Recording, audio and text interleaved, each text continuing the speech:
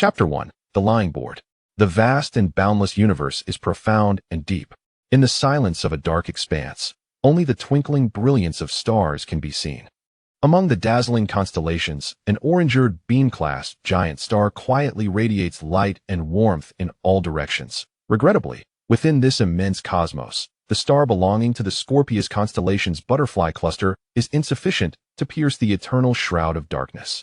Some fortunate rays of light alight upon the planets orbiting the star, touching the gases and dust of the nebula, transforming into beautiful, resplendent hues.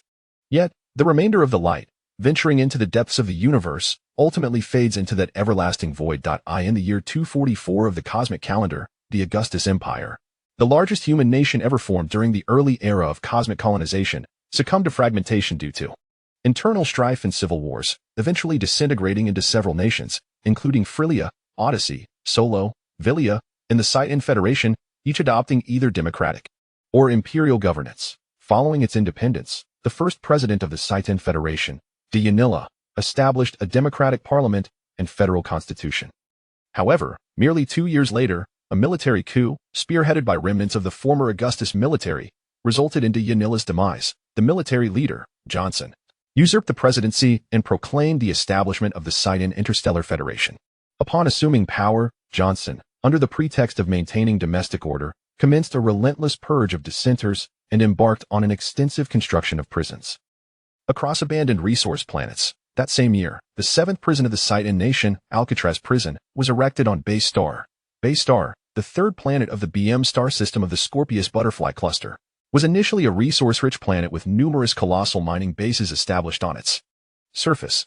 Centuries later, as the mineral resources were depleted, mining companies gradually vacated the planet, leaving behind a dozen or so medium-sized interstellar cities that had formed around the mines over the years. Though these interstellar cities fell under the administrative jurisdiction of the Scythian Interstellar Federation, their distance from habitable immigrant planets rendered them virtually valueless, leading the Scythian Federation to maintain only a nominal governance over these territories. As the last wave of mining companies departed, these interstellar cities morphed into havens for interstellar drifters, mercenaries, exiled government members, and even fugitives and space pirates. Devoid of resources, the cities relied on their geographical advantages to foster interstellar trade, tourism, and other industries. The harsh living conditions compelled them to excel in these fields, and in a bid to attract interstellar tourists, they developed numerous attractions and secretly established opulent casinos and red light districts. As time passed, a delicate balance emerged between the burgeoning underground industries of gambling, sex work, and illicit financial debts on Base Star and the surface world. Governed by the Scythian Federation, during the years following Johnson's rise to power, although the Scythian government publicly proclaimed a crackdown on these underground enterprises, many corrupt officials succumbed to the allure of wealth and beauty, driven by immense profits. As night descended upon the interstellar city, it remained aglow with lights and indulgence. Towering buildings sparkled with neon lights, and the streets bustled with vehicles and throngs of people. In the evening hours, the small interstellar city of Atlantis, located near Alcatraz Prison, was just beginning its peak hours. Countless flying cars and private aircraft darted through the sky, while magnetic levitation highways twisted and turned like colorful ribbons, as if countless dragons danced and spiraled around the city. In the distance, towering black columns rose skyward, supporting the energy shield of the interstellar city. Beyond this protective barrier lay a desolate world devoid of life, where even the atmosphere failed to sustain human existence. Yet, beneath the energy shield, the city flourished vibrantly, a spectacle of opulence. Heaven and hell are often separated by a thin line. On June 15, 254 of the cosmic calendar, at 5:25 p.m. on the outskirts of Atlantis, 36 Mech thundered forward at breakneck speed, raising clouds of dust that obscured the sky, their mechanical legs crashing against the earth in a deafening roar. In this era, military Mechs could traverse rough terrain at speeds exceeding 200 kilometers per hour. Given their massive size and weight, even a standard light infantry Mech could weigh over 10 tons, while multi-crew heavy Mechs could reach several dozen or even hundreds of tons. Thus, when a cluster of Mechs surged together, the spectacle was nothing short of awe-inspiring. Mechs had long become the quintessential instrument of ground warfare in the age of cosmic colonization. At that moment, a rotund figure sat in the cockpit of one such Mech, chewing on a meat pie while skillfully maneuvering the machine. The man, named Tom, bore the peculiar surname of Wong, and was unmistakably of Han descent. When questioned about the oddity of his name, Tom merely shrugged, admitting he had no idea why his father had chosen it. the Mech's arm bore a prominent 9-star insignia, the emblem of the Glory Guerrillas. 8 years had elapsed since Johnson's coup. During this time, Johnson, a general from the old Augustus military, had implemented harsh authoritarian rule, gradually inciting widespread discontent among the populace. Calls for Johnson's regime to step down, to oppose the dictatorship, and to restore democracy grew louder, with followers of former President Yanilla gathering to form a local resistance forced the Glory Guerrillas. However, this guerrilla faction lacked the strength to confront Johnson's old military directly, forcing them to remain concealed on remote planets like Base Star, waiting for the opportune moment. Despite multiple attempts by Johnson's army to suppress the Glory Guerrillas, the group's numbers continued to swell. Tom's armored battalion was one of the factions stationed on Base Star, and today they had received an important mission, currently en route to their destination. This mission was particularly challenging. The guerrilla battalion was to launch a direct assault on the regime's Alcatraz prison to rescue a scientist named Yuli Jean, rumored to possess crucial intelligence. Beat. Tom's virtual screen indicated that the destination was just ahead. The voice of the battalion commander, Shock, crackled through the communication channel, commanding all guerrilla mech warriors to inspect their mech systems and equipment, preparing for imminent combat. Yet Tom, reluctant to relinquish the meat pie in his left hand, hastily took a few more bites while deftly accelerating the mech with his right hand to catch up with the front. Lined up at that moment, the virtual screen displayed the three-dimensional visage of Sergeant Schechter, who shouted at Tom, "You fat idiot. Stop eating. We're about to charge." Tom, attempting to chew and respond simultaneously, retorted with a chuckle, "Let's charge then. I can eat and fight, it won't hinder me." Sergeant Schechter, infuriated, barked back, "Eat and fight? You're delusional. When we charge, you better stick behind me. Be brave, let's aim to be at the forefront of the battalion." Tom nodded vigorously in agreement, all the while thinking to himself, brave? What nonsense. The Mechs that charge at the front now lie back home, resting on their boards. Chapter 2. Charge. The mechanized unit of the Gloria Guerrillas comprises a platoon equipped with 3 Glory light infantry Mechs. However, following the last battle, Tom and his squad leader are left with only 2 Mechs, as one was lost in the fray. Despite this, the squad leader remains resolutely focused on charging ahead. The term Gloria translates to glory in an ancient tongue, and thus, the guerrilla's motto is "I am glory." Tom is not one to fear for his life, indeed. He possesses a profound sense of honor as a mech warrior. Nonetheless, he believes that senselessly throwing oneself into danger on the battlefield should not be directly associated with a warrior's honor. Tom joined the Gloria Guerrillas to become a fighter for democracy and freedom against the puppet government, largely due to the influence of his father. Tom's father owned a modest mech repair shop and was an avid mech enthusiast. However, after suffering a midlife divorce, his demeanor changed drastically. He became reclusive, spending his days tinkering with mechs and rarely engaging with others, including Tom. Yet, despite this, his father remains Tom's only family in the world. Tom's early steps and first words were nurtured in his father's presence, and his childhood was filled with the comforting shadow of his father. A year ago, on a fateful evening, the Sidon Federal Army, under the pretext of capturing rebels, rounded up the entire neighborhood and executed them in secret. Only Tom managed to escape, piloting a mech from the shop. The unquenchable thirst for vengeance against his father's murderers spurred Tom to enlist, vowing to overthrow the tyrannical warlords and restore peace and democracy to the Sidon Federation. Having been part of the guerrillas for less than a year, Tom is undeniably a rookie, occasionally finding himself exchanging banter or venting frustrations with his comrades and superiors. However, his proficiency in mech operation is well recognized throughout the battalion. Growing up in his father's mech repair shop, he began exploring the cockpit at the tender age of 3, treating the mechs brought in for repairs as childhood toys. Few can match his seamless synergy with the machines. Had he applied himself more diligently during training and demonstrated greater valor in combat, he might have already been promoted to a rank above platoon leader. Yet, Tom has never been concerned with rank. What matters more to him is what he can expect to eat in the mess hall. After a long march of over an hour, Tom's mech finally approached within 3 kilometers of Alcatraz prison. The towering prison, shrouded in a pale blue energy shield and standing 38 meters high, came into view. Due to the expansive open area in front of the prison's entrance, even though the guerrillas' armored battalion was equipped with 2 echo-electronic mechs capable of emitting powerful electromagnetic interference to mask the prison's radar systems, advancing further would expose them to the watchful eyes of sentries atop the prison towers. Should the guards detect a large number of unidentified armed mechs approaching, the energy cannons mounted on the prison's armored exterior would open fire, and the 30-centimeter thick prison gate would automatically lock down. Additionally, an armored battalion of over 100 military Mech stationed 10 kilometers away would swiftly arrive to assist the prison guards in defense. Upon reaching the edge of the open area before the prison's entrance, the Mech warriors of the guerrillas took cover behind a small hill under the command of their captain. Shock. Tom glanced at his watch. 5:35 p.m. According to intelligence provided by the guerrillas, a truck delivering supplies to the prison would leave shortly after unloading at 5:38 p.m. When the truck departed, the energy shield would temporarily lower, and the armored gate would open to allow passage.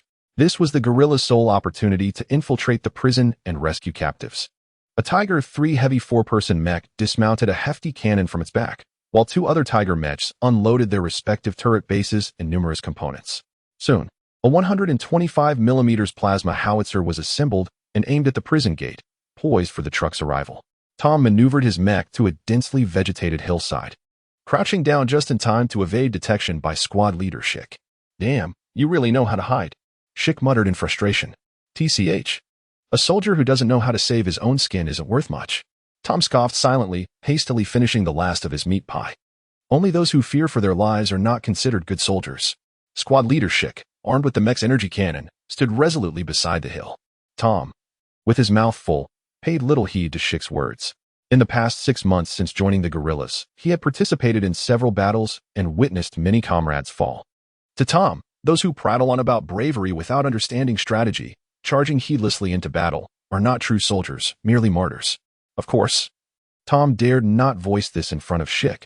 He had no desire to be sent to the political department of the guerrillas for scrutiny.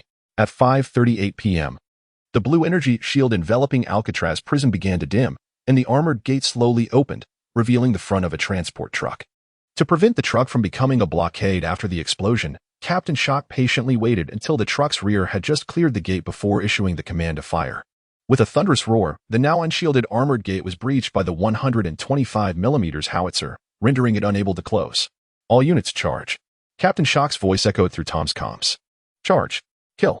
Over 30 mechs erupted from their cover, thundering toward the prison gate 3 kilometers away in a scattered formation. Squad leader Schick indeed led the charge at the forefront. Tom sighed and followed closely behind. The 2 echo-electronic mechs activated their electromagnetic interference, extending their influence over a 5-kilometer radius. Within 15 minutes, unless directly destroyed, the echo mechs would dominate the battlefield's information flow, preventing any wireless signals from escaping their grasp. Even though Alcatraz prison possessed more powerful electronic countermeasures, recovering from the disadvantage and launching a counter-interference would take at least 15 minutes. 3 Glory Light mechs remained behind to protect the echo mechs, while the remaining 28 Glory mechs and 3 Tiger heavy mechs surged forward like a stampede, charging with immense momentum. The armored units on the battlefield moved with an awe-inspiring ferocity. In mere seconds, the 3-kilometer distance was traversed at the full speed of the mechs. As the armored gate of the prison was damaged by an explosion, the prison guards promptly reactivated the energy defense shield, and the energy cannons mounted on the outer wall of the prison unleashed their firepower. The muzzle of the 205mm Fortress cannon, installed atop the prison gate, emitted a tremendous roar after a flicker of blue light, and the first shell fired caused a Glory II light infantry battle mech to erupt in flames.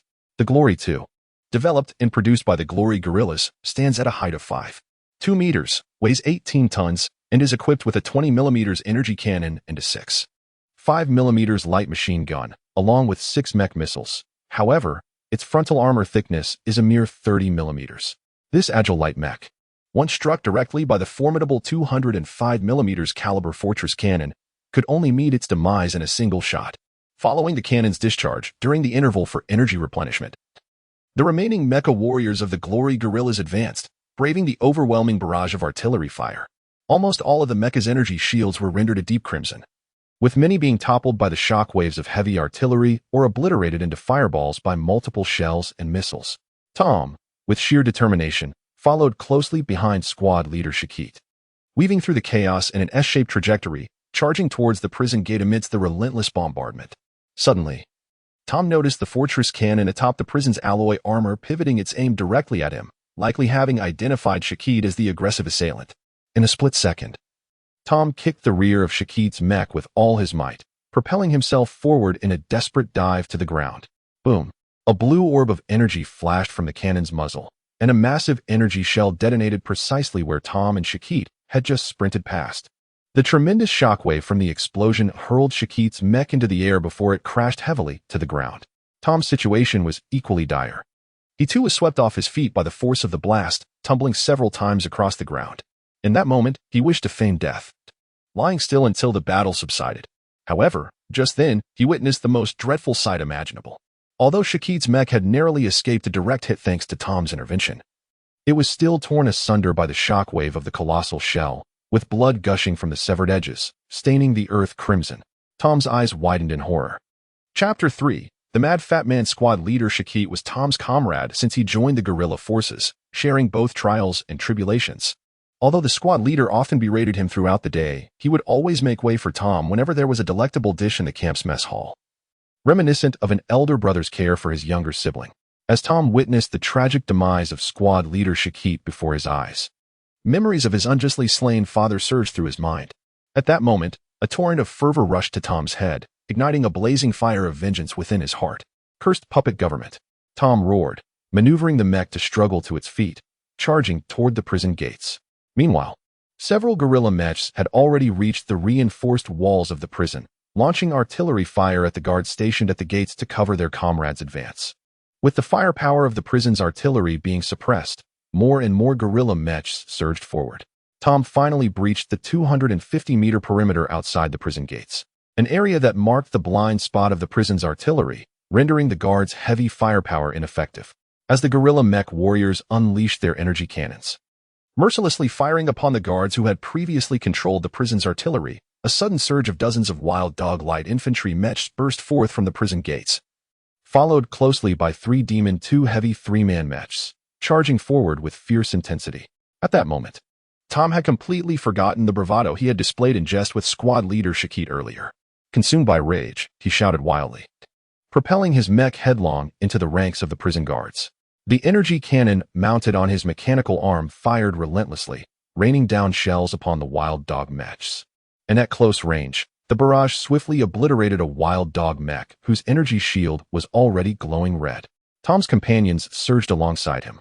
3 Tiger Bin 3 heavy firepower mechs, equipped with 47mm double-barreled energy cannons, unleashed a torrent of fire under the cover of over 20 glory mechs. As the concentrated energy projectiles erupted amidst the ranks of the prison guards' wild dog mechs. In the instant the two sides engaged, casualties mounted on both sides, with several single infantry mechs' energy shields overwhelmed by the barrage, igniting into explosions. The next moment, the mechs collided into each other's formations, many even crashing into one another, turning the battlefield into chaos. As the battle devolved into close combat, Tom drew the alloy ion blade from his mech's back armor, slicing towards the opposing prison guard mechs, swiftly toppling 2 wild dogs. The prison guards, in turn, operated their energy cannons while unsheathing their alloy ion blades.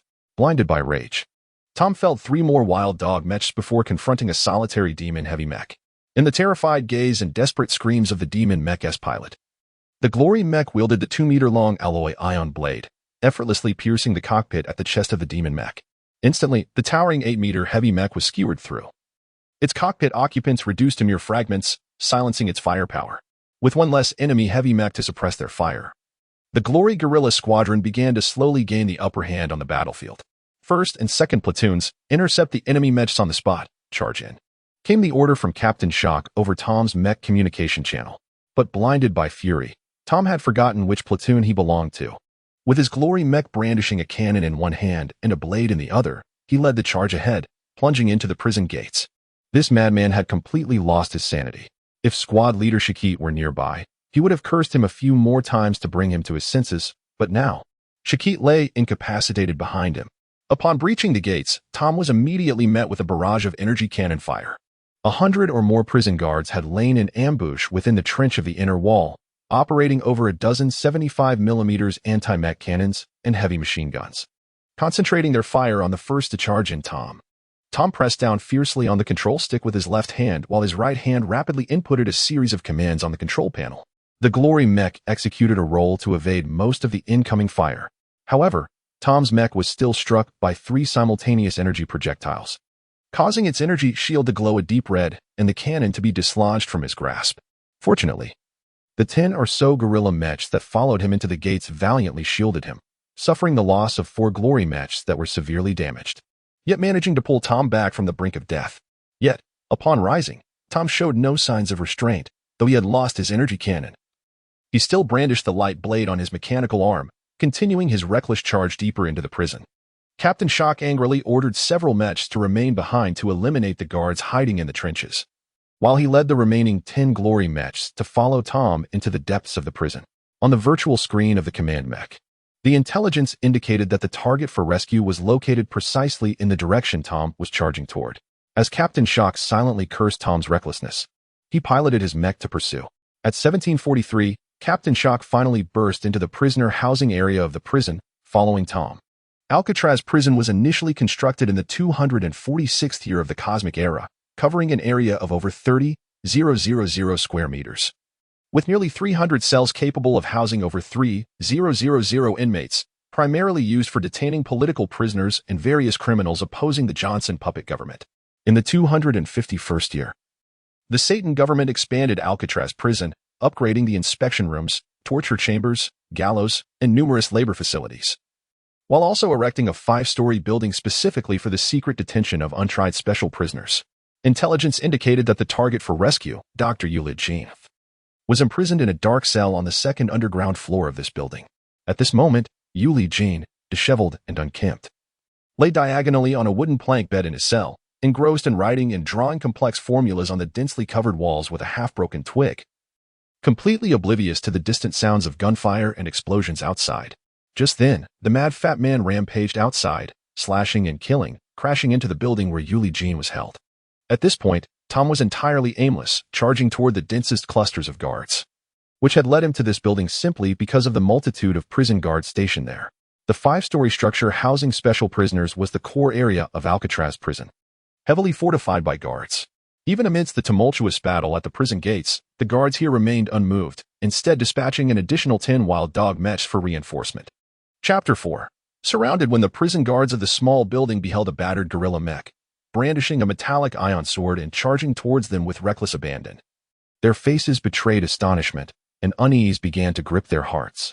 The presence of the gorilla mech suggested that the defensive strongholds ahead had fallen.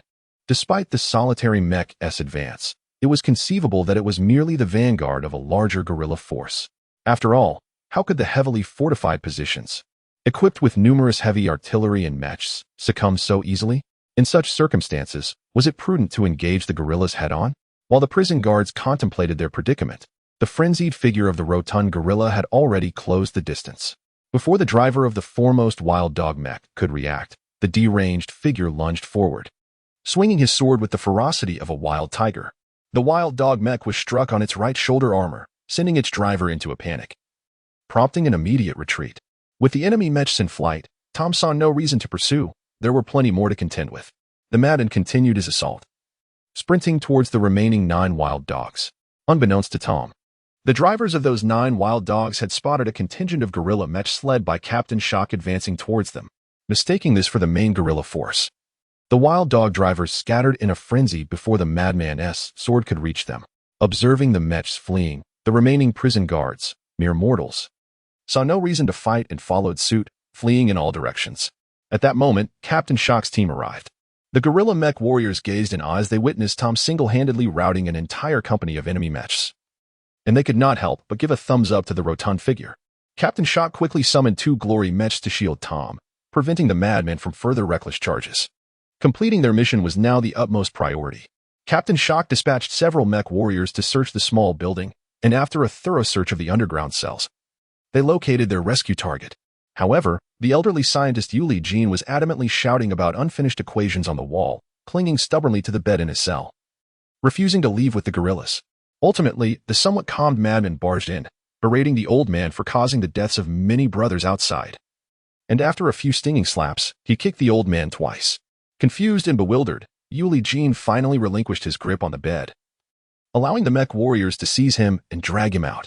Once Dr. Yulia Jean was secured within Captain Shock's command mech, the gorilla mech warriors jumped into their cockpits and reactivated their mechs, retreating towards the prison gate under Captain Shock's leadership. Regrouping with their comrades still engaged in combat near the entrance, Having accomplished their mission, Captain Shock was not inclined to linger. He led the guerrilla mech warriors in a coordinated retreat, engaging the enemy as they withdrew, preparing to return to their secret base. Just as they believed their mission was a resounding success, an unexpected explosion echoed. A penetrating sniper round struck Captain Shock's command mech. The projectile breached the energy shield and created a gaping hole in the armor beneath the cockpit, detonating violently within the mech's engine. Immediately, outside the prison gates, a cacophony of gunfire erupted as a torrential downpour of energy projectiles rained down upon the guerrilla mech synergy shields. Surrounded, all guerrilla mech warriors momentarily froze, but soon began organizing a counteroffensive. Several glory mechs rushed towards the command mech in a bid to rescue, while the remaining mechs continued to engage the wild dogs, seeking out the culprit who had fired the sniper round. Tom, positioned closest to the command mech, was the first to maneuver forward, opening the cockpit to discover that Captain Shock had perished and that the scientist Yuli Jean was grievously injured but still clinging to life. Time was of the essence. Without pausing to mourn his commander, Tom hastily opened his own cockpit and pulled the barely conscious Yuli Jean inside. The other glory mechs, seeing the doctor enter Tom's cockpit, quickly surrounded him to cover his retreat. Thinking of escape? It would not come easily. The sniper round had been fired by Colonel Nelson of the 339th Armored Division of the Satarn Federation. From a distance, he observed the explosion of the command mech and saw a guerrilla mech pulling a prisoner from the cockpit, preparing to flee. He raised the energy sniper cannon mounted on his mech's arm once more. Nelson piloted an upgraded Destroyer 2 model, a medium-sized two-man mech standing 6.8 meters tall and weighing 28 tons. In addition to the standard 37mm cannon, it boasted a 42mm sniper cannon. Following the commencement of the battle at the prison gates, the prison guards had lost communication with nearby Satarn Federation troops due to electromagnetic interference from the Echo mechs, failing to send a distress signal. However, the massive explosions and gunfire from the prison soon captured the attention of Nelson's Armored Division. Cunning and seasoned, Nelson did not hastily command his troops into the fray upon arrival. Instead, he discreetly set up an ambush outside the prison gates, waiting for the guerrillas to unwittingly walk into his trap, while dispatching a reconnaissance unit to disable the guerrilla's electronic mechs. As the guerrillas began their retreat through the prison gates, they unwittingly charged into his encirclement. Only then did Nelson order the simultaneous assault of 3 mech battalions and self-propelled artillery, totaling over 150 various mechs, upon the guerrilla forces. Caught off guard, the guerrilla armored unit was devastated. The leading glory mechs were annihilated under the relentless fire. Observing the remnants of the guerrilla mechs trapped within his grasp, Nelson smiled, signaling his men to cease fire. According to Satarn military protocol, local garrison troops were required to wait for formal requests for assistance from local governments and approval from higher command before engaging in military action. However, upon receiving reports of intense fighting at Alcatraz prison, Nelson quickly surmised that this was no mere skirmish. Analyzing the scale of weapons and forces involved, it was evident that this was a conflict between regular mech battalions, not the handiwork of street gangs from Bars. With this conclusion, Nelson ordered his entire division to deploy and march towards Alcatraz prison, reporting the situation and requesting permission from the garrison's command. Naturally, this request was granted. Thanks to his foresight, the 339th Armored Division had ample time to set up their encirclement and successfully intercepted the guerrilla mechs. Pondering this, Nelson felt a swell of pride. Regardless of the devastation at Alcatraz prison, his military merit from this jailbreak incident was undeniable and would not be overlooked. Receiving the communicator handed to him by his subordinate, Commander Nelson's slightly magnetic voice resonated through the loudspeaker of the command mech on the battlefield. I am Nelson, the commander of the 339th Armored Regiment of the 115th Division of the 5th Army of the Satarn Interstellar Federation. I command you to lay down your weapons and surrender immediately. Otherwise, we shall show no mercy. Chapter 5. Tokugawa Saori in response to Nelson. The valiant Gloria guerrilla mech warriors rose up heroically. Glory is my destiny. Gloria shall never surrender. None of the guerrilla mech warriors were daunted by the enemy's encirclement or artillery fire. They lifted the energy cannons mounted on their mechanical arms and surrounded Tom's mech, charging collectively towards the prison's gates. However, at this moment, only a handful of glory mechs remained in the guerrilla armored battalion, each battle-worn and battered, having lost their commander. Shock, their only thought was to break through the siege and accomplish their mission. Yet, under the formidable firepower of the enemy, Tom's comrades fell one after another, leaving only Tom's mech standing. At this critical juncture, Dr. Yuli Jean, in Tom's cockpit, clung to life by a thread. He tore a metal necklace from his bloodied neck and discreetly tucked it into Tom's pocket. The corpulent pilot in the cockpit remained oblivious to Eulogian's subtle act, staring at the encircling legion of armored foes and the 20 or so approaching hellhound mechs behind him. Finally, he clenched his teeth, raised his alloy ion sword, and charged towards the enemy with a mighty roar. If I must die, so be it. At worst, I'll simply lie down and take a nap. Boom. Nelson's Devastator mech fired a sniper shell, striking the frontal armor of the Glory mech. Immediately after, a barrage of artillery rained down, riddling Tom's Glory mech with bullets until it ignited and exploded, toppling over unsteadily. In the vastness of outer space, over 300,000 kilometers from the synchronous orbit of Base Star, a vibrant nebula composed of gas and countless particles shimmered with an eternal, elusive radiance, floating serenely in the void. Suddenly, a flash of white light pierced through, and the fabric of space distorted. After a brief fluctuation, several warships sliced through the void, their bows materializing abruptly. Moments later, a small mixed fleet concluded its warp jump, appearing in a line within this beautiful nebula. Within the brightly lit command center of the fleet's flagship, a female officer clad in the uniform of a colonel of the Villia Empire rose from her wide seat at the command podium.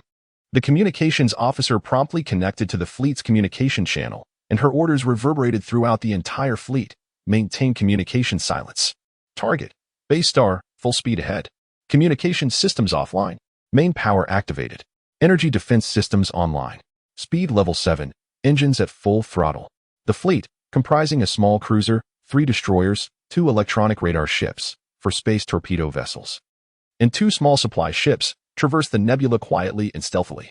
Before reaching the synchronous orbit of Base Star, the electronic radar ship activated its electronic interference camouflage system, disguising the entire fleet as a cargo convoy while continuously transmitting the disguised signal to the outer space radar monitoring system of Base Star. On June 15th, 2:54 of the cosmic era, at 1625, after more than 4 hours of stealthy navigation, this small special operations assault fleet of the Villia Empire arrived in an area 20,000 kilometers outside the synchronous orbit of Base Star. On the bridge of the flagship, the small cruiser Alaba, Tokugawa Saori had donned a specialized combat suit for Villia Empire mech warriors.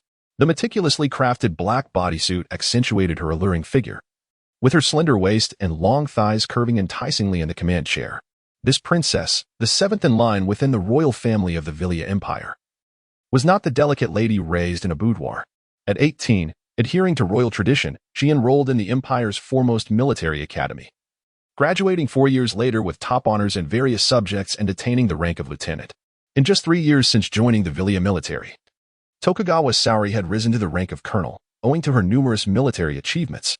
At this moment, her breathtakingly beautiful and serene face betrayed no emotion. Beside her stood a middle-aged officer of the same rank, dressed in the naval uniform of the Villia Empire, who was reporting to her, "Your Highness, the Black Tiger Society on Base Star has just sent a secret communication. They will temporarily shut down the synchronous orbit radar system of Base Star in 45 minutes to facilitate our manned landing modules' descent into the atmosphere." Upon hearing Colonel Brown's report and reviewing the electronic map, a faint smile finally grazed Tokugawa Saori's lips. The synchronous orbit radar system of a planet is a crucial defense alert system designed to guard against sudden attacks from outer space, managed uniformly by the Military Space Radar Bureau. The fact that such a vital military defense system could be infiltrated and unlawfully disabled by underground forces speaks volumes about the level of decay within the current Scythian government. A month prior, after the hunting operation plan received approval from the Imperial Military Headquarters, Tokugawa Saori's first action was to discreetly contact the Black Tiger Society, which had operated on Base Star for many years.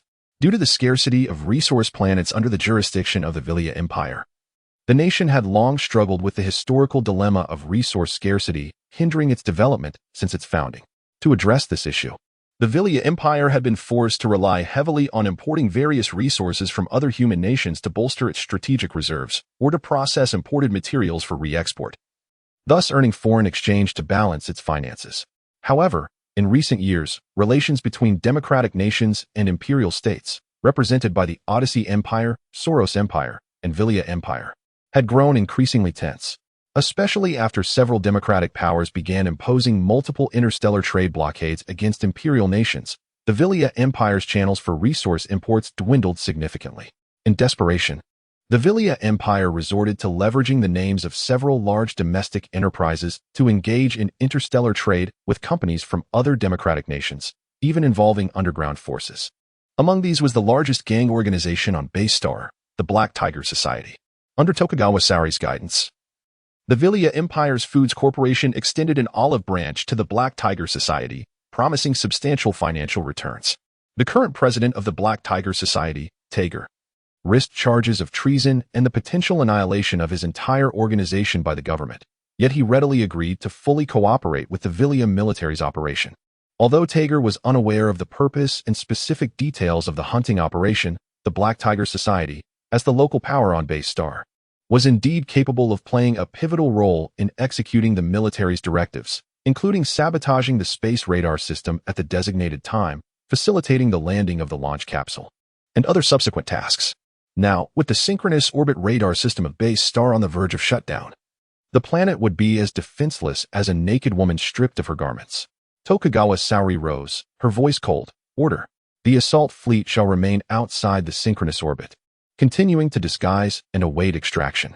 Colonel Brown shall temporarily assume command. Prepare the Alaba cruiser to launch the space rockets. The fleet enters combat readiness level A.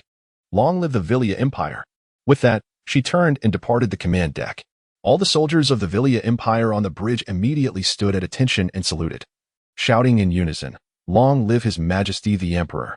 On June 15, 254 of the Cosmic Era, at 1632, Tokugawa Sauri, accompanied by Colonel Brown, ascended the launch platform of the Alaba's space rockets. Colonel Brown bowed slightly, saying, "Your Highness, please remain in Space Command. Let me handle this landing operation. I have made my decision. No further words are needed." Having spoken, Tokugawa Sauri indifferently strode past the colonel before her, the sound of her small leather boots resonating crisply against the steel plates of the launch pad. Her long black hair danced gracefully behind her, while her bright eyes were filled with an unmistakable intent to kill. Chapter 6. Passing the buck. On June 15, 254 CE, at 1637. The flagship cruiser Alaba of the assault fleet launched a space rocket. The rocket, propelled at the second cosmic velocity, soared towards base star, reaching the vicinity of its synchronous orbit after a smooth flight of over 30 minutes. At 1710, a sudden power outage struck a space station within the radar system of base star's synchronous orbit. While the garrison personnel at the Base Star Space Radar Bureau noticed a malfunction in the switch of the radar system's backup power supply. At 1715, following 5 minutes of urgent repairs and the replacement of the backup power switch, the synchronous orbit radar system was restored to normal. However, during this unguarded 5-minute interval, the manned landing capsule piloted by Tokugawa Sauri detached from the space rocket and entered the atmosphere of Base Star. At 1801, after flying for over 40 minutes within the atmosphere, the landing capsule descended on the outskirts of Atlanta City. As the hatch of the capsule automatically popped open, a fiery red mech emerged. This mech, piloted by Tokugawa Sauri, was the Type 10 model medium infantry mech, the latest scientific achievement of the Villia Empire, yet to be formally deployed even among special armored combat units. Standing at 6 meters tall and weighing 24 tons, it was equipped with a 37mm long-barreled cannon and two 7.7mm heavy machine guns, along with 10 mech missiles, boasting a maximum frontal armor thickness of 40mm. Although classified as an infantry mech, the Type 10 model matched the firepower and armor defense levels of medium mechs. Its single-soldier control system also rendered it lighter, granting it superior maneuverability compared to medium military mechs from other nations. Tokugawa Sauri surveyed her surroundings and spotted a truck with an extended cargo bed approaching. Soon, the truck halted in an open space in front of the Type 10 model mech. A man dressed in an expensive suit and wearing sunglasses jumped down from the vehicle, flanked by 2 imposing bodyguards as he made his way towards Tokugawa Sauri. At that moment, a signal crackled through the mech's communicator and a 3-dimensional holographic image of a man appeared on the virtual screen. His face adorned with a broad smile as he addressed Tokugawa Sauri. "Is this Your Highness Tokugawa? There has been a change in plans. Proceeding to Alcatraz prison is no longer viable." A frown creased Tokugawa Sauri's brow as she coldly inquired, "Why?" Hours earlier, a guerrilla raid had erupted at the prison, reportedly violent enough to involve the garrison troops of the Saiyan Federation. The man on the screen was none other than Tager, the president of the Black Tiger Society. "What about the target?" Tokugawa Sauri pressed. My informant within the prison reported that the guerrillas aimed to seize Dr. Yuli Jean, but they failed, and Yuli Jean perished amidst the chaos. Takagawa Saori's frown deepened. She had not anticipated such a dramatic turn of events. Originally, the plan was for her to infiltrate Alcatraz prison with the assistance of the Black Tiger Society, stealthily extracting the target to be interrogated later by the fleet. Yet now, a resistance organization within Saiten had preemptively raided the prison, resulting in Yulijin's untimely death and rendering her meticulous plans void. Nevertheless, she was reluctant to concede defeat. Why would the resistance seek to rescue Yuli Jean? Did they share her objectives?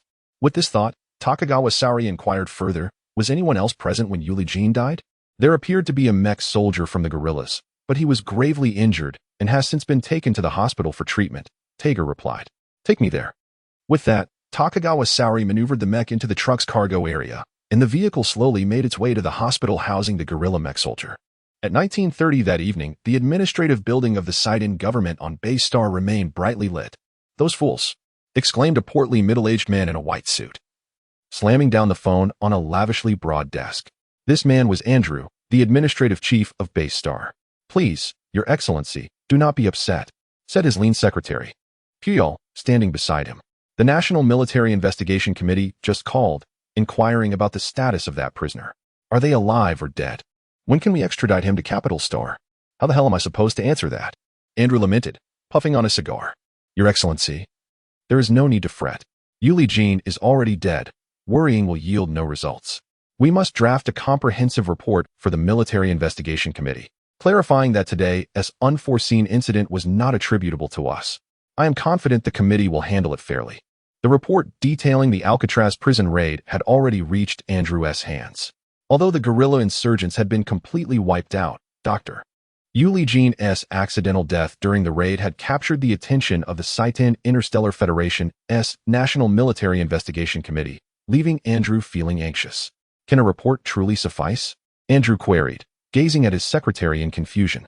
Yuli Jean was a renowned physicist, imprisoned here due to potential charges of treason. Now he dies in my facility. Logically, I must bear the primary responsibility. I could end up facing a military tribunal. Precisely, this report will be crucial, Puyol replied, a man of modest demeanor yet keen intellect. Having served as Andrew's secretary for many years, he was one of Andrew's most trusted aides, understanding his superior's temperament. Puyol leaned closer and whispered in Andrew's ear for some time. Ah, you truly are resourceful in critical moments, Andrew remarked, his tension easing considerably. Puyol had suggested that Andrew emphasize in the report how the local government effectively commanded the situation and executed timely rescue efforts following the prison raid. The assault on Alcatraz by the Glory guerrillas stemmed from the Saiten garrison's ineffective suppression of these resistance groups over the years, bearing no relation to the local government's lack of military authority. Furthermore, the Alcatraz prison had sustained severe damage, with guards suffering heavy casualties, indicating that the local government had exerted all efforts, absolving them of any neglect. Puyol also advised Andrew to take decisive action, suggesting he dismiss the prison warden, Zasim, and promptly submit him for investigation by the military committee, thereby demonstrating the local government's commitment. Consequently, as the administrative chief, Andrew would seamlessly shift the blame to the military command responsible for Base Star's defense operations. Puyol further urged Andrew to prepare a generous gift and personally visit Capital Star to meet his brother-in-law, Sijens. If the current Prime Minister Sijens could offer a few words. Paired with this reasonable report, it was likely that the Military Investigation Committee would refrain from pursuing accountability. After all, the local government had acted promptly in the incident, and Andrew's lack of fault could even lead to him garnering a modicum of praise from Prime Minister Sijens. As a final note, Puyol added, by the way, it seems one of the guerrilla insurgents survived the raid. Your Excellency, I fear it is imperative to make arrangements to secure this individual. He may prove to be of use in the near future. Very well, I shall instruct the police department to attend to this matter immediately. With that, Andrew dialed the number for the police department of Aquatlantis. Chapter 7, The Female Demon That Night, around 9 o'clock. Tom awoke in the intensive care unit of the first hospital in Oakland, Barset. He could only remember the final moment of driving the glorious Mech, wielding a metallic ion blade, charging towards the enemy. Then his Mech was struck by countless shells, igniting into a fiery explosion, and everything faded to black. Miraculously, he had survived. As this thought crossed his mind, a searing pain erupted in his head. He soon realized he was completely immobilized, lying on a hospital bed. What followed would haunt Tom for the rest of his life. To his astonishment, he discovered a woman's backside positioned right beside his bed. The woman wore tight, white nurse's pants that accentuated a breathtakingly perfect curve, causing Tom to nearly lose his composure. The nurse happened to bend down to retrieve something, presenting her alluring form directly to Tom, who found himself in an unexpected predicament. Despite the circumstances, Tom, emboldened by his audacity and reckless nature, awkwardly reached out and firmly grasped her behind. Ah! A startled cry was followed by a resounding slap that sent Tom's head spinning. Blood gushed from his nose, and his already round face swelled up, resembling that of a pig.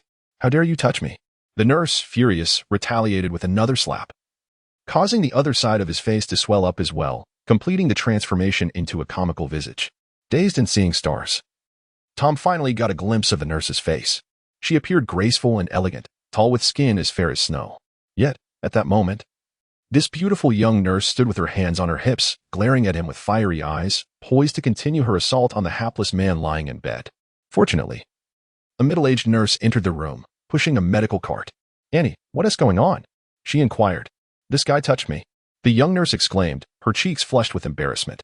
The middle-aged nurse glanced at Tom, who was now sporting 2 streams of blood from his nose, and chuckled. "Oh, let it go.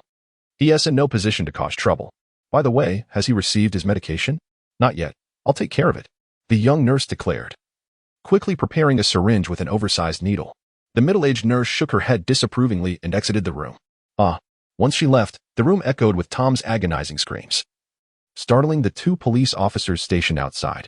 Upon entering and assessing the situation, they chuckled derisively as they departed. Look at him in that state, still trying to act tough. He deserves it. Yet, this was merely the beginning of Tom's nightmare. The nurse, Annie, though seemingly delicate, harbored a demon within her. For the next few hours, Tom endured a harrowing ordeal at the hands of Annie, who administered for fluids through that massive needle, forced hot water down his throat, denied him food, and deprived him of sleep. Any sign of resistance was met with a slap, turning the intensive care unit into a cacophony of screams. Even the most seasoned torturers would have admired Annie's methods.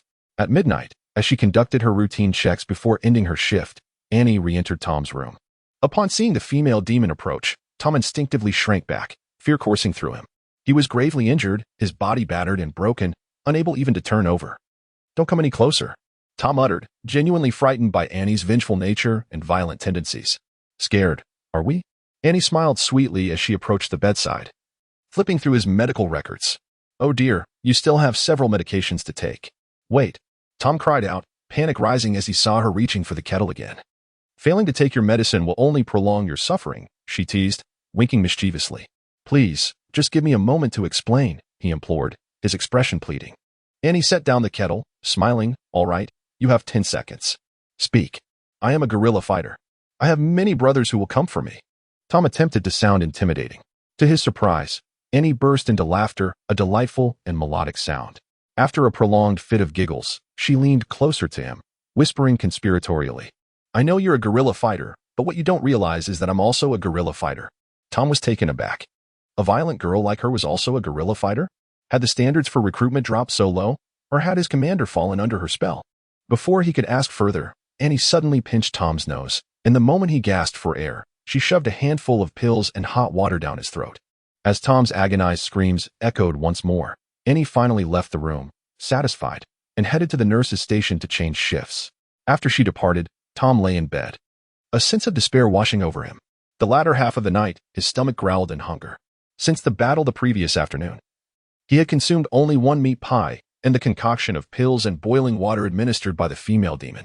Now, lying in bed with no one to care for him, he lamented the harshness of his fate. With an empty stomach, sleep eluded him, and he could only stare at the ceiling, contemplating his grave injuries. He could barely move his right hand. The rest of his body was unresponsive. How could he possibly escape? If he chose not to escape, what awaited him? Conversations with his guerrilla companions over drinks had revealed that those captured by the puppet government were secretly executed. None returned alive. Would he meet the same fate? As Tom pondered these grim thoughts, 2 police officers' muffled voices reached him from outside, followed by the creaking sound of the door opening. A new nurse entered, her face obscured by a mask. Tom could not recognize her, but he was certain she was not Annie. The latter had a more voluptuous figure. In the dead of night, why would a nurse sneak into his room? Was she another demon, intent on tormenting him? With the night shift nurses taking turns to ensure his suffering, he couldn't help but feel that they conspired against him. As the nurse approached him quietly, Tom promptly closed his eyes, feigning sleep. She felt his neck to confirm he was alive, then slapped his face a couple of times, assuming him to be asleep. She began to push his bed towards the door. Was she here to rescue him? Elated, Tom prepared to greet her. But his heart sank as he caught sight of the two police officers sprawled on the floor outside, their heads grotesquely twisted at unnatural angles.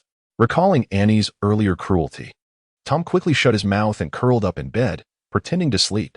Before long, the nurse wheeled him into the elevator and down to the lobby, heading towards the main entrance. Yet, the sight of a nurse pushing a patient out at such an hour was indeed peculiar. Two security guards stationed in the lobby approached to inquire about the situation. Unexpectedly, the female nurse did not wait for the two security guards to approach her. She suddenly executed a swift kick that shattered one guard's neck. Following this, she seized the collar of the other guard attempting to flee and with a sharp twist, rendered him unable to see anything but his own posterior. In the blink of an eye, both guards lay lifeless on the ground. The nurse hastened towards the exit, pushing Tom's hospital bed, and reached the roadside where a long truck trailer awaited. She opened the rear door of the trailer and pushed Tom's bed inside. Suddenly, several beams of bright light pierced through from behind her, and a group of soldiers from the Titan Federation emerged from the thicket, commanding the nurse to halt. Reacting with remarkable speed, she drew an energy pistol from her waist and turned, firing 2 shots that felled 2 soldiers. This female nurse was none other than Saori Tokugawa in disguise. She had followed Taegor's trailer to the hospital and, upon observing the throngs of people in the lobby throughout the night, ordered Taegor to send someone in to ascertain Tom's room location. After waiting until late into the night, she infiltrated the hospital, stole a nurse's uniform, and sought to discreetly extract Tom. However, she was ultimately discovered during the loading process. The gunfire attracted more soldiers from the Titan Federation, and in the distance, the ground trembled beneath the weight of approaching Mechs. This was a response from the Oakland City Police Department, having received directives from Andrew, the Chancellor of the Basel Star, to closely monitor the injured Mech soldier and guard against a potential rescue by the Glory partisans. Concerned about his officer's combat effectiveness, the police chief sent a request for assistance to the federal troops stationed near Oakland City.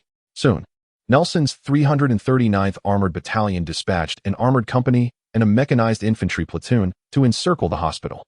However, Nelson could not have anticipated that this ambush would be utilized against Saori Tokugawa of the Valia Empire. As the number of surrounding federal soldiers increased and energy bullets began to rain down, Saori could no longer attend to Tom in the bed. She deftly rolled and dove into the trailer's compartment. Taegor, the leader of the Black Tiger gang in the truck's cab, sensed the impending danger and quickly jumped from the vehicle, escaping into the night with several of his subordinates, leaving Saori behind. As the soldiers of the Titan Federation closed in on the trailer, the top of the trailer suddenly split apart, and a crimson mech rose from within. Equipped with dual heavy machine guns mounted on its shoulders, it unleashed a torrential hail of bullets, instantly transforming the surrounding soldiers into mere clouds of crimson mist. Chapter 8.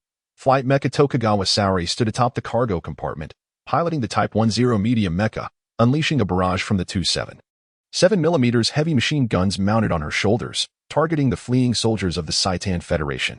At that moment, several Type 3 Wuzhu lightweight personal mechas emerged from behind the hospital building, raising their mechanical arms to fire energy cannons at the Type 0 mecha. The Type 3 Wuzhu lightweight personal mecha is currently the standard issue mecha in the Titan Federation's armored forces, standing at 4.9 meters tall, weighing 16 tons. Equipped with a 22mm energy cannon and a 6.5mm light machine gun, and carrying 6 mecha missiles, with a maximum frontal armor thickness of 25mm. Seeing the enemy mechas approaching, Tokugawa Saori maneuvered the Type 0I, leaping from the trailer's cargo area while swiftly moving and raising the long-barreled 37mm cannon mounted on her mechanical left arm to retaliate. As more Wuzhu mechas emerged from behind the hospital, one of which was a Type 2 destroyer medium 2-person mecha specifically equipped for officer-level personnel within the Titan Federation Army. The 339th Armored Battalion quickly surrounded Saori's Type 0 mecha under the command of the destroyer. With no choice but to use the trailer as cover, Tokugawa Saori evaded the incoming energy projectiles from 3 directions while drawing her ion blade and firing back fiercely at the 8 encroaching Wuzhu mechas. The rounds from the 37mm cannon swiftly reduced the energy shields of the 8 opposing Wuzhu lightweight mechas to a deep crimson hue. Boom, boom, boom. The 3 missiles launched from the chest missile bay of the Type 0 mecha streaked through the air, trailing smoke as they exploded against the bodies of 3 Wuzhu mechas. In quick succession, Tokugawa Saori's Type 0 mecha charged towards the remaining 5 Wuzhu mechas, her mechanical right arm wielding the ion blade, which swiftly felled 2 of the Wuzhu mechas, causing the remaining 3 to hastily turn and flee. However, the Wuzhu mechas from the other 3 directions, under the leadership of the destroyer, quickly regrouped and surrounded her once more. Boom. A sniper round pierced the energy shield of the Type 0 mecha, erupting in a massive fireball against its back. The shockwave from the explosion caused the Type 0 to stagger, rolling into a nearby thicket for cover. Nelson, observing through his electronic telescope, was taken aback when the red mecha he had struck did not ignite immediately. He commanded his armored battalion to unleash a concentrated barrage on that thicket before sending a company of 10 Wuzhu mechas to encircle it. As the 10 Wuzhu mechas slowly entered the thicket and began their search, a sudden explosion erupted from within, enveloping the area in a thick cloud of smoke. Following that, Nelson heard the sound of ion blades striking mecha armor. Before the mecha pilots of the Saitan Federation could react, several missiles were launched from the thicket, toppling several Wuzhu mechas before a red silhouette surged from the smoke, brandishing an ion blade and charging directly at him. In a moment of instinctive desperation, Nelson squeezed the trigger on the sniper cannon of his mechanical arm. Boom. The front armor of the red mecha was breached, and the impact sent it flying more than 10 meters before it crashed heavily to the ground, having endured 2 shots from his own sniper energy cannon. If that mecha could still stand, it would indeed be a miracle. Watching the red mecha emitting black smoke on the ground, Nelson finally allowed himself a smug smile. Several Wuzhu mechas began to cautiously approach the downed red mecha, intent on accessing its cockpit. Suddenly, a massive cloud of smoke erupted from the red mecha, engulfing the surrounding area in a thick shroud once more. This time, the mechas of the Saitan Federation did not rush in immediately. Instead, they all raised their mechanical arms. Energy cannons aimed at the smoke, wary of the red mecha launching a surprise attack under cover. However, to the astonishment of all the Federation mechas, the Type 0 did not emerge from the smoke again. Instead, propelled by the micro-rocket flight pack on its back, it ascended vertically into the sky. After climbing 30 to 40 meters, the Type 0I mecha executed a sharp 90-degree turn, rapidly darting toward the outskirts of Oakland City, disappearing into the night sky moments later. Staring at the distant red dot fading into the night, Nelson felt a profound shock. The use of mechas for industrial purposes began only in the early era of cosmic colonization, replacing humans in hazardous environments. It wasn't until over a century later that industrial mechas were modified and first deployed on the battlefield during the Augustus Civil War, initially serving merely as auxiliary tools for battlefield transport. Over time, armed mechas gradually emerged. For more than a century since the advent of armed mechas, various nations in the cosmos have developed their military mechas, yet the challenge of mecha flight has remained a technical conundrum for scientists worldwide. Due to their considerable weight, even the lightest lightweight personal mecha would require enormous rocket packs or mechanical wings to achieve flight. Moreover, even if they managed to take to the skies, their speed would be slow, and their airborne duration exceedingly brief. Such flying mechas would essentially be living targets on the battlefield, which is why no flying mechas have appeared in the mecha forces of any cosmic nation to date. Yet, what Nelson had just witnessed was indeed a flying mecha, and it was moving at remarkable speed. After a long pause, Nelson regained his composure and turned to his aide, instructing him to promptly notify all mechas to collect data on the appearance, firepower, and maneuverability of the red mecha for comparison with the computer database.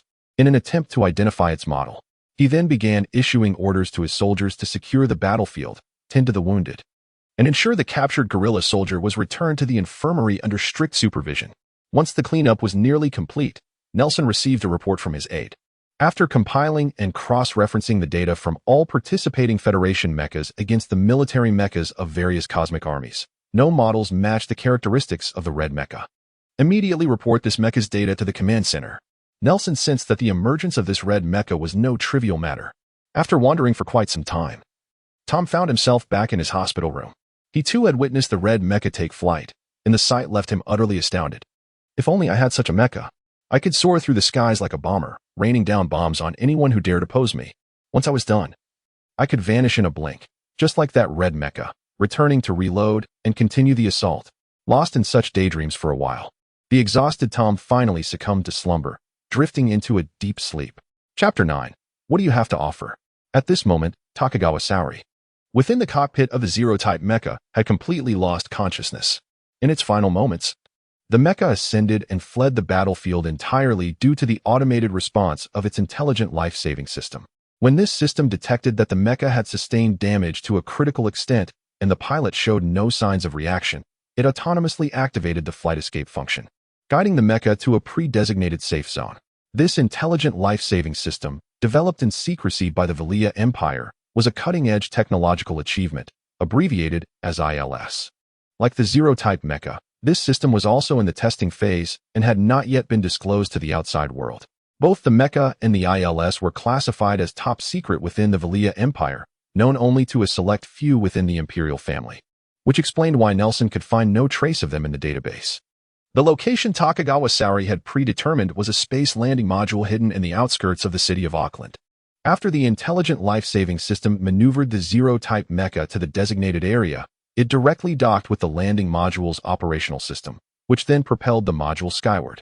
Simultaneously, the ILS utilized the module's communication system to relay an emergency distress signal regarding Takagawa Saori's predicament to the Valia Empire's assault fleet stationed in space. Upon receiving the distress signal, Colonel Brown was utterly alarmed. Should anything happen to Takagawa Saori, he would undoubtedly face a court-martial before the Imperial Military Tribunal. He immediately commanded the fleet to set sail, executing an emergency rescue plan, vowing to retrieve the landing module at all costs. Under Colonel Brown's command, the small Special Operations Assault Fleet of the Valia Empire hastily departed from its docking area, making a direct course towards the synchronous orbit of Base Star. Brown needed to reach the synchronous orbit before the radar system of Base Star detected the landing module. In order to divert the orbital defensive fire and facilitate the module's escape from the planet's atmosphere. After more than 30 minutes, the Valia Empire's assault fleet arrived at Base Star's synchronous orbit and proactively fired its main cannons at the military space station in the orbit. The Tsutan space forces stationed on the Base Star's synchronous orbit were suddenly subjected to an unidentified space attack, triggering alarms and initiating a counteroffensive with the station's energy cannon array while dispatching 2 squadrons of space fighters to confront the threat. Seeing the numerous Tsutan military fighters approaching, Colonel Brown quickly ordered the fleet to change formation, striving to attract the fire from the orbital space station while desperately evading the oncoming fighter attacks. This small fleet of the Valia Empire, consisting of merely 1 light cruiser and 3 destroyers, was only capable of harassing the space station in the synchronous orbit, lacking the firepower to destroy it. Fortunately, shortly after the battle commenced, the radar on the Alabaster cruiser picked up the signal from the landing module. Colonel Brown swiftly adjusted the fleet's formation to cover the landing module as it returned to the flagship, then commanded the fleet to retreat from Base Star's synchronous orbit in haste. The following morning, Tom awoke from hunger. The poor fellow shouted hoarsely for what felt like an eternity, yet no one came to attend to him. The guards at the door had been replaced by a squad of mechanized infantry. These federal soldiers were tasked with preventing a repeat of the armed assault from the previous night, showing little concern for whether the guerrilla fighter was fed. It was not until Annie arrived for her shift in Tom's hospital room that the female demon finally took pity on him, offering him half of a leftover steamed bun. Tom devoured the bun in 2 bites, expressing his dissatisfaction with the meager portion. Annie glared at him, indicating it was time for his medication. Regardless of Tom's pleas for mercy, the female demon pinched his nose and forced the pill and water down his throat, resulting in another round of heart-wrenching screams within the room. After taking his medicine, Annie suddenly leaned in close to Tom and whispered, "Who was it that came to rescue you last night?" Tom quickly shook his head, indicating he had no idea. Annie rolled her eyes and replied, "That person was not one of our guerrilla fighters. From now on, if anyone else comes to take you away, you must shout, just like you did earlier." Tom thought to himself, you didn't see the chaos from last night, with guns and cannons blazing. And that female nurse had no qualms about snapping necks. The mecha was even airborne. Do you think I dared to shout? Annie continued, "Your injuries are too severe, and the Federal Army has intensified their guard. There is no way to rescue you right now. You will have to endure for a few more days." Tom, holding back tears, wished to inquire if it were possible to request a different person to rescue him. However, with the female demon's face so close, he swallowed hard and ultimately refrained from asking. Annie, oblivious to Tom's inner turmoil, inquired, Did Dr. Yuli Jean die next to you? Tom responded in surprise. Which doctor? Annie glared. The one who died in your mecha cockpit at Alcatraz prison. Oh, that old fellow. What? Did he kick the bucket? Tom was still unaware that Yuli Jean had indeed passed away. Did he say anything to you before he died? Or did he give you something? Annie pressed. Nothing at all. At first, that old man refused to leave, and in the end, I had to slap him a few times to make him comply. He never spoke to me. Nor did he give me anything. Tom thought. At that moment, I was preparing to be a martyr. Who had the presence of mind to bid farewell to some old stranger? How strange. Annie pondered aloud. You've been stripped and examined multiple times. And X-rays have scanned you thrice. I thought you might have hidden something. Damn, the poor fellow was still a virgin and had been thoroughly examined by this female demon multiple times. Not even his innards were spared. This female demon was truly a unique kind of pervert. If Annie were to discover Tom's current impure thoughts, she would undoubtedly deliver yet another resounding slap. She glanced at her watch and rose, stating, I need to check on the other patients. I'll bring you lunch. What would you like to eat? Tom had initially wanted to say anything besides medicine and water, but fearing Annie's wrath, he obediently replied, I'll eat whatever you bring. Before leaving, Annie did not forget to replace Tom's bag, using the thickest needle available. On the same morning, in the presidential conference room of the Capitol Star of the Titan Interstellar Federation, President Johnson was presiding over an emergency congressional meeting. At 64 years of age, Johnson had been the president of the Titan Federation for 8 years. During his tenure, although he employed ruthless measures to suppress dissent and eliminate domestic resistance, the situation had only worsened. In recent years, even the Gloriana guerrilla group had emerged, openly opposing the federal government, with a plethora of domestic issues to contend with. The recent brazen provocation and attack by the Velia Empire's fleet on the nation's space station left President Johnson feeling utterly overwhelmed.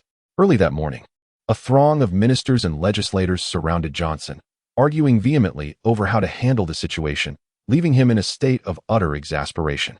A faction of legislators within the Congress believes it is unwise to offend the venerable imperial military power of Velia, advocating for a conciliatory approach to maintain the existing international relations between the two nations. Conversely, another group contends that while the Titan Federation may not rival the Velia Empire in terms of comprehensive national strength or military might, the unprovoked assault on the Federation's space station by Velia's fleet constitutes a blatant violation of its sovereignty. They argue for garnering support from other democratic powers in the cosmos to seek redress from the Velia Empire. Additionally, some legislators propose a compromise, suggesting immediate diplomatic negotiations with Velia to secure advantageous terms. Consequently, the congressional meeting devolved into a cacophony akin to a marketplace, with legislators bickering incessantly without arriving at a viable resolution. While the debate raged behind closed doors, the consul from the Velia embassy in the Titan Federation unexpectedly appeared at the presidential office, not to apologize for last night's military action, but rather to engage in a hypocritical denunciation.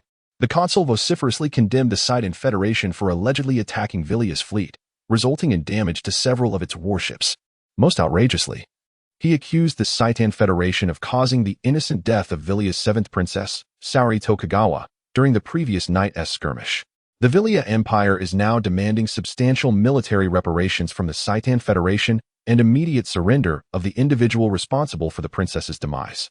Faced with such unreasonable demands, bolstered by Velia's military prowess, the ministers and legislators surrounding President Johnson erupted into yet another quarrel over how to respond. In this moment of chaos, President Johnson furrowed his brow and forcefully struck the table, which finally instilled a semblance of quiet in the meeting room. After a day of relentless debate, no resolution emerged by the meeting's conclusion, leaving a weary Johnson to retreat to his presidential office. No sooner had he taken his seat than his secretary entered to report that Marshal Williams, the Minister of Defense, and Smith, the Director of the Military Investigation Committee, had been waiting for quite some time. As Johnson rubbed his temples, he gestured for them to enter. Chapter 10, Conspiracy. Williams, a tall man nearing 70, with a head of white hair yet vibrant spirit, strode into the room and settled onto the sofa opposite President Johnson. Alongside him was a sinister middle-aged man, Smith, the director of the Military Investigation Committee's Intelligence Bureau. Smith, slender and clad in a sharp black suit, was followed by a raven-haired beauty, also dressed in black. Mr. President, this is an invasion. We cannot simply negotiate with the Velia Empire. The old marshal raised his fist, his voice booming with fervor. President Johnson, Having known Williams for over 20 years, was well aware of the old man's temperament. Both Williams and Johnson were veterans of the former Augustus Empire and represented the quintessential hawks within the current federal government. However, the issues Williams raised had already been debated in Congress, yielding no substantial conclusions. At this moment, Director Smith interjected, "Mr. President, the situation is not as simplistic as it appears. Should we acquiesce to the unreasonable demands of the Villia Empire and compromise with Tokugawa Masayuki III? It would undoubtedly harm our national integrity. Both the President and the government would face condemnation from Congress and the public, and our reputation would suffer greatly on the international stage. With the presidential election looming next month, such a compromise would be a severe blow to your candidacy." Johnson remained silent, having contemplated this matter long before. Smith continued, "Conversely, if we feign indifference to the Villia Empire, refusing to pay reparations or hand over any culprits, we risk provoking the wrath of Tokugawa Masayuki III, potentially leading to war between our nations. At that point, Congress and the populace would attribute the blame to presidential ineptitude, which would also be detrimental to your candidacy." During the recent meeting, Prime Minister Saikin's cohort shamefully divided into two factions, inflaming dissent among the opposing camps. Knowing that whatever choice you make, it will invariably favor Saikin's in the electoral race. President Johnson nodded. Saikin's popularity had been surging in Congress, garnering a substantial following. He had long harbored a sense of impending pressure regarding the upcoming presidential election. "Since a decision is arduous, perhaps we should return this conundrum to the Villia Empire."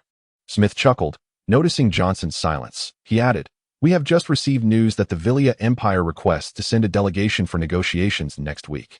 Reliable intelligence suggests that the Crown Prince, Tokugawa Taro, is likely to be among them." "What does that imply?" President Johnson frowned. "My implication is that if the Crown Prince were to be kidnapped, chaos would inevitably ensue within the Villia Empire," Smith replied with a smirk. "Kidnap the Crown Prince of the Villia Empire? Are you mad?"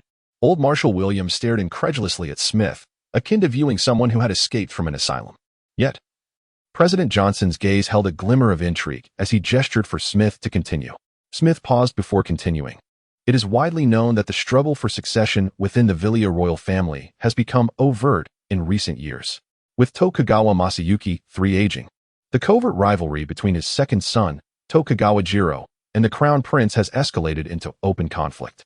Should the Crown Prince disappear at this juncture, the existing tensions within the Villia royal factions would inevitably intensify. To stabilize his rule and alleviate internal strife, Tokugawa Masayuki III would be compelled to divert attention away from domestic issues, and the simplest method would be to instigate a war." "Are you suggesting that we kidnap the Crown Prince of Villia to provoke a declaration of war?" Old Marshal Williams looked perplexed at the intelligence director. Smith shook his head, smirking. "No, no, no. It would not be us who would kidnap the Crown Prince. As a proud democratic nation, we cannot engage in such sordid acts. But we can enlist the help of someone unrelated to the government." The old marshal remained baffled. "If we refuse to compensate Villia or surrender an imaginary culprit, why complicate matters further?" Smith chuckled. "If we instigate a war without compensation or surrendering the so-called culprit, Congress and the public will perceive it as a personal misjudgment of the president. However, if the Villia Empire unjustly initiates hostilities, we would be obliged to defend ourselves, positioning us on the righteous side against foreign aggression. This would unite the nation in solidarity against the enemy. In such a scenario, you could promptly issue an emergency federal wartime decree, declaring yourself the wartime president, garnering widespread support while silencing domestic dissent. Moreover, according to federal wartime legislation, once war is declared, presidential elections must be suspended until either the war concludes or the president passes away." Upon hearing this, President Johnson raised an eyebrow. Smith was correct. This approach would not only prevent his downfall, but also allow him to maintain his presidency. The thirst for power ignited a glint of ambition in Johnson's eyes, one that he ensured remained concealed. President Johnson, maintaining his composure, pondered for a moment before slowly addressing Smith. "You may proceed with this matter as you see fit." He then turned to Old Marshal Williams, instructing, "Assist the Intelligence Bureau within the military and Congress, while keeping a vigilant eye on Sykins and his associates." Finally, he cast a glance at the raven-haired beauty standing behind Director Smith, murmuring, "What we discuss today must not escape this room." Exiting the presidential palace, the raven-haired beauty linked arms with Smith as they walked down a secluded path. With a hint of concern, she remarked, "The president seems to harbor some distrust towards me." Smith laughed heartily, gently patting her shoulder. "Patience, my young friend. Take your time. Fixing his gaze upon the exquisitely beautiful woman, he stated earnestly, "Bai Jie, you must have confidence in yourself. The fact that the president allowed you to accompany me into his office signifies your capability to accomplish this mission." "Yes." Bai Jie leaned her head softly against Smith's shoulder. Smith embraced her gently, whispering, "The Crown Prince of the Villia Empire will not arrive in Base Star until next week. Before that, I have another task for you." Bai Jie softly inquired, "Is there anything else that requires urgent attention aside from the matter the president assigned?" Smith leaned closer, lowering his voice. "For you and me, this matter is of greater importance than kidnapping the Crown Prince of Villia. Tonight, you must fly to Base Star in advance and secure that gorilla's wounded soldier." Bai Jie hesitated, sighing, "Is this still about that legend?" Shrugging, Smith smiled. "It may not merely be a legend. I recently received intelligence that Dr. Yuli Jean may indeed have concealed that key. Otherwise, why would the Gloria guerrillas go to such lengths to stage a prison break? Moreover, reports from the station troops in Base Star indicate that following the prison break, a mysterious combat mech infiltrated the hospital to extract that guerrilla soldier." A mysterious combat mech? Bai Jie too found the situation increasingly bizarre. "Indeed. And it is a military-grade combat mech that possesses flying capabilities. The relevant data has been transmitted to our intelligence bureau, based on various clues. It is highly probable that the mysterious mech originates from the Villia Empire." Smith produced a cigarette, lit it, and offered it to Bai Jie before igniting another for himself. Bai Jie accepted the cigarette, took a puff, and turned to gaze at the purple jasmine in the grass by the roadside, saying, "Yuri Jean has been confirmed dead in the Alcatraz prison break case. Do you truly believe he entrusted the key to that guerrilla soldier before his demise?" Smith exhaled a smoke ring and chuckled. If Yuri Jean indeed possessed something significant, he would not take such a colossal secret to his grave. "I suspect the people of the Villia Empire think likewise. After all, when Yuri Jean passed away, that guerrilla mech soldier was the only one by his side." "Understood. I will take responsibility for extracting information from him," Bai Jie replied, gently flicking the ash from her cigarette. Smith took another drag and remarked, "We cannot be forceful with this guerrilla soldier. A man who has faced death likely will not respond to the usual tactics employed by your operations department. You should adopt a more gentle approach." Bai Jie fixed her gaze on Smith and asked, "Are you suggesting I use seduction?" Smith quickly stepped closer, wrapping an arm around Bai Jie's shoulder with a grin. "I did not imply that. What I meant is that you should win him over, persuading him to willingly assist us." "Understood," Bai Jie replied, discarding the cigarette and extinguishing it with her foot. At that moment, Smith stared at the resplendent stars in the night sky, a peculiar gleam flickering in his eyes. He murmured, "If we obtain that secret first, this world, oh no, this universe will belong solely to the two of us." Chapter 11. The Abduction Assistance in the Early Hours of the Night. Bai Jie discreetly arrived at Base Star aboard a specialized aircraft from the Intelligence Bureau, without pausing at the spaceport or engaging with any government officials. She disembarked and immediately took a private vehicle straight to the first hospital in the city of Atlantis. As dawn broke, Tom lay on the hospital bed, staring vacantly at the ceiling. A myriad of bizarre escape plans flitted through his mind, only to be swiftly dismissed by his own reasoning. It was evident that escaping alone was an impossibility, and the mere thought of seeking assistance from a certain female demon named Annie, who would push his wheelchair to facilitate his escape, struck him as utterly ludicrous. Lost in his thoughts, Tom heard the crisp sound of footsteps echoing from the corridor outside the ward. Moments later, the door swung open, revealing a raven-haired beauty accompanied by several men clad in black suits and sunglasses. Hastily, Tom closed his eyes, pretending to be asleep. Bai Jie approached his bedside with a smile, retrieving a feminine cigarette from her handbag. After lighting it and taking a drag, she exhaled a cloud of smoke toward the ostensibly slumbering figure of Tom and softly spoke, "Wang Tom, why would a fine Chinese fellow like you choose such a name?" "Oh, right. You are involved with an illegal anti-Federation organization and participated in an armed prison break while killing and injuring numerous guards in the process. Huh. No need to wait for a court trial. The death penalty is surely your fate. Best prepare for your final arrangements." Tom remained motionless, eyes still shut, thinking to himself, "What I'm called is none of your concern." Although he had never encountered this peculiar woman before, he understood that anyone granted entry to his ward by the soldiers outside, aside from doctors and nurses, was certainly no ordinary individual. Moreover, this woman would not be so bored as to come to the hospital merely to deliver a verdict that anyone on Base Star could predict. Noticing the lack of response from the bed, Bai Jie furrowed her brow. She had intended to rattle him with her opening remarks, but instead, She found herself facing an unyielding individual. Shaking the ash from her cigarette, she sighed and said, I initially planned to offer you a chance at life, but it seems you do not desire it. Only then did Tom crack open one eye, casting a sidelong glance at the raven-haired beauty, scrutinizing her black suit and short skirt. Realizing that the angle of his gaze was somewhat inappropriate, Jia hastily shifted her position, suppressing a surge of anger. She had not anticipated that this seemingly ordinary fat man could almost disarm her composure with a mere glance. Oblivious to Jia's internal turmoil, Tom seized upon her mention of a chance for survival. His eyes darted about as he mentally calculated his options. Since escape was currently out of the question, he would first ascertain the woman's true intentions before feigning compliance to buy some time. This way, his comrades in the guerrilla faction would have an opportunity to rescue him. Thus, the portly man grinned at the raven-haired beauty and said, All right, let us hear your terms.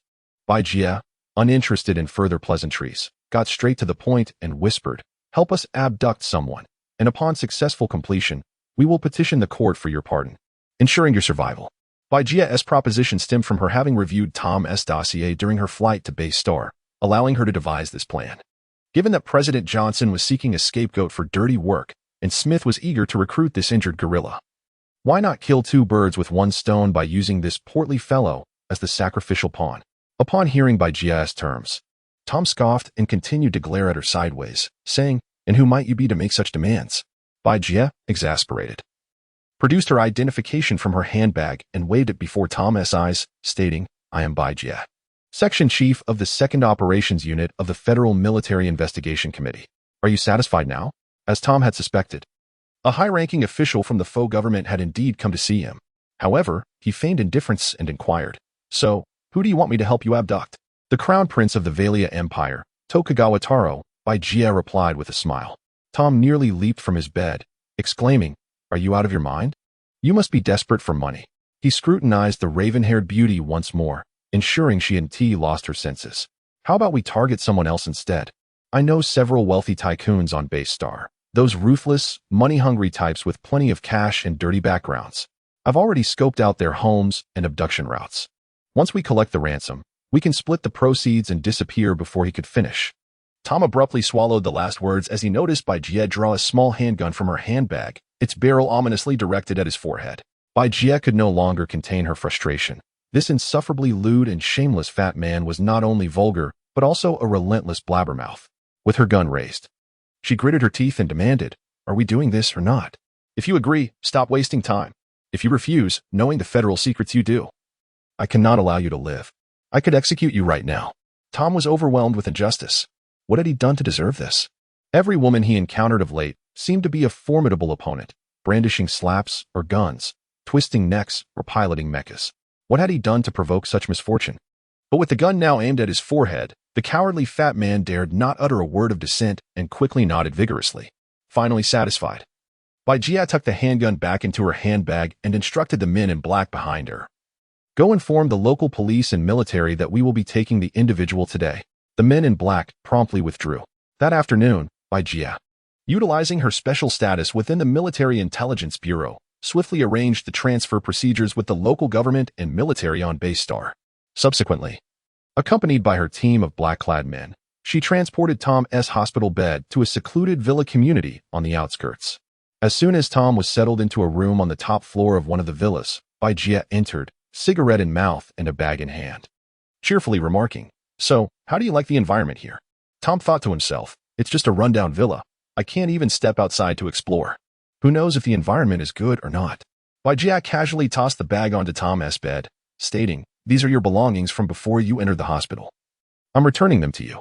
But remember, your current status is still that of a rebel and prison escapee. Do your job well, or I'll send you back. You know what that outcome will entail.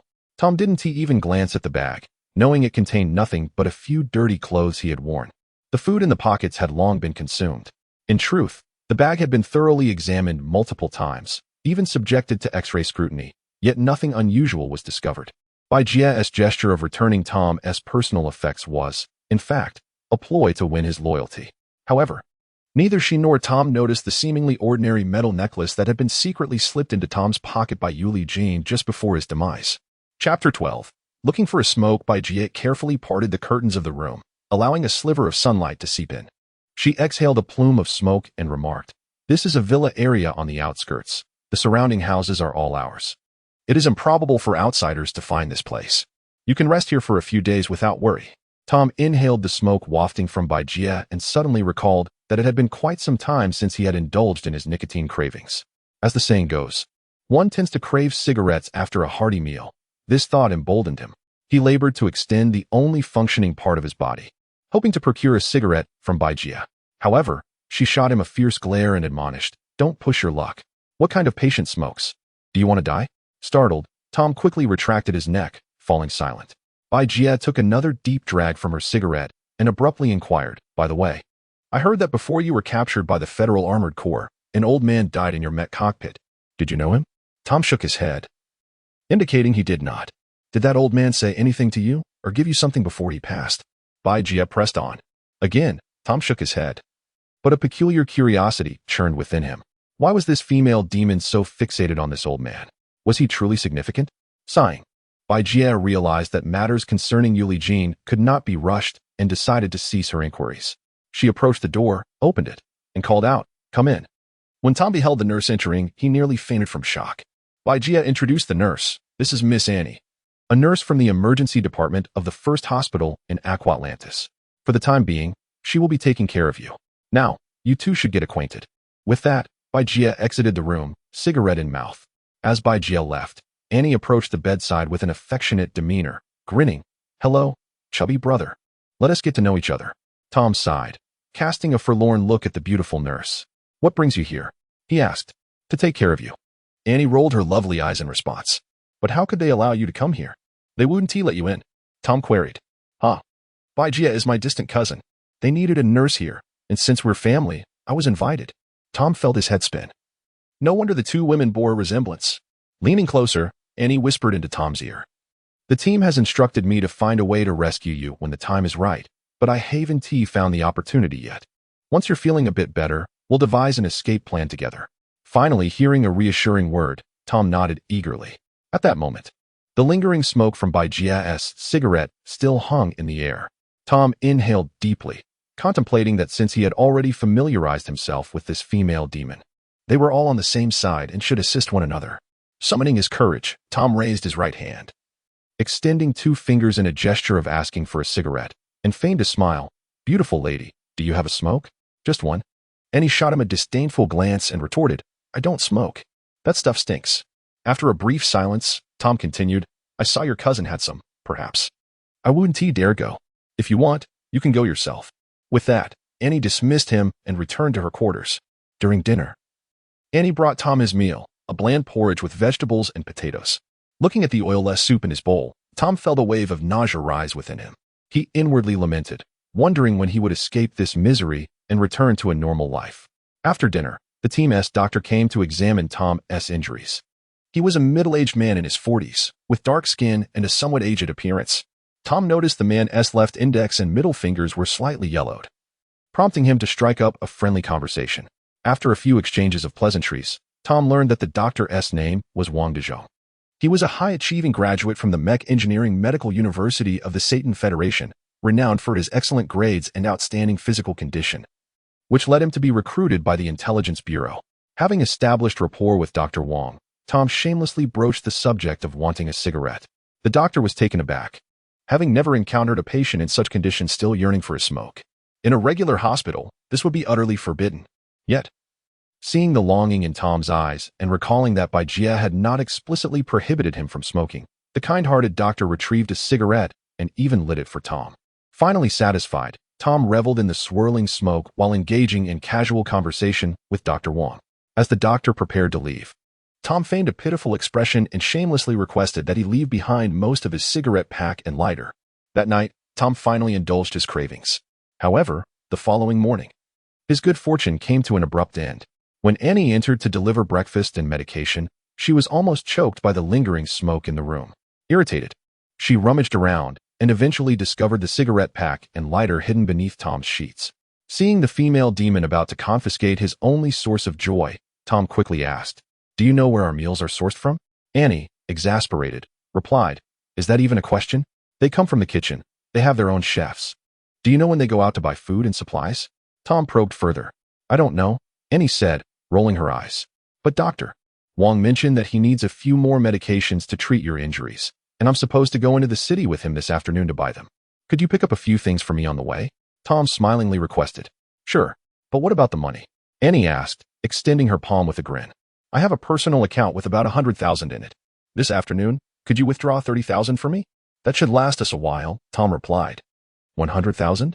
I didn't realize you were so wealthy. Annie exclaimed, surprised, given that her monthly salary as a nurse barely reached 3,000 or 4,000. Curious. She inquired about the source of his wealth. Tom quickly explained that it was money his father had saved from running a mech repair shop. Reassured, Annie asked, What do you want to buy? Get me some delicious food, a few packs of cigarettes, and some bottles of alcohol. The mere thought of tasty food and drinks made Tom salivate. No way. Patients aren't allowed to smoke or drink. True to her profession, Annie's reaction was almost instinctive. Tom then tried to charm her. I want to let you work for free. Besides the money for cigarettes and alcohol, you can take a little extra for your trouble from my funds. Upon hearing the prospect of earning money, Annie immediately altered her demeanor. With a cheerful smile, she leaned closer to Tom and playfully inquired, Dear brother, how much should I demand for my escape fee? 100? Tom rolled his eyes. Pfft. Annie scoffed, her eyes rolling dramatically. 200? Tom, steeling himself, replied resolutely. Then let it be 500. Are you in or out? Tom gritted his teeth. 1,000. Take it or leave it. With that, Annie rose, slamming the door behind her as she departed. Before a grand floor-to-ceiling window stood an elderly man, poised with his hands clasped behind his back. The setting sun bathed the scene in a blood-red hue, casting the outside world in a crimson glow. The old man's profound gaze seemed to transcend countless light years, fixating upon a distant planet. What has become of Shotzi? He inquired after a lengthy silence, his serene visage betraying no emotion. The venerable figure at the window was none other than the Emperor of the Villia Empire, Tokugawa Masayuki III. Having reigned for over 30 years, he had established himself as an iron-fisted ruler, a deity-like figure in the eyes of his nation. An elderly steward, who had been in service since before the Emperor's ascension, bowed respectfully and responded, Your Majesty, Princess Shotzi has returned to the assault fleet. Currently, the Saitan Federation has yet to uncover her whereabouts, although the Zero Mecha may have been compromised. The Internal Affairs Director, Takanaka Hanbei, aged 66, though lacking an official title in the cabinet, had garnered the unwavering trust of Tokugawa Masayuki III. He continued, The Crown Prince is preparing to travel to the Saitan Federation's Bar Star next week to negotiate, aiming to incite internal strife within the Saitan Federation and to probe into the secrets of Yuliajin. What of General Takeda's fleet? Tokugawa Masayuki III inquired, his voice still calm. Your Majesty, the Royal Guard's second mixed fleet, led by General Takeda, has reached the vicinity of the Ptolemy star cluster in the Scorpius constellation earlier today. They are poised to commence military exercises in the public star domain nearby next week, remaining ever ready for combat. Summon Shotzi back, Tokugawa Masayuki III commanded, turning away as the sunset deepened in its crimson brilliance. Chapter 13. Capturing the Pig. Meanwhile, in the inconspicuous asteroid belt approximately 200 million kilometers from base star, a small mixed assault fleet of the Villia Empire encountered a stellar storm during its return journey and temporarily took refuge here. In the medical bay of the flagship Alaba, Takagawa Saori slowly opened her eyes. At that moment, her body was connected to various tubes of different sizes, linked to the advanced medical equipment within the bay. The highly developed medical treatment management system of the cosmic colonization era, alongside the Villia royal family's top-tier medical devices and pharmaceuticals, was rapidly restoring her health. During the previous night's skirmish, the remarkable defensive capabilities of the Type 0I Mech had mitigated a significant portion of the impact from 2 sniper shells, thus sparing Saori from severe life-threatening injuries within the cockpit. Colonel Brown, standing nearby, noticed her awakening and approached eagerly, exclaiming, Your Highness, you have finally awakened. Ignoring him, Saori turned her gaze to an electronic screen in the medical bay, which was broadcasting news from Base Star. The footage displayed the aftermath of an attack on the first hospital of Aqualandis by unidentified mechs, revealing the hospital's exterior riddled with bullet holes and the ground littered with destroyed federal mechs and splattered blood. Saori then saw Colonel Nelson, commander of the 339th Regiment of the Saitan Federal Army, being interviewed by the media. In the background of the news footage, a wounded guerrilla was being wheeled back into the hospital by several Saitan soldiers. The frustration of the failed mission clenched her teeth tightly, and she balled her fist in anger. Despite her status as the seventh princess of the imperial family, Sortie understood all too well the challenges she faced in gaining her father's and the royal family's recognition as a woman in the patriarchal Villia Empire. Although she had diligently strived since childhood and graduated from the empire's foremost military academy with the highest comprehensive scores in its history, she had failed to earn her father's respect. After entering the military, she lagged far behind her royal brothers, who soared to prominence in various fields. Throughout her 2-year military career, despite her consistent promotions, she remained in the lower echelons of the imperial army. This time, she had finally been granted a special mission to hunt down Yuli Jean, hoping to gain her father's approval and the royal family's acknowledgement, only to face a catastrophic failure due to erroneous intelligence. Just then, Colonel Nelson continued to drone on about his pursuit of the mysterious Mech, his tone dripping with self-satisfaction. At that moment, in the distant background of the news footage, the injured gorilla unexpectedly made a face at the camera, revealing his chubby visage. That insufferable fatso. Unable to contain herself any longer, Sortie abruptly sat up on the medical platform, flinging aside the white sheet covering her and ripping out the myriad tubes attached to her body. She hastily grabbed a nearby white robe, draped it over herself, and barefoot, strode purposefully towards the door. Colonel Brown called out anxiously from behind, "Your Highness, your injuries are not yet healed. Where are you going?" Without looking back, Sortie gritted her teeth and replied, "I'm going to catch that pig." As evening approached, Tom, lying in bed in boredom, finally heard the sound of a car outside. Before long, Annie rushed into his room, carrying 2 large bags. The little devil excitedly pulled items from the bags, her cheeks flushed with excitement. "Look, I bought you cigarettes and alcohol. How about that? Are you satisfied? My selection skills are absolutely top-notch." Tom examined the pile of cigarette boxes and bottles on the table, which were indeed high-quality domestic brands, and he felt a sense of appreciation for Annie's efforts. Unbeknownst to him, Annie was completely clueless about cigarettes and alcohol. She figured that since the fatso was not short on cash, she could satisfy her shopping cravings by simply choosing the most expensive items on the supermarket shelves. "Quick, light one up for me." Although the cigarette from Dr. Wong had temporarily quelled Tom's cravings, it was merely a common brand. He mused that perhaps the doctor's salary wasn't much to boast about.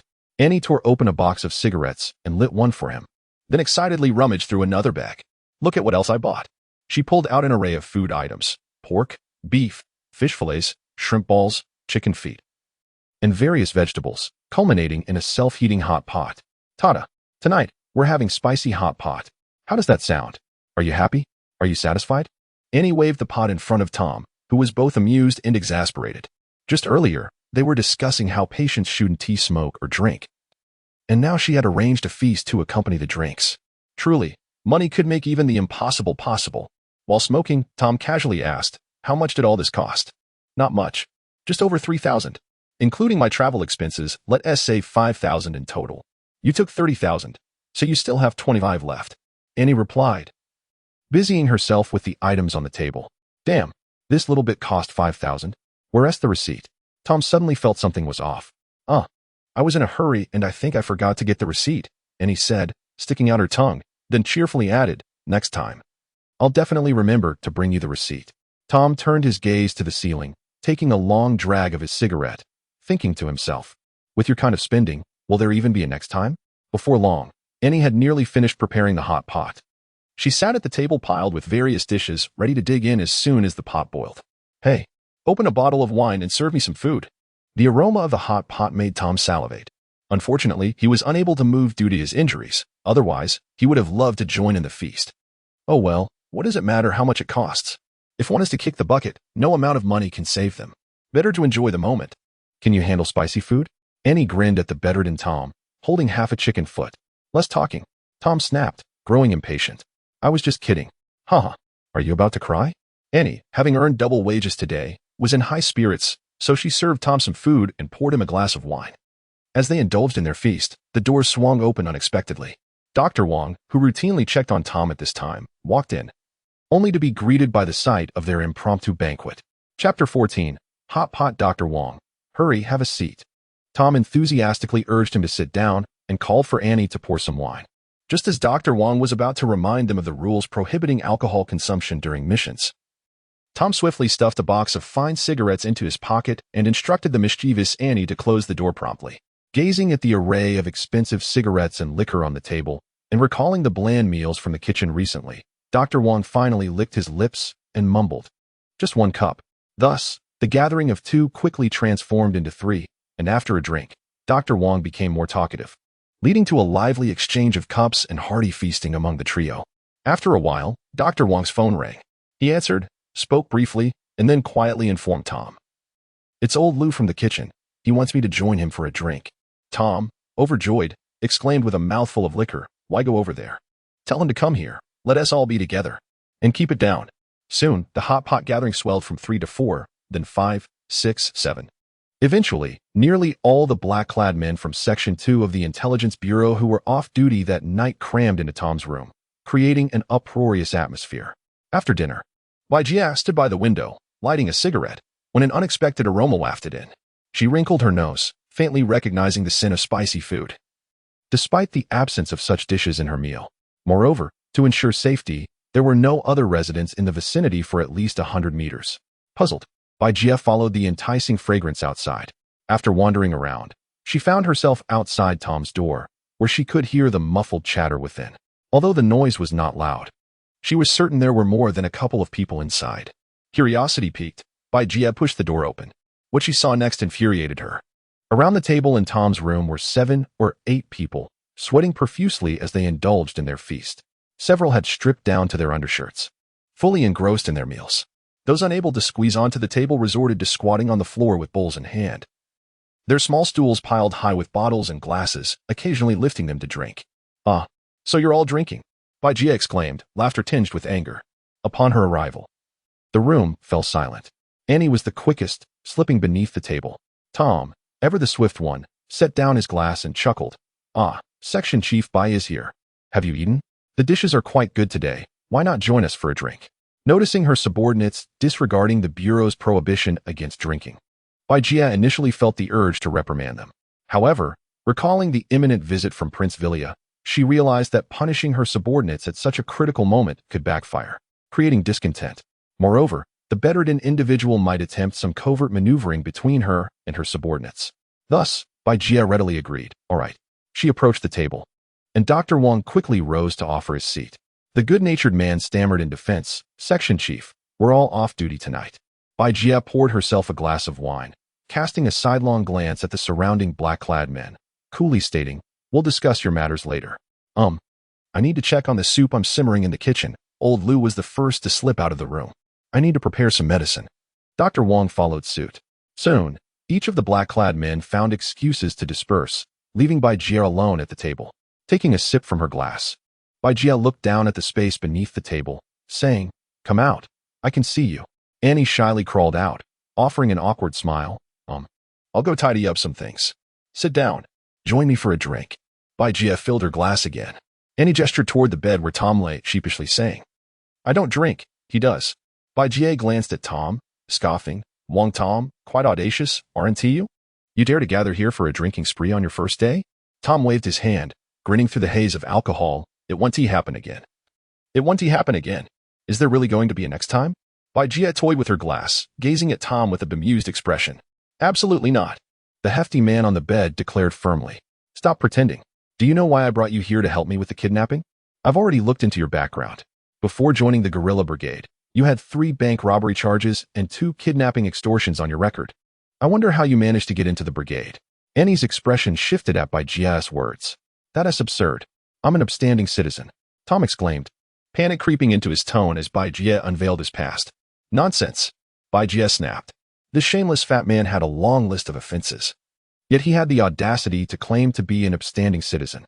She couldn't fathom how the guerrilla brigade had recruited him without investigating his background. In truth, neither Jia nor Annie knew that Tom's entry into the guerrilla brigade was merely a stroke of luck. Over 6 months ago, Tom's last kidnapping target had been the wife of the brigade leader. After being caught, the leader, impressed by Tom's skills and sharing a common vendetta against Johnson's puppet government, reluctantly took him in after Tom tearfully vowed to turn over a new leaf. This incident was tied to the leader's personal affairs, hence few within the brigade were aware of the details. "I'm not interested in your past misdeeds. Let's discuss your views on our upcoming operation." Jia took another sip of wine.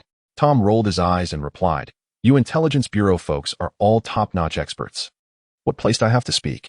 Besides, I'm just a bedridden patient now. It's a miracle if I'm not kidnapped myself. Baijie replied earnestly. When it comes to intelligence gathering, analysis, and even protecting dignitaries from crime, those who left earlier are indeed professionals. However, this mission is a kidnapping, and it must be carried out in secrecy. Regardless of its outcome, the federal government will not acknowledge this incident. She paused before continuing. This is akin to asking the police to rob a bank. Although they know the process inside out, they may not execute it better than seasoned criminals. That is one of the reasons we sought you out. Feeling the intensity of Baijie's gaze, Tom's heart raced, wondering if there was another reason behind her inquiry. In truth, Baijie had a second reason for bringing Tom in. As per the directive from Director Smith of the Intelligence Bureau, she intended for Tom to serve as a scapegoat for this clandestine kidnapping, diverting the attention of the Villia Empire and the domestic populace, thereby shielding the president and federal parliament from international criticism. Naturally, Baijie would never reveal such motives to Tom. Tom pondered Baijie's earlier remarks and found them reasonable. He fell silent for a moment before responding. I have no idea how you plan to proceed. Just tell me how you want to do it. Baijie nearly lost her temper at the simplicity of Tom's response. She slammed her glass down and glared at him. You're to attend our operational planning meeting tomorrow morning. Before departing, Baijie turned to Annie and instructed, tomorrow morning. You are responsible for escorting him to the conference room. With that, Baijie slammed the door behind her. Once Baijie had left, Tom blinked in surprise and said to Annie, shall we continue drinking? Get lost. Annie rolled her eyes and spat at Tom before exiting to return to her dormitory for sleep. The room was left with Tom alone. This rotund fellow, as if nothing had transpired, picked up the wine glass by his bedside and, accompanied by the remnants of his meal, continued to pour and indulge himself until midnight. Chapter 15. The meeting early the next morning. The makeshift conference room in the villa's underground garage was filled to capacity with members of the Bureau's 2nd Operations Division. As Annie wheeled in a hospital stretcher, the men in black rose, pulling out chairs to make space for Tom. Following last night's hot pot incident, many had developed a certain fondness for the portly figure. Tom greeted these operatives, both familiar and unfamiliar, with a cheeky grin, exuding the charm of a dignitary arriving at a significant gathering. Baijie stood at a podium equipped with a three-dimensional projector, tapping her short baton against the table, commanding, the meeting is now in session. Instantly, the room fell silent. Subsequently, a holographic image of a man appeared on the virtual screen. Baijie pointed at the holographic figure and announced, Tachibana Taro, age 41, Crown Prince of the Villia Empire. In 5 days, our target will be this individual. From his hospital bed, Tom grimaced at the virtual display, thinking to himself that although the Crown Prince was quite handsome and dignified, the tuft of unsightly facial hair beneath his nose was rather off-putting. According to reliable intelligence, at least half of Tachibana Taro's delegation consisted of his personal bodyguards, numbering over 20. Additionally, 2 military mechs, directly under the Crown Prince's command, accompanied the entourage. Baijie continued her briefing. More mechs. Tom silently scoffed at the notion of the Crown Prince traveling with dozens of bodyguards for show, but transporting 2 mechs over such a distance was quite the spectacle. Baijie then pointed to a 3-dimensional map on the virtual screen, stating firmly, our planned operation site is the Baystar International Spaceport, where the Villia delegation will first arrive.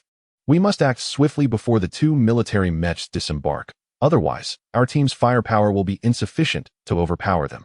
We will notify and coordinate with the Federal Security Bureau and local police in advance to ensure their cooperation during the operation. You intend to brazenly abduct someone while giving the police a heads up? Tom scoffed, incredulous. Have you ever seen a film where the police let robbers escape so easily? And with so many reporters on site, many of whom are likely foreign correspondents, are you not concerned about them broadcasting your crime scene across the universe? Baijie paused, considering Tom's objections, and replied, the opposing party has 2 of the most advanced military mechs in the universe, operated by elite members of the Crown Prince's Guard. We cannot deploy our own mech forces at the welcoming event, nor can we engage them in direct combat. This operation requires utmost discretion to avoid any bloodshed. Humph.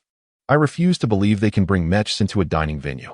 Speaking of which, these Villia people surely need to eat and sleep, Tom mused, lighting a cigarette and drawing a disapproving glance from Annie. Intelligence reports indicated that Tachibana Taro's bodyguards were never far from him, even during meals or sleep. Moreover, with journalists everywhere, it would be challenging to find an opportune moment to strike. Baijie, acknowledging her own concerns, noted, you are correct. This is indeed when Tachibana Taro has the fewest bodyguards around him. Conventionally, only 2 bodyguards would accompany him inside, with 2 others stationed at the door until he exits.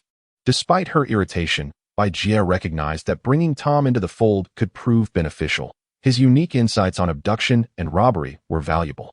However, she could not stand his smug expression and decided to challenge him. But what if the Crown Prince refuses to use public restrooms? Tom paused, realizing that Jia had raised a valid point.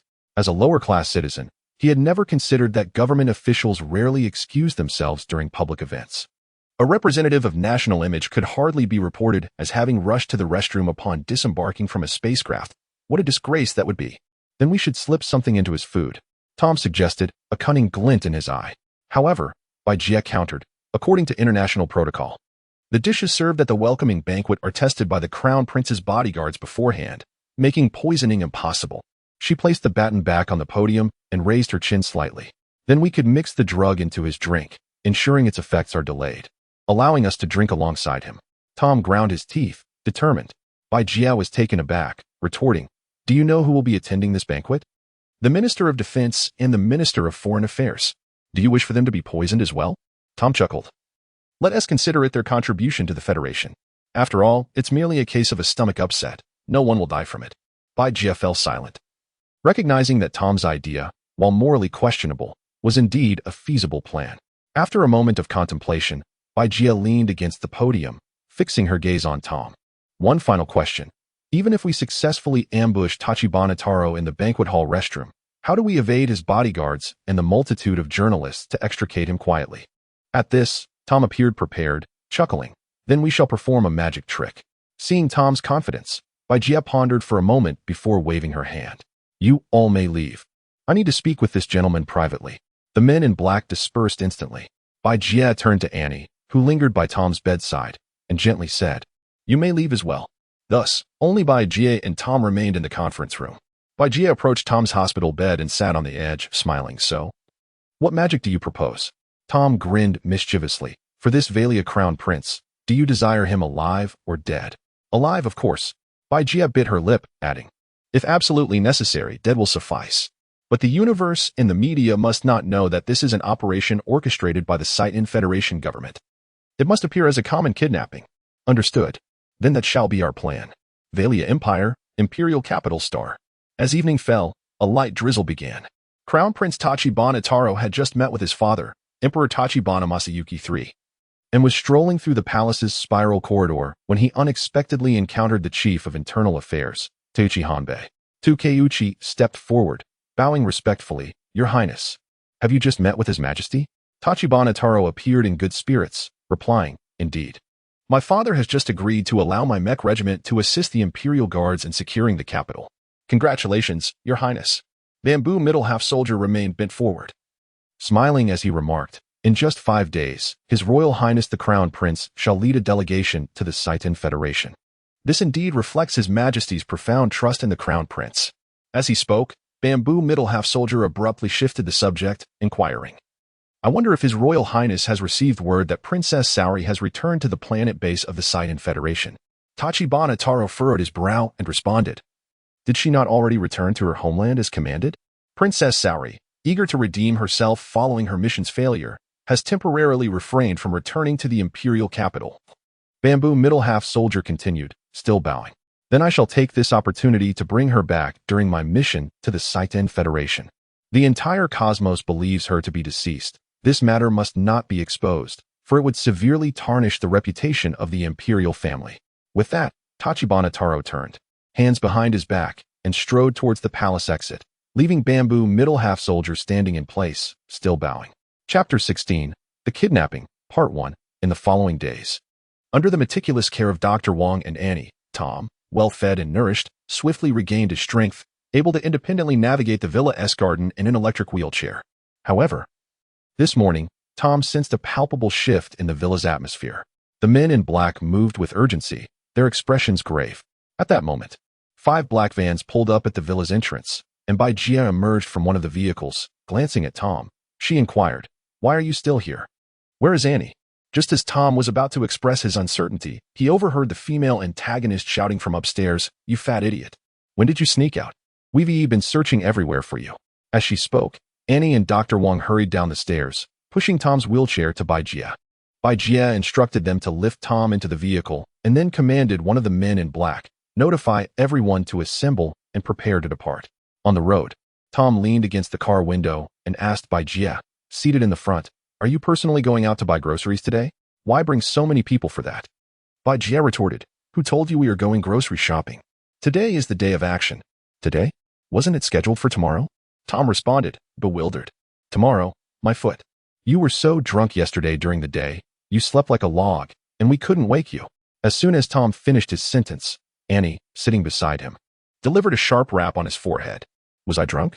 Tom rubbed his head, genuinely perplexed, for no one had informed him. More than 2 hours later, the convoy arrived at the parking lot of the spaceport. Upon disembarking, the men in black swiftly dispersed to their assigned positions around the port, following the plans laid out by Bai Jie. She, along with a few others, directed Annie to push Tom as they took the elevator up to the large launch platform of the spacecraft docking area. St. Ciro Port, the largest international spaceport on the planet, is the only harbor capable of accommodating gigantic transport ships. At this moment, throngs of journalists surrounded the massive launch platform, armed with cameras and eagerly anticipating events. Police officers were diligently maintaining order, creating a clear space around the central launch platform. Guided by 2 agents from the Federal National Security Bureau, Bai Jie and her team advanced to the forefront of the gathered journalists. No further, Bai Jie stated firmly. Today, she wore sunglasses, her black suit adding to her commanding presence. All members of her party displayed press credentials, but Tom, sitting in his wheelchair, appeared anything but a professional journalist on site. "Wow, there are so many people. Look at how vast that launch platform is," exclaimed Annie, overwhelmed by the spectacle. Indeed, Tom, equally awed by the scene, gazed around, drawing the attention of the nearby journalists. "Keep it down, you two," Bai Jie admonished, adjusting her miniature communicator. She lowered her voice. "The Minister of Defense and the Minister of Foreign Affairs will be appearing shortly. The ship from the Valia Empire should arrive soon." As she spoke, the doors of the specialized freight elevator opened, and a procession of black welcoming vehicles rolled out, smoothly approaching the central launch platform. Marshal Williams, the Minister of Defense, and Cindy, the Minister of Foreign Affairs, accompanied by the Chief Executive of St. Ciro, Andrew, and a throng of aides and guards, descended to the platform's disembarkation area. The journalists surged forward, their cameras flashing incessantly. Suddenly, a thunderous roar filled the air as a massive white transport ship, flanked by 2 destroyers, pierced through the atmosphere of St. Ciro and loomed over the port. Minutes later, 3 warships emblazoned with the emblem of the Valia Empire gracefully descended onto the launch platform. As the hatch opened, Crown Prince Takahiro of the Valia Empire led his delegation down the ramp, smiling and waving to the crowd. Amidst the welcoming military music, Cindy, the Minister of Foreign Affairs of the Interstellar Federation, rushed forward to grasp the Crown Prince's hand, exclaiming with excitement, "It is my immense honor, on behalf of the Saint Federation, to welcome Your Highness to our nation. Your Highness, we appreciate your efforts." Standing beside Cindy, Marshal Williams remained stoic, his expression grave and silent. After a brief exchange of pleasantries, the 2 delegations began boarding their vehicles to depart the port. All eyes were fixed on the ministers of the Saint Federation and the Crown Prince, with journalists fervently capturing every moment, their commentary a cacophony in the air. As the delegation of Crown Prince Takahiro commenced boarding, the massive white transport ship opened its rear cargo bay, revealing 2 4-legged beast-like mechs descending from within. The emergence of the Valia Empire's mech sent ripples of excitement through the crowd, as journalists surged forward, furiously snapping pictures. Gazing at the imposing mechs, Bai Jie removed her sunglasses, murmuring to herself, "Scorpion 2 3-person beast mechs, just recently deployed to a select few special armored units by the Valia Empire. Their offensive and defensive capabilities far surpass the average of other nations' medium military mechs, with firepower rivaling that of heavy mechs. Moreover, the unique 4-legged design significantly enhances their mobility compared to any humanoid heavy mech. I didn't expect Prince Takahiro to bring 2 scorpions, thankfully. We decided against taking action at the port." Hearing this, Tom smirked at Bai Jie. "Good thing you listened to me, right? In such an open area. Even if you had 2 armored battalions, you wouldn't stand a chance at capturing the Crown Prince outright. Besides, look at how diligently these journalists are working. Since capturing him isn't feasible, we might as well resort to stealth," Bai Jie replied, donning her sunglasses once more, and swiftly led Tom and the others away from the chaotic throng of journalists. An hour later, following the welcoming convoy of the Saint Federation, Bai Jie and her team arrived at the Venice Hotel in Doha, the administrative capital of St. Ciro. The hotel entrance was heavily guarded, with rows of ceremonial soldiers and police officers keeping the curious citizens and journalists at bay. Before exiting the car, Bai Jie informed Tom, "Old Lu from the kitchen will arrange for you and Dr. Wang to blend into the hotel's back kitchen. Annie, you stay in the car." "No way. I'm going too. I want to keep an eye on this fatso." Annie protested, pouting.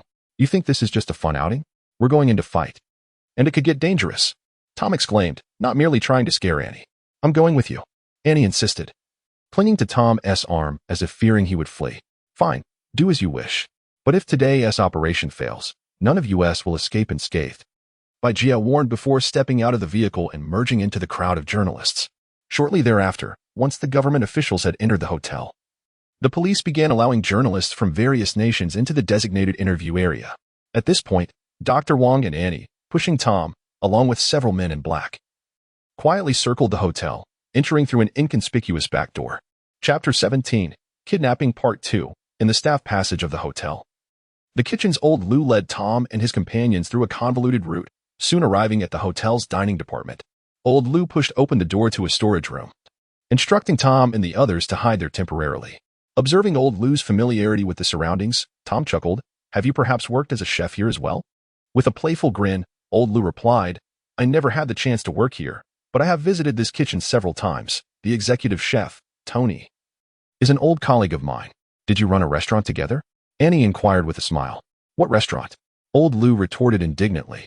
"I was once the head chef at the Federal Presidential Palace, and it was during that time that Tony started following me around." Old Lu continued with urgency, "Remember? Although Bai has already made arrangements with the head of security at the Federal National Security Agency, the staff in the hotel kitchen and banquet hall are unaware of our presence. If we are exposed, the entire operation will be jeopardized. Stay put and do not move until I return." With that, he closed the door behind him. Annie, glancing around the dimly lit, cramped room, asked hesitantly, "Why did Old Lu leave us locked in here?" "He's gone to fetch a bottle of wine," Tom replied, rummaging through his pocket to pull out a small bottle. "Are you serious? At a time like this, you still want to steal some wine?" Annie couldn't help but slap the inebriated Tom. "You know nothing. Keep your mouth shut. If anyone hears us in here, we're done for," Tom shouted, then instructed a man in black to stand at the door and keep watch. Annie fell silent but retaliated with another slap to Tom's head, causing him to grimace in pain, though he dared not protest. In the stillness and darkness, they waited for about 10 minutes until Old Lu finally returned. He handed Tom a bottle of wine, urging, "Be quick. I need to return soon. The press conference has ended, and dinner is about to start." Tom grinned as he accepted the bottle, teasing, "You're quite the thief, aren't you? Have you done this before?" Unbeknownst to him, Old Lu had indeed been caught stealing from the presidential kitchen in the past, which led to his dismissal. It was only after hitting rock bottom that he was fortuitously recruited by the Military Liaisons Intelligence Bureau as an ordinary team chef. "Enough chatter. Get to work," Old Lu said as he squatted down to smoke, with the men in black approaching him for a light. Annie, overwhelmed by the smoke, covered her nose but refrained from expressing her irritation as Tom, the only one capable of action, was preoccupied. Tom peeled back a corner of the label on the wine bottle, then turned it sideways, carefully drilling a minuscule hole in the bottle's body with a tiny drill bit. He then produced a syringe, filled it with the contents of the small vial he had taken from his pocket, and injected the liquid into the wine bottle through the tiny hole. Once finished, he sealed the hole with a special adhesive and reattached the label, restoring the bottle to its original state. Old Lu, observing Tom's meticulous work, let out a scoff. "Have you sold counterfeit wine before?" Tom chuckled. "I haven't had the time for such mischief. I learned this technique for kidnapping. Wealthy individuals love their red wine, and this method allows for discreet drugging. All right, take it away." Old Lu examined the bottle thoroughly, finding no signs of tampering, before leaving with it. At that moment, one of the men in black turned to Tom and said, "According to our plan, we should retreat now. Bai and the others will handle the situation." Tom nodded and sent one of the men in black ahead to scout the way, while the others followed closely behind as they hurried toward the small door they had entered earlier. However, after leaving the hotel's dining department, they found themselves wandering through a series of similarly styled corridors, unable to locate the door they had just come through. Dr. Wang furrowed his brow and remarked, "It seems we're lost. Aren't you all professionals? How could this happen?" Tom snapped, a hint of frustration in his voice. Dr. Wong smiled awkwardly. Well, we're not exactly experts in navigation. Only old Lu knows these back routes well. What now? What is the plan? Shall we just wait here to die? Reluctantly, they continued aimlessly forward. In the grand rotating restaurant atop the Venice Hotel, a massive circular table was laden with an array of sumptuous dishes. The Minister of Foreign Affairs, Cindy, raised her glass and stood, declaring, "Let us once again warmly welcome His Highness the Crown Prince." The guests followed suit, raising their glasses as the state banquet commenced. After several rounds of pleasantries had been exchanged, Crown Prince Takara suddenly stated, "I trust you are all aware of the purpose of my visit to Baystar. Firstly, I seek the extradition of the murderer of my sister, Princess Saori Takara, and secondly, I wish to discuss the military compensation for our imperial fleet." At this point, Takara paused, glancing at the defense minister of the Site and Federation, Williams, and Minister Cindy across the table before continuing. "Our diplomatic consulate has repeatedly engaged with your government on this matter, yet there has been no resolution. I wish to inquire why that is." "Well, we too are deeply saddened by the tragedy involving Princess Saori," replied Andrew, the administrator of Baystar, after careful consideration. "However, there is currently no evidence indicating that she was killed during the crossfire. Are you suggesting that our imperial family has fabricated this?" Crown Prince Takara set his glass down, his tone icy. Minister Cindy subtly signaled Andrew, who then replied, "I regret to inform you that during the confrontation between your fleet and our space station, no vessels were reported lost." "Humph. Yet I've heard that the murderer is supposedly a member of some insurgent group within your Site and Federation," Takara retorted, scrutinizing the rotund administrator across from him. Indeed, Takara's earlier assertion was unfounded. After regaining consciousness, Princess Saori had reported the entire incident involving the injured guerrilla fighters and her attack on the hospital to the upper echelons of the imperial military.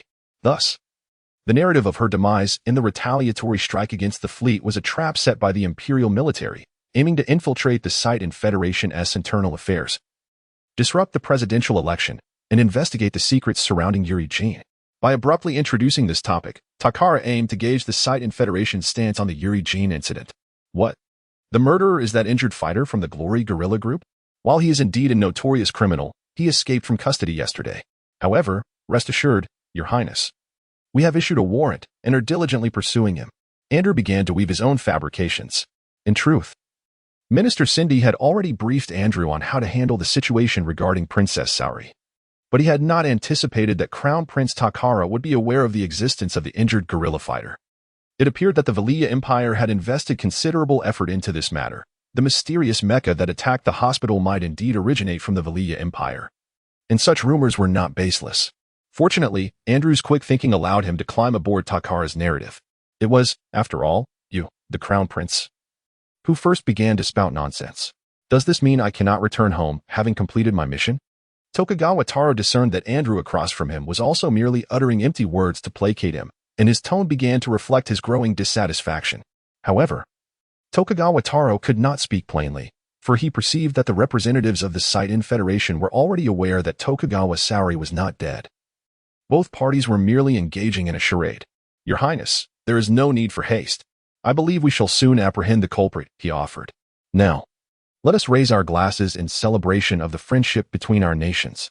In an effort to diffuse the increasingly awkward atmosphere at the banquet, Minister Cindy stood to propose a toast. At that moment, however, Cindy suddenly felt a gurgling in her stomach, followed by a tumultuous churn, tightening her bowels uncontrollably. She inwardly cursed her misfortune, hastily clenching her backside while maintaining an air of composure and a smile, waiting for Tokugawa Taro to lift his glass as well. Tokugawa Taro understood that matters regarding Yuri Jean could not be rushed, nor could he reveal too much. Yet he pretended to press on. "When can we expect to apprehend the perpetrator and receive compensation? Shouldn't your country provide us with a timeline?"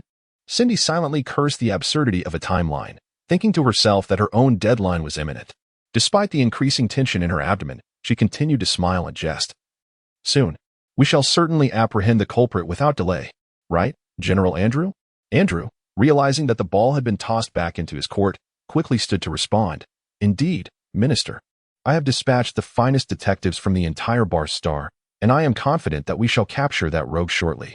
At this juncture, Minister Cindy could no longer contain herself. She seized the opportunity to excuse herself and slipped away to relieve her discomfort, leaving behind Marshal Williams and Andrew to exchange bewildered glances with Tokugawa Taro. Chapter 18, The Kidnapping, Part 3. As the sole individual in the room privy to the intelligence agency's abduction mission, Williams remained ever vigilant of his surroundings. He understood that from the moment the prince descended from the spacecraft, the operatives could strike at any moment. Moreover, he had already received a covert directive from President Johnson to discreetly assist the agency in accomplishing this clandestine task if necessary.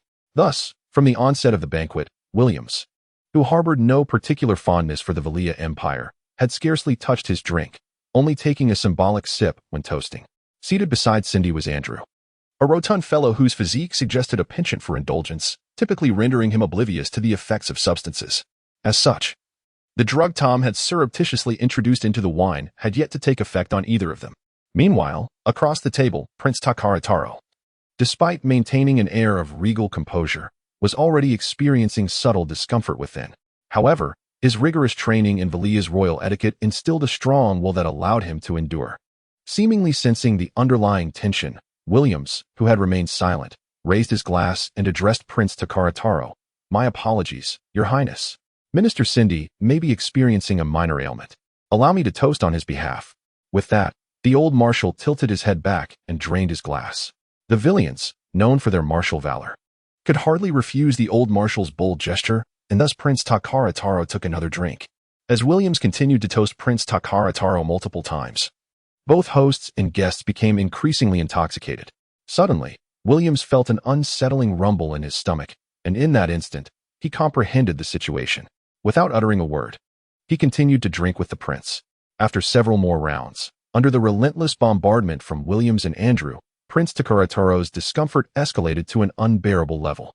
He glanced at the food and drink on the table, suspecting something might be amiss, yet he could not voice his suspicions. Casting a fierce glare at the bodyguard who had sampled the dishes earlier, he attempted to excuse himself. Just then, Minister Cindy returned from outside. Upon seeing Prince Takara Taro attempting to leave, she adamantly insisted he stay, inciting silent wrath within him as he inwardly berated her for her foolishness. At this moment, Prince Takara Taro felt an urgent pressure building within him, yet he maintained a facade of nobility and grace. As the gathering was about to continue drinking, a sudden sound erupted from beneath Prince Takara Taro's seat, creating an atmosphere of sheer embarrassment. The attendees were momentarily frozen in disbelief. It was Williams, with his seasoned experience, who stood to apologize. "I beg your pardon, my age betrays me. I shall return shortly." He then exited the room. Andrew, seated beside Cindy, was also grappling with his own discomfort and, under the pretext of attending to the old marshal, slipped out after him. Left behind, Prince Takara Taro sat in stunned silence for a brief moment. Did I just become the subject of their scheme? He thought, as he observed the Minister of Foreign Affairs sight in, preparing to raise his glass again. At last, unable to endure any longer, he abandoned his pretense and hastily made his way to the exit. Meanwhile, Tom and his companions had maneuvered through the corridors and were nearing the banquet hall. Spotting a contingent of Federal Security Bureau guards and Prince Takara Taro's bodyguards at the corridor's end, Tom quickly instructed everyone to halt and take cover around a corner to observe discreetly. At that moment, they witnessed Prince Takara Taro rushing out from the banquet hall in a flurry. Tom, elated, whispered to his companions, "Quickly retreat. Find a place on the lower level and locate the nearest restroom." Annie, puzzled by the urgency, inquired about the reason, but Tom merely urged her to hurry, chuckling. There's a spectacle awaiting downstairs. Upon descending, as Tom prepared to dispatch the men in black to search for the restroom, they were startled by the sounds of a scuffle emanating from further down the corridor. Rushing to investigate, they discovered Baigia surrounded by 3 burly bodyguards. Engaged in a fierce altercation, Baigia had stationed herself and several men in black near the restroom below the banquet hall, utilizing prearranged miniature cameras to monitor the upstairs restroom while awaiting Prince Takara Taro's arrival. However, feeling somewhat awkward surveilling the men's restroom, she had stepped outside under the guise of smoking, only to encounter the prince's bodyguards, leading to an immediate brawl. Annie, witnessing Baigia, a woman, struggling against 3 men, feared for her safety and called upon the nearest men in black for assistance. Just as they began to move, Dr. Wang produced a silenced handgun and shouted, "Get back." He raised the weapon and fired at the bodyguards. The bullet struck the wall beside Baigia, leaving a dark hole and momentarily stunning both her and the bodyguards. Dr. Wang, wiping the sweat from his brow, awkwardly remarked, "My aim is lacking." However, Annie abruptly snatched the gun from his hands, exclaiming, "Watch this." She fired again, this time grazing Baigia's cheek and hitting the restroom door. Tom, exasperated, thought to himself, now I see the devil dwelling within your heart. Harboring such resentment towards your cousin. The bodyguards, sensing reinforcements had arrived, began to retreat while firing randomly. Amidst the chaos, the men in black finally reached the scene, and alongside Jia, they overpowered the 3 bodyguards. Having rushed out of the banquet hall, Prince Takarataro had no time to return to his hotel room. Under the protection of his bodyguards, he found the nearest restroom and, in a state of urgency, locked the door behind him. After a moment of relief, he suddenly felt the floor beneath him shift, sending him and the toilet beneath him into a dizzying 180-degree rotation. Before he could comprehend the situation or call for help, he plummeted headfirst into a large net. This was a trap that Jia had set up under Tom's guidance, cleverly disguised in the restroom of the banquet hall. The restroom had been modified, allowing the floor of the stall to flip open, concealed under the pretense of its original decor. Having waited patiently, the men in black activated the mechanism as Prince Takarataro hastily entered the restroom. As they watched their prize fall into the net, the men in black surged forward, subduing him, binding him with ropes and silencing him. Despite his towering stature, he was no match for their combined strength and yielded like a docile chick. Damn it. This guy reeks. One of the men in black gagged. Well, of course he does. He hasn't wiped himself. Another retorted. Enough chatter. Hurry up and secure him for our retreat. Another man in black spoke as he retrieved a large burlap sack, and with the assistance of several others, they hurriedly stuffed Tokugawa Taro inside. Due to the unpleasant odor, none of the men in black were willing to help Taro pull up his trousers. Inside the sack, Taro felt a profound despair, yet he was helpless, bound tightly like a zongzi, unable to move, with his mouth gagged by a rag, rendering him mute. As the group of men hoisted the burlap sack and were about to exit, outside, Jia and her companions had just concluded their battle. They discreetly dragged the 3 bodyguards they had just incapacitated into the restroom for concealment before descending to the hotel lobby via the elevator.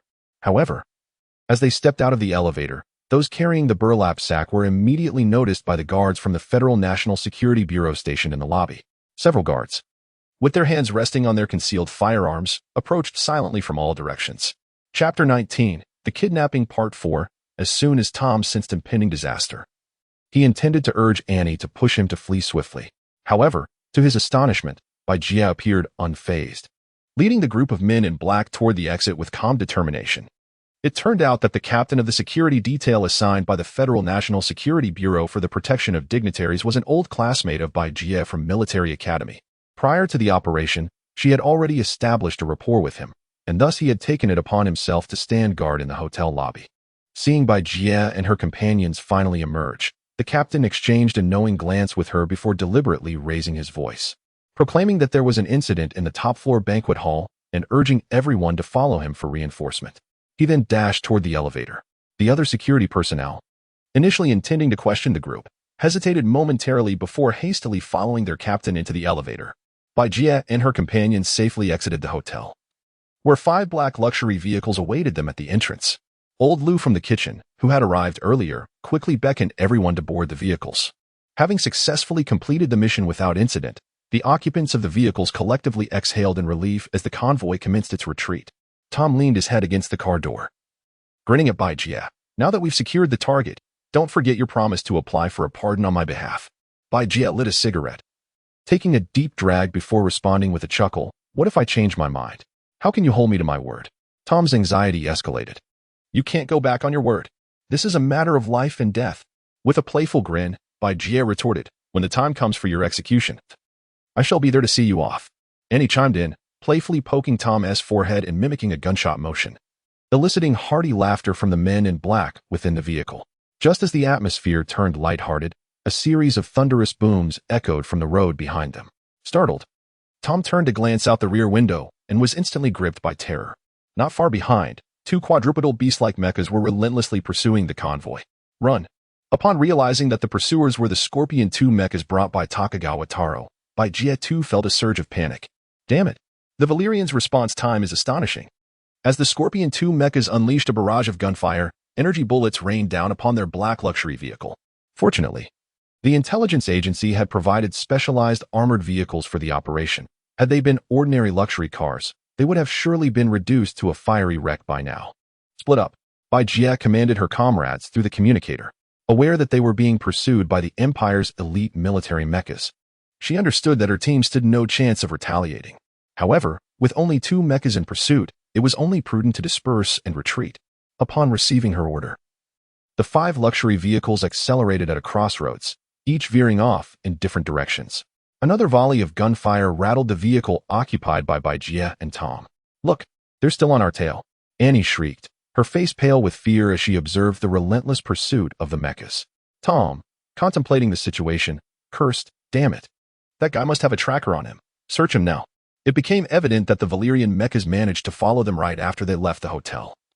Having detected that the Prince Takagawa Taro's signal was no longer within the hotel premises, Jie and the men in black hastily unwrapped the bag containing Takagawa Taro, only to be assaulted by a foul odor that compelled them to cover their noses. "What a stench!" Annie exclaimed, pinching her nostrils while fanning the air. Retreating to a corner, the bound Takagawa Taro cast a resentful glance at Annie, yet remained silent. "Forget about the smell. Our lives are at stake. Hurry and help." Tom, unable to move freely, assumed the role of commander. Jie disregarded the prince's state of undress, frantically searching him with her comrades but finding nothing. What now? In a moment of panic, Jie turned to Tom for guidance. After a brief contemplation, Tom declared, "The tracker must be implanted subcutaneously. Strip him down and search thoroughly." Takagawa Taro glared at Tom with resentment but had no opportunity to plead for mercy, as the men in black prepared to undress the prince for a thorough search. Another volley of gunfire rattled their vehicle, causing it to sway violently. "Wait." As the 2 mechas closed in, Tom suddenly inquired, "Why are they only using guns and not firing their cannons?" Jie hesitated, but Annie interjected with exasperation, "You fat fool. Do you want to die even faster? They must be afraid of blowing up our vehicle, which would certainly take him along with it." Without time for further explanation, Tom shouted to the men in black, "Quick! Open the sunroof and hoist him up." "I don't believe they'll dare to shoot." Jie and the others recognized the merit in his reasoning and instructed the driver to open the sunroof. Together, they hoisted Takagawa Taro upright, pushing his head out through the sunroof. As anticipated, the mecha ceased fire, but they had now flanked the luxury vehicle, effectively trapping it. With a resounding smash, the right mecha struck the car door, sending the vehicle swaying precariously and tossing the occupants about. Boom! The left mecha kicked the vehicle while sprinting alongside, causing it to tumble violently, leaving the passengers disoriented. Fortunately, the vehicle did not end up upside down. After the tumultuous roll, the skilled driver slammed on the accelerator, propelling them forward. At this moment, aside from the seatbelt driver, all the other occupants were piled together in a heap. Tom was fortunate to be wedged tightly between Jie and Annie. In this life-and-death situation, Tom could no longer afford to indulge in his previous comforts. He bellowed to the driver, "Find a garage, damn it." Just then, they spotted an open-air parking lot by the roadside, and the driver deftly swerved into it. However, caught between the 2 women, Tom erupted in frustration. "Are you an idiot? I said find a garage with a roof." The others, bewildered, looked at Tom in confusion. "Why are you all staring at me? If you want to live, help me find a garage." Annie, ever observant, pointed out, "Look, there's an underground parking lot over there." The driver swiftly yanked the handbrake while executing a sharp turn, skillfully maneuvering the vehicle to evade another attack from the Scorpion mechas. Without hesitation, he accelerated toward the direction Annie indicated. With a resounding crash, the black luxury vehicle tore through the barrier at the garage entrance, finally plunging into the underground parking lot. Hot on its heels were 2 Scorpion mechs, pursuing relentlessly. Chapter 20, Kidnapping, Part 5. As soon as they entered the garage, the driver of the Scorpion mech on the left sensed something amiss. A massive array of fire pipes loomed ahead, causing him to hurriedly push the control stick downward to lower the mech's mechanical legs, narrowly avoiding a collision. Meanwhile, the driver of the mech on the right was a fraction too slow, and with a resounding crash, collided with the row of fire pipes. Water erupted at the garage entrance, and the head of the Scorpion mech sustained minor damage. The Scorpion 2 military mech stands at an impressive height of 7.5 meters and weighs 35 tons, greatly surpassing the average mid-sized mech in both size and firepower, edging closer to that of some heavy mechs. However, the underground garage they had rushed into had a clear height of only 4.5 meters, with a web of pipes of various sizes crisscrossing the ceiling. For the 2 bulky Scorpion mechs to maneuver without hitting their heads, they had to adopt a crouch posture. Consequently, this posture rendered it impossible for them to charge forward at the speed they had moments before. Noticing that the pursuing mechs had not caught up, the occupants of the vehicle finally exhaled a sigh of relief. Ugh, and leaned over onto Tom, retching out of the window. then gave a thumbs up to the driver, Mike, for his commendable driving. Ugh. Although Anne's vomiting was quite unpleasant to witness, Tom couldn't help but admire her physique despite her fierce demeanor. Of course, this is our intelligence department's elite driver, Mike. Would I just hop into any random vehicle? The recent series of flips and high-speed chases had unsettled Bai Jia's stomach as well, but she wasn't retching as violently as Anne. What do we do now? Bai Jia looked at Tom. What else can we do? We need to find a place to escape. Tom scanned the surroundings outside the vehicle. Suddenly, a blast from an energy cannon struck a nearby car, erupting into a massive fireball. Run! They're firing! Bai Jia urged, slapping Mike, the driver. Mike slammed on the gas, and the business vehicle shot forward like an arrow. Boom! Boom! Boom! Energy cannon blasts continued to strike other vehicles near the black business car, causing explosions and flames to erupt in every direction. The garage's fire suppression system had activated, enveloping the area in mist, while a sweet female voice echoed over the intercom, repeatedly announcing, "Ladies and gentlemen, please be advised. An emergency fire alarm has been activated. Please remain calm and evacuate through the nearest fire exit. Thank you. Ladies and gentlemen, please be advised." Although the Scorpion Mechs could not close the gap in speed due to the confined space of the garage, they were still able to fire indiscriminately at the vicinity of the black business car. They aimed to blow up the vehicles in the garage to create a fire and force us to stop. Tom discerned their strategy. If this continues, we truly won't be able to escape, and was nearly in tears from the tension. Mike, do you see that rolling fire door? Drive towards it, Tom shouted, pointing to a fire door that was slowly descending nearby.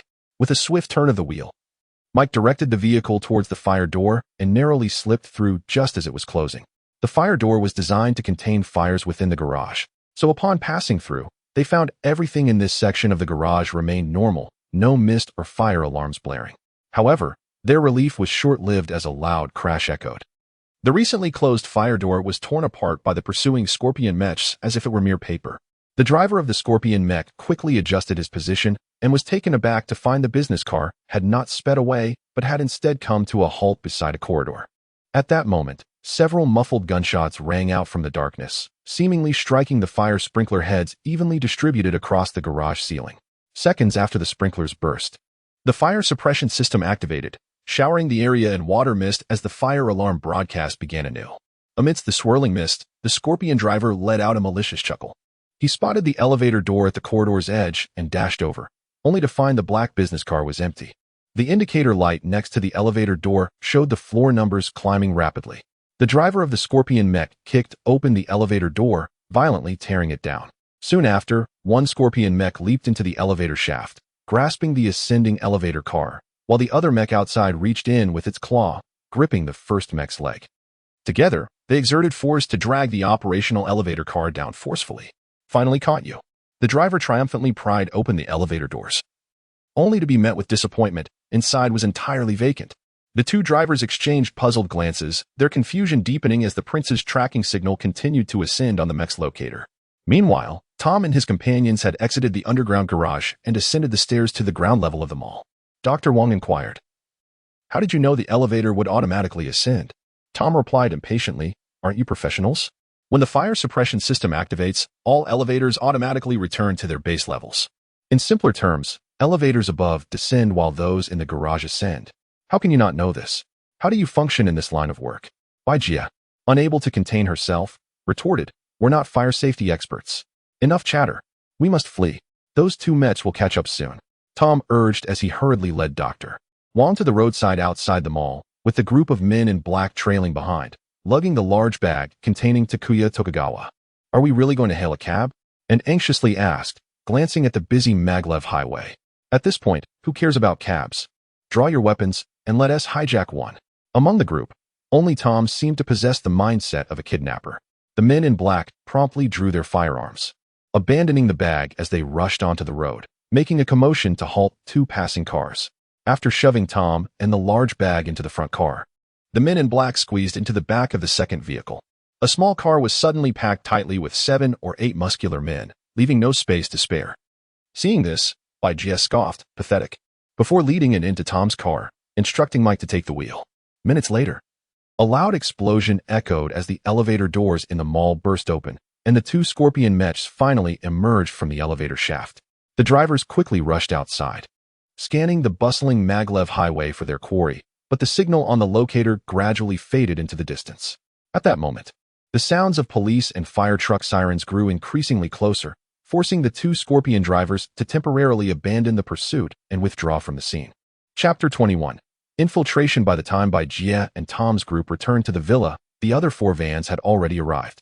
Dr. Wong and Annie assisted Tom as he alighted and settled into an electric wheelchair. Tom pointed to the large sack in the vehicle, exclaiming, "Quickly, extract the tracker from this guy." Dr. Wong promptly directed the men in black. "I have specialized equipment in my room. Please help me carry it upstairs."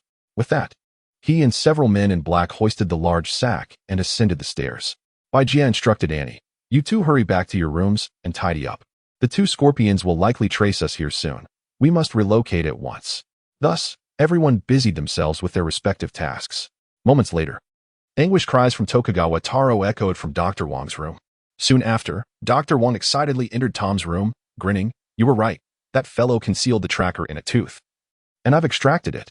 Tom was occupied watching Annie organize his unfinished bottles of liquor and casually asked, "What did you do with it?"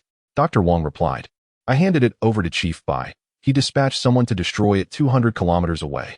Tom mused to himself about the perilous nature of their task. Returning meant completing the mission. Failing to return would result in the Scorpion Mechs being rendered useless along the way. "We should leave. This place is no longer safe," he asserted, prompting Dr. Wong to push him downstairs. In the garden, the men in black, under Jie's command, were almost finished. Aside from the vehicle abandoned in the garage, the remaining 4 black vans, along with 2 armored cars from the villa's garage, were ready for departure. "Where to next?" Tom inquired from his seat in the car.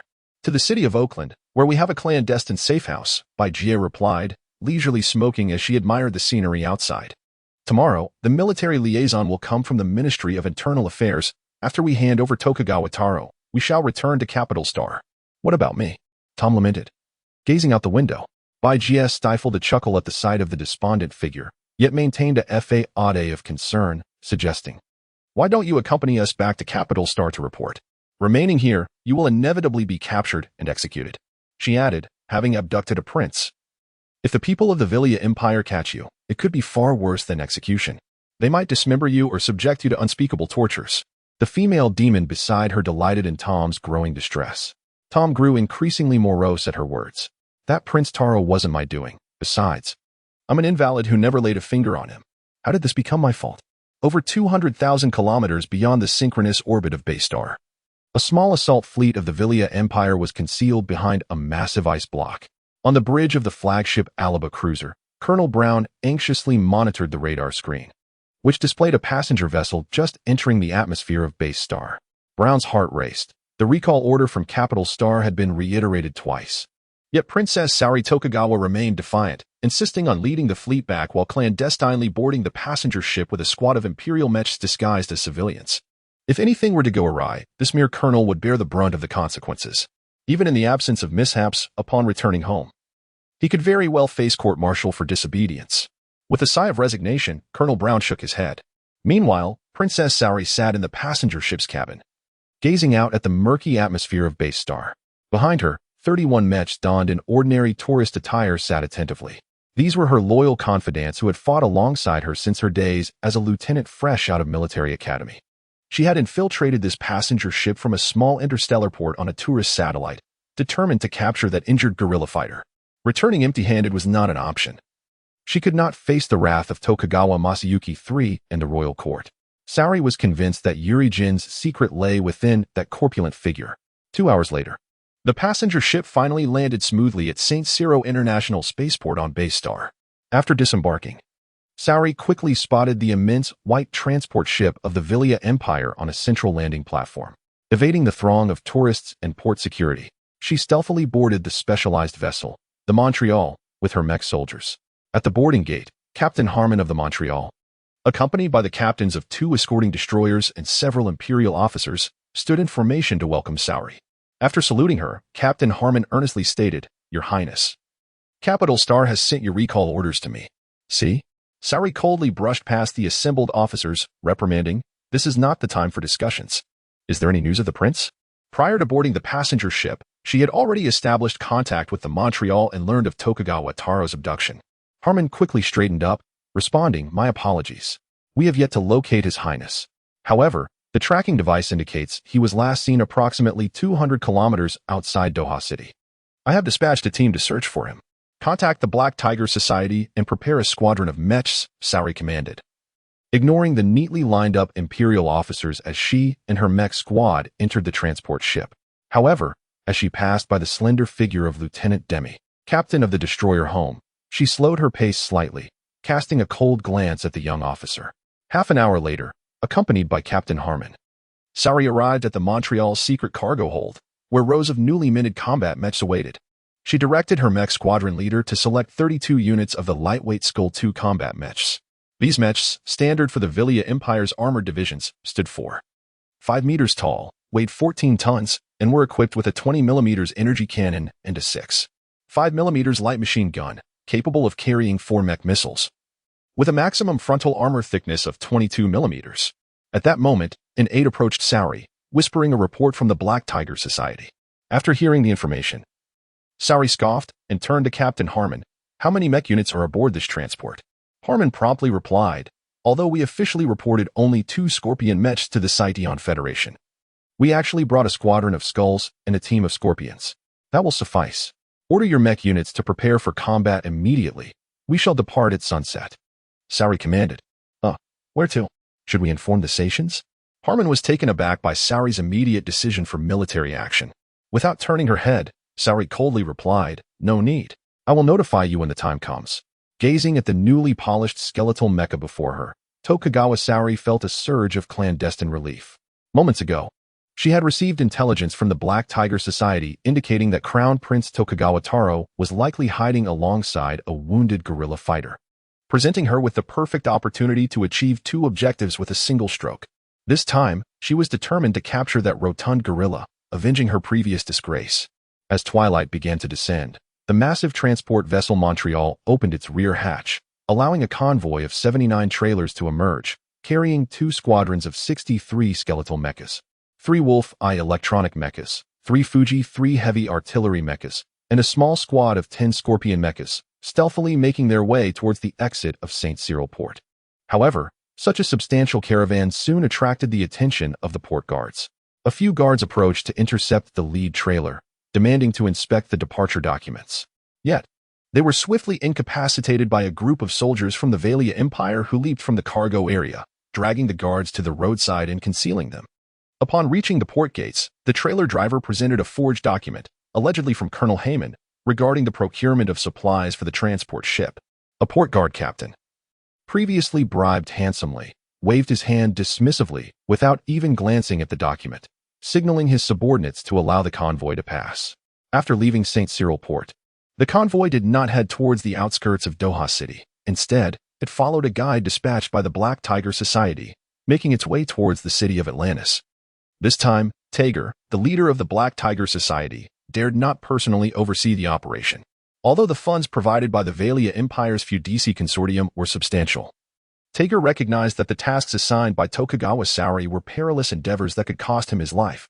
He was unwilling to risk his existence for the sake of profit. Chapter 22, The Spectators, Part 1. Meanwhile, Baijie and Tom, along with others, arrived at the outskirts of Atlantis City, ascending to a small tower perched atop a hill. Upon disembarking, Dr. Wong and Annie maneuvered Tom's wheelchair into a room on the rooftop, adjacent to Baijie's quarters, and confined Ikeda Taro in a small storage room by the terrace. After a flurry of activity, everyone busied themselves organizing their respective rooms, finally settling in. During dinner, Baijie summoned Tom, Annie, and the group of black-clad men to the terrace. With a cheerful smile, she proclaimed, "Today, we have triumphed without peril. Our mission has been accomplished. Let us celebrate tonight. I have instructed Chef Lu to prepare hot pot, so everyone can unwind." The black-clad men erupted in unified cheers. Tom, frowning, interjected, "What about that Huang Taro? Aren't you worried those 2 Scorpion mechs might come after us?" Baijie chuckled lightly. "I know what I'm doing. Just enjoy your drink." Subsequently, the black-clad men began to move tables and benches onto the terrace, bringing up several crates of beer to set the scene. Chef Lu's hot pot was soon ready, and the group gathered around a makeshift large table, indulging in a hearty feast. After several rounds of drinks, Tom raised his glass, leaning toward Baijie, and flatteringly remarked, "Today, thanks to Section Chief Bai's astute leadership, we've turned misfortune into fortune. By now, Bai Jia had imbibed enough to feel the warmth of intoxication. Her cheeks flushed. She clinked her glass with Tom's, smiling. You've worked hard today too. Yet inwardly, she chastised him for being such a sycophant. Annie, stuffing her mouth with spicy hot pot, reminded Tom to drink less. But he was too far gone to heed her advice. Meanwhile, Chef Liu and Dr. Wang joined Tom, sitting beside him. Liu affectionately draped an arm around Tom's shoulders, saying, Thanks to your quick reflexes and skills today, my friend, I toast to you. Tom quickly lifted his glass and downed it, laughing boisterously and exchanging meaningless pleasantries. Dr. Wang also shared a drink with Tom, but then noticed the bound prince of the Villia Empire peering longingly from the storage room toward the hot pot. A kind-hearted man. He thought the prince must be hungry, so he placed 2 chicken legs in front of Takeda Taro, neglecting to untie him or even remove the rag from his mouth. As Tom continued to eat and clink glasses with his companions, the drunken revelry turned into camaraderie, with everyone embracing and calling one another brother. Just as the table was animated with laughter, Dr. Wang suddenly pointed towards the foot of the mountain, exclaiming, Look over there. What is that? Everyone turned to follow his gaze, only to see dozens of Mech charging toward the hill. Tom and the black-clad men gasped in alarm. The mechanical arms of those Mechs were equipped with energy cannons, unmistakably military-grade combat Mechs. Moreover, judging by their size, they were undoubtedly not from the Citan Federation. Panic ensued among the black-clad men, who clamored to return indoors to retrieve weapons. Bai Jia slammed her hand on the table, shouting, What are you panicking for? Sit down. Keep drinking. The men, cowed by her authority, reluctantly returned to their seats, but no one had the heart to drink anymore. They all craned their necks, anxiously watching the swarm of Mechs approaching from the base of the hill. Tom counted the Mechs, fear gripping him as he realized there must be the strength of 2 reinforced battalions. The influence of the Villia prince was indeed formidable. At that moment, he was unaware that Takeda Saori was primarily targeting him. Charging forward were 2 battalions of skeleton Mechs and a squad of scorpion Mechs from the Villia Empire. From the cockpit of the leading skeleton Mech, Takeda Saori, using night vision binoculars, spotted the small tower's terrace where a group of people were drinking and chatting, with the portly figure in the wheelchair particularly conspicuous. Seething with rage, she commanded her Mech forces to advance at full speed, eager to crush the tower into dust. As the Villia Mechs reached an open area a few hundred meters from the hill's base, a brilliant red flare shot into the night sky with a piercing whistle, illuminating the ground within hundreds of meters. Moments later, a series of deafening artillery blasts erupted from the woods halfway up the slope. A battery of 6 howitzer energy cannons unleashed a concentrated volley at the Villia Mechs below. Boom, boom, boom. Explosions erupted among the Mech ranks near Takeda Saori, with 3 unfortunate skeleton Mechs sent tumbling into the air. As the 2 battalions of skeleton Mechs scattered, they pressed on while returning fire with the energy cannons mounted on their mechanical arms. Meanwhile, 10 scorpion Mechs maneuvered to the side of the hill, preparing for a flanking maneuver. On the terrace of the tower, Bai Jia finished her beer in one gulp, lit a cigarette, crossed her legs, and leisurely observed the battle unfolding at the hill's base, puffing out smoke rings. Tom was astonished that Bai Jia had already set up an ambush at the hill's foot. Realizing that this woman was indeed formidable, he had underestimated her in the past days. Seeing Bai Jia composed and unflustered, Tom steadied himself, pulled out a pack of cigarettes, lit one for himself, and passed the pack to Dr. Wang to distribute among the black-clad men. A haze of smoke enveloped the terrace, with only the non-smoker Annie left in tears from the smoke. At that moment, 2 more skeleton Mechs were directly hit by artillery shells, exploding into massive fireballs. Excellent. Bai Jia, slightly intoxicated, slapped her thigh and cheered loudly. The black-clad men quickly joined in, clapping their hands in excitement. However, the artillery's firing rate was still too slow to fully halt the advance of the 70-odd Mechs charging in a skirmish formation. After losing 5 skeleton Mechs to the explosions, Takeda Saori's forces managed to breach the small woods at the hill's base. Upon entering the woods, they were met with a barrage of Mech energy projectiles. As the dense crossfire finally suppressed the Villia Empire's charge, the skeleton Mechs quickly sought refuge behind earth mounds, rocks, and large trees, using night vision binoculars and thermal imaging to locate the enemy forces hidden in the woods while retaliating with their energy cannons. There were ambushes. In the ranks of skeleton Mechs, Takeda Saori maneuvered her Mech behind a small hillock, quietly observing the enemy Mech strongpoints concealed within the woods. Astonished to discover that this small grove harbored approximately an armored battalion's worth of troops, far exceeding her expectations. Chapter 23. The Watch, Part 2, concealed within the woods lay Nelson's 339th Armored Regiment. This afternoon, after successfully capturing Prince Takara of the Villia Empire, Bajia promptly informed Director Smith and Capital Star of the situation and requested his assistance in coordinating the deployment of troops from the station forces on Base Star for protective support. Consequently, a formal letter of assistance from the Military Investigation Committee of Capital Star swiftly reached the headquarters of the 115th Division of the 5th Army, stationed on Base Star. Receiving such a high-level correspondence, the 115th Division could not afford to be negligent and immediately resolved to dispatch 2 armored regiments to the designated location for collaborative defense. Given that the 339th Regiment was closest to the specified site, it was soon ordered by the division headquarters to march rapidly towards the small hill. Upon reaching the designated position, Nelson and his staff meticulously surveyed the surrounding terrain and discerned its suitability for an ambush. Consequently, he employed a familiar tactic. Establishing a pocket formation, systematically arranging the artillery company in over 100 light and heavy mechs in layered, crossfire positions to create a trapezoidal fortification, before quietly lying in wait. At this juncture, Nelson fixated on the night vision electronic telescope within his mech, striving to locate the commanding mech among the unidentified adversaries. However, after an extensive search, he found nothing, inadvertently squandering numerous prime sniping opportunities, which left him feeling quite vexed. Just days prior, Takara Saori had endured 2 direct hits from 42mm sniper shells, thus she had learned caution. Coincidentally, her Zero mech was severely damaged and left in space for repairs. When selecting mechs aboard the colossal transport ship Montreal, Takara deliberately opted not for the more robust medium dual-pilot mechs, but instead chose the identical lightweight skeleton mechs as those of her ordinary mech troops, which posed a conundrum for Nelson. At that moment, a squadron of Scorpion mechs flanked the battlefield. The Scorpion mech's quadrupedal design showcased exceptional off-road mobility in the rugged terrain of the mountains and forests. 10 Scorpion mechs, akin to 10 venomous scorpions, emerged unexpectedly on the left flank after traversing a deep gully, unleashing a ferocious barrage from their energy cannons and machine guns, while guided missiles struck with precision, obliterating several concealed firing positions of the 339th Regiment hidden among the trees. Nelson's brow furrowed as he realized the enemy's strength exceeded his expectations.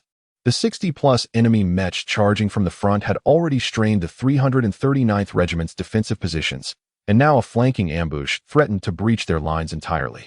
Remembering the dire orders from his commander, Nelson clenched his teeth, abandoning the search for the enemy's commanding mech.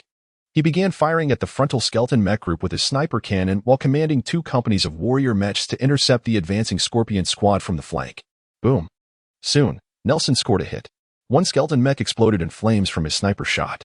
"Well done," Bajia exclaimed, slapping her thigh, only to find her glass empty as she reached for it. Dr. Wang hurriedly filled her cup with beer once more. From behind a small mound, Takara Saori quickly noted the sniper fire position on the hillside. She immediately ordered a squad of 10 skeleton mechs to advance before her, concentrating their firepower to suppress the sniper's position while stealthily maneuvering towards the hill. Boom. Just as Takara slipped out from behind the mound, one of the skeleton mechs triggered an anti-mech mine, exploding violently.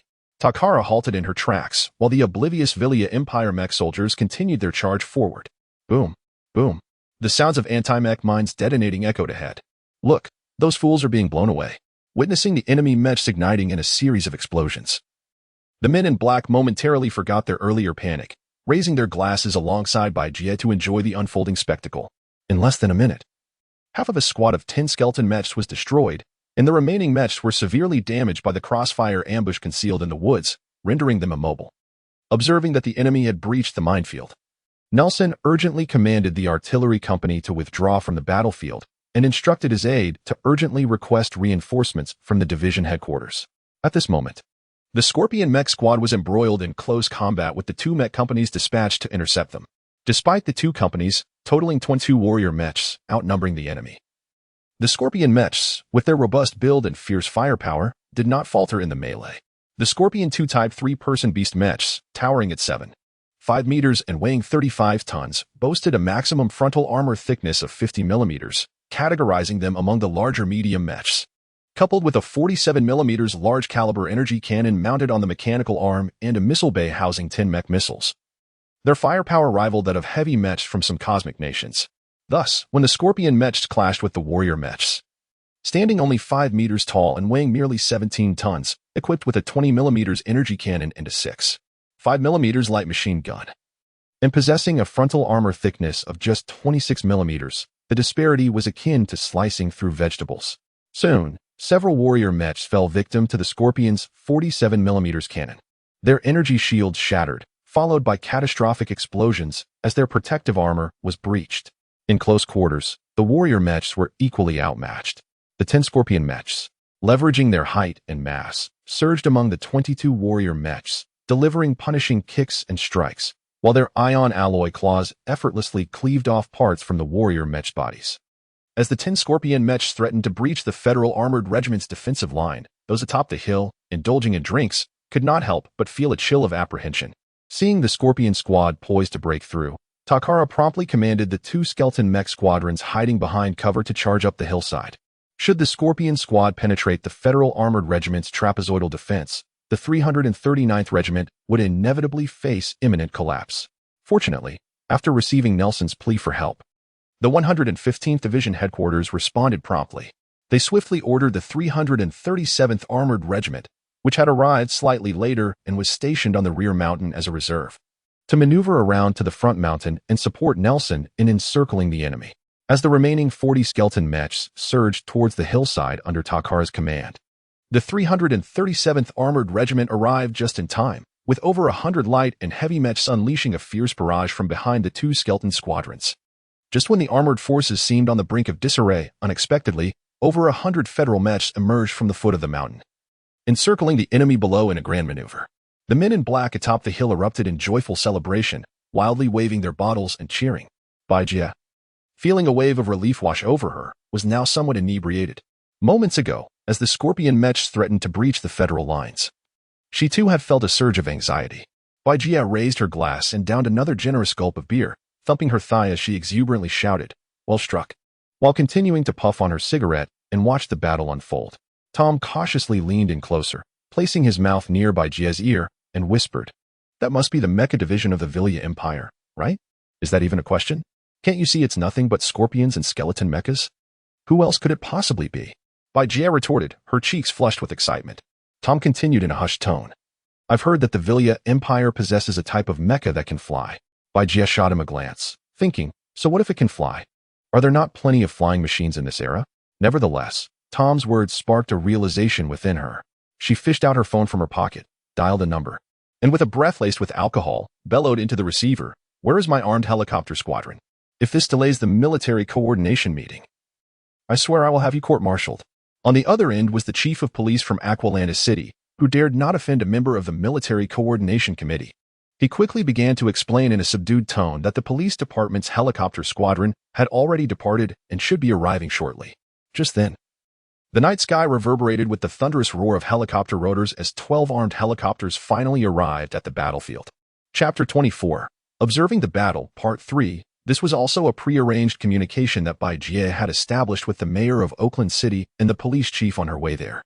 Given the earlier incidents of mysterious mechas attacking hospitals and Baijia and her companions being relentlessly pursued by 2 Scorpion mechas, various signs indicated that the armed mechas of the Vilya Empire had already infiltrated the site in Federation. Each attack had been executed with brazen audacity. Currently, the Vilya Empire's crown prince, Takashi Tokugawa, was in possession of a hidden tracking device. And with the chaotic nature of Bastar, a remote planet rife with dark forces, Baijia was concerned that her movements might still be compromised. Thus, to safeguard against unforeseen circumstances, she had mobilized significant military forces from various sectors for protective assistance. Originally, these measures were intended as a precaution, but unexpectedly, they yielded tangible results by nightfall. 12 armed helicopters circled the night sky, briefly identifying the chaotic battlefield below before, under the captain's command, collectively launching air-to-ground missiles at the mecha battalions of the Vilya Empire. The 12 missiles, trailing long streams of light, soared toward the skeletal mecha formations and the Scorpion mecha squad on the ground. Just before the missiles were fired, the Vilya mechas received an alert signal indicating that they were locked onto by the missiles. Consequently, over 40 skeletal mechas and the Scorpion squad promptly launched intercepting missiles into the sky. Boom, boom, boom. The 5 air-to-ground missiles fired by the police helicopter squad were intercepted mid-air, exploding into 5 brilliant fireworks. However, 7 other missiles struck their targets directly. 4 skeletal mechas and 3 scorpion mechas were hit by missiles that bypassed their energy shields, instantly erupting into 7 blazing fireballs. "Well done," Baijie exclaimed, momentarily pausing in excitement, discarding her cigarette but raising her glass, and clinking it forcefully with Tom beside her before tilting her head back to drink it all in one go. Watching Baijie, now slightly intoxicated. Tom's gaze lingered not on the battlefield below but rather on Baijie's long legs, elegantly encased in her fitted skirt. The lecherous man, secretly ogling the fair and tender skin beneath her attire, drooled in delight. Meanwhile, Annie, noticing Tom's inappropriate behavior, hastily stepped in between them, realizing her discomfort. Baijie shot Tom a fierce glare and quickly turned to avoid exposing her legs to this rotund man. At that moment, the battle at the foot of the mountain had begun to tilt in favor of one side. Upon seeing the 337th Armored Regiment advancing from the rear, Nelson immediately issued a counteroffensive command. The 339th Armored Regiment, concealed among the trees, unleashed over 100 light and heavy mechas, brandishing energy cannons and ion blades as they charged down upon the skeletal mechas still scrambling up the slope. The Scorpion Squad, having lost 3 of their vehicles in the first wave of missile strikes, had lost their earlier bravado. They quickly suffered further losses from a second missile barrage launched by the helicopters, resulting in 2 more vehicles being destroyed. Although the police's armed helicopters had also been downed by the skeletal mechas and Scorpion Squad, the 2 encircling federal armored regiments, comprising over 10 towering Demon 2 heavy firepower mechas, concentrated their fire on the Scorpion Squad, overwhelming the remaining 5 Scorpion mechas and forcing them to retreat from the battlefield. As the Scorpion Squad began to falter, the skeletal mechas trapped between the 2 federal armored regiments could no longer withstand the relentless barrage of artillery and missiles, falling one after another in fiery explosions. Meanwhile, Takashi Saori stealthily withdrew from the battlefield, maneuvering to the opposite side of the hill and, under the cover of darkness, ascended halfway up the slope. Nelson, focused intently on the battle below, remained oblivious to the passage of Saori's skeletal mecha beside his sniper position. Once past the midway point, Saori encountered no further resistance from federal mechas. She refrained from allowing her skeletal mecha to stand upright, and instead utilized its mechanical arm as a leg. Thus, the skeletal mecha ascended the hill in an uncanny manner, akin to a dog crawling its way upward. Minutes later, the battle at the foot of the mountain neared its conclusion. The remaining 30 or so skeletal mechas and 5 Scorpion mechas were systematically destroyed amidst the assaults of nearly 300 various light and heavy mechas from the 2 federal armored regiments. With the final Scorpion mecha downed, the battlefield was left in ruins, littered with burning piles of wreckage, while the mechanical legs of the federal mechas echoed ominously against the ground, silencing the sounds of artillery fire. Atop the tower's terrace, the men in black, witnessing the federal armored forces' overwhelming victory, cheerfully raised their glasses in celebration. Observing the federal mechas beginning to secure the battlefield, Baijie gulped down the last of her beer, discarded her cigarette butt, and stood to return to rest.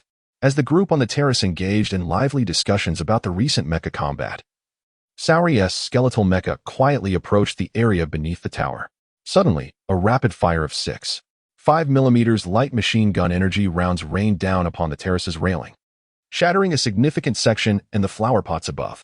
The revelers on the terrace were taken aback. Baijie and the men in black hurriedly leaned over the railing, peering down to see a black mecha aiming its energy cannon at them, smoke billowing from its gun barrel. "What the hell?" Annie exclaimed as she wheeled Tom over to the edge to observe. Upon seeing the energy cannon held by the black mecha, both Tom and Annie recoiled in terror. Baijie quickly gestured for them to move aside. Standing exposed at the edge of the terrace was akin to becoming a living target. Tom, shaken from his stupor, shrank back, urging Annie to flee, but at that moment, a woman's voice emanated from the black mecha's loudspeaker. "People above, immediately surrender that portly gorilla and Crown Prince Takashi Tokugawa, or face dire consequences." "How dare you?" Tom bristled at being referred to as portly by the woman below, and in a fit of drunken bravado, he hurled his beer bottle at the mecha. The bottle struck the skeletal mecha's head with a resounding clang. In retaliation, a volley of bullets rained down, prompting Annie to huddle over Tom's wheelchair in panic. "Refuse to comply, and I will open fire," Takashi Saori threatened through the mecha's loudspeaker. "You can have the fat man, but not the crown prince." Baijie, inebriated, began negotiating with the black mecha. Tom shot her a scornful glance, thinking, this treacherous woman cannot be trusted. She intends to sell me out so easily. Boom. An explosive shell fired from the skeletal mecha's energy cannon struck the corner of the terrace wall, whereby Jia and the others were hiding. The violent explosion collapsed part of the wall, revealing Takashi Tokugawa's head, bound and gagged like a dumpling. Originally, Saori had intentionally aimed slightly off target, but unexpectedly, she had found the crown prince. Staring down at the skeletal mecha, Tokugawa mumbled incoherently, unable to make himself heard due to the rag obstructing his mouth. Curse that woman. Upon witnessing the other party's audacious response to her negotiation terms, the inebriated Jia, infuriated, drew the pistol that Dr. Wong had sheathed at her waist. With a swift motion, she fired 2 shots, which reverberated against the cockpit of the skeletal mech, producing 2 sharp clangs. The group of men clad in black, startled by her actions, hurriedly rushed to pull their leader aside. Chapter 25. Watching the Battle, Part 4. At the foot of the mountain, Nelson heard the thunderous explosions of artillery from the summit. He quickly activated the long-range night vision electronic telescope within the destroyer mech to survey the area around the peak, and soon spotted the skeletal mech firing from beneath the tower. It was evident that rushing up the mountain to rescue the trapped individuals was no longer feasible. In a state of panic, Nelson maneuvered the mechanical arm of his destroyer mech to raise the sniper cannon and aimed it at the cunning skeletal mech, firing a shot. Boom. The shot did not strike its intended target directly, instead impacting a large tree beside the skeletal mech. However, the tremendous shockwave from the explosion sent the skeletal mech crashing to the ground. In a fit of rage, Tokugawa Saori, controlling the skeletal mech, clambered back to her feet and unleashed 2 shots from her energy cannon toward the terrace. Boom. Boom. The small tower's terrace was immediately reduced to rubble. The adjoining storage room was also destroyed, and inside, Tokugawa Taro groaned, precariously on the verge of slipping off the collapsing half of the terrace. Fortunately, the quick-witted chef Lu managed to grab the bound and partially expose Tokugawa Taro, saving the crown prince of the Valia Empire in the nick of time. Suddenly, the skeletal mech unleashed a barrage of fire from a light machine gun towards the spot where Tokugawa Taro was about to fall, sending debris flying in all directions. Is this fellow here to rescue you, or to seek revenge? Chef Lu, pulling Tokugawa Taro into a corner, pondered aloud, muffled by the rags in his mouth. Tokugawa Taro could not respond. Although he could not see who occupied the cockpit of the black mech below, he was certain it was a standard Valia Empire skeletal mech. Moreover, the woman's voice from the skeletal mech's loudspeaker sounded strikingly familiar. Why would someone from the Empire want to kill him?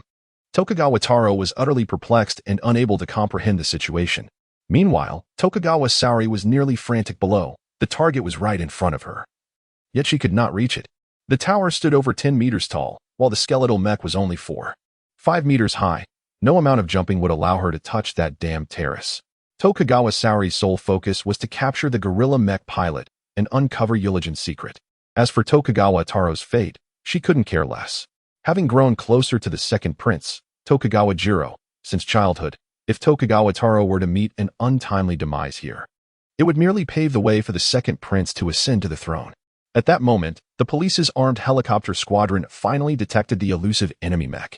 The squadron leader quickly locked onto the black mech still positioned beneath the tower and launched an air-to-ground missile. Upon receiving the missile lock warning from its sensors, Tokugawa Saori hastily maneuvered the mech into a side roll, tumbling into the adjacent wild grass. Boom. The missile struck the corner of the tower's first floor, causing a massive explosion that demolished a significant portion of the outer wall. Damn it. Can't you aim more accurately? Are you trying to force us to jump off this building? Tom, huddled in the corner of the terrace, was jolted awake. The effects of the alcohol completely dissipated.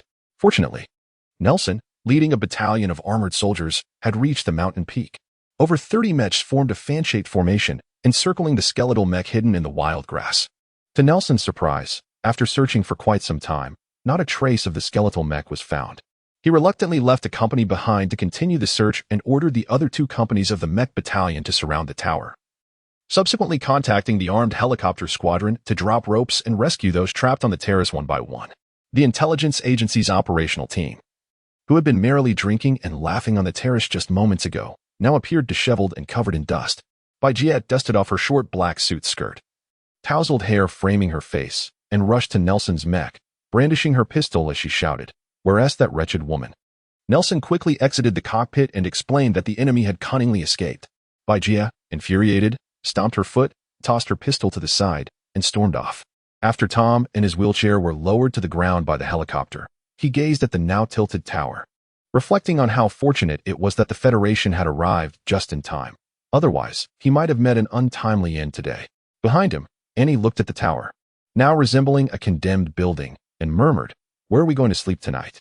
Tom grunted dismissively, thinking how oblivious she was, only concerned with eating and sleeping, wondering how the guerrillas had managed to recruit this demoness into their ranks. Fortunately, Nelson's armored battalion included 2 transport Mech specifically designated for resupplying, and soon the Federation Mech soldiers delivered 5 marching tents to the mountain peak. Each tent could accommodate 3 individuals, temporarily solving the intelligence agency's lodging dilemma for the night. With over 300 Mechs from 2 Federation armored units stationed around them, they could finally sleep soundly. Bai Jia, bleary-eyed, and without even washing up, dove into her sleeping bag and began to snore. Due to the constraints of the terrain, it was impossible to set up many tents. So the drunken men in black crowded together for warmth. Soon, the tent was filled with the cacophony of snores, louder than a pigsty at night. The rhythm was such that as one side emitted a grunt, the other would follow suit with a high-pitched snore, scaring away any critters lurking in the nearby underbrush. Tom, the lone patient, received special treatment, as Bai Jia allowed him to sleep in her tent. Naturally, Annie was unwilling to sleep with a bunch of rough men from the operational team, so she squeezed into Bai Jia's tent, lying next to her, while the other side was occupied by the seemingly lifeless Tom. In the middle of the night, Annie was jolted awake by a hard object poking her from behind. She instinctively reached back and, as a nurse, immediately recognized what it was. Annie screamed, sitting up and delivering a resounding slap to the sleeping Tom, who jolted awake in surprise. Smack! Before Tom could even ask what was happening, Annie delivered another slap, sending him crashing back into his sleeping bag. "You dare to play the rogue with me?" Annie glared at Tom, pointing at the culprit between his legs. Finally realizing the situation, Tom quickly covered his groin and crawled to the edge of the tent, grumbling, "You're the one who insisted on squeezing in here. Besides, that's just a normal physiological reaction for men. It's not something I can control." "Can't control it, can you? Well, let me help you with that." Annie produced a small pair of scissors from somewhere, brandishing them threateningly as she prepared to perform a rather drastic procedure on Tom. Tom scrambled towards Bai Jia, crying out for help. "Save me. Enough already." The commotion between the two awakened Bai Jia, who rubbed her slightly throbbing head and scolded, "It's almost dawn. We can't stay here any longer. I've contacted the military coordination headquarters, and they will send a spaceship tomorrow to escort us back to the capital star." To prevent the 2 mischief makers from stirring trouble again, the kind-hearted Bai Jia positioned herself between Annie and Tom, effectively separating them. At dawn, when the world was still enveloped in a veil of sleep, the drowsy Bai Jia became acutely aware of the restless little creature beneath her. Having been married for many years, Bai Jia was not like Annie, the innocent girl untouched by the complexities of life, who would scream at the slightest touch. Instead, with practiced ease, she lifted her knee and delivered a decisive blow. "Oh." Startled awake, Tom let out a muffled grunt, quickly turning over while clutching his groin, retreating into his sleeping bag to quietly wipe away a tear. Chapter 26, The Campaign Against Sight, and with a resounding clap, Tokugawa Masao III crumpled the memorial he held and slammed it onto the conference table. The hunting expedition had ended in failure, and now Tokugawa Saori had defied orders and launched her own offensive. To make matters worse, the Crown Prince, Tokugawa Taro, who had been dispatched for formal diplomatic negotiations, had been kidnapped and was currently missing. The relentless tide of bad news ignited a furious rage within Tokugawa Masao III. "Your Majesty, please temper your anger. The current situation remains unclear. Perhaps it is not as dire as we presume," bowed the Chief of Internal Affairs, Takanaka Hanbei. "Your Majesty."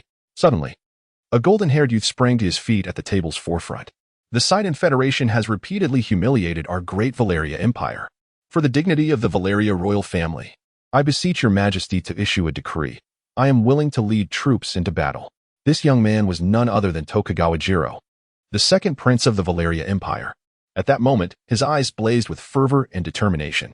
"Given the current circumstances, I believe it is indeed prudent to adopt a stance of firmness along our borders with the Sidon Federation," spoke Duke Kawaguchi Tsukushi, the 67-year-old Prime Minister of the Valeria Empire. "Moreover, we should seize the opportunity to assert our narrative in the cosmic arena before we engage in warfare." "Indeed, Your Excellency," spoke Admiral Inokuchi Hideyoshi, the Minister of Space Navy, standing up with his chest held high. "Your Majesty, the Sidon Federation is truly overstepping its bounds. With the Crown Prince now missing, if we remain silent, shall we not become the laughingstock of the cosmos?" The bold declarations of Prime Minister Kawaguchi and Admiral Inoguchi drew immediate support from numerous civil and military officials present, all clamoring for action against the Saitan Federation. Tokugawa Masao III observed the ministers aligned with the second prince in solemn silence. At that moment, Takanaka Hanbei, standing behind him, suddenly spoke, "Your Majesty. The Crown Prince has served diligently for many years.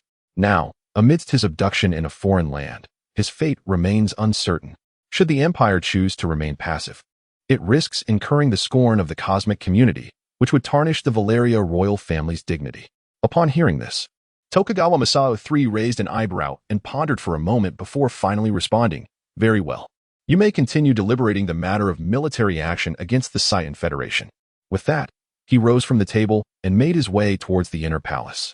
As he paused in the corridor outside the meeting room, Tokugawa Masao III turned to Takanaka Hanbei and inquired, "Why did you support Jiro's call for military action?"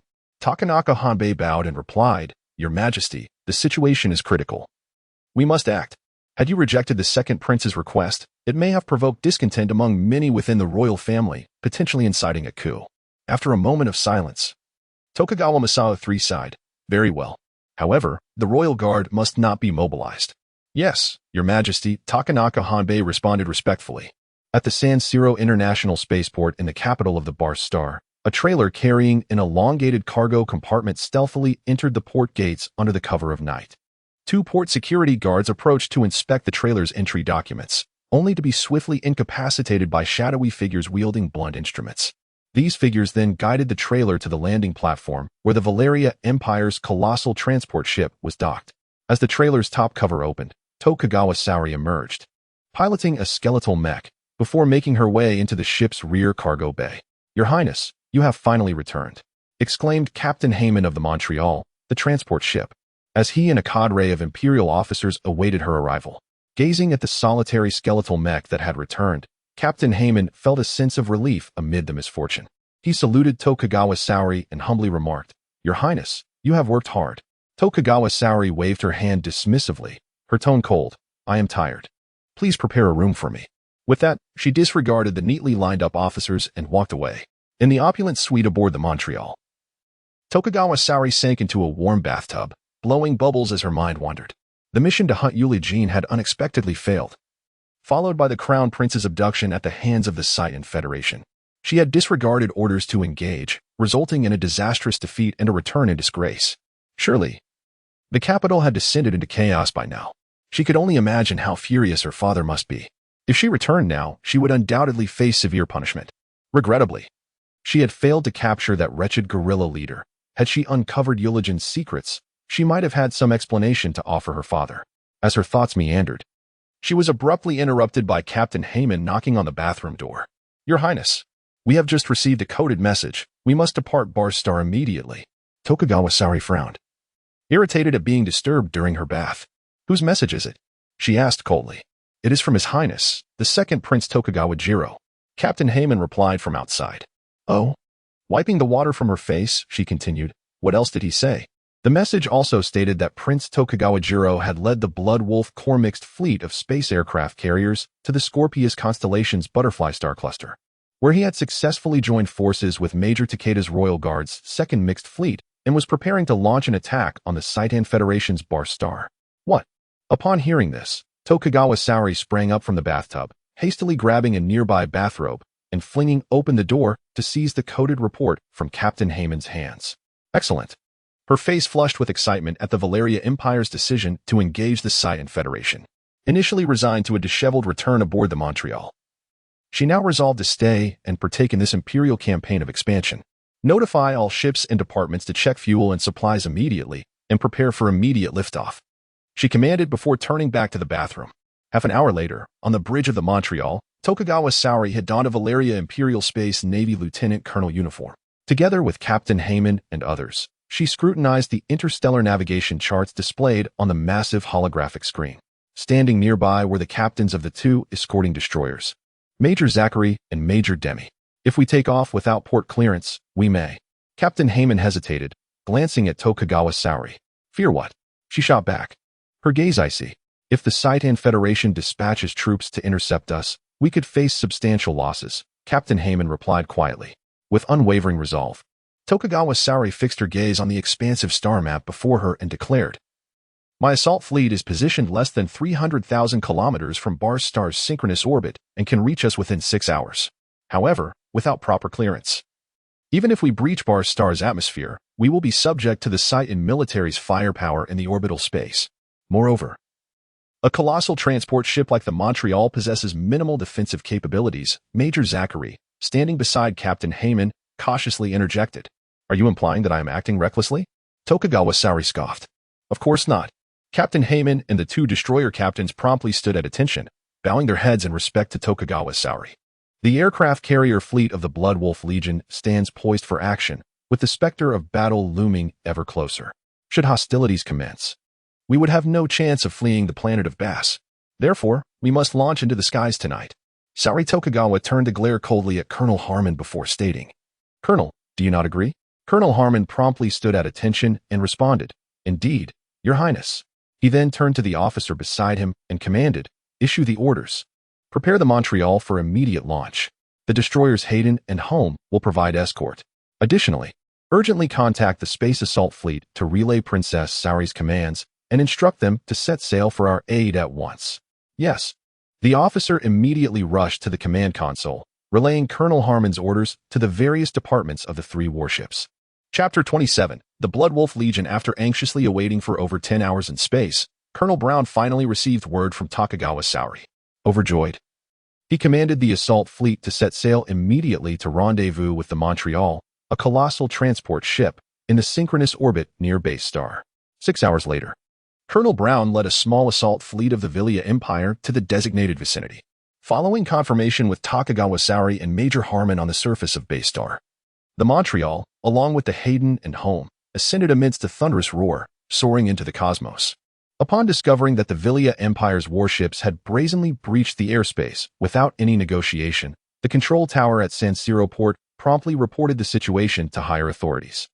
The port director, feeling the gravity of the situation, realized he was encountering a rare incident involving foreign military vessels forcibly launching. Without deploying the Air Force, interception was impossible. Thus, the port director immediately relayed the information to the federal government of Base Star, hoping for assistance from the military command. As the report traversed through various governmental and military channels, by the time it reached Williams, who remained in the capital city of Doha, the Montreal and 2 escort destroyers had already burst through the atmosphere of Base Star, entering the edge of space. What a waste of time reporting. The space station in synchronous orbit ordered, immediately dispatched space fighters for interception. The old marshal was irate upon learning that the Villians had slipped away undetected. Report. At that moment, an aide burst in, handing Williams a report detailing that a Villia Empire aircraft carrier fleet had been discovered near the Butterfly Cluster in the Scorpius constellation. Additionally, another Villia carrier fleet conducting military exercises in nearby public starfields was converging towards them. Williams scrutinized the report, pondering. Order the local fleet in Scorpius to rush back to Base Star. Command the mixed fleet of the 4th Federal Space Carrier in Ophiuchus to advance and provide support. After the aide left, Williams hastily seized the space telephone on his desk to inform President Johnson of the urgent military situation. Meanwhile, in the Scorpius constellation, 2 aircraft carriers of the Blood Wolf Legion quietly floated in the void, their numerous fighter launch bays aglow with flickering directional lights. One by one, the space fighters ascended from their launch platforms, propelled into the vastness of space, executing patrol duties within a 20,000-kilometer radius around the carrier fleet. Beyond the aircraft carriers, 4 massive Milhouse-class battleships of the Villia Empire loomed. Their thick armor glinted ominously, with rows of menacing main guns and rotating turrets adorning their hulls, endowing these behemoths with unparalleled intimidation. Surrounding the battleships were 12 cruisers, renowned for their remarkable speed, rivaling that of some older destroyers. In the chaotic theater of space warfare, any vessel besieged by these cruisers faced inevitable annihilation. On the outer periphery of the mixed fleet, 24 Shecht-class destroyers roamed like fearsome sharks, smaller yet equally ferocious. Though lacking the firepower of battleships and cruisers, their agility and speed rendered them deadly. Once they infiltrated enemy formations, the consequences would be catastrophic. Additionally, dozens of torpedo ships, electronic reconnaissance vessels, and supply ships were ensconced within the cruiser and destroyer formation, creating a formidable Villia Empire space fleet. 50,000 kilometers away, another mixed fleet of Royal Guard's 2nd space carriers, led by General Takeda, formed a protective perimeter around them. Aboard the flagship of the Blood Wolf Legion's mixed carrier fleet, the heavy cruiser IGA, Takagawa Jiro reclined in a spacious command chair, swirling a glass of amber-red wine in his hand. A blonde female officer approached, saluting, "Your Highness. We have detected our Montreal transport ship and 2 escort destroyers near the synchronous orbit of Base Star, currently engaging with the space fighters of the Satan Federation S space station." "Oh?" Takagawa Jiro straightened, smiling. "When did Harmon become so bold and decisive? I instructed him to leave Satan's borders promptly, yet he dares to force his way through? Princess Saori has returned and is currently aboard Major Harmon's ship." The officer continued. "Saori? Ah, that explains everything." Takagawa Jiro set down his wine glass, rising to declare, "Order the patrol boats covertly scouting near Base Star's synchronous orbit to engage immediately and escort the Montreal to our fleet. Command the Vesuvius Space Carrier Group to advance and launch an attack on the synchronous orbit space station of Base Star. Furthermore, prepare a press conference. Once the battle commences, I shall formally declare war against the Satan Federation on behalf of the Villia Empire." "Shouldn't we declare war in advance?" the female officer inquired, surprised. "Oh, my beautiful Major Lisa, the art of warfare is deception. Have you not learned this ancient wisdom at the Imperial Military Academy?" Takagawa Jiro chuckled. "This is our first confrontation with the Satan Federation. Victory is imperative. Besides, am I not currently drafting the declaration of war for my father?" After Major Lisa departed to relay the orders, Takagawa Jiro gazed at the colossal virtual screen depicting the star map, exhilarated. It is finally beginning. The following morning, at a military starport in Aquilandus, Villia Empire Crown Prince Takagawa Taro was handed over to representatives from the Satan Federation's Military Investigation Committee as they disembarked from the spacecraft. Baijia and Tom no longer had to worry about an ambush by the Villia Empire's mechanized forces. For the 115th Division had ordered 2 federal armored regiments to jointly undertake security duties, safeguarding nearly 300 federal mechs that escorted Baijia and others safely to the starport. Once the transfer procedures were completed, the representatives from the Military Investigation Committee swiftly boarded the ship with the half-exposed Takagawa Taro, preparing to return to the capital star. Baijia, along with her entourage of black-clad men, was also boarding. At that moment, the commander of the 339th Armored Regiment, Nelson, approached Tom, stating, "This individual is a guerrilla resistance fighter, a wanted criminal by the federal government. I must take him back." Tom trembled at the sudden accusation. "You cannot take him," Baijia interjected, stepping in front of Nelson. "The Military Investigation Committee wishes to have him back for a discussion." Nelson extended his gloved right hand, smiling politely. "Do you have any official documentation?" Baijia scoffed. "My word is the only documentation needed." With that, she instructed Dr. Wong to push Tom into the ship's cabin and turn to Annie. "We are still short 1 nurse in our Unit 2's roster. If you are willing, you may join us. I will arrange the necessary paperwork with the hospital." With that, Annie cheerfully followed Tom onto the spacecraft. Moments later, as they watched the ship ascend, Commander Nelson of the 339th Regiment felt a pang of regret. After all, capturing this insurgent alongside the notorious jailbreakers is indeed a significant achievement. However, he cannot afford to offend the members of the Military Coordination Committee. Reluctantly, Nelson shook his head with a wry smile and turned away from the launch platform. Chapter 28. Interception. Saori Tokugawa gazed at the densely packed space fighters approaching on the bridge's screen, a few beads of cold sweat stealthily creeping down her forehead. Beside her, Colonel Harmon was urgently issuing commands. "Engines at full throttle, speed level 4. Divert all remaining energy to the shields." The Hayden takes the lead, while the Home secures the flanks. Moments later, the first wave of the Satan Federation S space fighters, launched from the synchronized orbital space station above Base Star, unleashed a barrage of firepower upon the encroaching Villia 3 fleet. Dozens of space missiles, trailing luminescent tails like fireflies darting through the night sky, combined with the brilliant flashes from the fighters' energy cannons, rained down upon the Villia Imperial warships, whose shields shimmered with a cerulean glow, instantly erupting into a multitude of fiery explosions.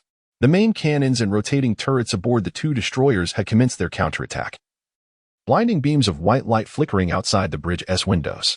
Saori observed as several Satan Federation fighters were impaled by the straight beams of energy, subsequently bursting into countless fragments in a silent cacophony of destruction. In the void of space, all was eerily silent. The violent explosions and vibrant flames could only be perceived by the naked eye. After the initial bombing run, The swarm of Titan Federation fighters swept past the Velia Imperial vessels, performing a roll and spiral in the vacuum before launching another assault from the side. Confronted by the erratic maneuvers of the Titan fighters, akin to a swarm of bees, the two Velia destroyers fired relentlessly, striving to distance the fighters from the massive Montreal transport ship. Yet, 3 warships were utterly insufficient to thwart the relentless tide of the advancing Titan space fleet. At last, a space torpedo, trailing a straight streak of light, struck the Montreal's starboard side, erupting into a blinding sphere of white light that seared the eyes. The Montreal immediately billowed black smoke, its engine power diminished by nearly half. Following 2 rounds of assault, a multitude of small black dots emerged from the azure atmospheric dispersion layer, heralding the arrival of a second wave of space fighters rushing forth from the base star's synchronized orbital space station. They were poised to converge with the first wave, encircling the Velia 3 fleet. Hayden, advance. Home, retreat behind us. Alice seized the communication device from Colonel Harmon's hands, shouting, home. Prepare to launch torpedoes at the support pillars of the shield beneath the synchronized orbital station. Quickly. What? Colonel Harmon turned to Sauri in astonishment. The synchronized orbital space station was connected to the energy defensive dome of Doha, the capital of Base Star. This dome not only shielded the city from harmful cosmic radiation but also ensured atmospheric stability, oxygen supply, and ecological balance within the interstellar metropolis. Destroying the support system of the interstellar city's energy shield would bring catastrophic consequences to the city below. It was populated by defenseless civilians. This is a violation of international space warfare laws. We would be tried in a military court. Colonel Harmon's voice quivered with agitation. I will bear all consequences. Now, follow my command. Home, launch the space torpedoes immediately. Sauri Tokugawa resolutely issued the attack order. At that moment, Marshal Williams arrived at the orbital space station, situated at the pinnacle of the energy defensive dome support system in Doha. Under the protection of guards, he entered the makeshift command room within the station. The vast operations hall was already filled with personnel. Various departments, communications, electronic reconnaissance, operations, intelligence, and logistics, were diligently fulfilling their roles, along with the space fleet and ground-based air forces. On the central command platform, Major General Henry had been awaiting him for some time. Suddenly, a thunderous boom erupted from below the space station. The violent explosion shook the entire structure violently, throwing the makeshift command hall into disarray. They attacked the support pillars of our city's energy defensive dome. An officer reported loudly. What? These scoundrels. How dare they target civilians? Williams trembled with rage. After a brief moment of chaos, several officers assisted the old marshal back to the command platform, while others hurriedly returned to their posts. Thank goodness you're here. Major General Henry, commander of the Titan Federation's 5th Army Group stationed at Base Star, approached swiftly, grasping the old marshal's hand tightly. Where are those bastards? Williams roared, his hair standing on end. When we received the interception orders, the enemy ships had just breached the atmosphere and reached the vicinity of the synchronized orbit. The 1st and 3rd squadrons of space fighters have begun interception, while the 2nd and 4th squadrons are flanking. Major General Henry replied. The logistics team must rush to repair the shield support system at all costs. Target the Velia transport ship with the main cannon of the space station and fire at will. We are not merely intercepting. We must shoot them down. Williams bellowed, shaking his fist furiously. The command swiftly disseminated, and the logistics team, along with all available personnel at the space station, rushed to the site of the torpedo explosion for repairs. Meanwhile, the commander of the anti-aircraft artillery unit at the top of the station, tears in his eyes, issued the command. Prepare to charge the energy for the Calder Fortress cannon. Engage the spatial targeting system to lock onto the enemy ship. The soldiers of the anti-aircraft unit, filled with righteous indignation, gritted their teeth. They were all natives of Base Star, many hailing from the capital, Doha. Just moments ago, the Velia Imperial warships had brazenly violated interstellar treaties by firing torpedoes at the city's defensive dome, and the soldiers understood the grim implications. It meant that the city of Doha below had now transformed into a living hell. Countless civilians were suffering, thinking of their parents, children, friends, every acquaintance and fellow citizen, who might now be lifeless corpses. Tears of fury welled in the eyes of every artillery soldier as they hurriedly followed procedures at their posts, collaboratively aiming the Calder Fortress cannon atop the space station at the colossal Velia transport ship. Revenge. The enemy ship must be brought down. The spatial targeting system had locked onto the enemy transport vessel. Target coordinates, 3341-629. High explosive armor-piercing shell. Altitude 1,200. Distance 1,344. Prepare to fire in 30 seconds. The 1,550 mm Calder Fortress-class main cannon at the zenith of the synchronized orbital space station began to emanate a soft blue glow, gradually coalescing into a massive sphere of white light. Fire! Williams clenched his fists, his gaze fixed on the Montreal, which was billowing smoke and desperately attempting to flee. At that moment, aboard the Montreal, Sortie Tokugawa and Colonel Harmon realized that the main cannon of the base star space station had locked onto them. Full rudder right. Maximum speed. Turn. Quickly. Colonel Harmon exclaimed in panic. Even a glancing hit from a cannonball fired by such a fortress-grade artillery would obliterate their transport ship. Hayden. Turn 25 degrees to starboard. Course 120. Immediately close in at full speed. Sortie Tokugawa shouted, seizing the communication device.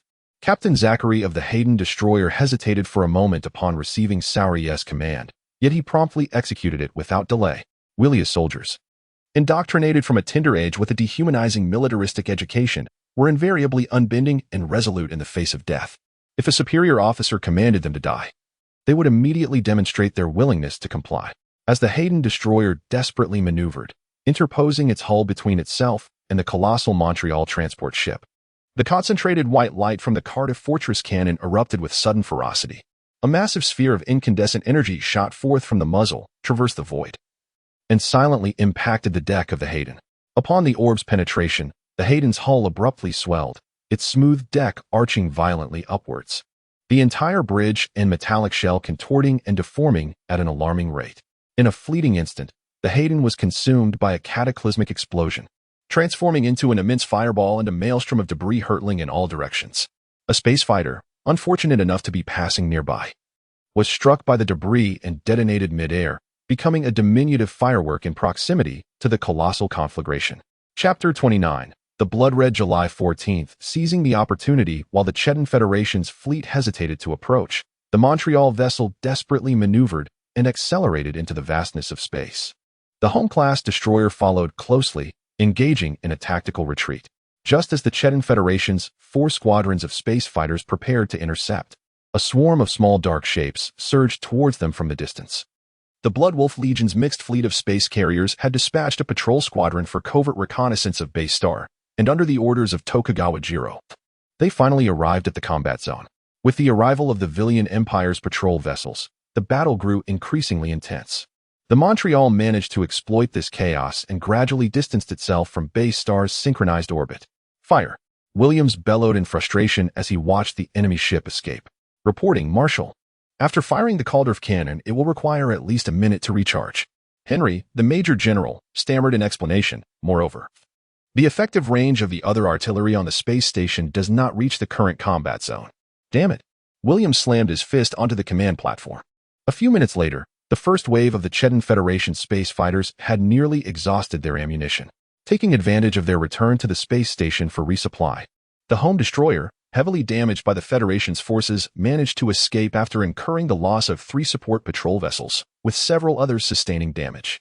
At this moment, a frantic aide rushed over to Henry, gasping for breath. Report. The Scorpion local fleet has encountered a Villian Empire carrier group 18 million kilometers away, with 57 minutes until contact. Henry turned to Williams. The old marshal, who had returned to his seat, pondered for a moment before saying, although the Villian Empire's vessels have forcibly engaged and exchanged fire with our forces, this does not signify that war has commenced. We cannot fire the first shot. Williams gazed down at the command platform, where officers from various departments scurried back and forth, data and intelligence continuously refreshing on the vast virtual screens. The military star maps were densely annotated, and the entire temporary command room buzzed with activity. After quite some time, Williams stood once more and commanded, order the Scorpion local fleet to disengage from the Villian carrier group immediately and resume full defense of Base Star. Instruct the Serpent's Federal 4th Mixed Carrier Fleet to increase their marching speed. If the Villian Empire's carrier group is indeed coming to wage war, the Scorpion local fleet alone cannot withstand them. Yes, the aide, receiving the orders, hurried off to relay them. Marshal, shall I assist you to your office for a rest? Noticing Williams's weary expression, Major General Henry approached to guide him when suddenly, a tremendous explosion resonated from below the space station. The entire structure began to shake violently. "What is happening?" Henry shouted, rushing to the command platform. Soon, the head of the damage assessment department arrived, standing at attention to report. "The support system of the city defense shield beneath the space station has begun to collapse. Please, Marshal and General, evacuate immediately." At that moment, the virtual screen before them displayed real-time footage of supporting columns being obliterated by torpedoes and beginning to cave in. Henry and several aides quickly assisted the old marshal in hastening towards the command hall's exit. Personnel from various departments also followed emergency protocols, evacuating in an orderly manner under the guidance of the broadcast. July 14th, in the capital city of Doha on Base Star, late at night, the bustling city, which had been lively all day, gradually quieted down as its inhabitants succumbed to fatigue. Suddenly, a colossal fireball streaked across the night sky, followed by a deafening boom that roused many from their slumber. Curious individuals emerged onto their balconies, staring in awe at the lingering massive fireball, utterly bewildered by the unfolding events. Suddenly, a fierce wind began to howl, rapidly intensifying in both speed and strength. Within minutes, the winds in Doha exceeded 19 levels, reaching a magnitude beyond any measuring instrument. The howling tempest roared like a famished giant beast, wreaking havoc upon the sky. Initially, the winds uprooted trees and demolished low-lying structures. But as their ferocity escalated, towering buildings and bridges succumbed to the storm's wrath, collapsing one after another. The pitch-black night was engulfed in chaos. Houses, cars, trees, debris, and countless individuals, no larger than ants, were swept away. Soon after, the atmosphere above Doha began to thin, with oxygen being rapidly siphoned into space. Those fortunate enough to have remained indoors or not caught outside began to feel the suffocating grip of death. According to official statistics released later by the Chechen Federation, over 6 million innocent civilians perished in the extreme catastrophe resulting from the destruction of the energy defense shield in Doha, with more than two-thirds of the fatalities attributed to asphyxiation. Within mere minutes, the once thriving city transformed into a desolate wasteland, resembling a hell on earth. This tragedy would later be referred to as the blood-red July 14th. Meanwhile, above the city of Doha, in the stratosphere, a medium-sized military transport vessel belonging to the Chechen Federation carried the old Marshal Williams, who gazed longingly out of the porthole. Outside, the synchronized orbit space station of Base Star was plummeting into the gaping void created by the torpedo explosion, and the entire energy defense shield of the interstellar city was collapsing in tandem.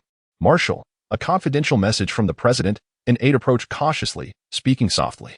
Williams took the message and quickly scanned it, replying somberly, "I will not return. The enemy fleet is en route, and this place is about to become a battlefield." He lifted his gaze to the aide, stating firmly, "Relay to the president that Base Star needs me. I will remain here to fight." After the aide departed, Major General Henry took a seat beside the old marshal and inquired, "Marshal, where shall we go next?" After a moment's contemplation, Williams sighed. "Let us first rendezvous with the Scorpion local fleet." In the early hours of July 15th, 254 CE, the Villian Empire's Blood Wolf Legion's Vesuvius carrier mixed fleet reached the space surrounding Base Star, commencing an assault on its synchronized orbital defense system. The Scorpion local fleet of the Chechen Federation, stationed nearby under the command of the old Marshal Williams, boldly confronted the enemy, valiantly resisting. After several hours of fierce combat, the Scorpion local fleet, comprising only 2 antiquated battleships, several light cruisers, and destroyers, was ultimately overwhelmed by the Vesuvius carrier group of the Blood Wolf Legion. With their fleet suffering heavy losses, they were compelled to retreat from the battlefield. Following the space battle, the Chechen forces stationed on Base Star began to transition to ground resistance. The fall of Base Star appeared imminent. Marshal Williams led the retreating Scorpion local fleet towards the Serpent constellation to regroup with the 4th Mixed Carrier Fleet. By 9 o'clock, President Johnson of the capital Star watched on television as the second prince of the Villian Empire, Tokugawa Jiro, publicly declared war against the Chechen Federation. Simultaneously, the Villian Empire commenced the deployment of ground combat troops to Base Star. These scoundrels, they only pretend to declare war after the fighting has commenced. President Johnson slammed the television off in frustration. "Your Excellency, what shall we do next?" inquired the secretary beside him. "The Villian Empire initiated the invasion of our nation. We must retaliate. Inform Congress that we are officially declaring war on the Villian Empire." After a moment of contemplation, President Johnson continued, "Furthermore, prepare a televised address for me. I intend to issue an urgent federal wartime decree and take the oath of office as wartime president."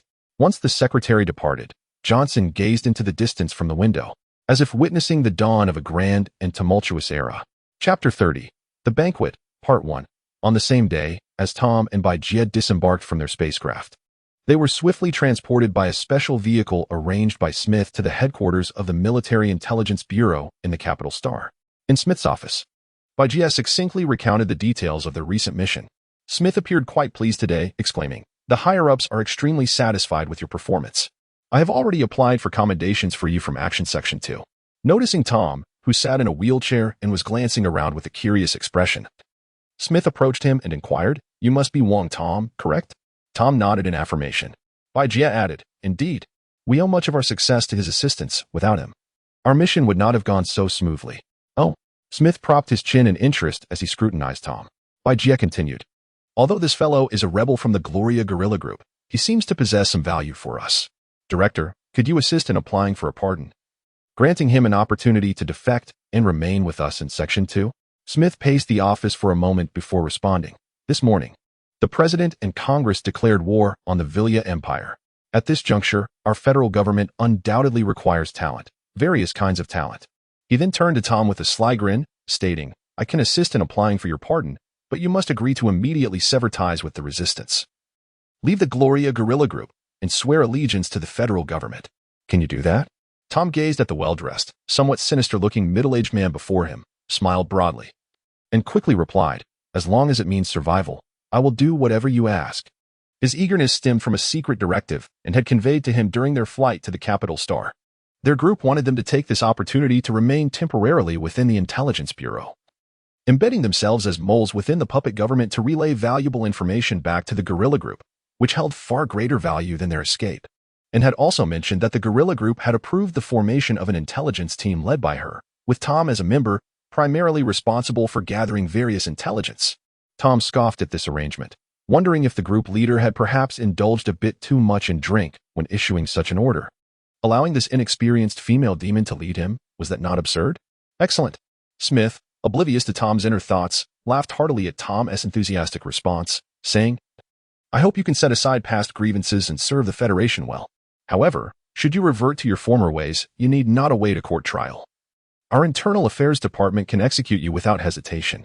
Upon hearing this, Tom felt a sense of relief and saluted Smith, saying, "Thank you for your support, sir." Smith waved his hand dismissively, chuckling, "No need for salutes. You are not a soldier. Furthermore, you are not yet officially part of our Intelligence Bureau. Your future status will depend on your performance." Continuing, Smith added, "I have arranged a welcome banquet for you. Let us head there after work." Bajie agreed with a smile. However, she suddenly remembered something and, pointing at Tom, awkwardly mentioned to Smith, "He is still a wanted fugitive for prison escape. It might not be suitable for him to appear in public. Not to worry, let him join us. I will have someone apply some makeup on him." Smith replied, picking up the phone. In the evening, Smith, Bajie, and others arrived at the opulent Daffahau Hotel near the bustling central square of the capital Star, each in separate vehicles. The hotel's lavish banquet hall was ablaze with lights and filled with music and dance. The ambience exuded luxury and grandeur, with a vast array of sumptuous dishes and various drinks laid out on the grand dining tables beneath the shimmering crystal chandeliers. The guests, adorned in exquisite attire, made a striking entrance. Tonight, Smith wore a pristine white cashmere suit. As soon as the vehicle came to a stop, he promptly exited and gallantly opened the door for Bajie, escorting her into the hotel lobby, and followed closely behind, pushing Tom in his wheelchair to a table in a secluded corner. The banquet was just commencing, with attendees gathered around a small stage. Listening to Smith introduce the members of Action Section 2 while he casually discussed the current international situation. Naturally, he refrained from mentioning that the soiree was in celebration of the Intelligence Bureau's successful abduction of the Vilya Empire's crown prince. Tom absent-mindedly fiddled with the fake mustache stuck to his lips while devouring the chicken leg and steak and had brought him, continuously urging her to fetch him some wine. And, begrudgingly playing the role of his unpaid servant, couldn't he help but cast envious glances at the dazzling dance floor, where elegantly dressed couples began to twirl and glide. After a brief speech, Smith seated himself and Bajie at a small table by the window, providing a perfect view of the enchanting nightscape of the capital Star. Pouring a glass of red wine for Bajie, he inquired, "Was the trip to Base Star arduous?" Bajie took a sip of her wine and replied, "Not too bad." Leaning back in his chair, Smith glanced over at Tom and N, who were noisily enjoying their meal, and asked, Do you think these two can be of use? Jia set her glass down and sighed. To be honest, after observing them over the past few days, I have realized that when it comes to certain matters, especially those that are less than reputable, following this fellow's approach proves to be far more efficient than our usual processes. Indeed, that is precisely why I agreed to keep him in your section, Smith replied, taking a sip of his wine. Today, the president has assumed the role of wartime leader amidst much opposition. Various factions within the country are responding vigorously, and many dissenting voices have emerged. Silencing these voices will inevitably involve engaging in less than reputable dealings. Wouldn't you agree? Jia toyed with her wine glass, gazing thoughtfully at Smith. He continued, yes.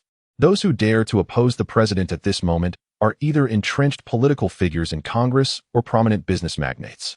If we continue to rely on conventional methods, it may become increasingly challenging to achieve our objectives. Therefore, you intend to use him to deal with these individuals? Jia looked at Smith, beginning to grasp his intentions. Not just him.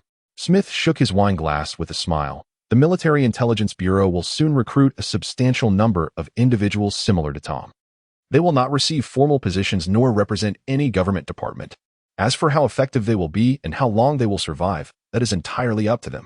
Observing Tom and Anne, Jia sighed. Smith, noticing her contemplative expression, remarked with a sly smile, "You must understand that in our line of work, whether it be employing people or executing tasks, results are what matter, not the means employed." Indeed, Jia replied, her gaze fixed on her wine. Sensing her preoccupation, Smith paused before gently suggesting, "I have heard that the federal third space carrier mixed fleet from Serpens is soon to depart for Serpens, likely to engage with the Villia Empire's Blood Wolf Legion. If I recall correctly, your husband serves in the third fleet, correct?" Jia frowned and coldly replied, "I would prefer you not to mention him while I am with you." "Oh, very well. I shall refrain from mentioning it," Smith quickly responded, rising gracefully to extend his hand toward Jia, softly suggesting, "Shall we dance?" Jia placed her hand in Smith's palm, and the two departed from their seats, making their way toward the dance floor. Over there, Tom was embroiled in a heated argument with Annie over a plate of escargot. "Goodness, madam. French escargot cannot be eaten with one's hands. One must utilize tongs and a fork. Can you not display a modicum of grace while dining? Who are you calling madam? Your mother is the real madam here. How does one eat escargot with a fork? In my hometown, we always eat it with our hands," Annie exclaimed, clutching a snail and slurping the tender meat within, producing a rather loud noise. Tom, observing Annie's manner of eating, could only shake his head in bemusement. As he sipped a spoonful of asparagus soup, he remarked, "In the future, when we dine out, kindly refrain from mentioning that you know me." With a sudden motion, Annie hurled a snail shell at Tom's head, declaring, "Who wants to dine out with you? Keep it up, and I will have no qualms about getting angry."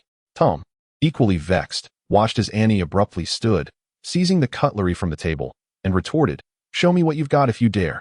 "Madam, oh no. My dear sister, wait. Beautiful lady, I apologize." Realizing that Annie was genuinely incensed, Tom hastily backtracked. "So how should one eat this escargot then?" Annie continued her interrogation. "One should chew it thoroughly." Tom quickly countered with a smile. "Then why don't you chew one for me to see?" Annie crossed her arms, unwilling to relent. In a bid to divert the conversation, Tom noticed some individuals in the distance setting up a card table and charmingly proposed, "How about I take you to win some money first?" At the mere mention of money, Annie's eyes sparkled with interest. Chapter 31, The Banquet, Part 2, casting aside the snail in her hand, and hastily wiped her hands on the tablecloth and wheeled Tom over to the nearby card tables. In the adjacent room of the banquet hall, several large tables had already been set up, surrounded by numerous onlookers. Some were playing poker, others baccarat, while others engaged in blackjack, sick bow, and dragon tiger. And pushed Tom to the sick bow table, whereupon Tom grimaced and remarked, "Can we not play something more skillful?" and shot him a sharp glare and retorted, "I enjoy this. Are we playing or not?" "Sure, whatever you say," Tom acquiesced, knowing he had no choice but to comply in the presence of the fierce woman. "You sit tight and watch a few rounds. I'll go get some chips," she declared excitedly as she rummaged through her bag. "How much did you bring?" Tom inquired, peering into her purse. "Just the remaining 25,000, and replied as she counted the money, "How many chips should we exchange?" "Let us exchange the full 25,000, Tom suggested, his gaze fixated on the dice cup on the table. "Are you sure about this?" and asked, nervously clutching a handful of cash and rolling her eyes at Tom. "You must take risks to win." Tom leisurely lit a cigarette, exhaling a cloud of smoke. "All right, just wait for me." With that, and scampered off to the counter to exchange for chips. At the dice table, besides Tom, there were 4 others seated, with a crowd of spectators standing nearby. Not far from Tom sat a portly woman in a vibrant red cheongsam, adorned in gold and silver, with a large stack of chips in front of her. Beside her was a thin man with glasses, his thick gold chain indicating his wealth. At the opposite end of the table sat a striking young woman, while a blonde youth was flanked by a throng of followers. As Tom observed their play while smoking, he noted that the portly woman and the young beauty seemed to be on a winning streak, while the gold chain man and the blonde youth were consistently losing. Just then, Anne returned, plopping down beside Tom and grabbing a handful of chips to toss onto the table. "Wait." Tom grabbed her hand, whispering in her ear, "Wait for that blonde guy to place his bet, then bet against him." And hesitated, asking, "How can you be so sure? You sound like a gambling god." "Trust me. It's foolproof," Tom assured her before returning to his cigarette. The dealer signaled that betting could resume, and the blonde youth placed a $3,000 bet on big, and quickly placed her $200 bet on small. "Come on, 200? Are you playing house?" Tom scoffed, grabbing a large handful of chips and tossing them carelessly onto small. "What are you doing? That is too much," and exclaimed, watching helplessly as Tom's chips hit the table. "Roll." With the dealer's clear voice, the cup opened to reveal 3 ones. Triple one. The dealer swiftly collected the bets from the table. "This is your fault," and fumed, ready to strike Tom. "There's always a chance to win. If we lose, it's on me. Let us keep going." Tom quickly coaxed her into playing another round.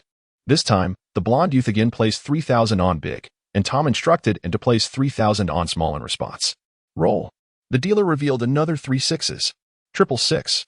Once again, the bets were swept away, and Anne was left speechless, seeing her chips dwindle. As she glared at Tom, who was now smiling nervously, he quickly said, "The losses will be deducted from the money you have with me. Let us keep playing," with a huff, and turned back to watch the dealer prepare for the next round. The blonde youth bet 5,000 on small this time, while the gold chain man and the young beauty also placed bets on small, leaving the portly woman in doubt. Just as Anne was about to place 2 chips on the table, Tom swept all the chips in front of him onto big, and was about to protest when the dealer shouted, "Roll." 4, 5, 6 big. In an instant, their fortunes reversed, and Anne's face lit up with joy, her anger forgotten. The blonde youth shot Tom a furious glare, placing a $10,000 bet on big. The gold chain man slammed the table in frustration, while the portly woman now scrutinized Tom closely. Tom, adjusting his fake mustache, leaned towards Anne and whispered, "Bet everything on small.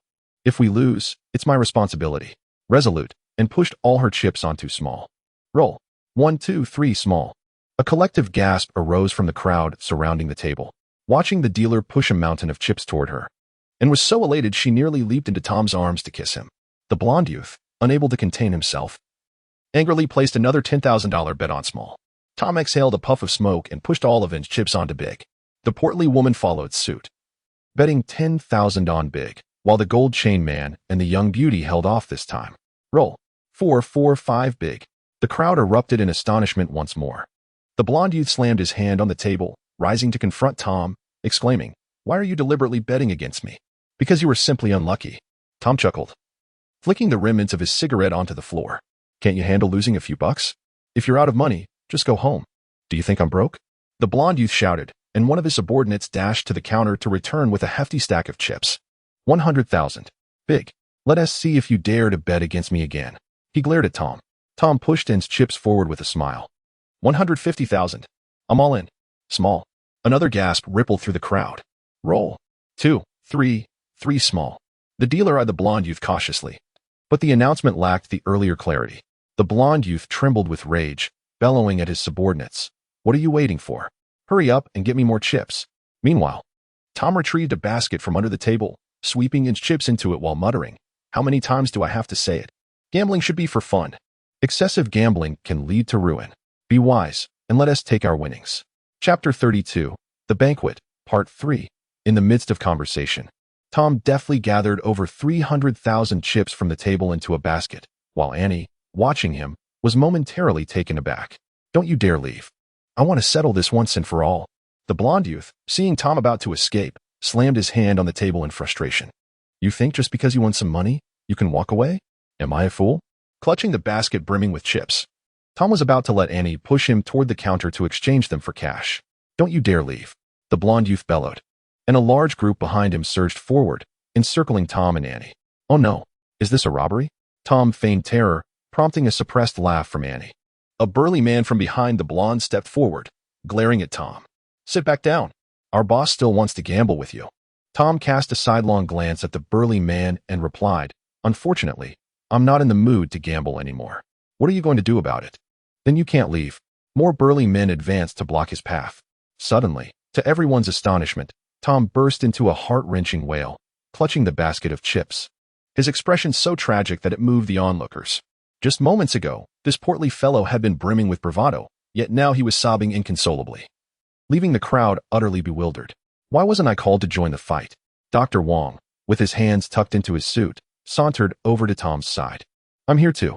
Old Lou from the kitchen staggered over with a bottle of liquor, standing defiantly before the burly man. The group of black-clad men began to gather around. Tom's cries quickly attracted the attention of the hotel security and guests from the dance floor, drawing a large crowd who curiously gathered to witness the spectacle. In the center, Tom clutched the basket, lamenting, Help!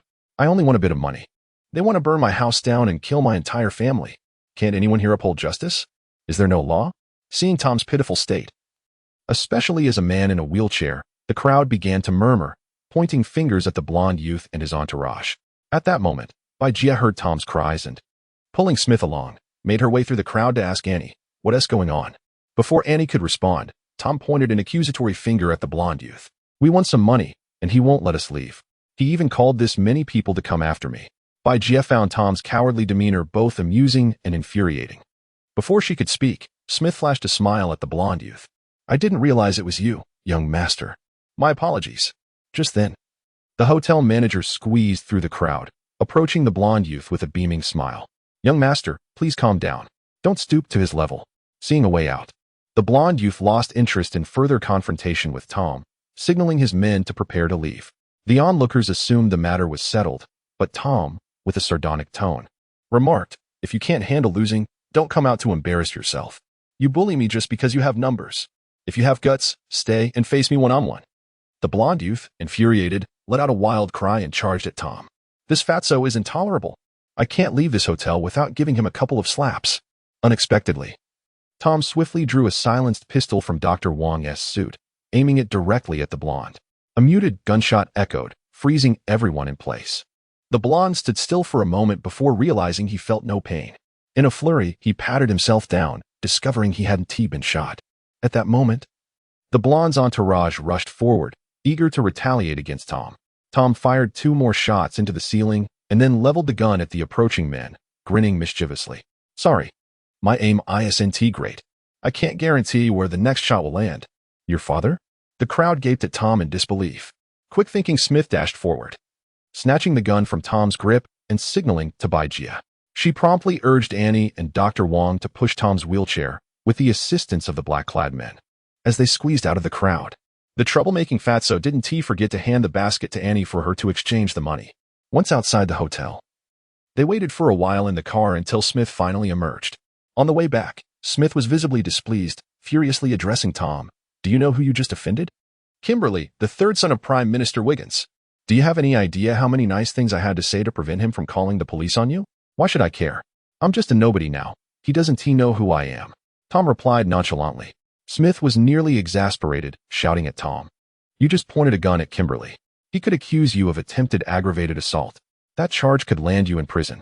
And he has probably already figured out you're with our intelligence agency. Tomorrow, he'll definitely send someone to investigate you. Attempted? I've attempted bank robbery before. Tom scoffed, dismissing Smith as concerns. Who cares who he is? He wants to bully me. He'll get it. Besides, in that situation, if I hadn't drawn the gun, how could I have dealt with him? I'm a disabled person, after all. Want to retaliate?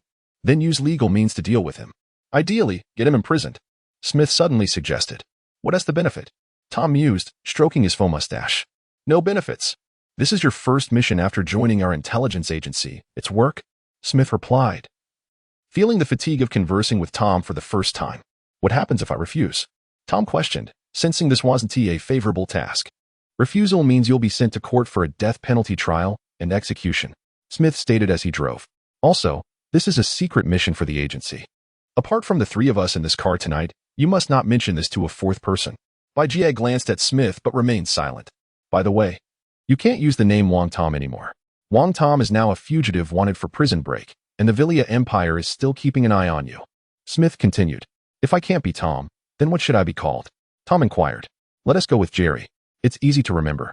Smith casually suggested a name. Tom found the name unappealing and quickly asked, Can I have another? How about Cruz? Or Bond would work too. No. Upon returning to the intelligence agency's base at the military coordination office, Jia watched as Annie and Dr. Wong pushed Tom away before following Smith into the office. Guided by Dr. Wong, Annie wheeled Tom into the temporary dormitory assigned to him and eagerly dumped all the money from her bag onto the table, excitedly counting. Wow. We won so much money, Annie exclaimed, her eyes sparkling with joy as she held a large stack of cash. See? I told you it would work. Tom sat on the edge of the bed, smoking with a triumphant air. By the way, you still owe me $6,150. Deduct it from the money you have with me. Annie pointed at Tom's nose. What? Tom was somewhat perplexed. He lost both the first and second rounds. And you mentioned that losses would count as yours. I just counted, and it amounts to $6,150, and stated with utmost seriousness. Damn, why don't you mention that I helped you win over $200,000? Tom felt a surge of frustration. You only said that losses would count as yours. That over $200,000 was originally won back with my money, so it rightfully belongs to me. And rolled her eyes in response. What do you mean it was won back with your money? That was clearly the $25,000 I entrusted to you. Tom sighed, fully aware that reasoning with this female devil was utterly futile. Chapter 33. A few rounds of fun in Smith's office. Jia inquired, why must Tom deal with Kimberly, the Prime Minister's son? Smith poured himself a glass of red wine and replied, the higher-ups have instructed us to gradually eliminate the factions surrounding Xi Jinping, slowly diminishing his influence in Parliament. Consider tonight's events as a fortunate coincidence to commence this process. But there's no need to involve Tom, Jia protested. Oh. At this stage, such matters cannot be conducted openly. Moreover, our intelligence agency personnel have verifiable backgrounds, necessitating the use of a stranger to operate discreetly, Smith continued, sipping his wine. This is an opportune moment to assess Tom. If he does not possess the qualities we seek and remains oblivious to Eulogian's secrets, it would be prudent to eliminate him sooner rather than later. He tends to stir trouble. The absurd events that had transpired at the Rich Hotel earlier weighed heavily on Smith's mind. I understand, Jia nodded. It's quite late. Allow me to escort you home. With that, Smith rose, taking Jia's hand, and they exited the office together. In the following days, as Smith had anticipated, Kimberly's side sent several groups to investigate Tom's whereabouts, but all returned empty-handed. As Tom himself had noted, he was essentially a ghost.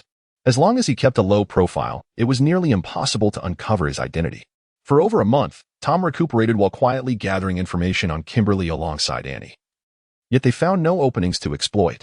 At this juncture, the planet of Bass had succumbed. The 5th Army Group of the Scythian Federation, stationed at Bass, comprised the 103rd, 104th, and 105th Mechanized Infantry Divisions, in addition to the 117th and 118th Armored Divisions, alongside 2 independent Space Marine battalions previously airdropped by the Scorpius local fleet. Without support from the Space Fleet, and with ground-based air forces nearly decimated, they endured relentless bombardment, engaging in fierce combat against the Villia Empire's Bloodwolf Legion, which included 4 fully equipped armored divisions and 6 mechanized infantry divisions. After over a month of brutal conflict, suffering heavy casualties, they were reluctantly compelled to retreat. Following the ground forces' occupation of Bass, the Villia Empire swiftly began expanding the planet's civilian interstellar ports, converting them into military ports to prepare for the next offensive against Alpha, a resource-rich planet dubbed Scorpius. The vast machinery of the Scythian Federation sprang into action. Following the declaration of war against the Villia Empire, President Johnson swiftly assumed the role of wartime president, and Congress smoothly passed a budget proposal for increased military spending. Major military factories commenced round-the-clock operations, hastening the construction of various warships, aircraft, and mechs, while also ramping up production of all necessary weaponry and munitions. Some large civilian enterprises were requisitioned by the military to assist in the production of logistical support materials. Recruitment efforts for new soldiers were fervently underway, with waves of recruits bidding farewell to their hometowns to don military uniforms. Combat units had already assembled, ready and waiting to be deployed to the battlefield in service to their country. The Federal 4th Space Carrier Mixed Fleet stationed in Serpens had merged with the 3rd Space Carrier Fleet arriving from Hydra and under the leadership of the venerable Marshal Williams.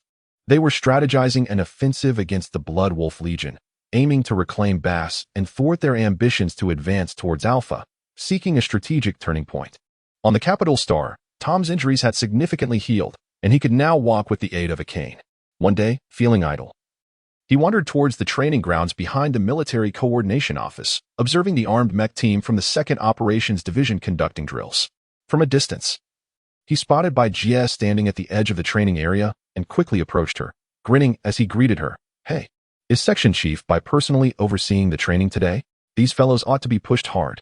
They need to be thoroughly trained. Otherwise, when they next encounter the Villia Empire's Scorpion Mechs, they'll be." Noticing Jia's glare, he promptly silenced himself. "How are things progressing with Kimberly?" Jia asked, lighting a cigarette. "Still no progress. That guy seems to have no interests beyond gambling." Tom scratched his head. "Besides, I'm not exactly from a policing background. If it comes to dealing with someone legally, I'd be far less capable than your team in black suits." Jia exhaled a puff of smoke, her tone icy. "That's your responsibility. Director Smith is already pressing for results. If you delay any longer, you might find yourself in a precarious situation."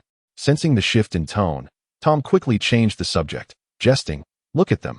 Their movements are so stiff, their postures rigid. They all seem quite impressive usually, but with their mech operation skills, if they encounter those 2 Scorpions again, even with full gear, they'll probably only have time to flee." "Oh, are you quite adept at operating mechs?" Jia queried with a playful smile. "Heh. Section Chief Bai knows I used to be with a mech battalion during my guerrilla days. When it comes to real combat, these mechs might not be enough." Despite leaning on his cane, Tom wore a scornful expression. At that moment, a state-of-the-art Brave 2 single-soldier mech led a dozen Warrior 3 single-soldier mechs in performing basic tactical maneuvers such as running, punching, kicking, chopping, blocking, standing, and kneeling shots. The driver of the Brave mech clearly exhibited superior skill, executing tactical movements with remarkable fluidity. "Why don't I give you a chance? You can go down and have a few rounds with them," Jia chuckled. "Is that appropriate? It's a dangerous affair. Besides, I'm still a bit of a disabled person," Tom protested. Jia, uninterested in his incessant excuses, extinguished her cigarette and seized Tom's cane, calling out to the intercom. "Mike, have someone bring out a spare mech from the warehouse. Get another person to spar with Tom." Perhaps influenced by Smith's words, Jia was suddenly eager to test Tom's abilities. Shortly, a man in black arrived with a brand-new Warrior mech, halting before Jia and Tom. This Warrior 3 single-soldier mech stood 5 meters tall and weighed 17 tons, representing the latest upgrade in the Warrior series. As a black-clad man piloted the Warrior mech onto the training field, the Brave mech and the remaining Warrior mechs retreated to the sidelines. The pilots of the Warrior mechs disembarked, gathering to watch the spectacle. Under Jia's persistent encouragement, the initially reluctant Tom, who had hoped to prolong his rest with his canes, eventually steeled himself and, with the assistance of a black-clad man, limped into the cockpit of the Warrior mech. "Wait, I've never piloted a Federal mech before," Tom exclaimed as he entered the cockpit. Jia frowned and called over the intercom. "Mike, send someone to explain it to him." A black-clad man climbed up to Tom's cockpit door and briefly explained all the controls and buttons, aside from the fire control system and energy shield. Tom listened and inquired, and the two exchanged chatter for quite some time before the man finally exited. Virum. Amidst the thunderous roar of the colossal engines, Tom maneuvered the armored mech to its feet, then staggered unsteadily towards the center of the arena. Observing Tom's arrival, the opposing mech pilot seized the moment, propelling his machine forward with a fierce charge, delivering a textbook advancing punch aimed squarely at Tom. Chapter 34. The Mecha Warehouse. The mecha of the martial soldier charged swiftly towards Tom's mecha, delivering a powerful punch. Just as the onlookers anticipated Tom would be struck head-on, his mecha unexpectedly stumbled, swaying to the side and narrowly evading the incoming blow from the martial soldier's mecha. In the midst of this stumble, Tom's mecha subtly extended its mechanical leg, catching the opposing martial soldier off guard, causing it to trip and crash to the ground with a resounding thud. The other mecha pilots watching from the sidelines erupted in laughter, some even whistling in amusement at their companion's blunder. However, Jia frowned, lighting a cigarette. She had clearly observed Tom's maneuvers. On the surface, it appeared as though a novice was floundering, but in reality, he was a seasoned driver employing cunning tactics. This chubby fellow was entirely intentional. "Mike, go a few rounds with him," Jia instructed through the intercom to the pilot of the Brave mecha. She then connected to Tom's communication device, saying, "Do you remember that driver? Mike, our top pilot in the 2nd Operations Division." I forgot to introduce him earlier. He is not just a car driver, but the leader of our mecha fire support team. Why don't you spar with him? Can we not do this? My legs are starting to hurt, and my stomach feels awful. Tom began to feign discomfort. No. Vestiges shouted into the intercom mic. Engage him. At that moment, the Brave 2 single-soldier mecha stood up and walked into the training arena. This latest version of the Brave 2 stood 5 meters tall and weighed 19 tons, towering over Tom's Martial Soldier mecha by a significant margin. Mech's Brave mecha did not rush in like the previous Martial Soldier. Instead, it circled Tom's mecha slowly. And when it reached Tom's flank, it launched a powerful kick. Mike's attack was precisely timed and delivered from a treacherous angle. Just as it seemed Mike's Brave mecha was about to land a hit, Tom, in the cockpit, yanked the control stick to the left, pivoted, and simultaneously stomped on the pedal while rapidly hammering the control panel. The Martial Soldier mecha executed a splendid sidestep, narrowly avoiding the fierce kick from the Brave mecha. What followed astonished everyone present. After dodging Mike's kick, Tom's Martial Soldier mecha surprisingly seized the Brave mecha's mechanical leg tightly with both arms and yanked it forward. With a loud crash, the Brave mecha fell to the ground in a split, resembling a dancer in a dramatic pose.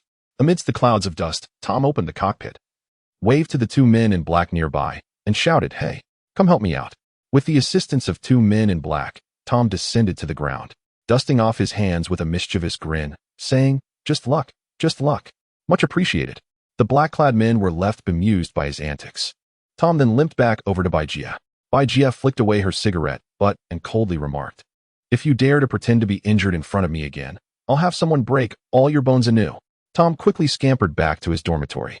At that moment, Vestiges' intercom crackled to life with Mike's voice. "Captain, this guy completely disregards the mecha training protocols. He resorts to underhanded tactics right from the start, and his microcontrol speed is astonishingly fast." "All right, I understand," Vestiges replied, leaving the training ground. During dinner at the Military Coordination Office's cafeteria, Tom, with a heaping plate of food, attempted to sneak out. "Stop. Come here," Vestiges called out, having just sat down with her meal, spotting Tom's furtive demeanor. "I never see you at mealtime. Where are you off to this time?" she inquired while sipping her soup. Tom chuckled. "Dr. Wang asked me to come over. He said he needed to discuss some physical therapy for my injuries." "I see you all hiding in Dr. Wang's office drinking," Vestiges teased. No. Hee. Sometimes we visit old Lou in the kitchen too," Tom replied, stuffing a chicken leg into his mouth. "Do you believe I could announce a ban on alcohol for the entire department and confiscate your bottles?" Vestiges shot him a glare. "Please, how can we work well without drinking?" Tom protested at the thought of a ban. "It has been over a month since I assigned you the Kimberly case. Do you think you're working diligently?"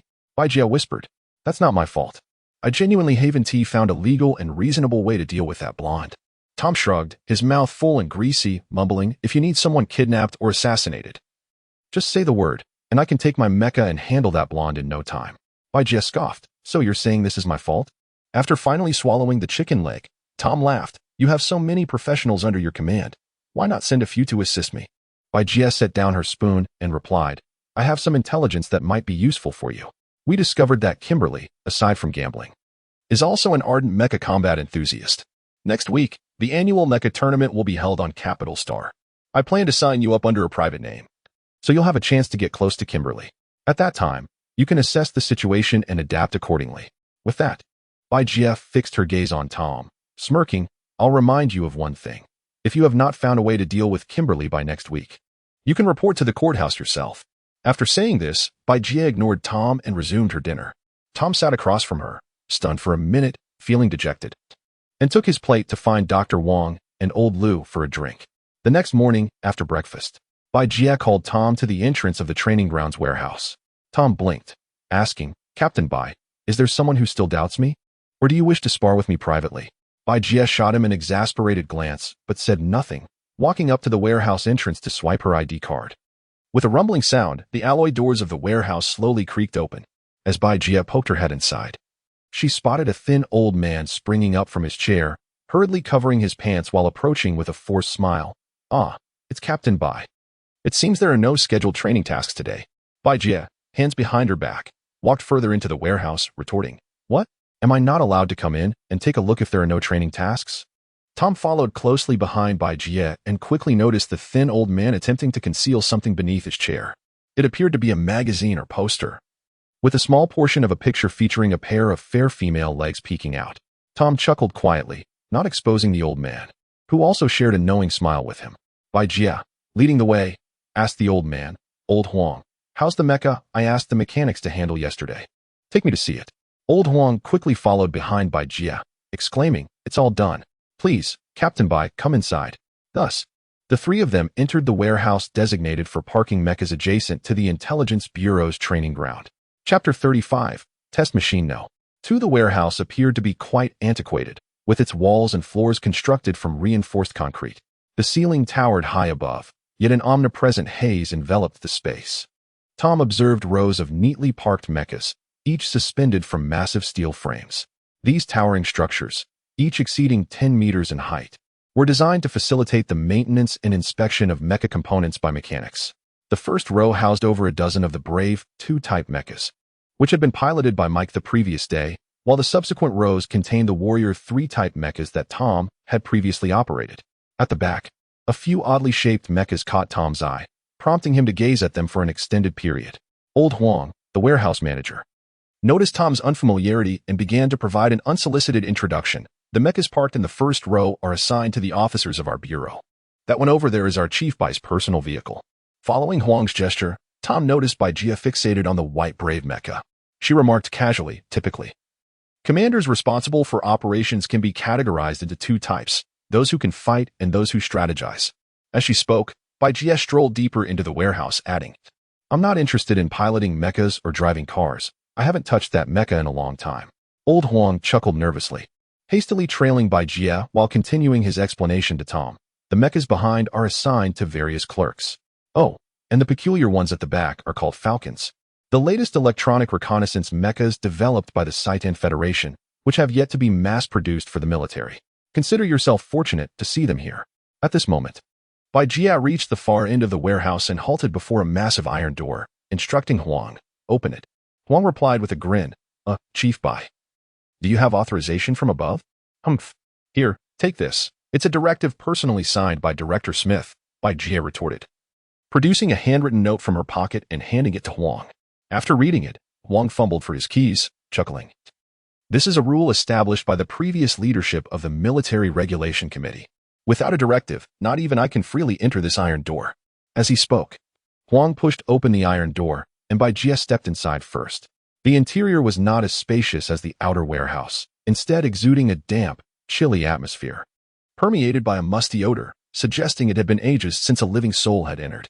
That's the mecha Chief Bai had someone bring in yesterday, Huang remarked, pointing to a silver mecha nestled in a dim corner.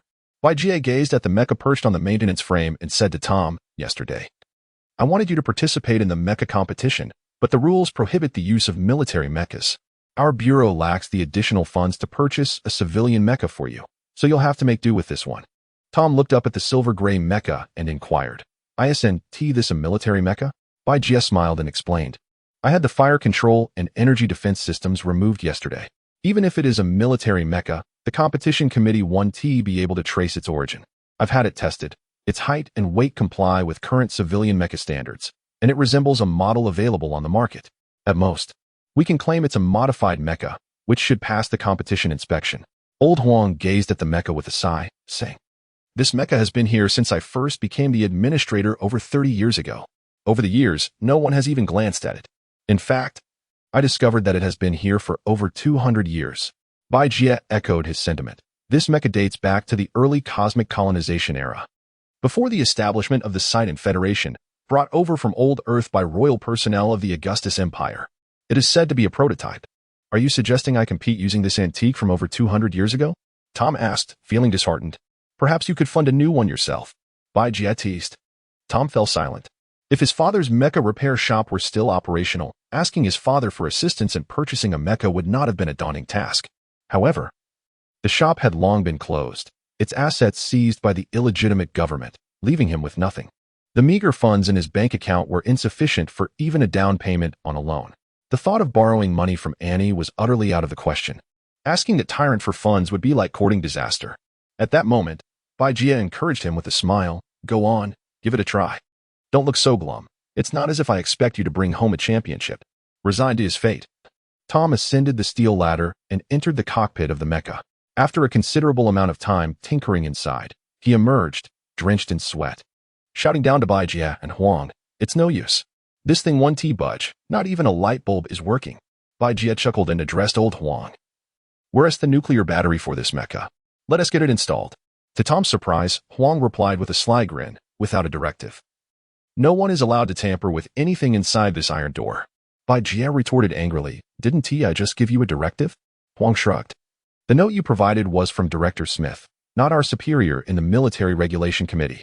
You already violated protocol by having a mechanic remove parts yesterday, and I can't make it difficult for you. Chief Bai? Bai Jie scoffed. Since when did old Huang start adhering to rules? I saw you hiding that stash under your chair when we entered. You think no one in the Intelligence Bureau, or even the entire Military Regulation Committee, is aware of your little secret? Huang fell silent under the barrage of Bai Jie's words, prompting her to continue. Furthermore, where did you two disappear to after that mechanic left last night? Do you want me to file a report with the Ministry of Internal Affairs immediately?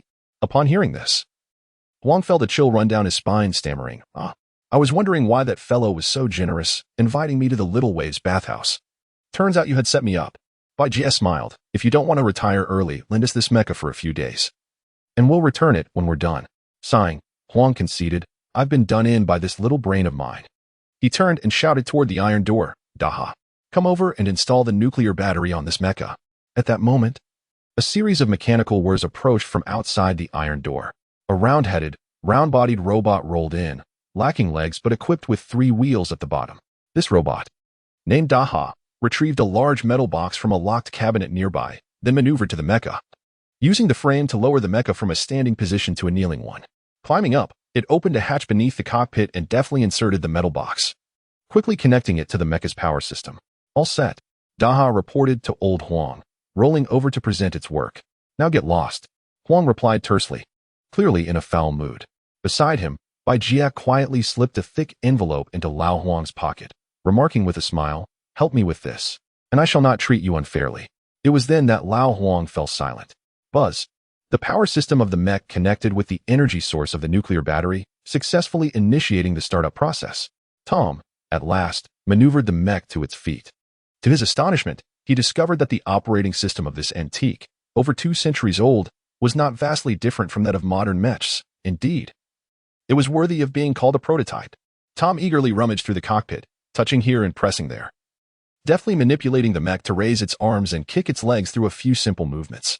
Suddenly, he noticed the control panel of the mech was inscribed with several characters the size of mung beans. Test machine number 2. So, you have a name. Tom chuckled. Hey, how's it going? Bai Jie shouted from below. Tom quickly responded through the mech's loudspeaker. Everything seems fine. I think I'll take it out for a spin. With that, he maneuvered the mech away from the maintenance framework, piloting test machine number 2 out of the warehouse. He circled the training field twice and, after whimsically throwing a few random punches, returned unsteadily. Chapter 36. Registration. After parking the mecha, Tom opened the cockpit and jumped down, saying to Bai Jie, this mecha is quite handy, though the energy consumption of the nuclear battery is rather high, almost double that of a typical mecha. Oh, Bai Jie, with a cigarette dangling from her lips, chuckled, I thought you only knew how to pilot mechas. I didn't realize you had such knowledge. My old man owned a mecha modification and repair shop. I grew up in the store, so I've seen quite a bit, Tom replied. Old man? You mean my father? Oh, why didn't you follow a proper path afterward? Bai Jie asked curiously. Mind your own business, Tom retorted, shoving his hands into his pockets as he strolled out of the warehouse. In the subsequent days, Bai Jie took Tom to the warehouse daily to practice piloting the antique mecha, hoping he would become familiar with it quickly. Initially, Tom was reluctant, but gradually, he seemed captivated by some aspect of the mecha. Sometimes, after drinking with Dr. Wang and the others at night, Tom would sneak back to the warehouse to take the experimental mecha number 2 for a spin in the training grounds. Thus, the day for registering for the mecha competition soon arrived. That day, Bai Jie drove Tom to the Municipal Sports Center of Capital Star to register. Having not stepped outside for over a month, Tom pressed his face against the car window, gazing wide-eyed at the world outside. Capital Star, the political, economic, and cultural hub of the Scythian Federation, boasts the highest population density among all interstellar cities in the Federation. The planet is adorned with numerous colossal sports arenas, steeped in history. Since humanity entered the era of space colonization, many planets have been settled, but most of these colonies possess atmospheres unsuitable for human survival. necessitating the construction of energy defense shield systems similar to those on base star to establish artificial ecological environments. However, Capital Star, particularly the Kepler star in the Swan constellation, is a rare exception. Its diameter is merely 0.6 times that of ancient Earth. Although significantly smaller, its gravity and atmosphere closely resemble those of ancient Earth, and vast oceans cover its surface. On this splendid day, the sun illuminated the streets, where flying cars zipped along their designated lanes in an orderly fashion. Groups of pedestrians meandered along the sidewalks, some hurriedly, others leisurely. Occasionally, they congregated at traffic lights, creating a dense throng, then dispersed across the zebra crossing, each heading toward their own destination. Every individual radiated positivity and vitality. The storefronts lining the streets were freshly adorned by their proprietors, displaying a variety of sign advertisements, with customers frequently entering and exiting. A few playful children chased a small dog beneath the shade of trees, laughing and frolicking. A giant screen on the shopping center's facade repeatedly broadcast news of the ongoing battles, while clusters of elderly men gathered beneath it, cups of tea in hand, quietly discussing national affairs. A group of young, attractive girls emerged from the shopping center, their arms laden with bags, their laughter ringing like silver bells. The entire Capital Star exuded a vibrant atmosphere. Tom's eyes were fixated on the young women along the street. Despite the fleeting beauty disappearing from view, he quickly found another more enticing figure, his drool dripping onto the car window. Bajia called out to him several times, but received no response. Frustrated, she pinched his ample waist, prompting Tom to exclaim in surprise and return to reality. We're almost there. Put on your gear, Bajia instructed while driving, pointing to the bag beside Tom's seat. Tom opened the bag, revealing a collection of disguises, fake mustaches, wigs, masks, hats, and sunglasses. To his astonishment, there was even a fake electronic identity card. However, upon seeing the name on it, Tom grimaced and tossed it aside. You can't register without an ID. And once we get inside, stick close to me. No causing trouble. If you expose your identity, I will deny knowing you. You'll have to follow the police yourself, Bajia warned. As Tom begrudgingly affixed the fake mustache and donned the wig, he muttered, these fake props are really uncomfortable. How delightful it would be to go without them. He picked up the ID again, complaining, Jerry? Is that even a name? Noticing Bajia's displeasure, he reluctantly tidied himself up and stashed the fake ID in his pocket. Before long, Bajia's car arrived at the Municipal Sports Center. The venue was already teeming with people, some even piloting mechas back and forth in designated areas. Naturally, these mechas were civilian models, according to universal regulations. Civilian mechas could not be equipped with fire control systems or energy shields, standing no taller than 4 meters and weighing no more than 12 tons. Compared to military mechas, these civilian versions were generally used by affluent individuals who had legally modified them for competitive events. The entrance of the sports center was adorned with advertisements for the mecha competition. But Tom's attention was drawn solely to the large print announcing a grand prize of $5 million, completely indifferent to the myriad images and descriptions of various celebrity mechas. His eyes darted around, tracking the countless pairs of graceful legs and the swaying curves of the women nearby. Over here, Bajia tapped Tom on the head, pulling him towards the hall near the entrance, where a long line of registration desks awaited. Behind the desk sat a row of staff members, ready to assist registrants. Under Bajia's watchful eye, Tom diligently filled out the registration form. Suddenly, a commotion erupted at the entrance, and a throng of beautiful girls surged into the registration hall, surrounding someone. The security personnel struggled to maintain order, attempting to keep the crowd at bay. Yet, the sheer number of onlookers made it difficult. Many stood on tiptoe, raising their phones to capture the moment. Who was that so full of themselves? Tom paused his writing, peering over. That's the champion of the last mecha competition, the third son of the Prime Minister, Kimberly. How could you not know that? A girl in a sports center uniform chuckled. Tom let out a foolish "oh," but his gaze had already wandered down the girl's uniform collar. Realizing Tom's inappropriate stare, she quickly covered her chest and shot him a glare. Feeling exasperated, Bajia discreetly pinched Tom again, finally provoking him to shout, "Ouch. If you pinch me again, I might retaliate." Bajia retorted angrily, "Who told you to let your eyes wander?" The oblivious Tom, in a fit of rage, shouted back, "Who made your women dress like dumplings every day? It's a rare outing. What's the harm in looking? It's not like you're naked. What crime is it to steal a glance?" Chapter 37, The Enchantress. From a young age, Bajia had only encountered men of gentlemanly demeanor. While not every one of them was impeccably suave, they at least exhibited a fundamental level of politeness. Thus, when faced with a vulgar and corpulent figure like Tom. She felt an instinctive revulsion. Wishing to avoid a confrontation, Jia contemplated stepping outside to smoke, but unexpectedly, Tom thrust a large stack of registration forms into her arms. Hurriedly insisting, "Please help me fill these out. I need to get an autograph from my idol." At a loss for words, Jia glanced at the giggling attendant beside her and reluctantly accepted the pile of papers. Tom scurried off, joining a throng of onlookers as they surged into the VIP room, dodging the security personnel while desperately squeezing his way inside. Naturally, where there were beautiful women, Tom would follow. Many girls nearby crossed their arms, glaring indignantly at the shameless glutton, who was oblivious to their disdain. As the registration ceremony for Kimberly concluded, she elegantly rose and waved to the crowd before disappearing into the corridor behind the VIP room, flanked by a large entourage. The crowd, eager to follow, was halted by security and Kimberly's aides. Tom quickly emerged, surveying his surroundings before darting up to the second-floor corridor, which provided access to the outdoors.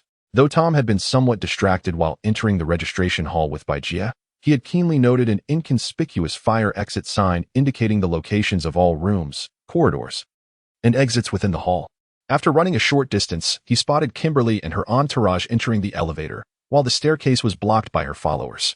Noticing that no one was paying attention to him, Tom stealthily approached a large pillar in the corridor, climbing it with the agility of a hefty feline.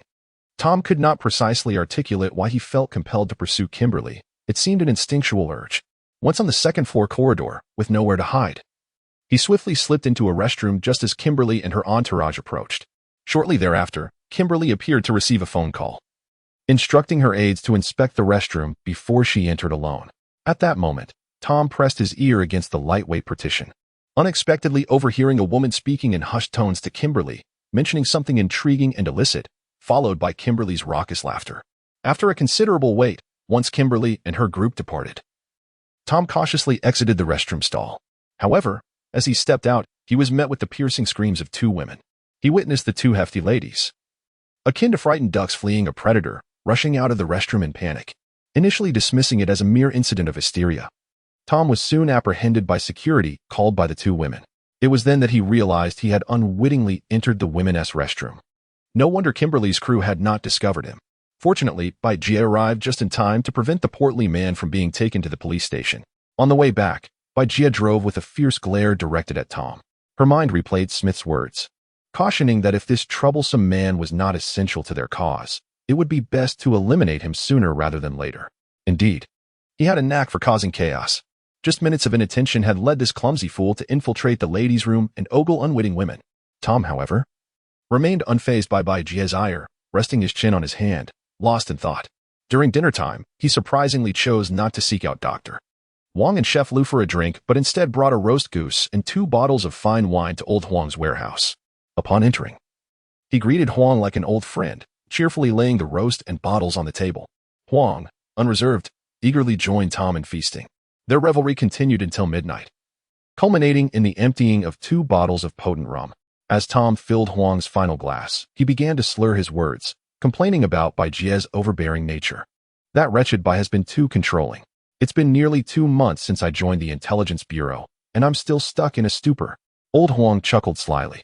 "What do you expect this place to be? If you're not here to sleep, what do you wish for?" Tom set down his glass, pulling out a thick wad of cash, waving it in the air with a foolish grin. "I may not know the local scene well, but I have plenty of cash.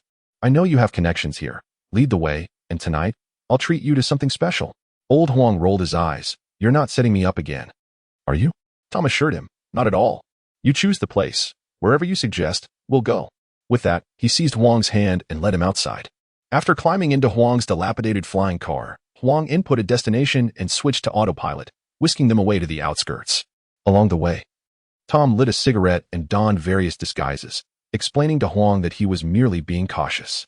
Huang envied Tom's wealth, while Tom could only grimace at the memory of having to awkwardly ask Annie for money earlier that day. Despite having 2,500 with her, he now found himself begging to borrow it back, with interest. The evening traffic was smooth, and the two exchanged light banter before they arrived at their destination. Tom stepped out, gazing up at a brilliantly lit street, though he found it odd that it was devoid of pedestrians, particularly women.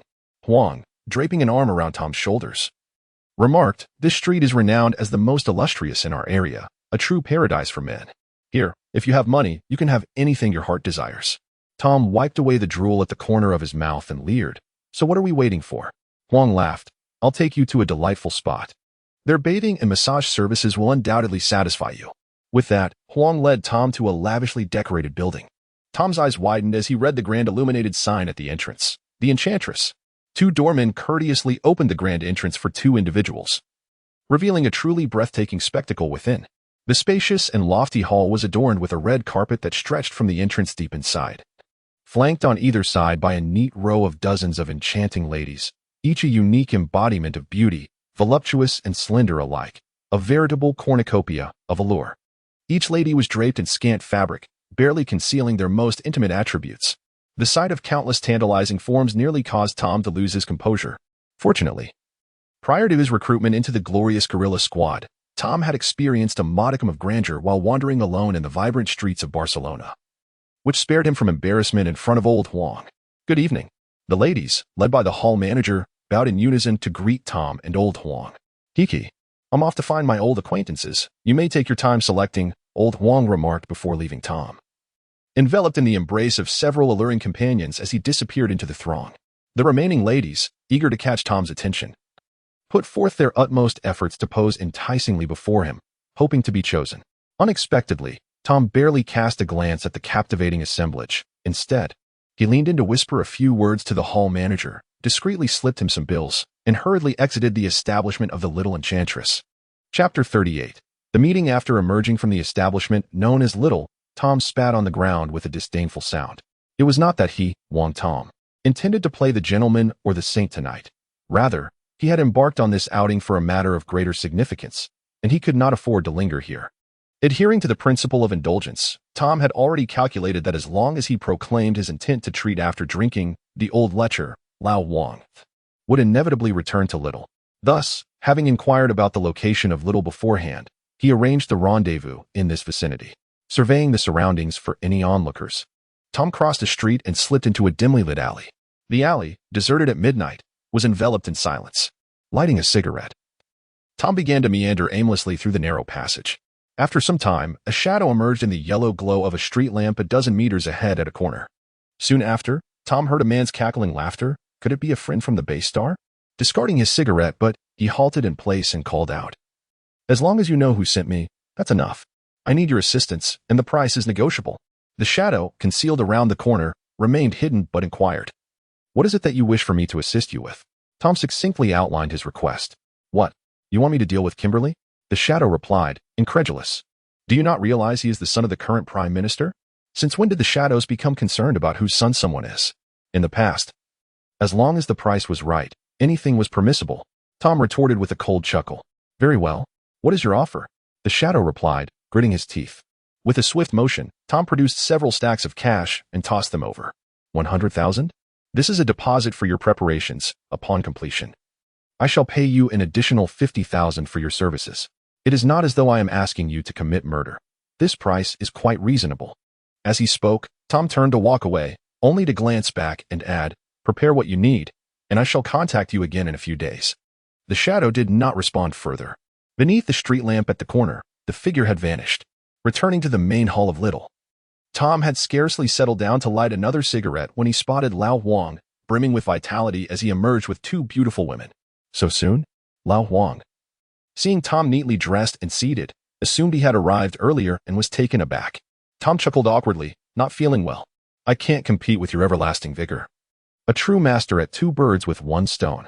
The two men exchanged light-hearted banter before boarding a flying vehicle to retrace their route home, each retiring to their own abode for the night.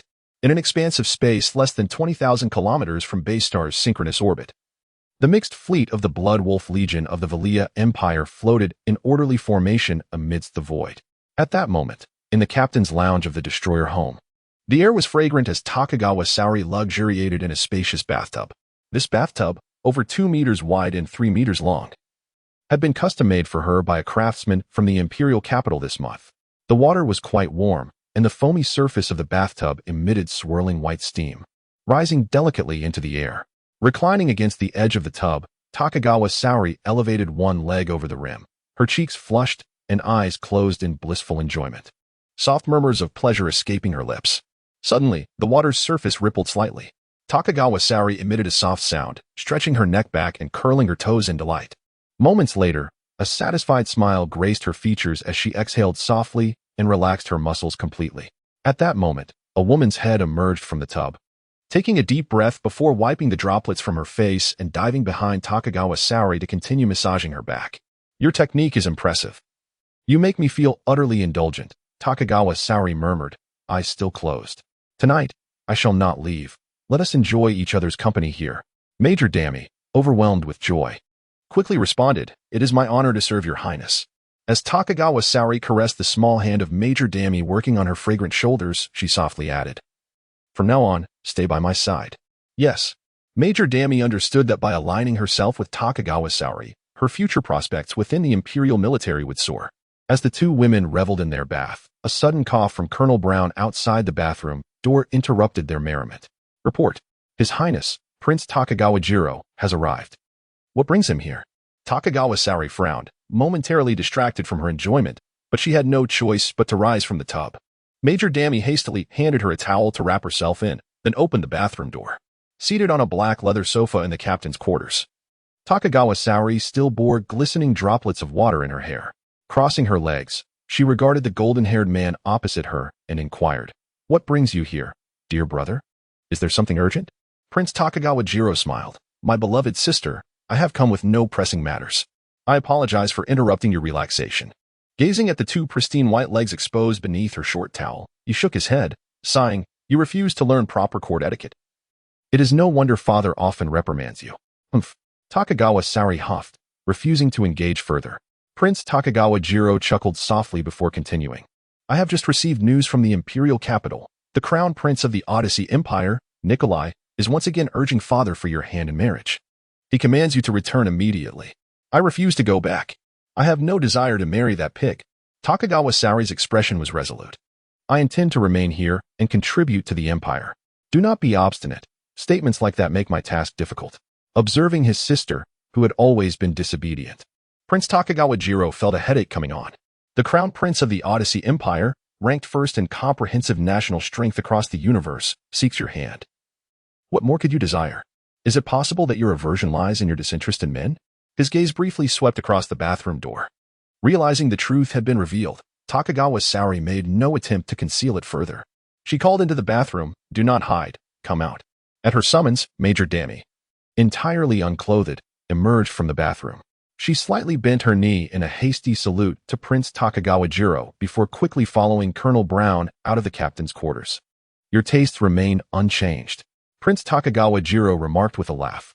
Takagawa Saori approached the viewport, gazing into the star-studded expanse of space for some time before finally addressing her brother. I possess crucial intelligence to share with you. However, you must agree to one condition. Allow me to remain within your fleet and continue the fight against the Tsutan Federation. Oh, do tell. Prince Takagawa Jiro replied with a smile. Father is already aware of your potential rebellious intentions. He has long dispatched individuals to covertly investigate your secret space base on Achilles. Takagawa Saori sneered, locking her gaze onto her brother as she enunciated each word. At that moment, although Prince Takagawa Jiro retained a smile, his heart was filled with profound shock.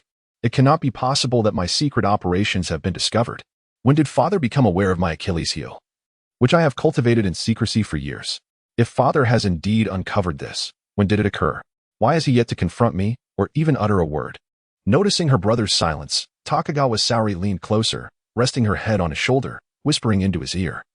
I also know that your hidden space base contains not only an entire fleet of space carriers, but perhaps something even more formidable. Am I correct? Although his younger sister's warm and fragrant body rested against his shoulder, exhaling gently like an orchid, at that moment, Takagawa Jiro felt as though he had plunged into an icy abyss. He feigned composure and inquired, where did you acquire this information? Chapter 39. The Mecha Competition, Part 1. Dechuan Saori chuckled softly, I certainly have my channels, but I cannot disclose them to you just yet. So, can you accept my terms? As she spoke, Dechuan Saori reclined back onto the sofa, pouring herself a glass of red wine, swaying the glass gently while propping her alluring legs on the coffee table before her. Very well. You need not return to the Imperial Capital Star, sighed Dechuan Jiro. However, you cannot remain here either. I need you to travel to the capital of the Seton Federation and, at all costs, Locate Taro and the whereabouts of that gorilla mecha pilot. You would want Taro to return to the Imperial capital star alive, would you? Dachuan Saori took a sip of her wine and smiled. What do you think? Then, Dachuan Jiro rose and leaned closer to Dachuan Saori, whispering, if you manage to resolve both matters concerning Taro and Yuli Jean, I shall appoint you as a general in my presence. At that time, you will have battles aplenty to engage in. With that, Dachuan Jiro turned and departed. Dachuan Saori, smiling, downed her glass of red wine, her cheeks blooming with a rosy hue, feeling an exhilarating thrill at that moment. Just then, Major Dami returned to the captain's quarters clad in a white robe, curling up like a docile kitten in Dachuan Saori's embrace, gently caressing the strands of hair behind her ear. At that moment, Dachuan Saori, with sultry eyes, lifted Major Dami's chin and passionately kissed her soft lips, saying with a playful smile, I'm in a good mood today. Make sure to exert yourself tonight. Major Dami eagerly reciprocated Dachuan Saori's affection. After a long while, the two beauties rose from their embrace and strolled into the bedroom of the suite. That night, Dachuan Saori, like a famished female leopard, frantically sought to claim her desires. Major Dami employed every conceivable means to appease Dachuan Saori's fervent assaults. Only in the early hours of the morning did Dachuan Saori, thoroughly satisfied, fall into a deep slumber, cradling Major Dami's delicate form. The following morning, after the sun had risen, Dachuan Saori lazily opened her drowsy eyes. She lingered in bed, entwined with the smooth body beside her, indulging in intimacy for a while longer. Eventually, after Major Dami's final round of devoted service, she reluctantly rose from the bed. Major Dami promptly assisted her to the bathroom, where she enjoyed a refreshing hot shower. Today, Dachuan Saori, unusually, chose not to don her military uniform, instead opting for a chic black short dress complemented by slender black high heels. After applying a touch of light makeup, she and Major Dami, hand in hand, stepped out. Half an hour later, accompanied by Major Dami, Colonel Brown, and several attendants, Dachuan Saori boarded a small transport ship dispatched by Dachuan Jiro. They circumvented the Solar Empire and set their course toward the capital of the Cetan Federation. 5 days later, after multiple transfers, Dachuan Saori and her companions quietly arrived at Kepler, the capital of the Cetan Federation. Upon leaving the interstellar spaceport, they rented 2 flying vehicles and finally reached the bustling central square of Kepler, where they checked into a hotel under the alias of Sherry. By the time the group settled in, it was already evening. After dining in the hotel, Dachuan Saori and Major Dami strolled hand in hand through the central square. Just then, a vibrant parade passed by, with participants adorned in colorful attire, holding various banners, playing lively music, and dancing joyfully. Dachuan Saori, linking arms with Major Dami, stood by the roadside, observing the parade for a while, only to realize it was promoting a mecha competition. She laughed. I didn't expect the mecha culture in the Cetan Federation to be so prevalent. Tomorrow, let us buy a mecha to enter the competition. Major Dami tugged at Dachuan Saori's hand, expressing concern. Didn't you say before coming to the Cetan Federation that we are here to carry out a mission? Participating in the competition could easily expose us.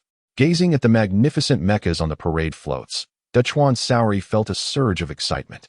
She patted Major Dami's hand and chuckled. No need to worry. Our passports are issued by the royal family of the Solar Empire.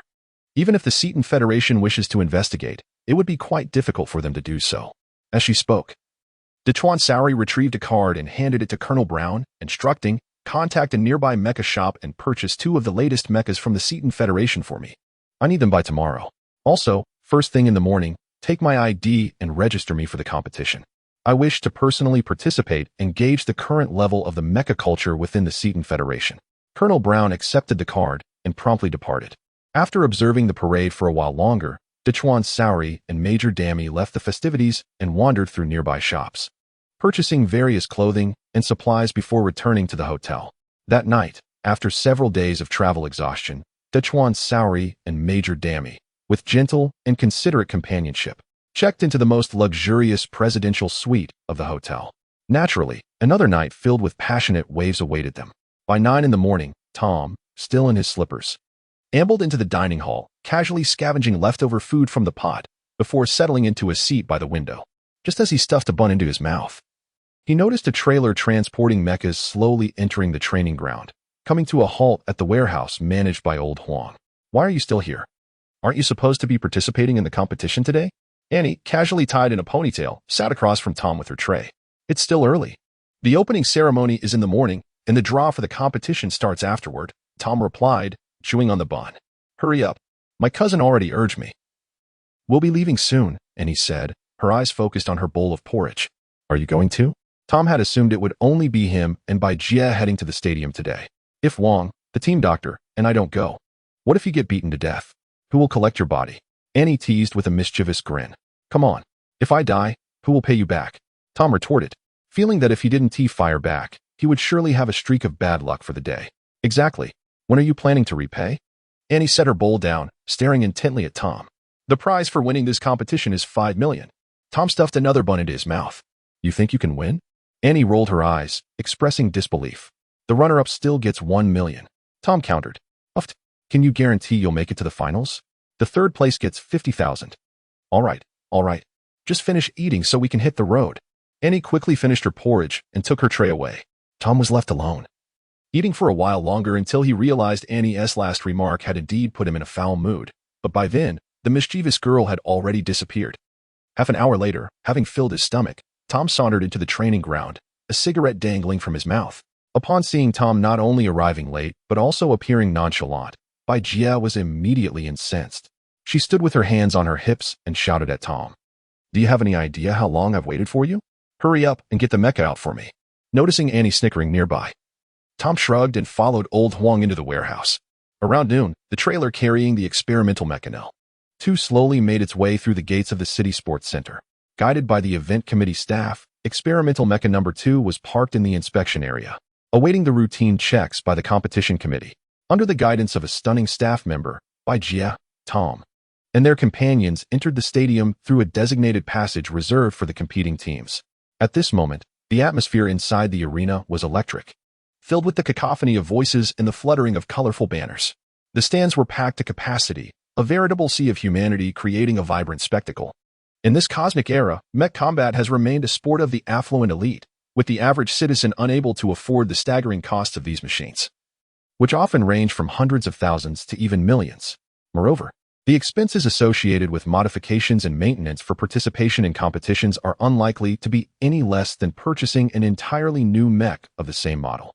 Nonetheless, this reality does not dampen the enthusiasm of the common populace for witnessing mech battles. Manufacturers of mechs strive tirelessly to cater to the desires of ordinary mech enthusiasts, designing and developing a plethora of derivative products such as mech models, simulation games, and an array of mech-themed apparel and toys. Furthermore, numerous sponsors of mech competitions invest heavily in promoting various mech advertisements, sparing no expense in creating revered mech celebrities to captivate the public's attention and market a wide range of related merchandise. Chapter 40, Mecha Combat Tournament, Part 2. Upon entering the stadium, Bai Jie and Tom, along with Wang the team doctor, Annie, and several men in black, were escorted to a private box arranged by the tournament organizing committee. The opening ceremony of the mecha competition was currently taking place, with the central stage alive with vibrant performances. A group of effeminate young stars held microphones, singing passionately, while the stands were illuminated with dazzling lights and adorned with banners, creating an electric atmosphere. As Bai Jie lit a cigarette, she caught sight of the main viewing platform across the arena. Aside from the customary presence of government officials and social elites invited by the committee, she was surprised to notice 2 military personnel in uniform. Given the ongoing war with the Vilya Empire, rumors had circulated that the military intended to scout exceptional civilian pilots during this mecha tournament to bolster the combat capability of the Federation's armored divisions. The appearance of these 2 soldiers confirmed that such rumors held merit. Following the conclusion of the opening performances, the invited dignitaries rambled on with a plethora of inconsequential speeches. After a splendid display of fireworks, the committee officially declared the Mecha Combat Tournament open. Tom produced his identity badge under the alias Jerry and verified his information on a virtual console within the box, subsequently completing the draw for his matchups as indicated on the screen. In the first round, Tom's opponent was a certain Lantine Kiki, piloting a renowned MedX competition mecha produced by Cannon Horse Company, one of the most prestigious in the Federation. Upon seeing the draw, Tom couldn't help but scoff. Only those born into wealth and privilege could afford such a high-end mecha, typically costing millions, along with further modifications. Having encountered many such privileged individuals in his father's mecha modification shop, Tom doubted their dedication to rigorous training. They seemed more inclined to flaunt the mecha's superior performance as a vulgar emblem of wealth. Tom glanced at the matchup list again and remarked to Bai Jie, "My idol isn't here today. Gia leaned over to check and, indeed, found Kimberly's name absent from the first-round matchups. A quick inquiry revealed that Kimberly, as the reigning champion from the previous tournament, was granted a bye in the first round and thus did not appear at the stadium today.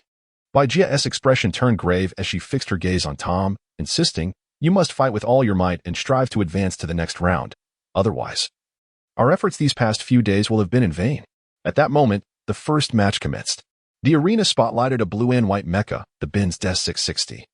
Designed by the Benz company, with a market price exceeding $3 million, and with enhancements and custom modifications, its total cost was undoubtedly no less than $5 million. As the Benz Des 660 made its entrance, it elicited a chorus of ecstatic screams from the stands. Following this was a bright red Silver 90, which, conservatively priced at around $1 million, would require an investment of at least $2 million to access its cockpit. The appearance of the red Silver 90 similarly sparked a tidal wave of cheers from the audience.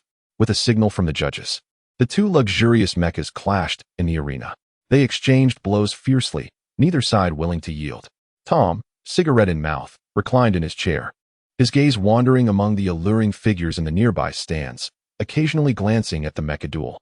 In his view, the drivers of the Benz Des and Silver exemplified typical amateur enthusiasts. Their movements appeared rigid and mechanical, executing maneuvers straight from the mecha combat handbook without any semblance of fluidity. An observer unaware of the situation might think it was merely children playing with remote-controlled robots. Yet Tom had to concede that both pilots had undoubtedly invested substantial sums in professional training, as the mechas had managed to engage in combat for an extended duration without a clear victor emerging. Just as Tom began to drift into slumber, a loud crash reverberated through the arena as the Silver 90 lost its balance and was pushed out of bounds by the Benz Des 660, finally concluding the lackluster match. Gia nudged Tom, asking, "What would you have done in that match?" Tom merely scoffed, disinterested in her question. As the second match began, approaching Tom's habitual nap time, he unabashedly dozed off in the private box, his snores echoing like thunder. On the opposite side of the arena, Major Demi was attentively massaging Saori Tokugawa's shoulders while showering her with flattery. "Your Highness, I never expected the mecha competition in the Federation to be of this caliber. Once it's your turn, you will surely dominate." Saori smiled, but remained silent. Although she recognized the lackluster performance of the previous two pilots, she felt a growing desire for battle, her inner flames of aggression igniting. The technical level of the second match was significantly higher than the first. A green mecha, agile and adept at striking, faced off against a heavily armored black mecha, proficient in kicks. Ultimately, the black mecha, relying on its impressive resilience, adhered to a strategy of enduring 3 strikes to deliver a single kick, securing victory. After the final exchanges, the green mecha lay incapacitated on the ground, unable to rise. As the green mecha was towed away, the committee announced the next match. The third competition was set to feature Lantai and Kiki piloting the Cannon Horse Med-X against Jerry, piloting the White Mouse. Gia, Annie, and the men in black simultaneously questioned, "Why such an unappealing name for your mecha? It's merely a test subject. It could just as easily meet an untimely end," Tom muttered as he donned his helmet and entered the arena. Meanwhile, Wong the team doctor stood at the box door, a hand tucked into his black suit, advising, "Fatty, just focus on your match." By this time, the experimental Mecha No. 2 had already passed the committee's scrutiny and was delivered to the edge of the competition area via a specialized transport vehicle. Tom dashed to the cockpit, maneuvering the mecha boldly into the arena, only to be met with a chorus of boos from the crowd. It appeared that most participants in such tournaments typically piloted lavish, state-of-the-art mechas designed by the Federation's leading companies, each one a costly marvel. However, the mecha now on display was so obscure that many in the audience could not even recognize its model. At first glance, it resembled a low-cost, outdated mecha. Yet upon closer inspection, it was anything but. The absurdity of the situation was almost comical. Could this really be a modified mecha? As Tom deliberately maneuvered Test Machine No. 2 in a swaying manner, akin to a drunken man, the laughter from the crowd in the stands grew even louder. Opposite him, the golden-hued Mercedes-Benz Mecha X approached slowly, step by step. Its streamlined body and gleaming armor, adorned with robust lines reminiscent of bulging muscles, exuded an air of regal elegance, akin to that of a sovereign. Upon the referee's command to commence the match, the Mercedes-Benz Mecha X advanced with small, determined strides and launched a right hook aimed directly at the head of Test Machine No. 2, piloted by Tom. Chapter 41. The Mecha Combat Tournament, Part 3. Tom forcefully pressed down on the control lever with his left hand as Test Mecha No. two ducked to evade the opponent's right hook. Simultaneously, the two mechanical arms of the mecha, under Tom's right-hand command, lunged toward the Mech mecha.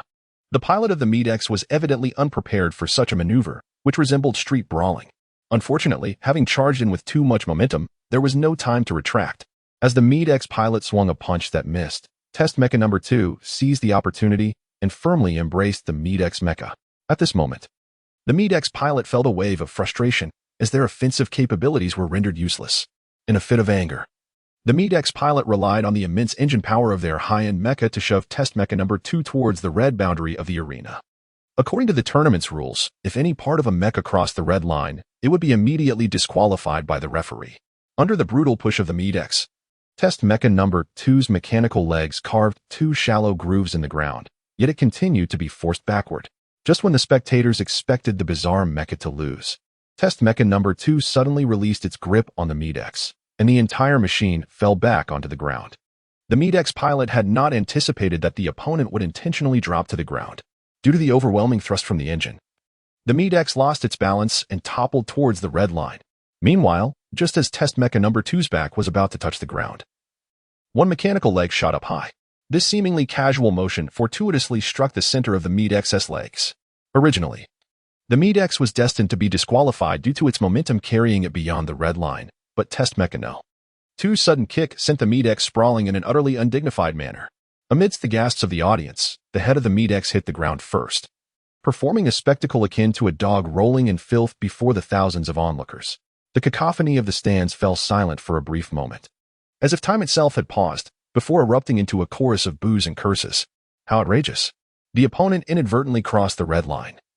And while that could have sufficed for victory, they resorted to such a despicable tactic, making their adversary fall so disgracefully.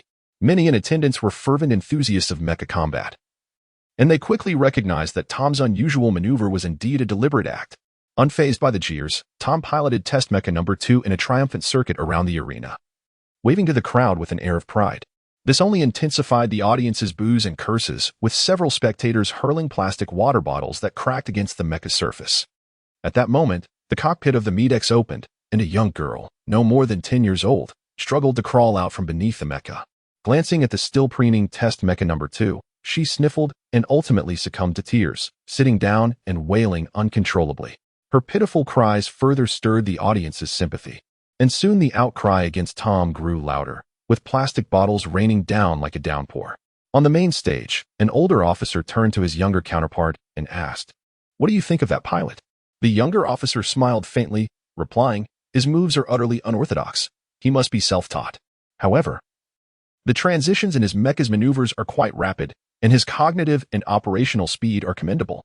The older officer, named Briss, narrowed his eyes, fixated on the odd mecha without uttering another word. Briss was the deputy director of the Cardice and Mecha Testing Center of the Scythian Federation, holding the rank of colonel. He had come to observe the mecha combat tournament in the capital star with the singular aim of selecting skilled test pilots for the latest third-generation military mechas developed by the Scythian Federation. Little did he expect to encounter such an eccentric character on the very first day of the competition. In truth, Tom's mecha handling skills had been cultivated since he took his first steps at the age of 3. At that time, his father, a fervent mecha modification enthusiast, spent all his time tinkering in the shop, leaving little room for familial bonding. Unlike the boys next door, Tom lacked a plethora of toys. Instead, as he began to explore the world, the mechas brought in by customers became his sole source of joy during childhood. Once he learned to walk unsteadily, Tom often crawled into the cockpits of various mechas to play. Many customers were wealthy young men who, charmed by Tom's cuteness and intelligence, took delight in mischievously teaching him about mecha operation.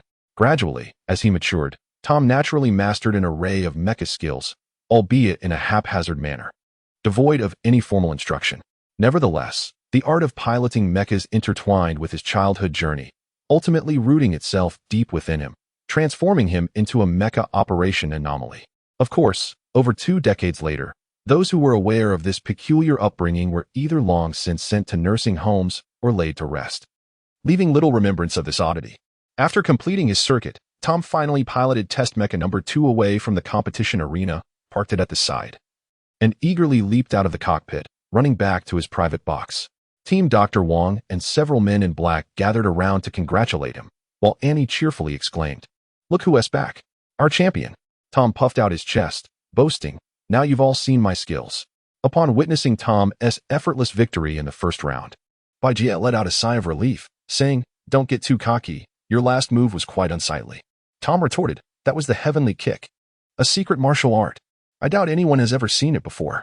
Indeed, no one had witnessed such a maneuver in mecha combat. So Bajie chose to ignore the frivolous claims of this eccentric fatso. Regardless, the first round of the competition was now concluded, prompting Bajie to urge everyone to pack up and return, as it was well past lunchtime. Meanwhile, in a private box on the opposite side of the arena, Takagawa Saori smiled for the first time after watching Tom's match, nodding in approval as she remarked, "Interesting." She then took the helmet handed to her by Major Dami and, swaying her alluring figure, made her way into the arena. The committee's announcer boomed once more. Next up is the fourth match, featuring the Furlori F8 piloted by Shirley against the DOA-6 piloted by Granlia. Alice, piloting the brand new mecha just mentioned by Colonel Brown, gradually stepped over the red line into the arena while adjusting to the mecha's capabilities and controls. Meanwhile, the black DOA-6 awaited her arrival. Upon the referee's command to commence the match, both mechs remained stationary, while the audience gradually fell into a hushed anticipation. For a considerable duration, the two mechs gazed at each other, until finally, it was Takagawa Saori who could no longer contain herself, launching her mech forward with a ferocious leap. The Vorlari series mechs are renowned in the Seitan Federation for their explosive power and acceleration, and Takagawa Saori's charge was as swift as a ravenous wolf. In an instant, she found herself before the DOA-6, swinging her fist downwards with ferocity.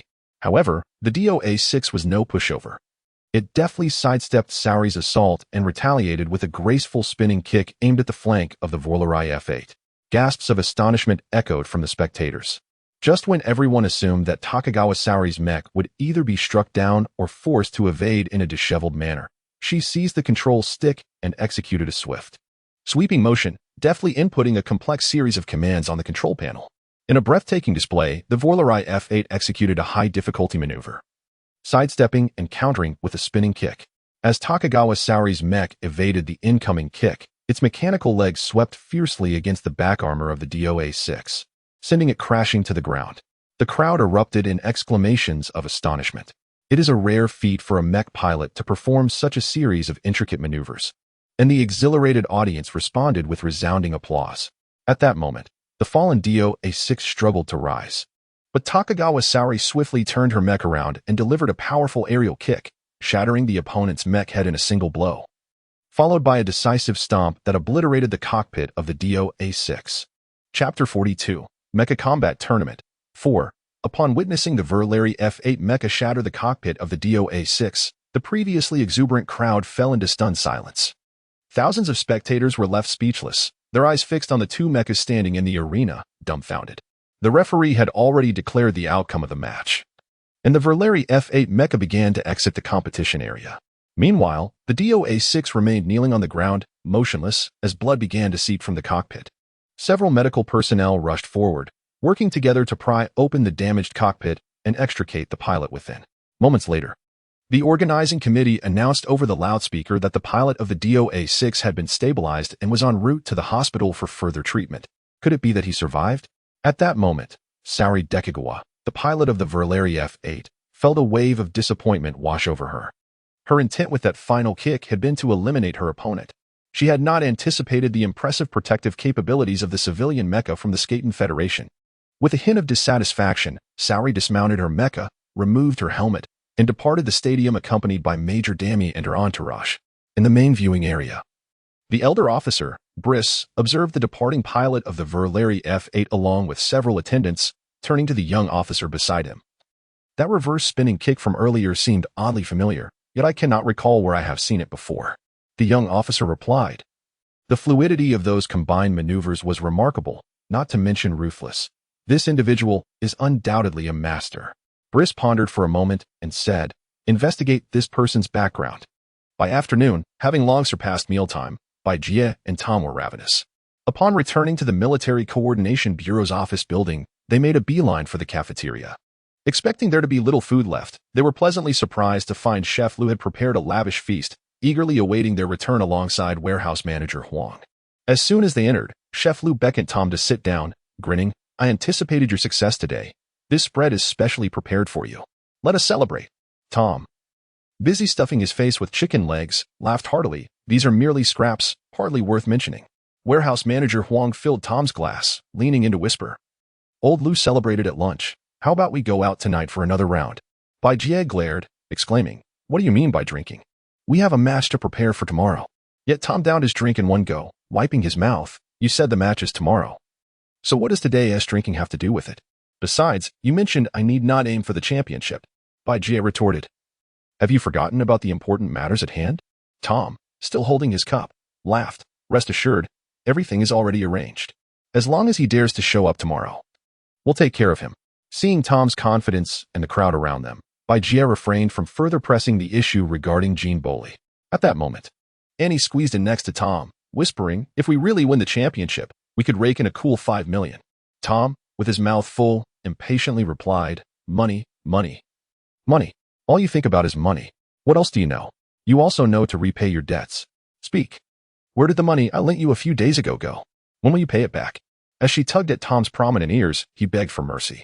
The others, including Chef Liu, Dr. Wang, and several men in black, were already accustomed to such scenes, enjoying their meal and drink. Only warehouse manager Huang winced, realizing how the previous night's expenses had been covered. Truly, what a good brother.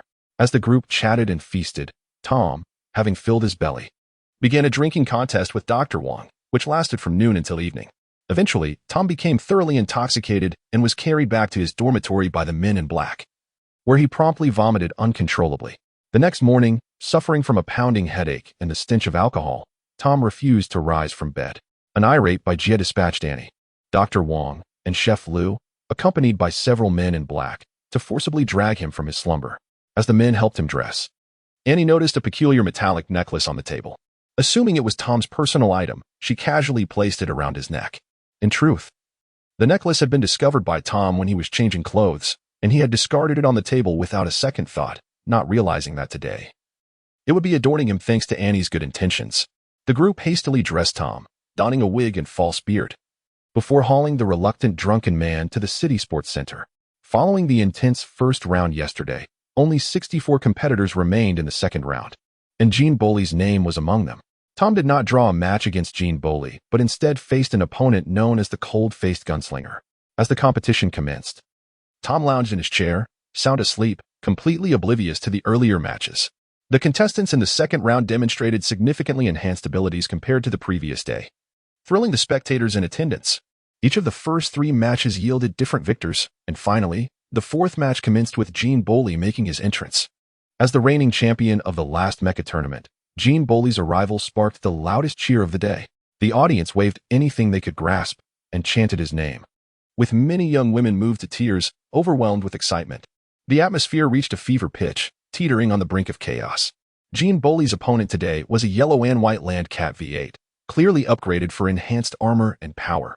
This mecha could easily rival top-tier models, and with modification costs, its market value conservatively estimated at around 3 to 4 million. However, standing before Jean Boley's golden Lautilator Phantom 2000, the Landcat paled in comparison. The Phantom was a custom-made model Jean Boley had imported this year, its market price exceeding 10 million, further enhanced upon return with upgrades to its engine, suspension, and armor. Jean Boley had indeed invested heavily, intent on securing the championship once more. As the match began, the Landcat V8 cautiously probed several times, hesitant to launch an attack. Jean Boley, initially unhurried, waved to his fans in the stands, inciting frenzied cheers. After several moments of spectacle, Jean Boley finally halted, raising his mechanical arm to point at the Landcat V8. Amidst the audience's wild cheers, the Phantom 2000 surged toward its opponent. The driver of the Landcat V8, already on high alert for Jean Boley's assault, found himself momentarily frozen as the Phantom 2000 charged. It was only at the last moment that he remembered to raise his mechanical arm to block the Phantom 2000's incoming punch, but it was far too late. A resounding impact echoed through the arena. With a resounding impact, the Luma V8 was struck directly in the chest by the Phantom 2000's powerful blow, subsequently soaring out of the competition arena like a deflated sandbag. In a mere exchange, Kimberly effortlessly sent the Luma V8 beyond the boundary, leading the referee to promptly declare Kimberly the victor.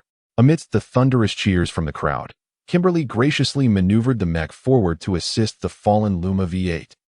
earning a fervent round of applause from countless fans in the stands. On the main podium, a young officer remarked with a smile, "Indeed. The third son of the Prime Minister lives up to his reputation." An older officer, Bryce, scoffed and replied, "Kimberly may be a disciple of the esteemed Mech combat master Amidst, but regrettably, his foundational skills are lacking. His flashy techniques are mere embellishments. Such moves hold no efficacy in the heat of battle." Chapter 43. The Mecha Combat Tournament, v. The fifth match featured Sortie Tokugawa piloting the Ferrari F8 against a sky blue Benz S500. Today, Sortie was brimming with fighting spirit and had grown increasingly familiar with the performance and handling of the Ferrari F8. As the competition commenced, the two mechas charged fiercely toward one another. In the first round, as they crossed paths, both pilots instinctively opted to execute a direct kick against each other. However, the seasoned Sortie Tokugawa demonstrated her superior skill while executing her kick. She deftly adjusted the control stick with her left hand and utilized the foot pedals to slightly tilt the mecha's torso to the left. This minor deviation allowed the Ferrari F8 to narrowly evade the opponent's incoming mechanical leg. Simultaneously, the kick from the Ferrari F8 landed squarely on the cockpit of the Benz S500. Amidst the gasps of astonished spectators, the cockpit of the Benz S500 shattered into countless fragments. Without hesitation, Sortie relentlessly pursued her opponent. The Ferrari F8 unleashed a flurry of rapid kicks against the cockpit, striking it again and again. With each resounding impact echoing in the arena, the Ferrari F8 delivered 7 or 8 powerful blows to the cockpit of the Benz S500. Soon, the Benz S500 had endured multiple strikes to its front, rendering its F8 a mere heap of scrap metal. The cockpit had already exploded, leaving a terrifying black void in its place. At this moment, Sortie Tokugawa, nestled within the Ferrari F8, was consumed by a bloodlust. The previous day's encounter with the DOA-6 had allowed the pilot to escape unscathed, which left Sortie with an inexplicable sense of frustration. Therefore, she was determined to unleash a furious assault on her opponent's cockpit, vowing to claim her rival's life.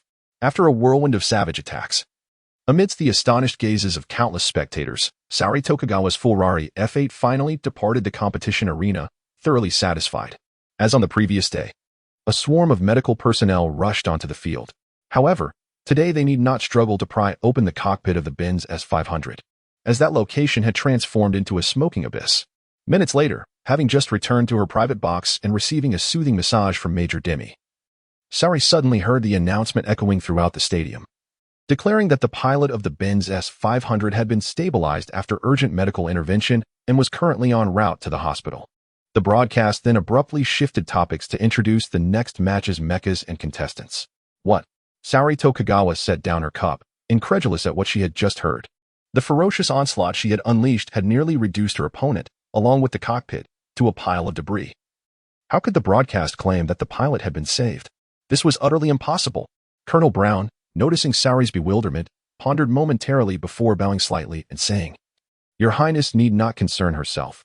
This may merely be a clever ruse by the tournament committee. Such a degree of assault would leave no chance for survival within the cockpit." Colonel Brown's words finally illuminated Sortie's understanding. Prior to the commencement of the tournament, all participants had signed a waiver acknowledging the risks of injury or even death, accepting full responsibility for any consequences incurred during the competition, absolving the committee of any liability. The tournament committee capitalized on this blood-soaked spectacle to attract the attention of the general public, heavily promoting advertisements and inflating ticket sales. However, as a federal democratic nation, the government would not permit the public display of excessively violent contests. Thus, the committee's owner had clandestinely reached an agreement with government officials, ensuring that no fatalities would occur during the matches, which allowed the Mecha Combat Tournament to proceed without incident. Yet, even civilian mechas wield powerful combat capabilities against human opponents. With many contestants vying for prize money and honor, the likelihood of accidents was inevitable. In response to such situations, the committee's owners had devised an astute strategy. In any match where severe injuries occurred, regardless of whether a contestant died on the spot, they would promptly be attached to an F4 and transported on a stretcher to the hospital. Whether the individuals sent to the hospital were genuinely injured or deceased would only be revealed upon arrival. The scenario that Sortie had just encountered exemplified this practice. The Benz S500 pilot had been reduced to a mere puddle of flesh following her brutal continuous kicks, yet the medical personnel still rushed him to the hospital. Of course, it was entirely possible that he took a detour en route and ended up at the crematorium instead. After all, the spectators would not be privy to the truth. Consequently, this did not dampen the enthusiasm of the audience in the stands. With the committee's grand announcements, the crowd's attention swiftly shifted to the next match. After listening to Colonel Brown's explanation, Saori Tokugawa scoffed derisively. In her homeland, mecha competitions bore even greater casualties and were far more brutal. Yet, the triumph of the strong over the weak remained an eternal truth. Life was undeniably magnificent, but death held its own glory. A fair duel must never be tainted by any semblance of hypocrisy.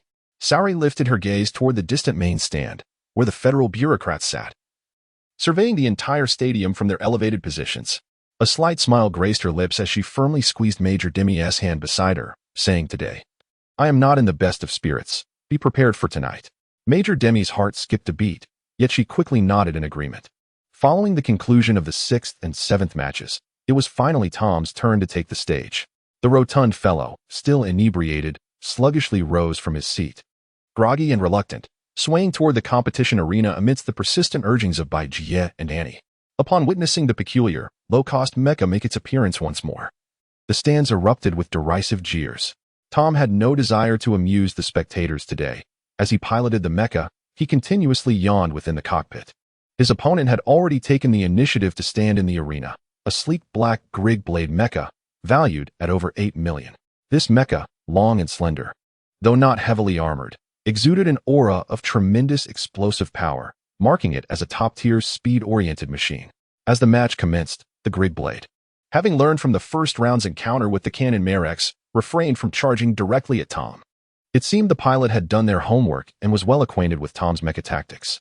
The Grig blade remained stationary in the center of the arena, assuming Tom would again attempt to counterattack, and thus cautiously circled around Tom's experimental mecha number 2. At that moment, Tom let out a colossal yawn, wiping away the tears forming in his eyes. When he reopened them, he was astonished to find that his opponent had seemingly vanished. At that moment, the Grig blade mech had stealthily maneuvered to the side and rear of Tom, thus Tom failed to notice its presence immediately. The blade pilot, witnessing Tom's mech expose such a significant vulnerability and remain stationary, felt a surge of elation. With a sudden burst of acceleration, he surged forward and delivered a powerful kick to the rear of Tom's mech. The impact resonated with a clang, causing Tom's experimental Mk2 mech to stumble precariously, nearly toppling over. It was only then, in his sluggish state, that the inebriated pilot realized his adversary had circled behind him, prompting a frantic attempt to pivot and pursue. Yet, how could he hope to catch up? Chapter 44. The Mecha Combat Tournament, Part 6. Tom's mind was still clouded by alcohol, rendering him not only sluggish in his reactions but also significantly slower in operating the mecha. He even made a series of erroneous commands. His opponent piloted the renowned Grig blade, a top-tier mecha celebrated for its explosive power and speed. Under normal circumstances, Tom would struggle to gain an advantage in speed. Thus, when Tom issued 2 consecutive incorrect commands, the experimental mecha number 2 lunged awkwardly at his opponent, only to miss entirely. Seizing the opportunity, the pilot of the Grig blade swiftly maneuvered behind Tom's mecha and delivered a powerful kick to its rear. Whether intentional or not, that kick landed squarely, propelling the experimental mecha forward several steps before it finally lost its balance and fell flat on the arena floor. The stands erupted in uproarious laughter. The peculiar mecha's pilot had displayed a lack of sportsmanship the previous day, continuing to humiliate his opponent even after securing victory. Now, he was receiving his just desserts, much to the delight of the audience. Unbeknownst to everyone, Tom inside the cockpit was seething with rage. He had always been the one to bully others in mecha battles. How could he have fallen so low today, humiliated by this amateur who dared to kick his backside? The Grig blade's pilot, elated to see Tom's mecha down, rushed in to deliver a few more kicks to hasten the end of the match. At that moment, Tom was startled to see all the indicator lights on his control panel suddenly turn blood red. Simultaneously, the metal necklace around his neck transformed to a vivid crimson. Of course, the portly figure was oblivious to the sudden change of his necklace. He had no idea that he was still wearing it. Consumed by fury, Tom had no time to ponder the bizarre occurrence and forcefully maneuvered his mecha to rise from the ground. The rushing pilot of the Grig blade only saw the peculiar mecha's eyes seemingly morph into a blood-red hue before it astonishingly flipped back onto its feet and charged at him with incredible speed. To the spectators in the stands, the mecha appeared to leave a blur in its wake. However, in that fleeting moment, everyone thought they had merely imagined it. In an electrifying instant, a resounding crash echoed as the peculiar mecha collided with the Grig blade, flipping it over. What transpired next astounded the audience. The peculiar mecha mounted the fallen opponent's chest and began to swing its mechanical arms, delivering forceful slaps to the Grigblade's head. In reality, Tom had again mismanaged the commands in the cockpit, and the experimental mecha's arms were not clenched into fists but were instead wildly flailing at the downed Grigblade, creating the illusion that he was slapping his opponent. Tom, oblivious to these details, continued to hurl curses and insults at his opponent's family while relentlessly attacking until, at last, he swung into empty air. What had happened? Upon closer inspection, Tom realized that after delivering a flurry of slaps, he had finally knocked the Grigblade's head clean off, which explained the final empty swing. Seeing that the Grigblade could no longer rise, Tom finally managed to stand his mecha upright.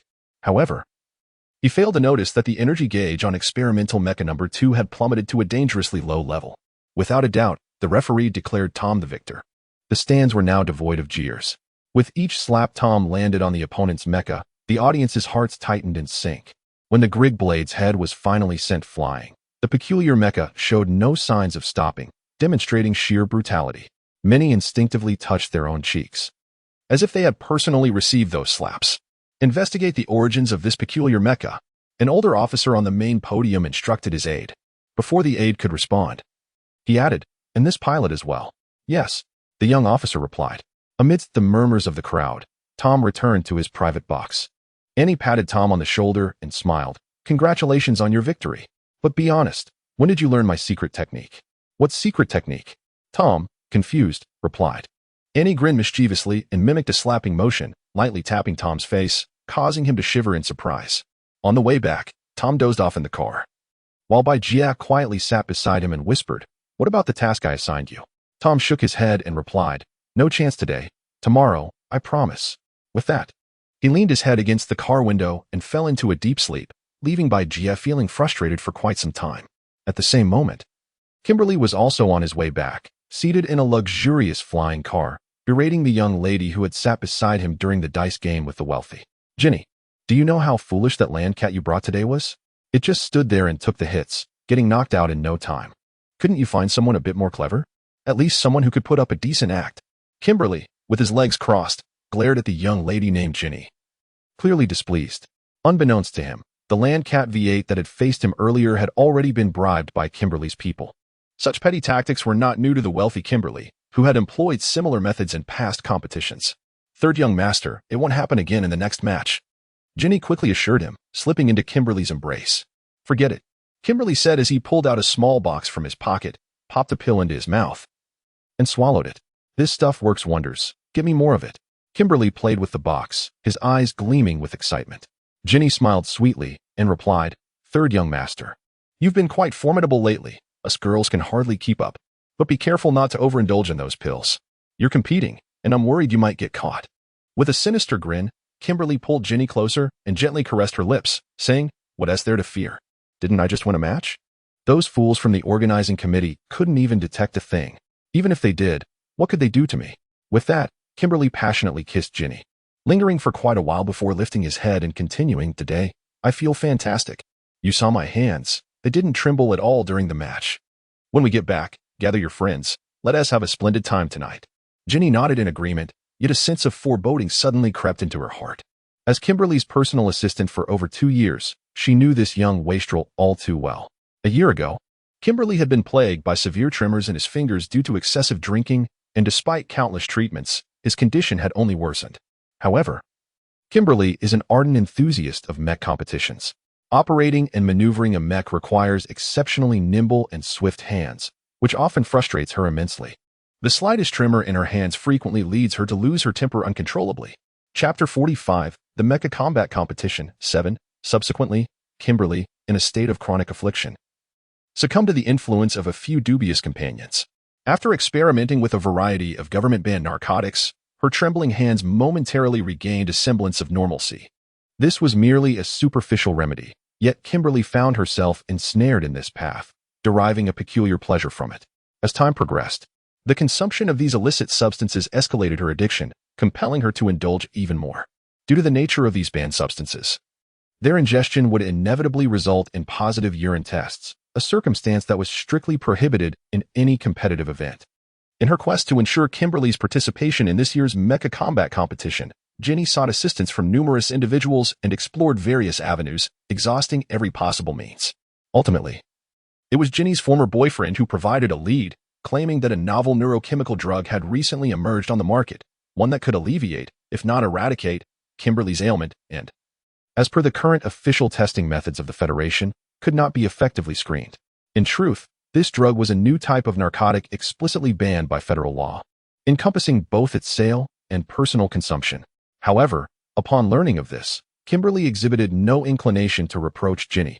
Rather, she eagerly urged her to procure some for experimentation. Thus unfolded the incident in the restroom of the Sports Center registration hall, where Tom overheard Kimberly clandestinely meeting with a woman. The woman in the men's restroom was none other than Ginny, who had just acquired the pills and immediately called Kimberly. The latter, already ensnared by addiction, impatiently insisted that Ginny deliver the substances to the Sports Center without delay, unaware that their conversation was not as private as they believed. From that day forward, after starting the new medication, Kimberly's hand spasms were indeed curtailed. However, the side effects of this drug heightened her libido to an alarming degree, leading to nights of unrestrained revelry that left Ginny utterly exhausted. The following morning, after a night of indulgence with barely a moment of rest, Ginny wearily rose from the sofa, carefully navigating through a sea of empty bottles and remnants of food strewn across the living room and bedroom, as well as a few nude figures. After a quick rinse in the bathroom, she hastily called for her driver and set out. Ginny directed the driver to a secluded residence near the outskirts of town, where she alighted and entered alone. Upon stepping inside, a man seized her from behind, wrapping his arms around her waist. He pressed his smoke-laden lips to her neck, leering, "Why have you come so late? I've been dying for you these past few days." Ginny, resting her hands against the wall, retorted coldly, "If you wish to proceed, do so swiftly. I must return the goods to my employer." "Damn it, woman. Must you rush me even for a quick liaison?" The man grumbled, unbuckling his belt. Moments later, he was panting heavily against her back, motionless. Ginny, repulsed, pushed him away, straightened her dress, and coldly inquired, "Where are the goods?" This man was Ginny's former boyfriend, Hawk. As he adjusted his pants, he chuckled. "Being with someone wealthy has its perks. I am now more loyal than your employer's dog. Last chance. Where are the goods?" Ginny's patience was clearly waning. Hawk, now fully dressed, produced a packet of pills, grinning, "Sweetheart, where's the money?" Ginny, disgusted, retrieved a stack of cash from her bag and tossed it at him, snatching the pills before hastily exiting the residence. As she drove away, a shadow materialized beside Hawk. "Did you give her the items?" "Everything is done as you instructed." Hawk replied promptly. "Excellent." The shadow then vanished into the darkness. That morning, Bai Jia, having just risen, cigarette in mouth, stepped onto the balcony and dialed Director Smith. After briefly reporting recent developments, she asked, "Could you leverage connections to coordinate with the competition committee? I want time to meet Kimberly as soon as possible. I wish to resolve this matter without further delay." Upon receiving an affirmative response from Smith, Bai Jia hung up, tidied herself, and donned a fresh outfit before heading to the cafeteria. It was rare for Tom to encounter Bai Jia in the cafeteria, as he typically rose late. However, after returning home the previous night without dinner, he had slept through until morning, finally awakening out of hunger to seek sustenance. Unbeknownst to him, Bai Jia had already conspired with Smith to arrange for him to compete against Kimberly that day. With a tray in hand, he sat opposite Bai Jia, munching on eggs and greeting her. "What are your plans for today?" she inquired. "Everything is arranged. You will find out in due time," Tom replied with a mysterious smile. As Bai Jia observed Tom's smug demeanor, she sometimes felt an urge to slap him like Annie did, yet her position restrained her from acting on such impulses. In that moment, she resolved that if Tom continued to evade her today, she would summon the Interior Ministry to apprehend him post-competition, oblivious to Bai Jia's intentions. Tom quickly filled his belly and joined a group of men in black as they headed to the sports center. Once again, the sports center was bustling with activity as Bai Jia and her companions settled into their box. Just then, Tom, clutching his stomach, excused himself to the restroom. At that moment, Bai Jia received a text from Director Smith confirming that matters had been set in motion, prompting a subtle smile to grace her lips. After slipping away from Bai Jia and the others, Tom made his way to the mecha repair area. According to competition regulations, each mecha advancing to the next round must be taken to a designated repair zone for maintenance after the day's match. Contestants were not permitted to remove their mechas from the venue until all competitions concluded. However, Tom's purpose for entering the repair area was not to check on his own prototype number 2. The expansive repair zone could accommodate hundreds of mechas, but following yesterday's matches, only 32 remained, including Tom's prototype number 2 and Kimberly's Phantom 2000. After ensuring he was not being observed, Tom quickly slipped into a tool room. When he emerged, he wore the uniform of a repair staff member, confidently blending in with their ranks. Strolling over to Kimberly's Phantom 2000, he noted a group of workers inspecting the mecha's engine and nuclear battery in preparation for the upcoming match. Tom circled the mecha and then faced the workers, adopting a stern expression as he inquired, "Have the suspension and braking systems been checked? Weren't they inspected yesterday afternoon?" One worker replied, looking up at the unfamiliar figure but recognizing his uniform as belonging to their team. Tom maintained his serious demeanor, continuing, "This morning, the third son specifically called, stating that during yesterday's high-speed braking, the vehicle tilted slightly and requested a recheck of the shock absorbers and braking system. It is widely acknowledged the significance of Kimberly's background." And coupled with Tom's eloquent fabrications, the crew harbored no suspicions as they ascended the maintenance framework to inspect the shock absorbers. Tom followed suit. Yet his intentions were far from assisting Kimberly with the inspection. Instead, he clandestinely pried open the cockpit of the mech, peering inside with a furtive demeanor. Tom had encountered the elite Lauderlade Mech several times at his family's modification shop years ago, although Kimberly's Phantom 2000 was a newly unveiled model from this year. The cockpit's layout bore a striking resemblance to the older iterations of the Lauderlade Mechs. Just as Tom was curiously exploring the interior of the Phantom 2000's cockpit, a nearby maintenance worker, noticing his shifty demeanor, became suspicious and inquired, "What are you looking at?" Chapter 46, Mecha Combat Tournament, Part 8. Tom lifted his head, feigning a semblance of annoyance, and glared at the worker, stating, "The third young master requested that I inspect the cockpit," claiming the dust on the pedals was not sufficiently wiped clean. With that, Tom swiftly climbed into the cockpit of the Mirage 2000, rummaging about for a considerable time before finally emerging. After Tom's departure, the repairman who had initially posed the question felt an unsettling sense of something amiss. Thus, he crawled back into the cockpit for a meticulous inspection, only to find no abnormalities. It was not until he noticed the pedals beneath the control panel gleaming with a pristine shine that he finally felt at ease. Upon returning to the small box adjacent to the competition arena, Tom plopped down beside Annie. She quickly shifted away, pinching her nose with one hand while fanning herself with the other, exclaiming, "It stinks terribly." Tom shot her a disdainful glance, then let out a loud fart. "Ugh, Doctor." Wong and the men in black hurriedly retreated, while Bai Jie took her chair and distanced herself to the entrance of the box to smoke. "You are absolutely revolting," Annie muttered, pinching the hefty man, and in a lowered voice continued, "I just connected with the liaison sent by our team. We VE agreed to touch base weekly. It seems we will soon be assigned tasks. Will the salary still be dispersed?" Tom reclined in his chair, pulling out a cigarette to light. "Could you not smoke so excessively?" Annie nudged him with her elbow, leaning closer as she softly remarked, "In the future, both our salaries and allowances will be directed to me. I'll manage your funds to prevent your reckless spending." "Hey, you haven't even walked through the door yet, and you're already eyeing my money?" The hefty man glared in dissatisfaction. With a swift kick, Annie overturned Tom's chair, scolding, "You shameless creature. Daring to take advantage of me. You deserve it." With that, she stormed off. Dr. Wong and the men in black squatted outside the box, smoking, pretending they had heard nothing. Bai Jie sighed inwardly, thinking that if there were no developments regarding Kimberly today, she truly could not endure this hefty man any longer. At that moment, an announcement blared from the box, urging the competitors to proceed for the drawing of lots, as today's round of competition was about to commence. Tom, cigarette clamped between his lips and slipper shuffling, approached the virtual screen designated for announcing competition information. Just as he was about to press the draw button, Bai Jie rushed in anxiously. Noticing Bai Jie's tense expression, Tom chuckled, "Why don't you do the honors?" Bai Jie shot him a glare, chiding, "What is with the nonsense? Just press it." Tom chuckled lightly and pressed the button. After a dazzling display on the virtual screen, Kimberly's name appeared prominently. Tom exclaimed, "Holy moly, we VE hit the jackpot." Bai Jie smiled lightly, taking a drag from her cigarette as she stepped away. Minutes later, the drawing for all competitors was completed. The announcer's voice rang out with palpable excitement, "Ladies and gentlemen, for the first match of the third round, we present our reigning champion, Kimberly. Today, he pilots a Roderick Mirage 2000. Let us give Kimberly a warm welcome." The stands erupted in a frenzy. All spectators leapt from their seats, hoisting large banners emblazoned with Kimberly's likeness, waving their arms and shaking colorful flags. chanting his name with fervor. The deafening cacophony of cheers, whistles, and horns, mingled with the screams of infatuated fans, created an overwhelming sound that was nothing short of thunderous.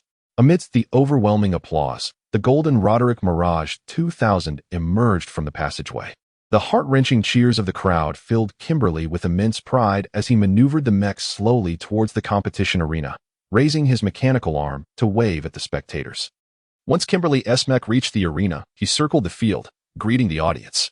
Finally, after he finished his ostentatious display, the announcer began to introduce Tom. Next up, we have Jerry piloting the White Mouse. Let us hope his budget mech doesn't get turned into scrap metal by the Mirage 2000. A wave of laughter rippled through the audience at this jest, followed by a chorus of boos and jeers that eclipsed even the earlier cheers for Kimberly. As experimental mech number 2 emerged from the passage, a deluge of plastic water bottles rained down upon it, crashing against its frame with a resounding clatter.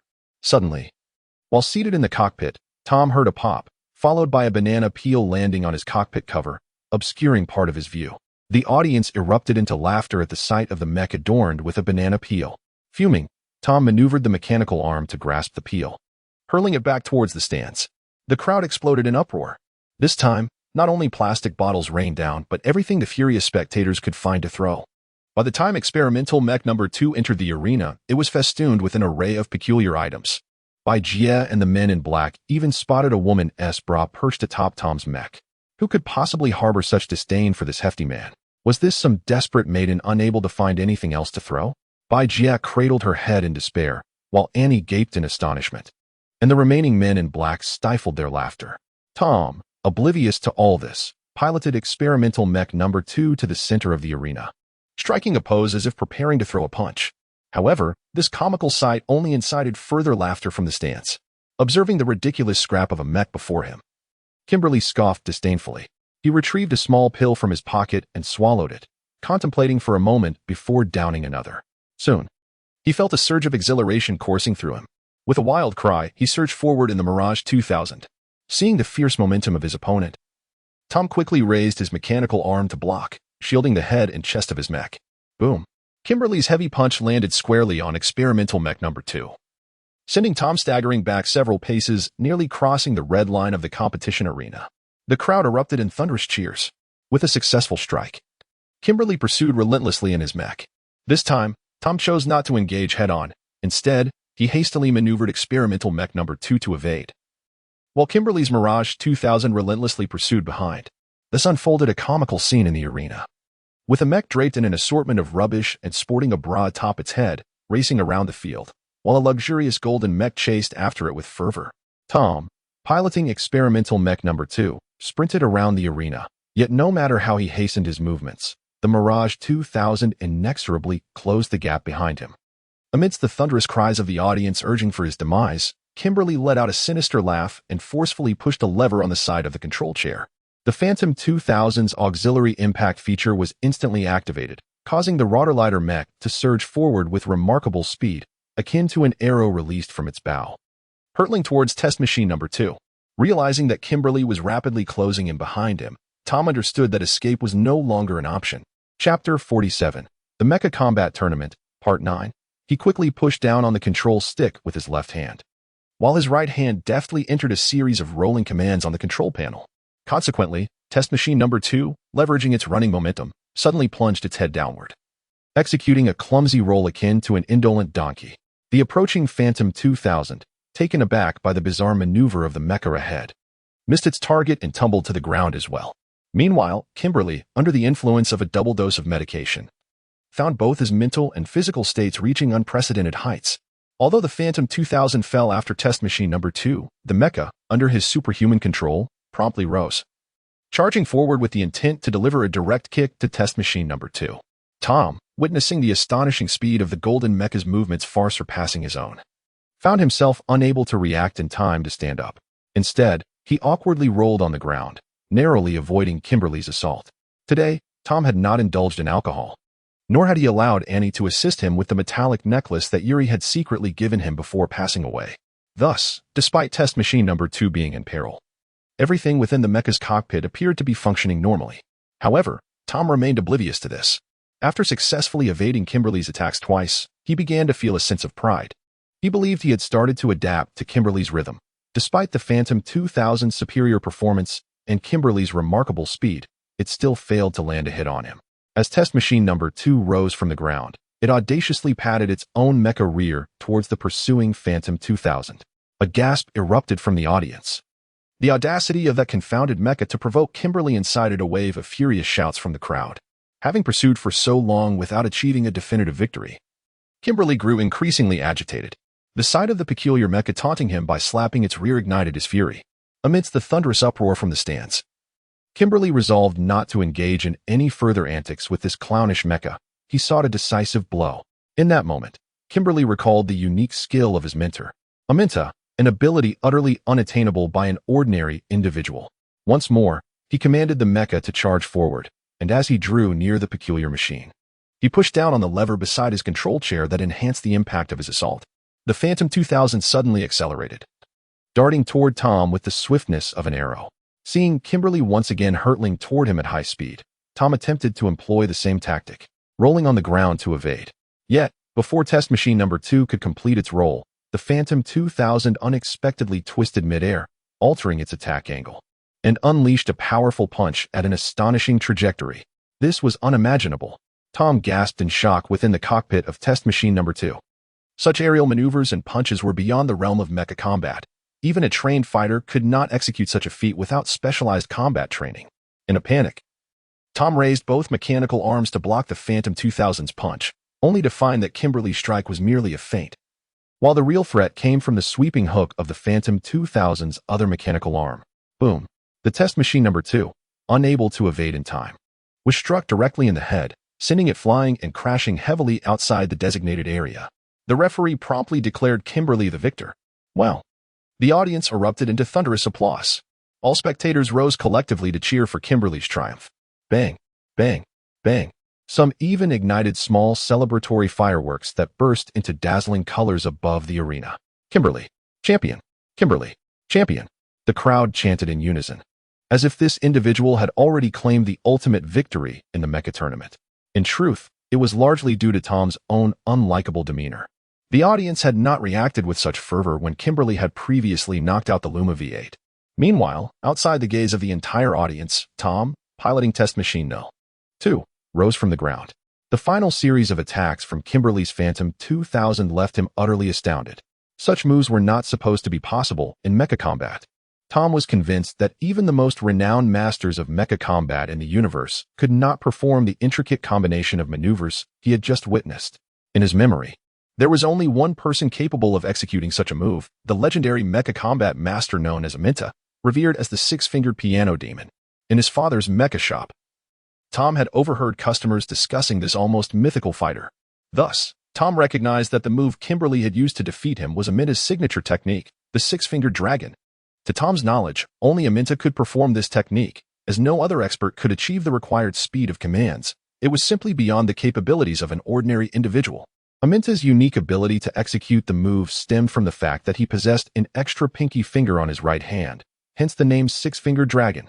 According to Tom, Kimberly had 5 fingers like any normal person, making it seemingly impossible for him to execute the six-fingered dragon. Yet, just moments ago, Kimberly had transcended the limits of human speed in front of numerous spectators, executing Amidst's coveted technique, leaving Tom stunned beyond measure. The dazed Tom in the cockpit remained frozen for 2 seconds before suddenly understanding something, a sly smile creeping across his face.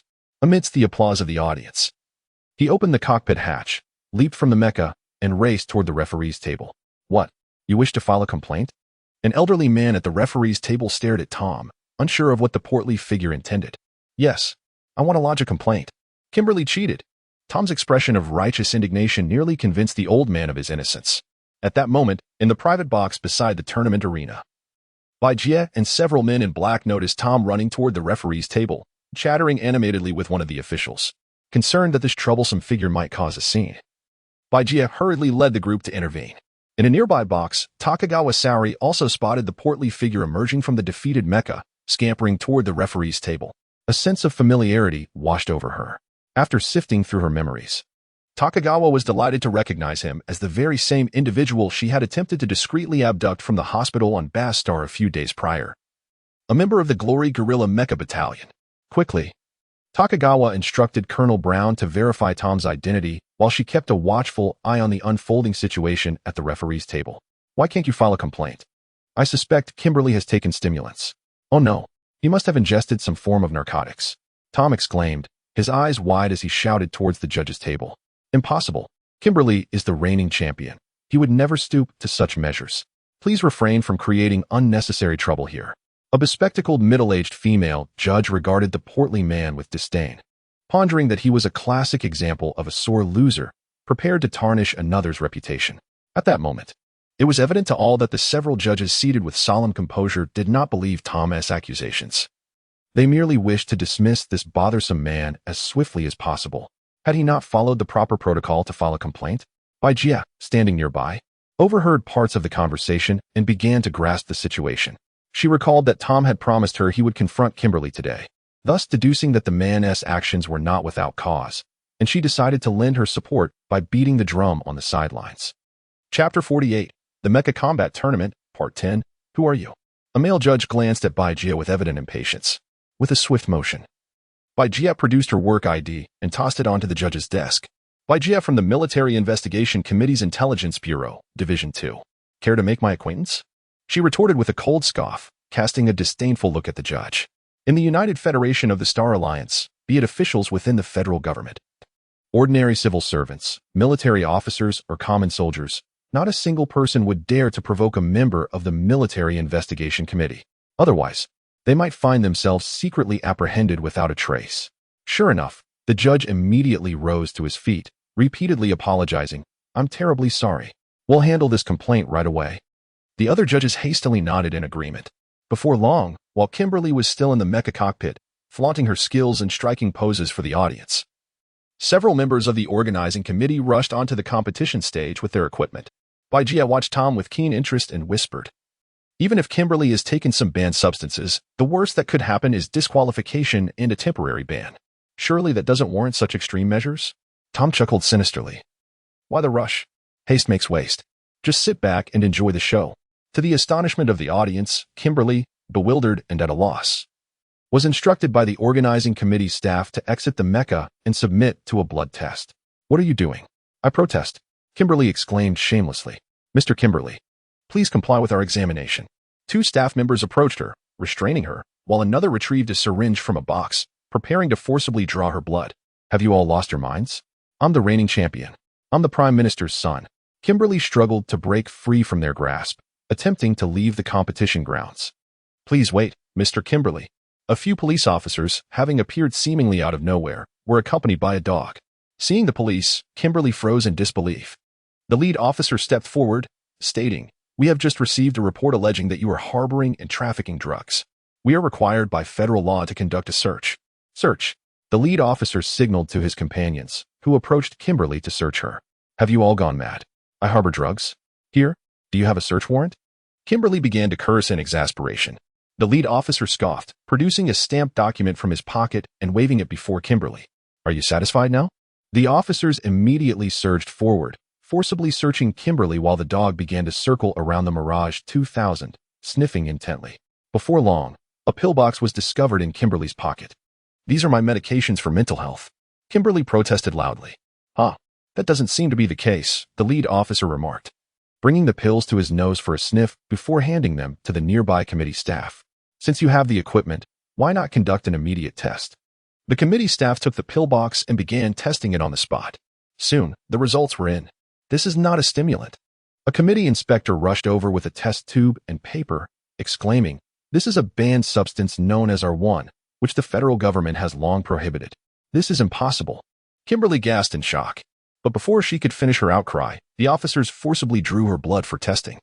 Didn't they say the federal government's current testing methods couldn't detect this new pill? How could it be identified as a drug so easily?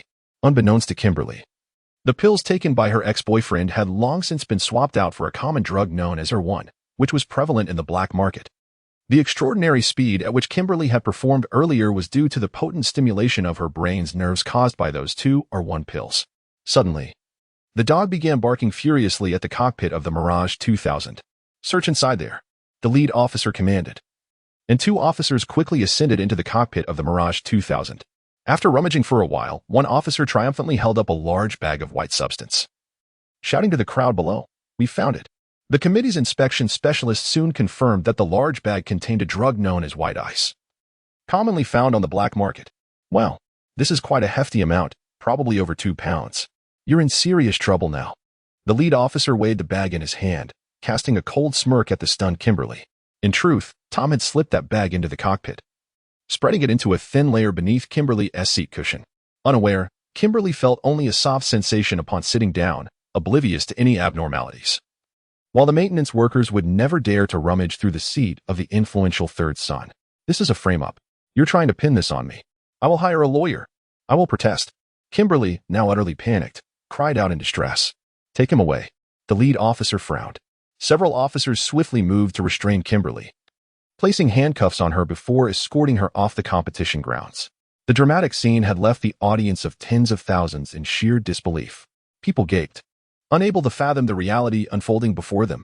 It was only when Kimberly was handcuffed and led away by the police that the spectators regained their senses. They began to murmur among themselves, and the atmosphere in the stands transformed from uproarious cheers and jeers to an eerie buzzing, reminiscent of mosquitoes gathering. As Tom watched Kimberly being led further away by the police, he turned to Bajie with a grin. "This little transaction set me back over 100,000. Surely the Bureau will reimburse me?" Bajie, previously unaware that Kimberly would be apprehended for such a serious crime, felt a sense of relief now that their mission was accomplished. She smiled at Tom, saying that bag probably isn't worth more than 100,000 at most. If it were merely a bag of flour, how could this third son be arrested? I have other expenses to cover." As he spoke, Tom noticed a shadow waving at him from the inconspicuous corner of the stands, disappearing into the passageway. Bajie gazed at Tom with a smile, contemplating that this fellow had connections and resources in the capital that she was entirely unaware of. It seemed prudent to be more cautious around him in the future. Chapter 49. Drunken revelry as Kimberly was led away in handcuffs by the police. Countless journalists and media personnel at the event came to a startling revelation. The champion of the Mech competition was, in fact, a drug addict. The headlines exploded with revelations about Kimberly's drug history, the Prime Minister's son's drug trafficking career, and the hidden secrets behind the championship. A flurry of first-hand news articles, eyewitness interviews, photographs, and videos poured forth, all adorned with captivating titles, flooding the front pages of newspapers, television, and online media. The news swiftly reached Prime Minister Sykins, who, shocked, immediately dispatched his most trusted aides to conduct a thorough investigation into the incident. Concurrently, a tragic incident unfolded in the suburbs where a drug addict, having overdosed, fell from a balcony and died on the spot. Shortly thereafter, Kimberly's personal assistant, Jenny, was taken by the police for questioning after learning of her ex-boyfriend's demise. After being taken to the police headquarters, Kimberly was temporarily held in a solitary cell, while the R1 pills and over 2 kilograms of white ice seized as evidence were promptly cataloged and secured by the evidence department. Strangely, the officers who had apprehended Kimberly mysteriously vanished after handing over the suspect and the evidence.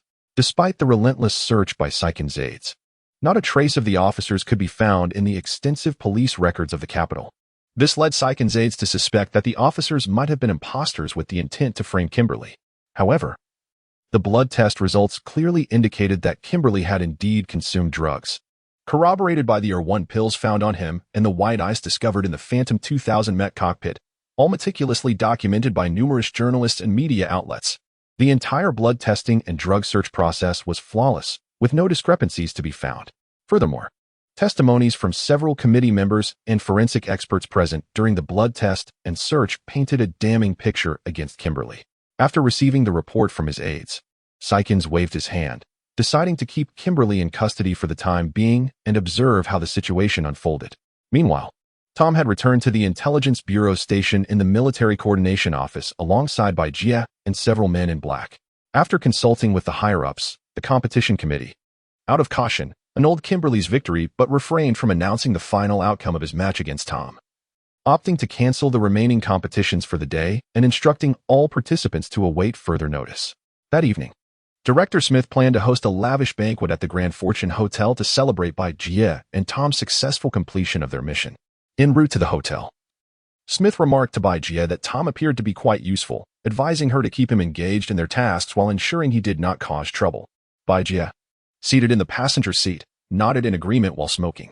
From the abduction of Prince Tokugawa Taro of the Villia Empire to framing Prime Minister Saiken's son Kimberly, Tom's clever schemes had facilitated these complex tasks far more smoothly than Jia and her team of men in black could have managed alone. Moreover, Tom's undisclosed connections and underground networks within the capital instilled a sense of unease in Jia. Noticing Jia lost in thought, Smith cleared his throat and continued. The case involving Kimberly will delve into criminal proceedings and defense matters, which are better handled by other departments. The internal struggles within the federal government regarding legal procedures and political undercurrents are not suitable for your operational team. Jia, still distracted, merely acknowledged him. As they neared the hotel parking lot, Smith leaned in closer, whispering, regarding the Yuli Jean matter, find an opportunity to probe Tom's background. I have a feeling he's concealing something. Jia shot him a glance and sighed. It seems the Gloria guerrillas and the Villia Empire are also investigating this issue. I wonder if it has caught President Johnson's attention. Smith shook his head. I don't know. That old man is quite shrewd. But since he remains discreet, we need not bring it up. However, we should act swiftly, as delays only work against us. Understood. As they arrived, the flying car automatically parked outside the hotel, and a doorman came to open the door for Jia. Smith smiled, tossing the doorman a bill along with the car keys, then wrapped his arm around Jia's waist as they walked toward the entrance, whispering in her ear, if nothing comes up tonight, I might come over. It has been too long since we were together. Jia shot him a look, retorting, aren't you worried about your wife causing a scene? Smith chuckled. That old hag flew to Serpens this morning for work. With the Scorpio conflict escalating, she has no time to keep tabs on me. Jia scoffed, shaking off Smith's hold as she entered the hotel. During the banquet, Smith lavished praise upon Jia for her meticulous planning and decisive leadership, crediting her for the mission's success. Naturally, Tom, as a key player, received a few mentions, prompting him to awkwardly nod and smile in feigned humility. As the feast commenced, Tom, once he raised his glass, lost all sense of self, merrily toasting with the men in black surrounding him. Finally, when the men began to line up to toast Smith and Jia, and, seated beside Tom, discreetly nudged his ample waist and whispered, today, the liaison conveyed our first task, to pursue any intelligence related to Yuli Jean at all costs. Tom grimaced, is it about that old doctor who died in my cockpit? And furrowed her brow, lowering her voice. Did he really not say anything to you, or give you anything before he passed? Absolutely not. I've told you countless times. Yet you refuse to believe me. Tom replied impatiently. You? Did anyone besides me ask about this? Impressed. Well, your cousin, of course. Tom gestured toward Jia. Her? And scrutinized Jia, who was being flattered and toasted by several men in black across the table, deep in thought. She then whispered to Tom. You should find out what my cousin knows. We must determine if the Intelligence Bureau has any information we are unaware of. Me? You're not going to accuse me of being a lecher again, are you? Why don't you go yourself? Tom protested as the drinks began to take effect, and rolled her eyes, exclaiming, I'm the leader. I'm ordering you to go.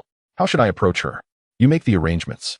Tom once again poured a generous gulp of high-proof rum into his mouth. Do I really need to instruct you on this? Later, you should intoxicate her, escort her home, and then devise a way to extract her secrets and uncover her true intentions. Having spent considerable time with the corpulent fellow, Annie had learned a few tricks of her own. This was, after all, your suggestion. With that, Tom, one hand holding a wine glass and the other grasping a bottle, joined the revelry of toasts. That evening, the gathering indulged in merriment. Smith had long been rendered dazed by the ministrations of his dark-clad associates, retreating to the restroom multiple times to expel the contents of his stomach, ultimately collapsing into a chair at the dining table, succumbing to slumber. The pensive Jia also consumed copious amounts of alcohol that night, readily accepting toast from anyone who approached her. Eventually, she took the initiative to request more drinks. Amidst the cheers and encouragement from the dark-clad men, Jia insisted that Tom accompany her, and together they downed an entire bottle of high-proof rum in one breath. As the banquet concluded, Smith was utterly incapacitated, being hoisted by 4 men in black onto the flying car. As they exited, the dark-clad men staggered in unison. Dr. Wang, Old Lu from the kitchen, and Old Huang from the warehouse huddled closely together, exuding an air of camaraderie, while the group clamored for more places to continue their revelry. Tom and Annie supported Jia as they left the hotel, and Tom borrowed the keys to Old Huang's flying car. With the help of the corpulent man and Annie, they managed to seat Jia comfortably in the vehicle, setting it to autopilot mode before they all returned to the dormitory adjacent to the Military Coordination Bureau's office building. Subsequently, Tom and Annie exerted considerable effort to carry Bai Jie back to her dormitory, gently laying her down upon the bed. Chapter 50. Probing observing Bai Jie's unconscious state. Annie quietly suggested to Tom, splash some water on her to rouse her, then try to ascertain her secrets. I'll stand guard outside. With that, Annie tiptoed out of the room. Only Tom and the slumbering Bai Jie remained in the dormitory. The portly fellow wandered around the room for quite some time, but couldn't locate a single drop of water. He reluctantly knelt beside Bai Jie's bed and gently patted her face, attempting to awaken her. However, Bai Jie merely scratched her neck, mumbled, and turned over, assuming a position with her back to Tom, showing no signs of waking. Tom then shook Bai Jie's shoulder, yet she remained unresponsive, exasperated by Bai Jie's seemingly lifeless state. The inebriated Tom was about to abandon his efforts when he inadvertently noticed that Bai Jie's dress had ridden up, revealing a tantalizing glimpse of her upper thigh. Bai Jie was wearing a white sundress adorned with a delicate floral pattern. It was possible that when Tom and Annie had placed her on the bed, they had inadvertently caused her skirt to bunch up, offering Tom's eyes a complimentary feast. During his previous hospital stay due to severe injuries, Tom had dared to touch Annie, even when she was wearing nurse's trousers. Now, with Bai Jie displaying her bare, pristine legs, the intoxicated Tom found it impossible to resist.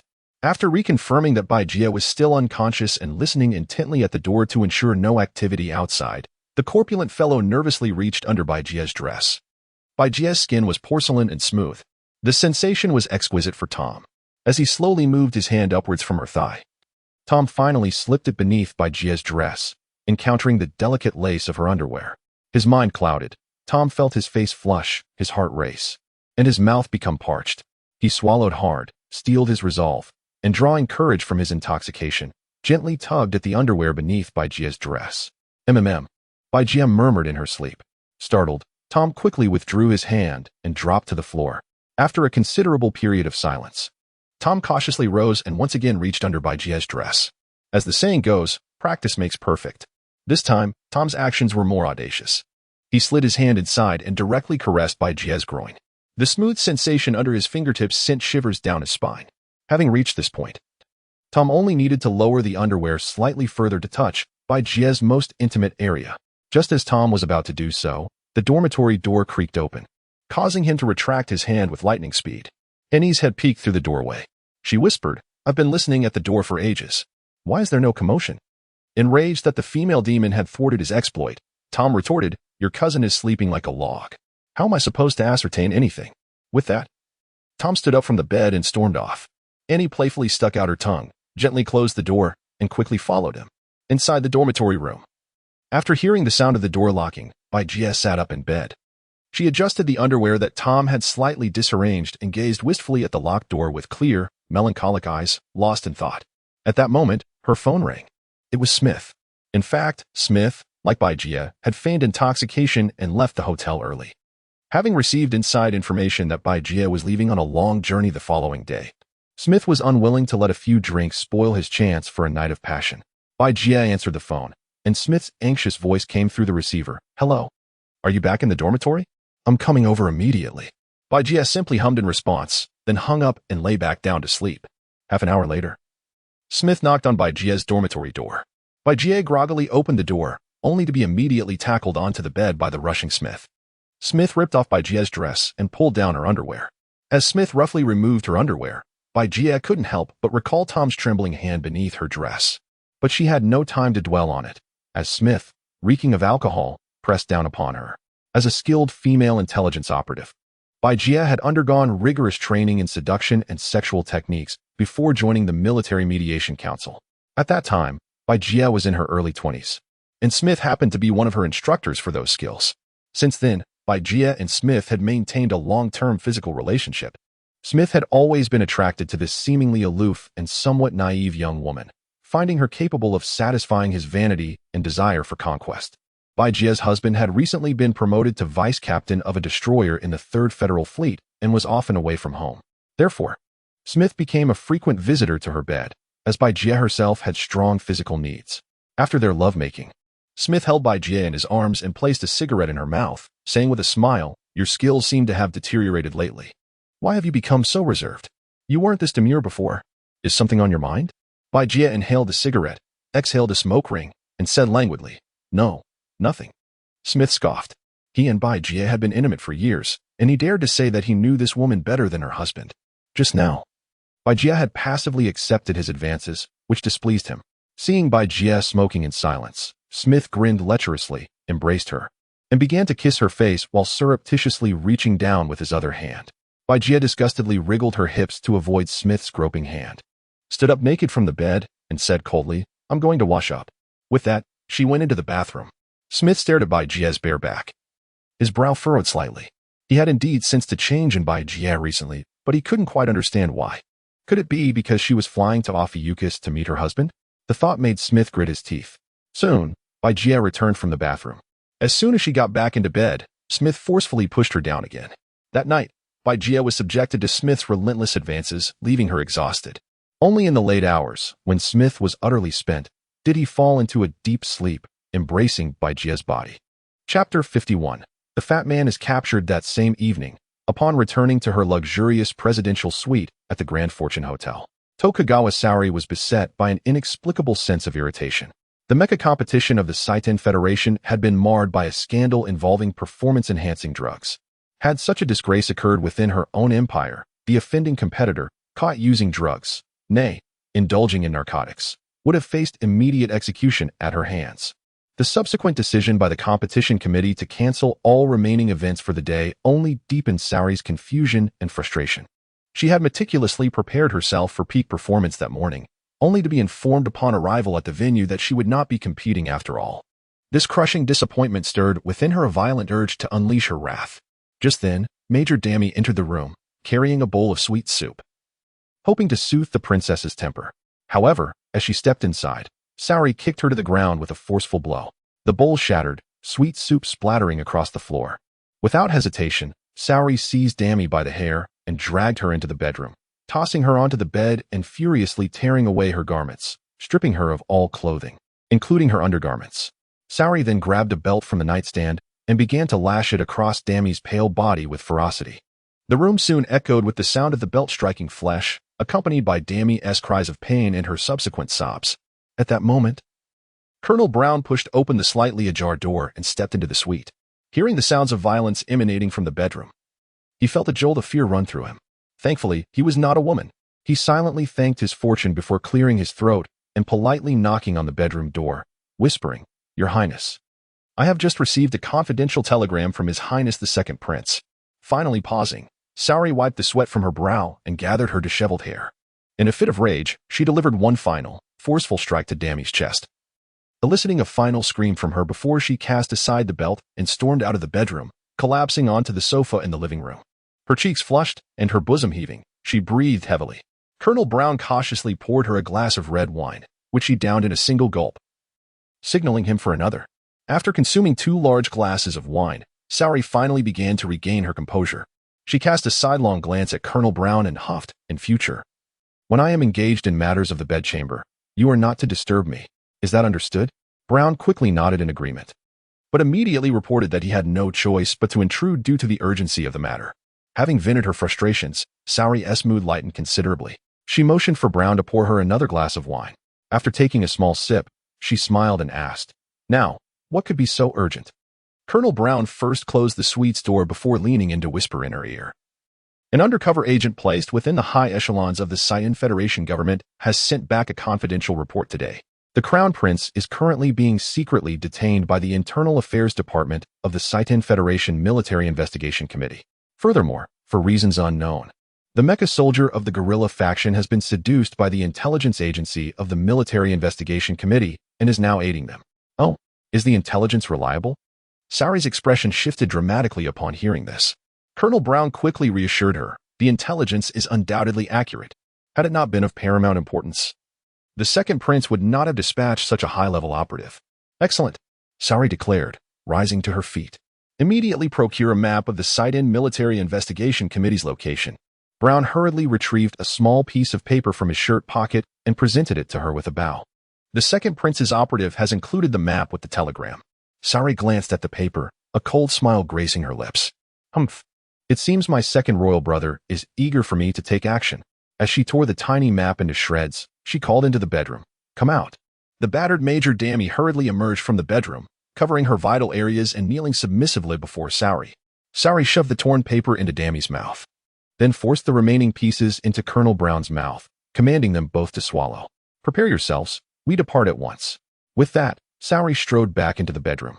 Beginning to remove her nightgown, Dammy rushed in to assist Sorrie with her attire. Colonel Brown stole a glance at Sorrie's voluptuous form, swallowing hard before hastily returning to his own room to prepare. 20 minutes later, Sorrie, accompanied by Major Dammy and Colonel Brown, donned hats and sunglasses. Cloaking themselves in long trench coats, they stealthily evaded surveillance cameras, exiting the hotel through the rear door. Along the way, Brown flagged down a taxi, and the trio followed the undercover map directly to the vicinity of the headquarters of the Military Investigation Committee. By midnight, the streets surrounding the headquarters were deserted. After disembarking, the three swiftly moved to a secluded corner, using a large street tree for cover. They quickly removed their hats and trench coats, revealing black stealth suits underneath. Once activated, these suits emitted an invisible field of special particles that would obscure them from monitoring devices and thermal imaging equipment, ensuring their presence remained undetected. Equipping themselves with black hoods and laser night vision goggles, they stowed their hats and trench coats high in the branches of the tree, concealed by the cover of night. They crept along the shadows towards the Military Investigation Committee headquarters. Upon reaching the building's outer wall, Colonel Brown crouched down, allowing Sorrie and Dammy to step on his shoulders as they cautiously climbed to the top. Once Sorrie disabled the perimeter network signal with a miniature disruptor concealed within her suit, she and Dammy worked together to pull Brown up. The three successfully scaled the wall, utilizing the stealth function of their suits to evade detection by the surveillance cameras within. Swiftly traversing a grassy area and a small garden, they finally discovered an unsecured window on the first floor of the building. Quietly pushing open the glass and confirming the interior was unoccupied, Major Dammy helped Sorrie gracefully climb inside. Now within the offices of the Military Investigation Committee, Sorrie pressed herself against the door, peering into the empty corridor. The midnight office was silent, devoid of personnel.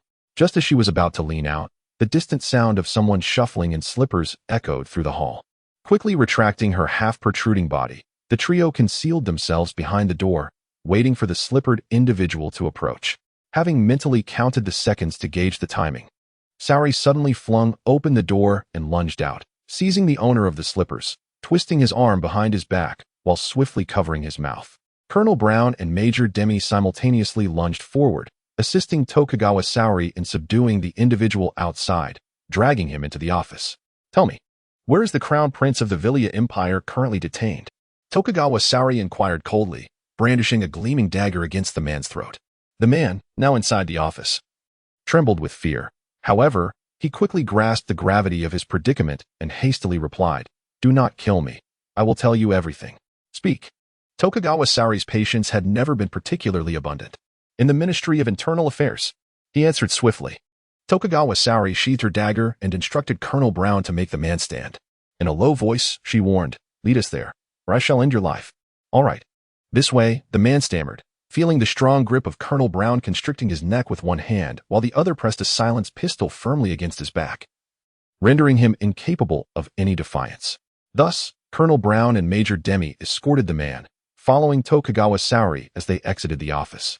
To their astonishment, the individual they had apprehended was none other than Tom.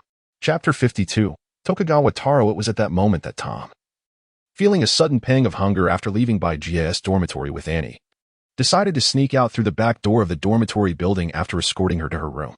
He aimed to pilfer a morsel from the cafeteria on the first floor of the adjacent military liaison office, but fate had other plans for him. As soon as he stepped into the corridor of the military office, he stumbled upon 3 members of the Tokugawa family, who were also up to no good.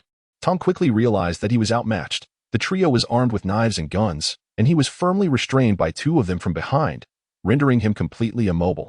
He understood all too well that in this dire situation, he stood no chance against these ruthless individuals, particularly the fierce woman who led them. She would dispatch him with the same ease as one would a mere chick. Thus, Tom feigned terror, desperately reminding himself to remain calm and prioritize his survival.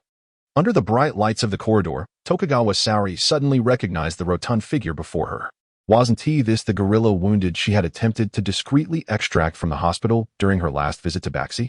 The only living soul beside Yuli Jean in his final moments. "Speak. What is your name?" Tokugawa Sorrie demanded, gripping Tom's collar fiercely. "Jerry," Tom replied without hesitation. When Eugene passed, were you the only one by his side? Yes. Did he utter any words to you, or give you anything? She pressed further. Tom's heart raced with frustration as he faced yet another aggressive inquiry about this matter. What was happening? Why did everyone seem fixated on this question? What had that old man given him? Nothing.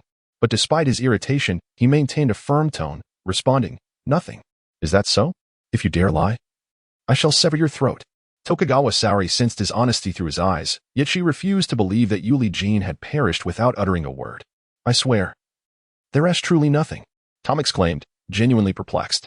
Meanwhile, in the military liaison's security monitoring room, several guards observed Tom standing awkwardly in the corridor, arms behind his back, swaying unsteadily.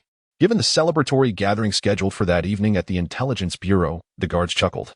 Assuming the portly figure had merely indulged a bit too much and was attempting to sneak a snack from the kitchen, as he had done before. Unbeknownst to them, the imagery surrounding Tom appeared hazy and distorted on the surveillance screens. This was due to the effects of the night suit, which emitted stray protons that interfered with the monitoring system, preventing the cameras from capturing the scene involving Tokugawa Saori and her companions. Now is not the time to linger. Let us take this individual back for questioning, Colonel Brown suggested to Tokugawa Saori. Agreed, she replied, glaring at Tom. Where is the Internal Affairs Department? Tom promptly pointed towards the opposite end of the corridor. 15th floor, there is an elevator over there.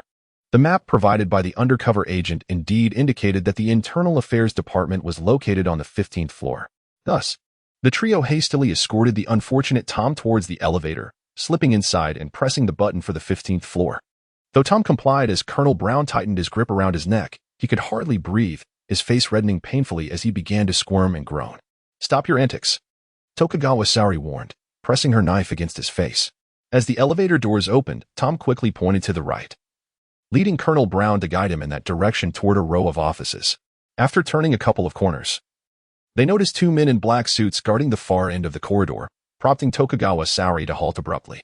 She exchanged a glance with Major Dami, who swiftly unzipped her fitted attire to retrieve a small ball, approximately 2 centimeters in diameter, which she then rolled towards the two guards. With a soft pop, the ball erupted, releasing a cloud of toxic gas. The black-suited men coughed and gradually collapsed, incapacitated by the fumes. Without delay, the trio propelled Tom forward, their night suits equipped with protective features against the gas, while the fate of their hostage was of little concern to Tokugawa Saori. A minute later, she used a mini decoder and universal electronic key to unlock the office door. Allowing Major Dami to enter first, they discovered that the supposed office was, in fact, an enormous empty chamber.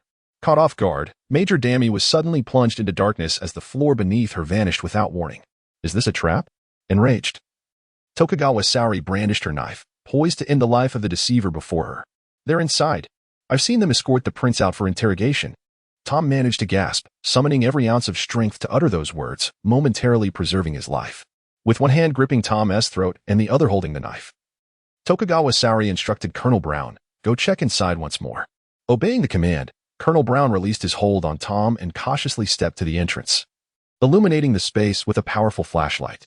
Indeed, at the far end of the office, there was a small door. However, with the floor gone, there was no way to reach it. Tokugawa Saori thrust Tom back into Colonel Brown's grasp and produced a miniature explosive from her attire, hurling it towards the small door. With a muffled explosion, the door flew open, revealing Tokugawa Taro, shackled to a massive iron chair with chains, his head encased in a steel helmet designed to prevent self-harm. Having heard the trap mechanism activate, he realized intruders had entered, yet he hadn't anticipated their swift breach of his confinement. Now, Tokugawa Taro gazed in astonishment at the two shadowy figures standing at the entrance. To his astonishment, both individuals were clad in the nocturnal attire specifically designed for the elite special forces of the Valeria Empire's Royal Guard. In that instant, he comprehended the truth. These were emissaries of the Empire. His father had sent them to rescue him. Chapter 53. The plump man leapt from the building at this moment. Tokugawa Saori, standing at the doorway, locked eyes with Tokugawa Taro and pulled down her black hood, revealing her exquisite visage. Sister, save me. Unfortunately, at this instant, Tokugawa Taro was unable to move his tongue freely. He could only silently scream in desperation within his mind. The yearning for freedom twisted his gaze into one of sheer ferocity. Suddenly, a piercing alarm echoed through the corridor. When Major Demi had fallen into the trap outside, it had already triggered the alarm system in the security monitoring room. Immediately afterward, Takagawa Saori detonated the inner door. If the alarm had not sounded after that, it would truly be a nightmare. From the far end of the corridor came the sound of hurried footsteps. The security personnel on night duty at the military coordination office were rushing over. Takagawa Saori had no time for hesitation. She cast one last glance at the man shackled to the iron chair. Then, with a flick of her wrist, the small knife that had just been pressed against Tom's throat shot forth like lightning. In the horrified gaze of Takagawa Taro, the gleaming knife swiftly approached, penetrating the gap of his steel helmet and embedding itself in his throat. The blade was poisoned. Blood sealed his fate, almost instantaneously as the knife pierced Takagawa Taro's throat. His eyes turned a ghostly gray. As she released the knife, Takagawa Saori seized Tom and dashed toward a window at the end of the corridor. With a crash, she and Tom shattered the glass, leaping from the 15th floor of the military coordination office building. Seeing Takagawa Saori jump, Major Brown hastily followed suit, leaping through the same window. Behind them, a dozen security personnel drew their firearms, and the window was instantly riddled with bullets. By the time the security guards reached the window, they witnessed two shadows in midair shooting fine steel wires toward the building's outer wall. Swinging into an open window on the 8th floor, propelled by the force of their descent, the lead security guard quickly informed his colleagues on the 8th floor via communicator to intercept immediately, while urging the others to take the elevator downstairs. Tom had yet to comprehend the situation when Takagawa Saori yanked him by the nape and leaped out of the 15th floor window, plummeting rapidly toward the ground. "Ah!"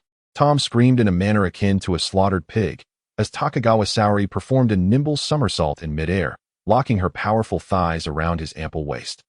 She then swiftly shot out a thin steel wire that secured itself firmly to the building's exterior. Suddenly, the two of them decelerated sharply, propelled by the immense inertia of their rapid descent, swinging toward the outer wall of the building. It was only then that Tom found the opportunity to exclaim, "Oh my God!" Clutching tightly to Takagawa Saori's slender waist, burying his head deep into her chest, tightly shutting his eyes. The plump man was terrified and dared not look. Though Takagawa Saori felt a profound disgust, she had no choice but to endure it in midair. Just as they were about to collide with the wall, she kicked forcefully against the outer wall of the building, propelling herself and Tom away from the wall toward a row of massive glass windows at the other end of the building. With a crash, just before they collided with the floor-to-ceiling windows, Takagawa Saori raised her arm to shatter the tempered glass with her arm-mounted crossbow, and the two of them surged through the shattered opening at breakneck speed. Boom!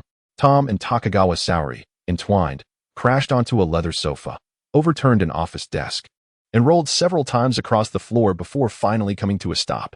After enduring such a tremendous impact, both were momentarily dazed. Even Tom, with his ample flesh, felt excruciating pain coursing through his body.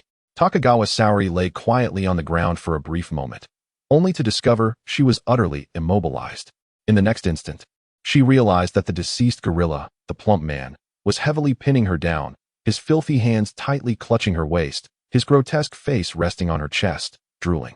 At that moment, Takagawa Saori felt not shame, but an overwhelming fury.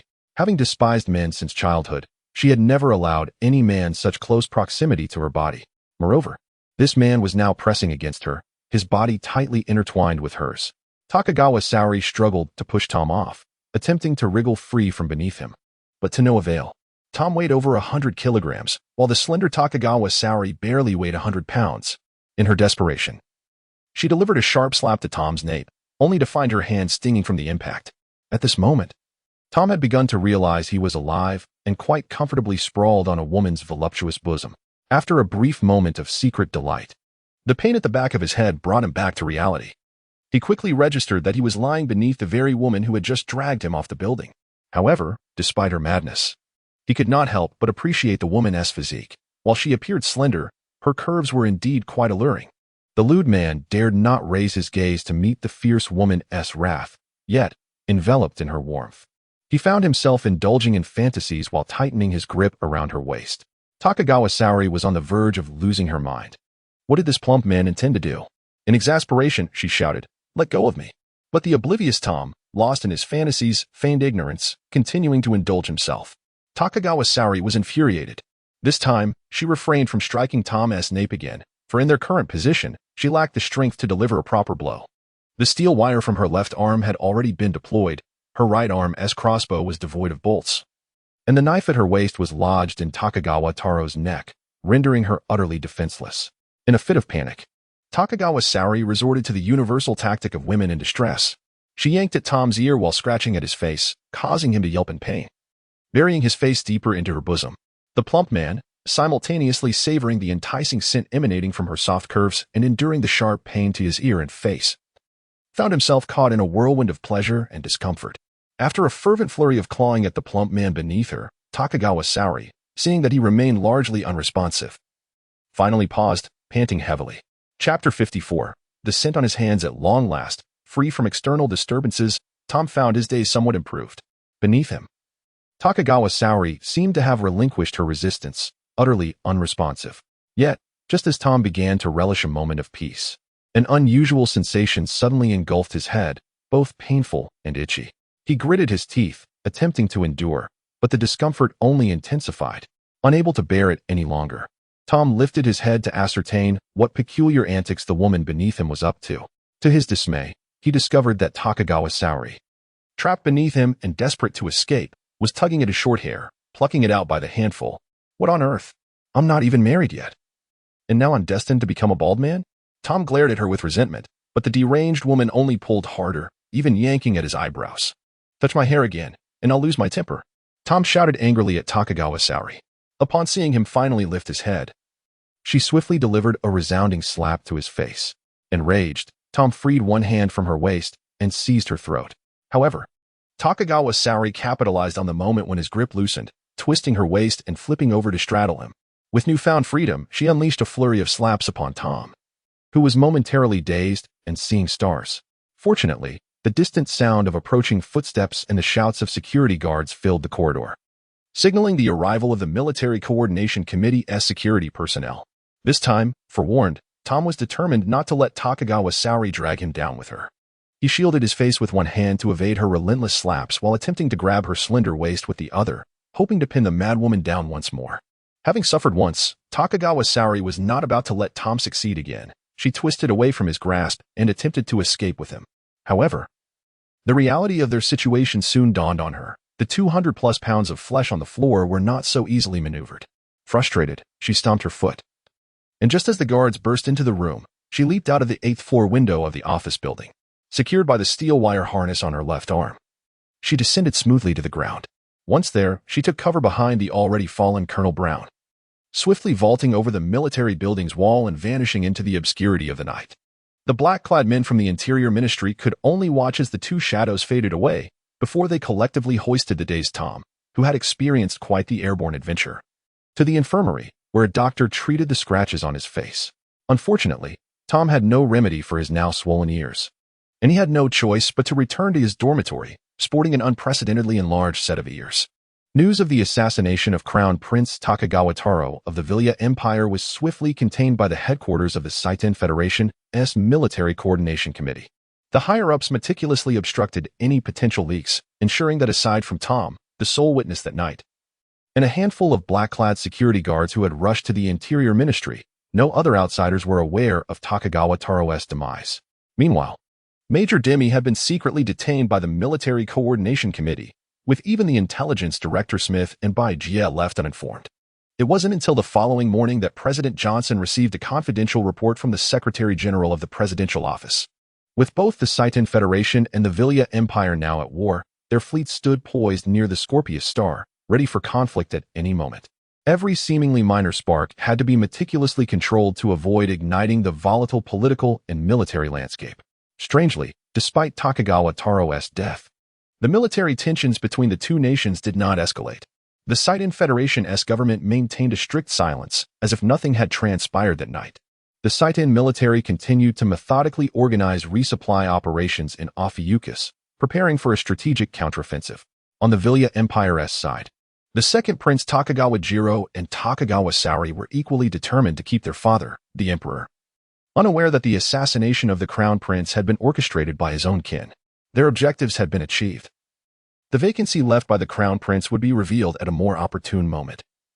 For neither Takagawa Jiro nor Takagawa Saori wished to become scapegoats in the imperial family saga. Thus, Emperor Takagawa III of the Vilya Empire remained oblivious to the fact that his crown prince had met an untimely end in a foreign land, his spirit restless.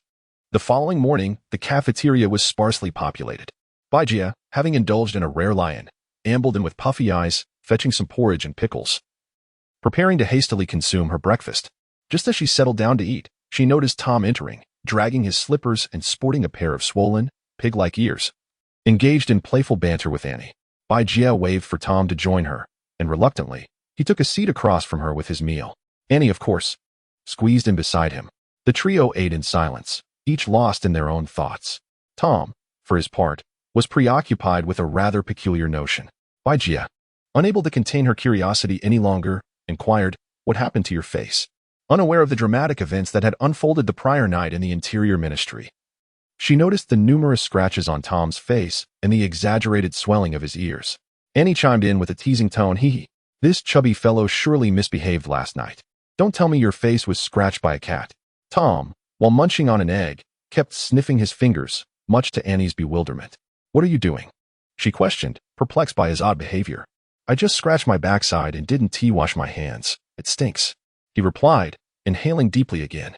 "Ugh," Annie exclaimed, promptly distancing herself with her meal. Jia, too, grimaced at the unpleasantness. In truth, Tom longed to express that his hands still bore the scent of Jia and that fierce woman, having refrained from washing since the previous night to savor the lingering aroma. However, could he utter such a thing before the subject and the female demon? Did he dare? As Jia observed Tom continuing to nibble on his egg while sniffing his fingers, a sudden realization struck her. Her expression changed, and with a loud clatter, she tossed her utensils down and stormed off in anger. Left alone at the table, Tom continued to eat and sniff, oblivious to the tension. After breakfast, Jia summoned everyone from the second action section to the conference room, including Tom and Annie. "The higher-ups have assigned us a new task," she announced, immediately alerting everyone in the room that more work awaited them. "Without even a moment to rest? Are we expected to work nonstop?" Tom muttered under his breath. "You can opt out if you wish. Just report to the Interior Ministry immediately," Jia retorted, her tone sharp. Tom recoiled slightly, silenced by her response. Subsequently, Jia activated the virtual screen within the conference room using her electronic pin, revealing a corpulent middle-aged man in a holographic projection. This individual is the target of the current mission, Andrew, the former Chancellor of the Bar Star, aged 48, and the brother-in-law of Prime Minister Siggins. Following the fall of the Bar Star, he fled back to the capital Star with his wife and children. Jia introduced him to the assembled men in black. "Why are we focusing on those surrounding the Prime Minister? Wouldn't it be more efficient to eliminate the Prime Minister directly and then deal with the rest afterwards?" Tom remarked, glancing at Jia at the conference table with a smirk. "Understand this. You are here to execute orders, not to issue them. When I speak, you shall keep your mouth shut," Jia asserted, her authority palpable as she confronted the irksome figure before her. Upon witnessing Jia's ire, the stout man hastily covered his mouth with his hand, and, observing Tom's reprimand from the side, stifled a chuckle. However, the other men in black within the conference room refrained from laughing, their faces turning crimson with suppressed amusement.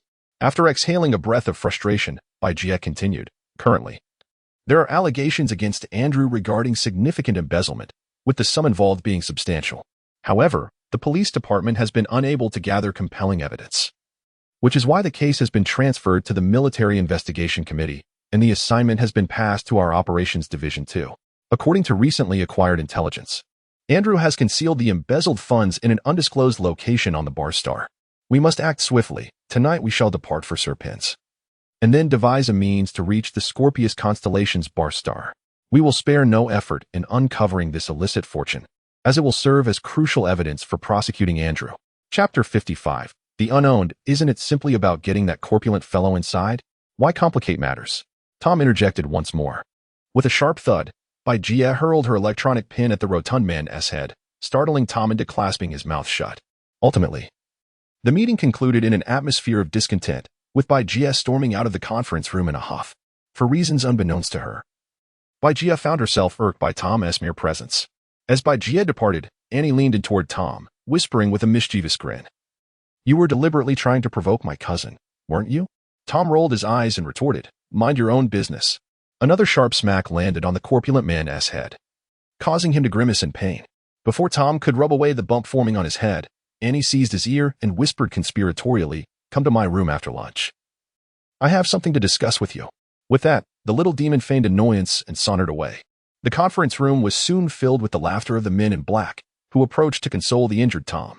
After lunch, Tom dutifully knocked on the door of Annie's dormitory. "Come in." Upon opening the door, the little demon warmly patted the bed, inviting Tom to sit beside her. A flicker of anxiety coursed through Tom. It was his first time being invited to her room, and now they were sitting on the bed, unaware of Tom's impure thoughts. Annie would surely have given him a sound thrashing had she known. She rummaged beneath her pillow and produced a photograph, handing it to Tom. "Please confirm if this is the old man." Tom glanced at the picture, which depicted a kindly, elderly gentleman clad in a white shirt, a black vest, and gold-rimmed glasses, wearing a broad smile. It was indeed Dr. Yuli Jane, who had perished in the cockpit of the Glory Mecha after Tom had bested him in combat. Tom nodded affirmatively and returned the photograph to Annie. Annie tucked the photograph away and smiled at Tom. "Let me ask you differently. After the jailbreak incident, did you notice any items that were not originally yours?" Tom pondered seriously. Aside from the dirty laundry Jia had given him at the villa, nothing else came to mind. Moreover, the solitary meat pie in his pocket had been consumed before the battle began. Thus, he resolutely shook his head. "Sigh. It seems this matter is indeed not easy to investigate," Annie lamented, lowering her head. "Well, we depart for Base Star tonight.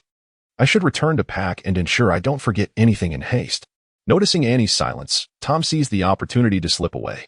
Upon returning to his dormitory for a brief nap, Tom awoke and sat at the edge of his bed, smoking while surveying the chaos of his room. Aside from the disheveled clothing strewn about, there were a few pairs of stinky socks on the floor, along with empty bottles and cigarette packs. There seemed to be little worth packing. After all, his clothes were issued by the Intelligence Bureau, and he could easily replace the liquor and cigarettes once he received his paycheck. His gaze then fell upon a peculiar metallic necklace resting on his table. He recalled that after returning from a skirmish with the Blade Mecha, he had felt an itch on his neck during a midnight bathroom run, only to discover the collar had been placed around him unbeknownst. Without a second thought, he had yanked it off and tossed it back on the table. An unowned item? This metal necklace surely did not belong to him, but when had it come into his possession? Had Annie not posed that question earlier, Tom would have assumed it was accidentally left by one of the men in black, who frequently snuck into his dorm to smoke and drink. Tom scrutinized the necklace for an extended period. It was indeed strange, composed of an unknown material, simple and rustic in design, with some rust spots that suggested it wasn't particularly valuable. Who would wear such a shabby necklace in public without fear of ridicule? Lost in thought, Tom found himself grasping the necklace in his hand. A sudden chill coursed through his palm.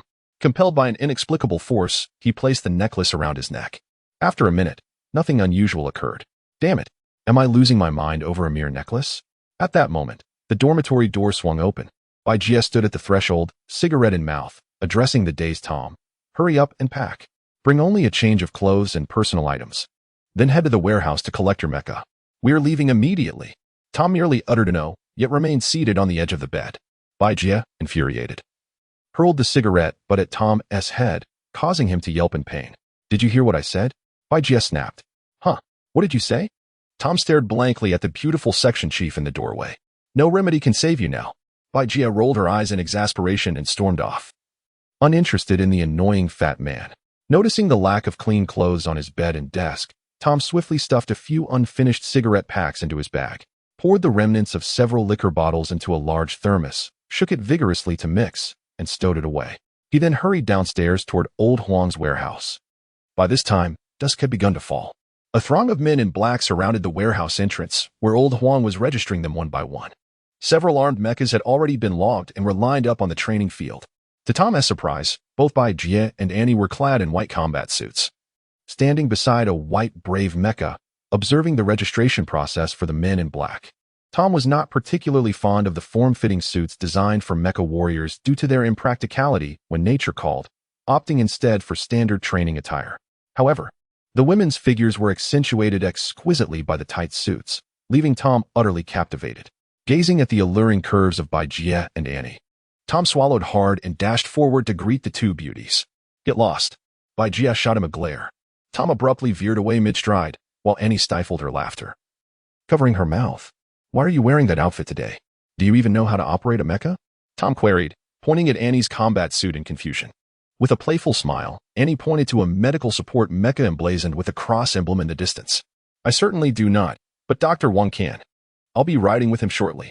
Tom, astonished to learn that the Intelligence Bureau's operations department had a medical mecha, mused, "Are we preparing for battle?"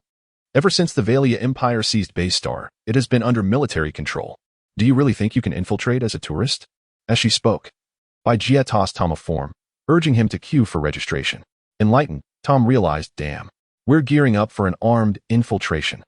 Having participated in several skirmishes with the Glory guerrillas, Tom understood the inherent dangers of such an endeavor.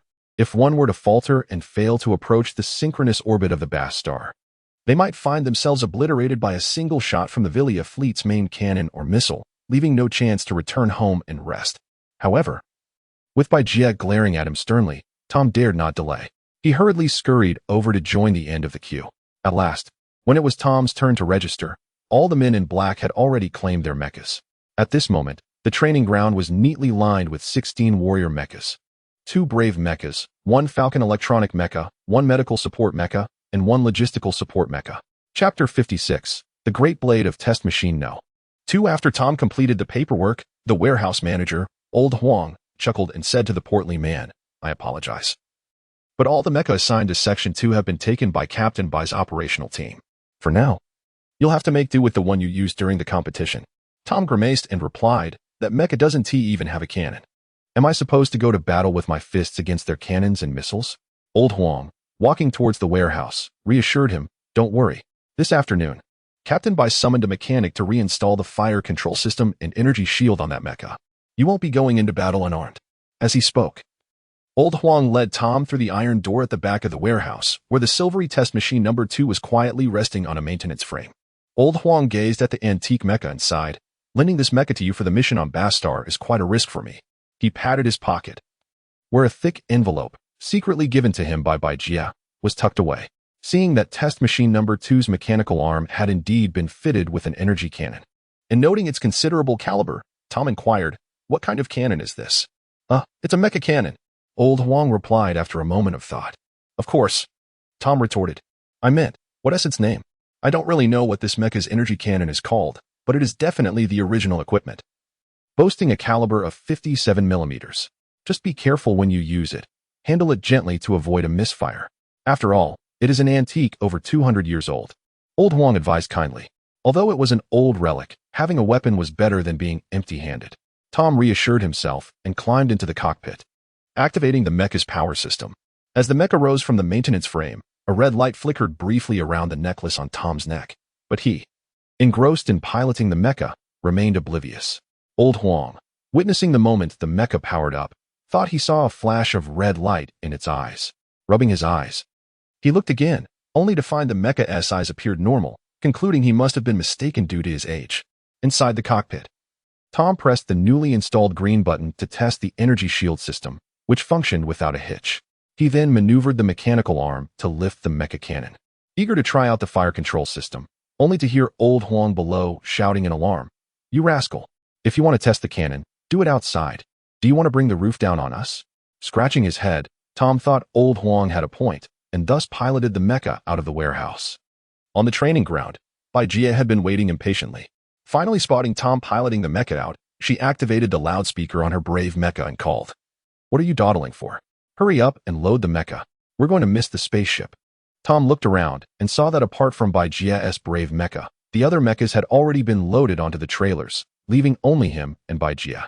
Knowing he was in for another scolding, he quickly maneuvered his mecha to the back of one of the remaining trailers and boarded it. Over an hour later, the trailer convoy, carrying the 22 mechas of Operational Section 2 for their mission, arrived at a military interstellar spaceport on the outskirts of the city. After disembarking, the team, under Jia's command, conducted a final check of the mecha systems and equipment before lining up to board the ship. This was a medium-sized military transport vessel belonging to the Scythian Federation. Once all the Intelligence Bureau's mechas were loaded, the ship immediately ascended towards the Serpens constellation. According to the plan, the vessel was to first rendezvous with the mixed fleet of the Federation's 3rd and 4th space aircraft carriers in Serpens before proceeding to the occupied Bastar. Inside the cargo hold of the transport ship, the men in black parked their mechas on designated steel frames and began to exit the cockpits, gathering on the cargo deck. Only Tom's mecha remained stationary, still on the deck after boarding. Jia called out several times, but receiving no response, grabbed the communicator to issue commands. Yet there was still no reaction. At that moment, Tom was completely absorbed by the new features of test machine number 2. He noticed a row of buttons had appeared on the control panel, the large red button undoubtedly being the firing switch for the energy cannon, while the last green button was for the energy shield. This was evident. However, he wondered what the remaining yellow buttons were for. In his curiosity, Tom pressed the first yellow button. With a whoosh, test machine number 2 revealed a 3-meter long, over half a meter wide, foldable and retractable thick-bladed machete from its back armor. The men in black below were taken aback. They had never seen a mecha equipped with such a weapon. Typically, military mechas wielded alloy ion blades, with some larger medium mechas using them, but only slightly larger than the lightweight models. Now, the machete that Tom's mecha drew resembled those often wielded by butchers at a market, but this one was significantly more imposing. Unlike ordinary alloy ion blades that emitted a faint blue glow, this machete appeared to be a simple metallic blade, seemingly lacking any formidable utility apart from its intimidating appearance. The alloy ion blade could not only breach an opponent's energy shield but could effortlessly slice through alloy armor. If this outdated metal machete were to clash lightly with an ion blade, it would likely shatter instantly. Initially, Baijia was stunned. But then she realized that this mecha was an antique from over 200 years ago, likely predating the existence of alloy ion blades. Just then, the curious occupant of test machine number 2 pressed the second yellow button. With a hum, a red light illuminated from the handle of the machete, extending to its tip. In an instant, the once dark and ordinary-looking thick-bladed machete transformed into a dazzlingly bright red energy blade of colossal proportions. Simultaneously, the mecha's eyes turned blood red. The men in black on the deck, including Baijia and Annie, were left in awe, standing at only 2 meters tall and weighing a mere 12 tons. Test machine number 2 was shorter than the lightweight skeleton mecha of the Villia Empire, allowing it to participate in civilian mecha competitions. Its armor thickness was unknown, but given its small stature, it likely wasn't too substantial. However, now, brandishing the 3-meter-long gigantic red energy blade, Test Machine No. 2 appeared as if it were a formidable warrior, freshly emerged from antiquity, exuding an aura of majesty and power. Inside the cockpit, Tom was equally startled to see the imposing giant red energy blade on the mechanical arm. Hesitant to explore the remaining yellow buttons, he quickly shut off the energy blade, retracted the machete back to its place, and hopped onto the deck. Baijia and the men in black were still staring in disbelief at test machine number 2. And after a few exclamations from Tom, they finally snapped back to reality. What was that just now? Another pilot of the brave mech, Mech, gaped in astonishment and eagerly inquired. The mech's energy soared. This is my first time witnessing it. What is going on? Among those present, only Tom remained oblivious to the changes in test mech number 2, leaving him perplexed by the dazed expressions of Baijia and the men in black. Once Baijia regained her composure, she recalled that afternoon when she had arranged for the mechanic to reinstall the fire control system of this mech.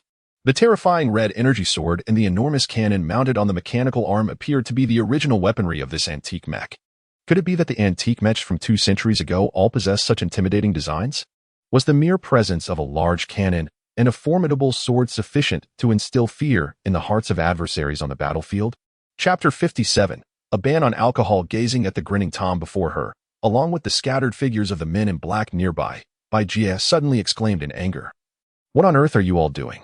Line up immediately. With that, the black-clad men hurriedly arranged themselves into 2 neat rows. However, Tom was unable to find his place in the formation and, like Annie, stood beside Baijia. What are you doing standing here? Get down to the ranks. Baijia glared at Tom, her frustration boiling over. The plump fellow quickly scurried to the back of the line, standing alone in solitude. Observing this incongruous figure, Baijia felt a sense of defeat wash over her. Disregarding this extraneous member, she surveyed the group of men in black and declared, Now, I will outline the mission for this operation. We are currently en route to Serpens to rendezvous with the 3rd and 4th fleets of the Federation. Once we meet, they will assist us in penetrating the atmosphere of Baystar. This mission involves armed infiltration behind enemy lines. I want to stress, this is not like our previous operations within the Federation. This is war. Therefore, from this moment on, all personnel in the action team will enter a state of level 1 combat readiness. All leave is cancelled, and everyone must be on standby for 24 hours. Prepare to engage in combat at any moment. At this juncture, Baijia paused and fixed her gaze on Tom, who was at the end of the line. Along with Dr. Wong and the notorious drinkers, Old Lou from the kitchen. In a stern voice, she added, Moreover, from now on, there will be a complete ban on alcohol. If I discover anyone secretly drinking behind my back, I will charge them with undermining troop morale and send them to the Ministry of Internal Affairs for disciplinary action. No mercy will be shown. Don't think I won't turn my back on you then. Report. Are we also banning smoking? Tom timidly raised his hand from the back of the line. Seeing his comical expression, Annie struggled to suppress her laughter, while the other men in black were equally stifling their amusement. Jia shot a furious glare at Tom before barking, dismissed, and storming off. The black-clad men, along with the rotund figure at the back, finally breathed a sigh of relief. The journey from Capital Star to Serpens would involve 2 space jumps and take several hours. As they departed the surface just as night fell, dining and then sleeping became the perfect remedy for their boredom. Tom was fortunate to have a private cabin. Although the space was cramped, with merely a bed and lacking a table or closet, the plump fellow was indifferent. After all, as long as there was a bed, what else was needed? He tossed his bag under the bed and settled on the mattress, preparing for slumber. Having spent a few days as a soldier in the guerrilla faction, he understood that level 1 combat readiness meant being ready at a moment's notice. Thus, he kept his clothes and boots on, drifting off to sleep with a snore. Barely a few moments into his slumber, a soft knocking, reminiscent of a cat scratching at a door, broke the silence. Initially, Tom contemplated feigning sleep to ignore the stealthy female demon outside, but fearing the repercussions come morning, he reluctantly rose to open the door. Just as I thought. Tom returned to his bed. Why aren't you undressed for bed? Annie blinked her big eyes, seemingly putting on a cute act. I was waiting for you, Tom replied grumpily. Waiting for me? Why would I need to sleep in my clothes for that? Are you afraid of what I might do? Annie giggled mischievously. Hey, what are you up to? Tom quickly wrapped his arms around himself, nervously eyeing the female demon before him. Enough of that. Let us discuss serious matters. Annie kicked the door shut and plopped down on the already narrow single bed. Tom shifted inward to accommodate her. Annie leaned closer, pressing against him. Once Tom had nowhere left to retreat, Annie crossed her legs and smiled at him, saying, Before we left Capital Star, I received a new mission from the team. What? The matter with that old doctor hasn't been resolved yet? Why is there another mission? Tom mumbled in complaint. Smack. Annie slapped Tom's leg and glared. Stop whining. With a grimace, Tom replied, All right, what is it? What do you need me to do? Annie's tone turned serious as she explained, The team knows we are returning to Base Star, and they hope we can locate the branch office that lost contact after being occupied. What? Our branch office has lost contact? The thought of his former comrades languishing under the oppressive rule of the Valia Empire filled Tom with a sense of dread. Yes. After the Valia Empire completely occupied Base Star, headquarters has not received any communication from our branch. The higher-ups are quite anxious. As she spoke, Annie's expression mirrored her concern. All right, I will see to it. After losing his father, Tom's comrades in the guerrilla faction had become his family. Now that his family was in peril, he felt a moral obligation to act. There's one more thing. If the intelligence agency can locate Andrew's substantial stolen funds, they hope we can find a way to retrieve them. The team's finances are extremely tight and in dire need of funding. Understood. In addition to finding people, I need to find money. Tom pulled a cigarette from his pocket and lit it, feeling the weight of pressure from this return to Base Star. Surprisingly, Annie did not scold Tom for smoking in the cramped cabin. Through the acrid smoke, she said to him languidly, If you accomplish both tasks, you will become a hero in our guerrilla faction. I have no desire to be a so-called hero. Tom turned away, presenting his back to Annie. Humph. With the mission conveyed, Annie quickly stood up and departed from Tom's cabin. She had made her escape under the pretense of a bathroom break, not daring to linger too long lest Jia, her roommate, become suspicious. Those who love to sleep and are best suited for space travel. In the vastness of space, one can sleep soundly without anyone tugging at their ears to wake them, unless they reach their destination or are unfortunate enough to face an attack. Thus, Tom slept deeply until hunger finally roused him from his slumber. Emerging from his cabin, Tom navigated the corridor by the signs on the walls until he located the ship's dining area, which housed only a few patrons. The cafeteria operated on a self-service basis, allowing unlimited consumption for those who could stomach it. However, Tom had never been fond of space food, especially the yellow variety. The globs squeezed from tubes reminded him of some unpleasant dish. After finishing breakfast and begrudgingly satiating his hunger, Tom found himself staring out the porthole, lost in thought as he gazed at the scattered stars beyond. Countless celestial points scattered chaotically across the infinite black expanse, twinkling in brilliance. Colorful nebulae shimmered in the starlight, swirling gracefully amid the distant points, as if in slow rotation. Before the vast universe, humanity often reflects on the insignificance of life and their own smallness. The cosmos is eternal, while one's life is but a fleeting moment. Suddenly, The communicator nestled in Tom's ear beeped. Upon connection, he heard by Jia's irate voice. Where have you run off to? Get to the cargo bay for assembly, now. Damn it. Is this woman going through menopause? Or suffering from motion sickness? Or perhaps she had a restless night from daydreaming. Tom thought, exasperated that he was always met with her sour demeanor. Tom, harboring resentment, turned off the communicator, clenched a half-smoked cigarette between his lips, and swaggered with his protruding belly towards the cargo hold. By the time Tom reached the cargo hold, the 21 Mechs of the action team were already lined up in formation, with only his experimental unit, 2 missing. Chapter 58. No corner is impenetrable. Realizing he was late once again, Tom hurriedly ran to his cockpit, maneuvering his mech to the rear of the formation. The transport ship was about to reach its destination. In half an hour, it would enter the atmosphere of Amidst, a planet in the Serpens constellation. All personnel were currently checking their equipment in preparation for landing. Jia, in her white Brave mech, used a loudspeaker to issue her first command to the group of black-clad men upon arrival at Serpens. Check your gear, she ordered. These officials always seem to enjoy making a show at such times. Was it truly necessary? As the black-clad men complied with Jia's command, taking their time to inspect their mechs, Tom slipped back into his cabin. The portly figure first squatted for a moment, then retrieved a bag from under the bed, checking its contents for cigarettes and a flask before returning to his mech cockpit, hiding the backpack beneath the seat. Before long, the transport ship successfully passed the identity verification of the Scythe and Federation space station stationed at Amidst, gaining permission to enter the atmosphere. Outside the ship's porthole, the dark expanse of the universe gradually faded, giving way to bright surroundings. Suddenly, the vessel began to shake violently, the temperature inside soared, and a cacophony of crackling sounds filled the air. It seemed as if the exterior of the ship was ablaze. Everything visible transformed into a sea of crimson. This was due to the friction between the ship's hull and the atmospheric air, generating temperatures nearing 2,000 degrees Celsius. The pressure in the cargo hold intensified, causing everyone to feel a sense of suffocation, as if they were engulfed in a massive inferno. However, such phenomena were expected upon atmospheric entry. In this age of cosmic colonization, those accustomed to space travel for years had long since grown accustomed to these experiences.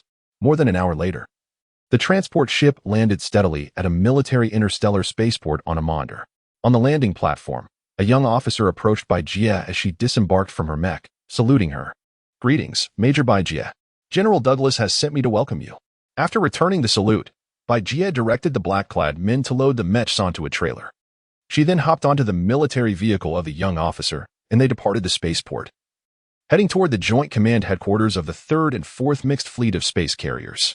Upon reaching the command center, Jia and her team were temporarily assigned to a small building nearby to rest and organize, as the senior commanders of the Joint Fleet were engaged in a military conference and could not meet them immediately. The 22 mechs they had brought were lined up in front of the small building. After lunch, accompanied by the young officer, Jia entered General Douglas's office. She stood at attention and saluted the general. Douglas gestured for her to take a seat on the sofa. The task of assisting your intelligence agency with the landing on Bass has been assigned to our 4th Fleet. However, this is no easy task. You may already be aware that the Blood Wolf Legion of the Valia Empire is enforcing a militarized lockdown on Bass. Ordinary ships have no chance of entering its atmosphere. Douglas spoke slowly. Jia felt a pang of anxiety. She had heard that some commanders and senior officers in the Federation military held a long-standing disdain for the Military Investigation Committee, resenting their frequent interference in military affairs. Some radicals even believed that the Federation government treated the committee as a watchdog, undermining them behind the scenes. General Douglas appeared to be one of those individuals, his tone suggesting that cooperating with the intelligence agency's infiltration of Bass was utterly implausible, or perhaps he simply had no intention of facilitating it. After a moment of silence, Jia replied, "This operation is a direct assignment from the President's office, and it carries significant responsibility. I kindly ask for your assistance, General." Haha. I never said I wouldn't help you. It's just that there are currently no opportunities. Surely you know that the Blood Wolf Legion has 2 space carriers stationed in synchronous orbit over Bass. A direct assault or smuggling operation is out of the question. To put it bluntly, not even a mosquito could slip into Bass's atmosphere. Douglas's tone was bureaucratic, but Jia acknowledged the truth in his words. Exiting Douglas's office, Jia, feeling disheartened, lit a cigarette and strolled back to the temporary base of her action team. Upon seeing her troubled demeanor, Tom grinned and asked, "What's wrong? Did that pompous general give you a hard time? What business is it of yours? Bajie snapped back. Don't be so fierce. If there's an issue, speak up, and we can brainstorm together. Two heads are better than one. Tom chuckled. Bajie flicked away her cigarette, but sighed and replied. The Valia Empire's fleet has surrounded Bass completely. We have no chance of infiltrating. Is that what you're worried about? I thought it was something serious. Tom scoffed. Bajie raised an eyebrow. Do you have a solution? Tom grinned. In this world, there's no such thing as an impenetrable wall. If you wield your hoe well, no corner can withstand your efforts. Stop beating around the bush. Just say what you mean. Bajie glared at him. In truth, the matter was not as convoluted as it seemed. The atmosphere of Bass was not an impenetrable fortress. Tom scratched his nose and chuckled. I heard the puppet government's fleet is about to launch a strategic counteroffensive against Bass, right? When they're in the thick of battle, we can slip in through the chaos. Exactly. During fierce combat, who would notice a small ship sneaking into the atmosphere, or one that falls after being shot down? Though this plan was indeed risky, it was preferable to having no plan at all.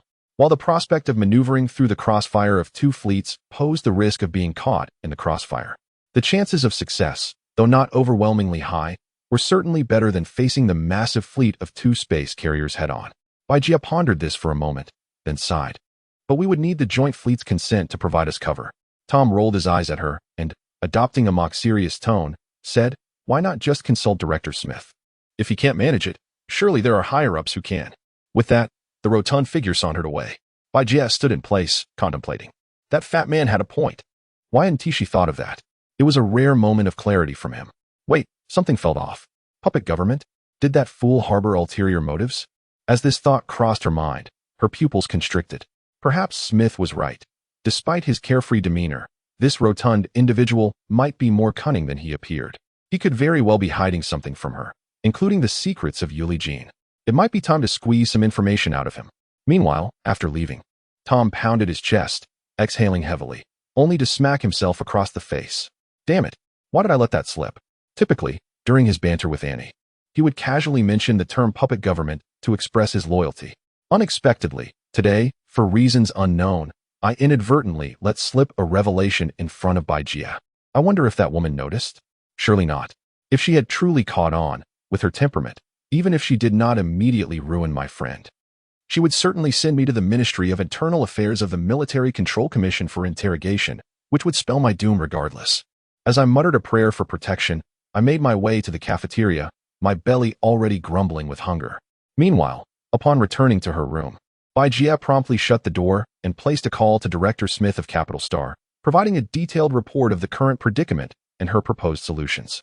Smith, upon hearing her, took the matter seriously and assured her that he would expedite the coordination efforts. Chapter 59, Military Joint Conference, Part 1. Thus, starting from that afternoon, a series of calls emanated from the Military Coordination Committee in the Capital Star, traversing layers of connections from the Intelligence Bureau to the headquarters of the Military Coordination Committee, then to the Presidential Office, and finally reaching the Joint Chiefs of Staff Office at the Ministry of Defense. Ultimately, the call reached the office of Grand Marshal Williams, the commander of the 3rd and 4th Joint Fleet stationed in Serpents. By evening, having just finished dinner, Williams was resting on the sofa in his office when the sudden ring of the phone caused him to frown. The call was from the Secretary General of the Joint Chiefs of Staff. After several minutes of patient listening to the Secretary's detailed report of the incident, Williams recalled President Johnson's instruction to discreetly assist the Intelligence Bureau and promptly dialed the number of Major General Douglas, commander of the 4th Fleet. Douglas quickly grasped the matter Williams wished to convey, but felt an immense irritation after hanging up. These individuals from the Military Coordination Committee were utterly incompetent. They had not explicitly stated they wouldn't assist, yet after just one afternoon, they had taken such a convoluted route to report to him. Despite his frustration, with the Grand Marshal himself reaching out, he could no longer avoid addressing the situation. Reluctantly, Douglas made a call to Bajie, instructing her to attend the Military Joint Conference of the Joint Fleet the following day. While some felt burdened, others rejoiced. Following the call, Bajie was in high spirits and enjoyed a restful night's sleep. Early the next morning, she donned the uniform of a lieutenant colonel from the Citan Federation, exuding the charm of a mature woman as she confidently entered the conference room of the Joint Fleet Command. However, trailing behind her was a lewd, grinning rotund man. Of course, had it not been for the Military Coordination Committee ID badge hanging from Bajie's uniform, Tom would not have been able to enter the opulent conference room as a special advisor from the Intelligence Bureau. Initially, Tom had been most unwilling to attend. He reminisced about his days as a mech warrior in the glorious guerrillas, battling the forces of the puppet government amidst chaos and carnage. Now, having transitioned to an intelligence officer, he spent his days plotting against the puppet government to benefit the guerrillas. The thought of sitting in a room with high-ranking officers from that very government was absurd. Yet, under Baijia's authoritative demeanor, he found no opportunity to excuse himself. This morning, when Baijia informed him of this obligation, it was in a tone of notification, leaving no room for negotiation. By the time Tom arrived, the conference room was already populated with many attendees. The two most senior officers, both holding the rank of Major General, occupied the front positions at the elongated table, while a series of colonels and lieutenant colonels filled the seats that followed. Baijia, as the only lieutenant colonel, found herself at the far end of the table, leaving Tom to awkwardly stand behind her. Not long after Baijia settled in, an aide shouted from the entrance, "The Grand Marshal has arrived. Stand up." With that, all the officers in the room sprang to their feet, standing at attention. Upon seeing Williams enter, several senior officers simultaneously raised their hands in salute. Once seated, Williams gestured for them to sit and inquired about the recent situation on Base Star. A colonel promptly stood and reported, "Report, Grand Marshal. During the withdrawal of ground forces from Base Star, the small contingent we left behind has now disbanded. They are currently doing their utmost to sabotage the construction of the military interstellar spaceport being expanded by the Blood Wolf Legion to delay their offensive towards Alpha Star." "Very well," Williams acknowledged, gesturing for the officer to take a seat before continuing. "However, I wish to inquire about the conditions of the ordinary citizens remaining on Base Star." At this juncture, another colonel hastily stood to report, Grand Marshal. There are a total of 13 small to medium-sized interstellar cities on Base Star, excluding the over 6 million innocent citizens who perished in the tragic incident of July 14th in the capital city of Doha. The current resident population stands at approximately 50 million.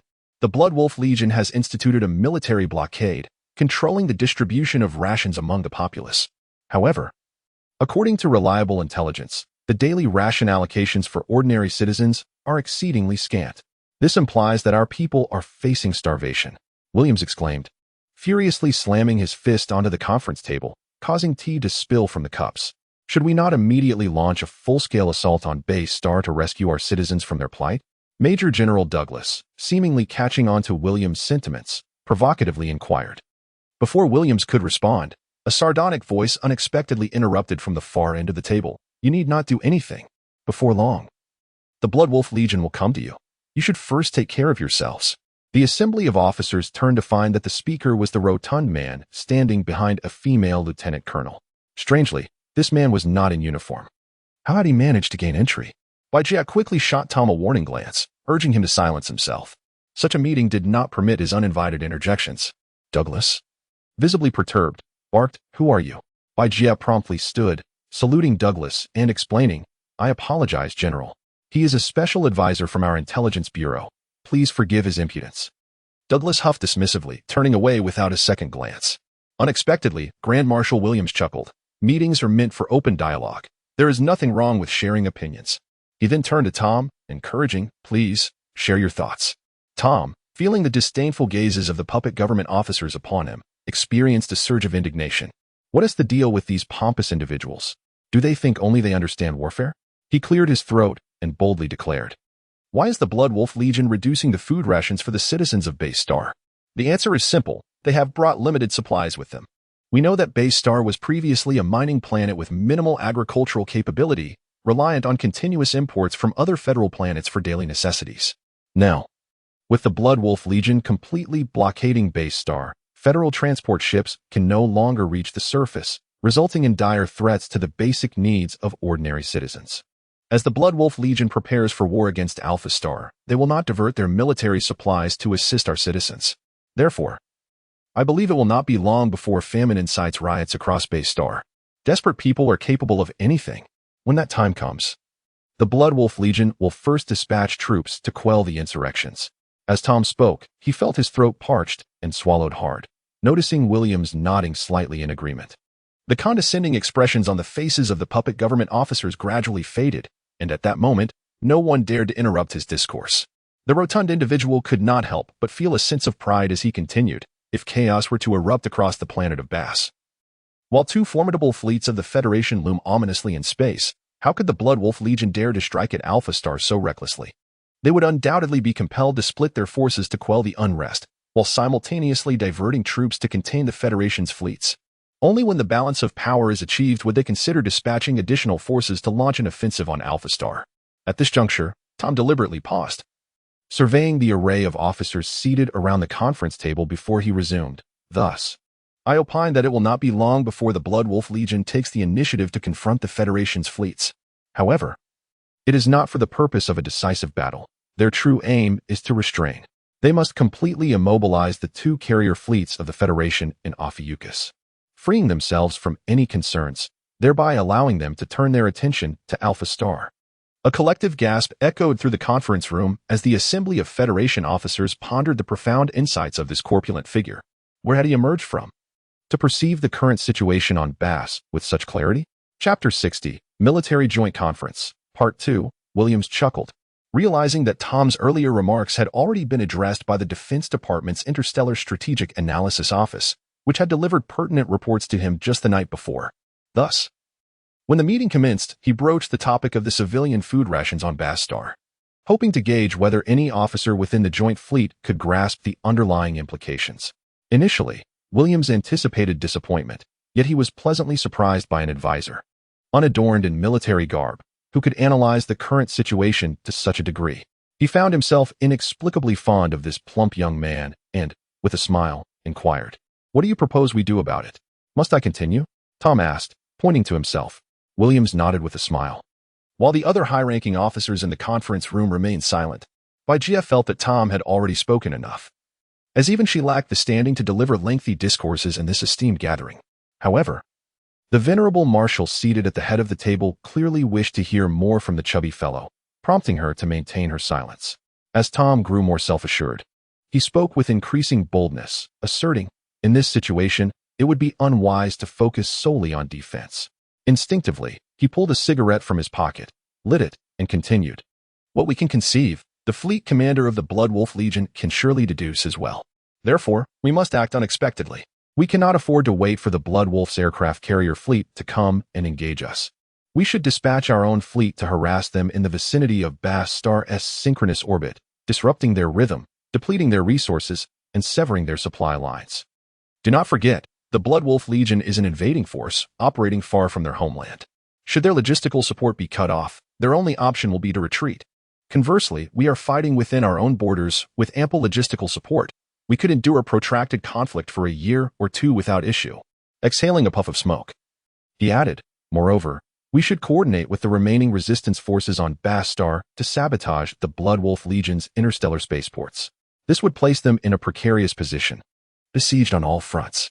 Do they truly believe they can launch an offensive against Alpha Star under such circumstances? I suspect the challenge may prove insurmountable. Upon hearing this, Williams silently applauded Tom's insight, though he refrained from voicing his praise in such a formal setting, mindful of the dignity of the officers present. The other officers at the table remained mute, each processing the plump man's propositions. The room fell into a collective silence until the venerable Marshal Williams broke the impasse. Addressing the two brigadiers on either side of him, Brigadier General Douglas, Brigadier General Kaufman, starting tomorrow, the 3rd and 4th mixed carrier fleets will alternate in launching relentless attritional attacks against the Blood Wolf Legion stationed at Bass Star's synchronous orbit. Inform all units that the attack should not be prolonged. Strike a few blows and return. No lingering in combat. Yes. The two brigadiers responded in unison, rising to their feet. Williams turned to Tom with a smile, saying, as you have heard, our ground forces on Bass Star are severely diminished. To inflict significant damage on the Blood Wolf Legion's military space stations, we may need additional strength. Do you have any further suggestions? At this moment, Tom extinguished his cigarette and replied with a grin, I do have an idea, but I fear that if I disclose it, you might have me apprehended. Williams laughed heartily. Fear not, for the speaker bears no blame. Seeing the marshal's easy demeanor, Tom felt a surge of respect and cautiously suggested, I've heard there are guerrilla fighters from the Gloria region on Bass Star. Might we collaborate with them? After all, in times of national crisis, everyone should contribute to the costs. Gia gasped at Tom's audacity to mention the guerrilla fighters before the marshal, urgently signaling him to cease his remarks. This audacious fellow seemed to have lost all sense of propriety. Upon hearing Tom's suggestion, Williams fell silent. Noticing the sudden shift in the Marshal-esque expression, Tom was taken aback and hastily clamped his mouth shut, refraining from further commentary. After a prolonged pause, Williams appeared to reach a resolution within himself, sighing, "You are correct. Although the Gloria guerrillas are a resistance faction, they are nonetheless our compatriots. In this hour of national peril, every citizen bears responsibility. We should indeed set aside our grievances and focus on driving the vile Villia scoundrels away first."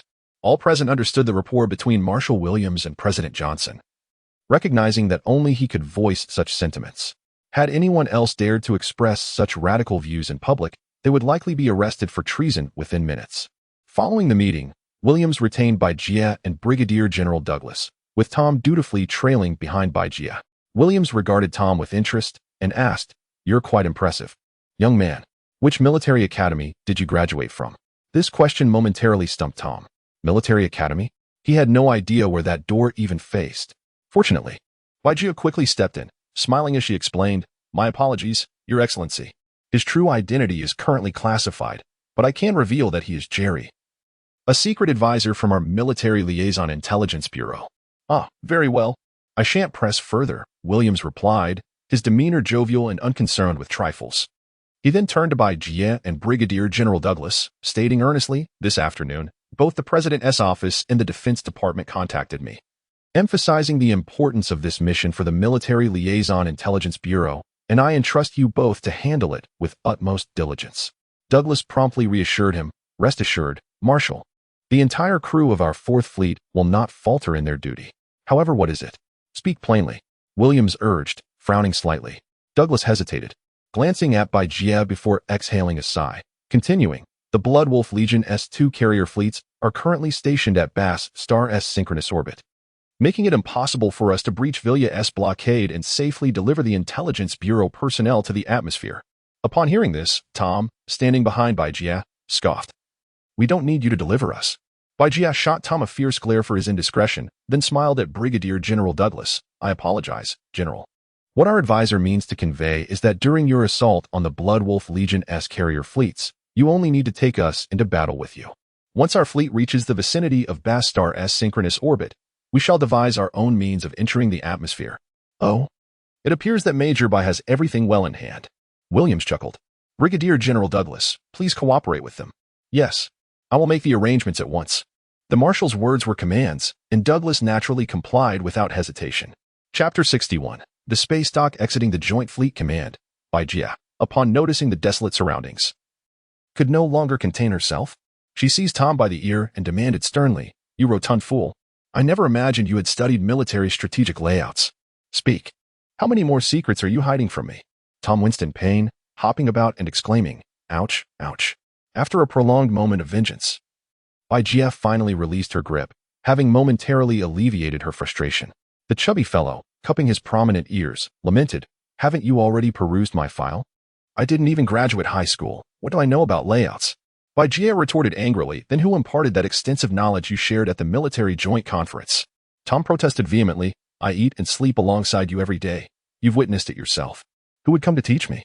Bajia, somewhat perplexed, inquired, "So those words from the meeting were all your own thoughts?" "Indeed. Anyone with a modicum of intellect could surmise that, unless, of course, their intelligence is somewhat lacking." Tom muttered. With a swift motion, Bajia, having mastered Annie's unique technique, delivered a sharp slap atop Tom's head, causing a large bump to rise immediately.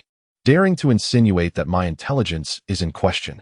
Such insolence cannot go unpunished, or how could I sleep soundly tonight?"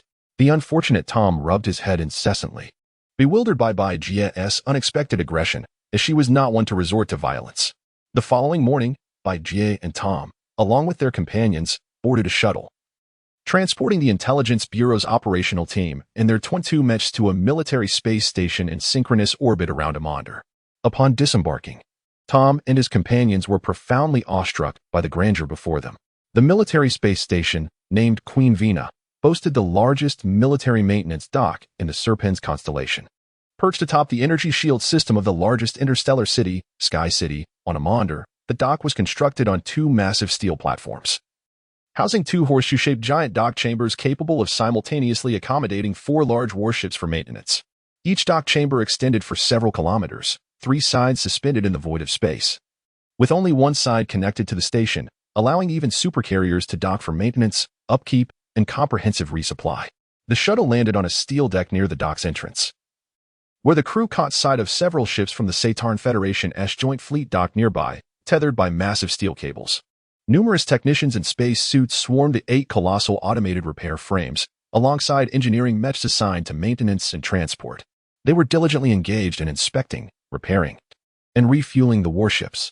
Transport trucks and cargo mechs busily traversed the steel platform, methodically delivering enormous ship components and containers brimming with supplies to the repair frames, from where personnel and mechs transferred them to designated locations on the vessels. Tom and Annie, having never witnessed such a spectacular scene, stood transfixed, their rural origins evident as they gazed wide-eyed at the magnificent sight of the colossal docks for an extended period, failing to move. Only when Jia, visibly irked, approached to urge them did they reluctantly rejoin the group, turning back to admire the view as they entered the transparent dome hall of the space station. Colonel Kilney, the station's commanding officer, awaited them at the entrance, extending a warm welcome to Jia and her team. After exchanging pleasantries, Colonel Kilney pointed to a warship within the dock and smiled. Major Bai, do you see that? According to Major General Douglas's orders, the landing craft named Crimson Rose is specifically prepared for you. The group looked up to see a small landing craft, approximately 700 meters long, quietly floating in the dock, its bow adorned with a massive red rose emblem. Having completed maintenance checks and comprehensive resupply, the vessel's rear hatch stood open, ready to embark once personnel and supplies were loaded. Jia promptly contacted the towing convoy of mechs, commanding them to commence loading the 22 mechs onto the ship. Subsequently, the entire Intelligence Bureau operational team enjoyed a hearty lunch at the station's dining hall, courtesy of Colonel Kilney. At 1 p.m. local time on a monitor in the Serpens constellation, Jia and her team bid farewell to Colonel Kilney and boarded the Crimson Rose landing craft, setting off towards the mixed fleet of the 4th Space Carrier. Located 20,000 kilometers away, 2.5 hours later, under Major General Douglas's command, the 4th Space Carrier mixed fleet stationed in Serpens began its departure from Amander's synchronous orbit, embarking on a journey towards the Scorpius constellation, over 100 light-years distant.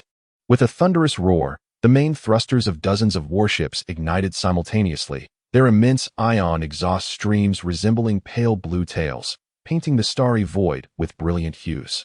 This voyage through space would involve 8 instances of spatial warp jumps, anticipated to bring them close to the edge of Scorpius in approximately 53 hours, and to the vicinity of Base Star in about 64 hours. To the fleet's starboard, 2 blazing twin stars shone brightly, ardently radiating their light and heat.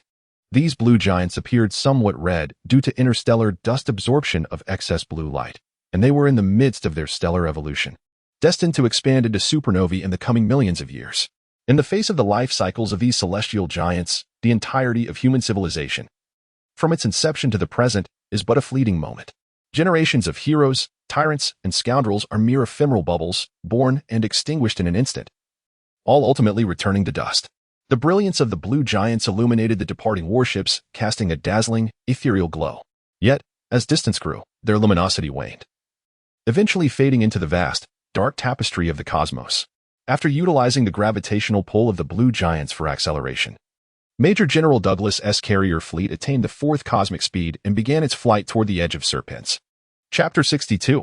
I Want to Marry a Wife. Within the cargo hold of the Fire Red Rose landing ship, Tom, Dr. Wong, and Chef Lu were huddled together in an ammunition storage room, indulging in libations. The portly fellow was gnawing on a chicken wing, grease smearing his lips. As he feasted, he inquired of Chef Lu about the origin of the braised chicken. Chef Lu sighed, explaining that the ship's kitchen supervisor was a friend of a friend, making it simple to procure some delicacies. Furthermore, the supplies in his logistics mech could sustain their group of over 20 for several months.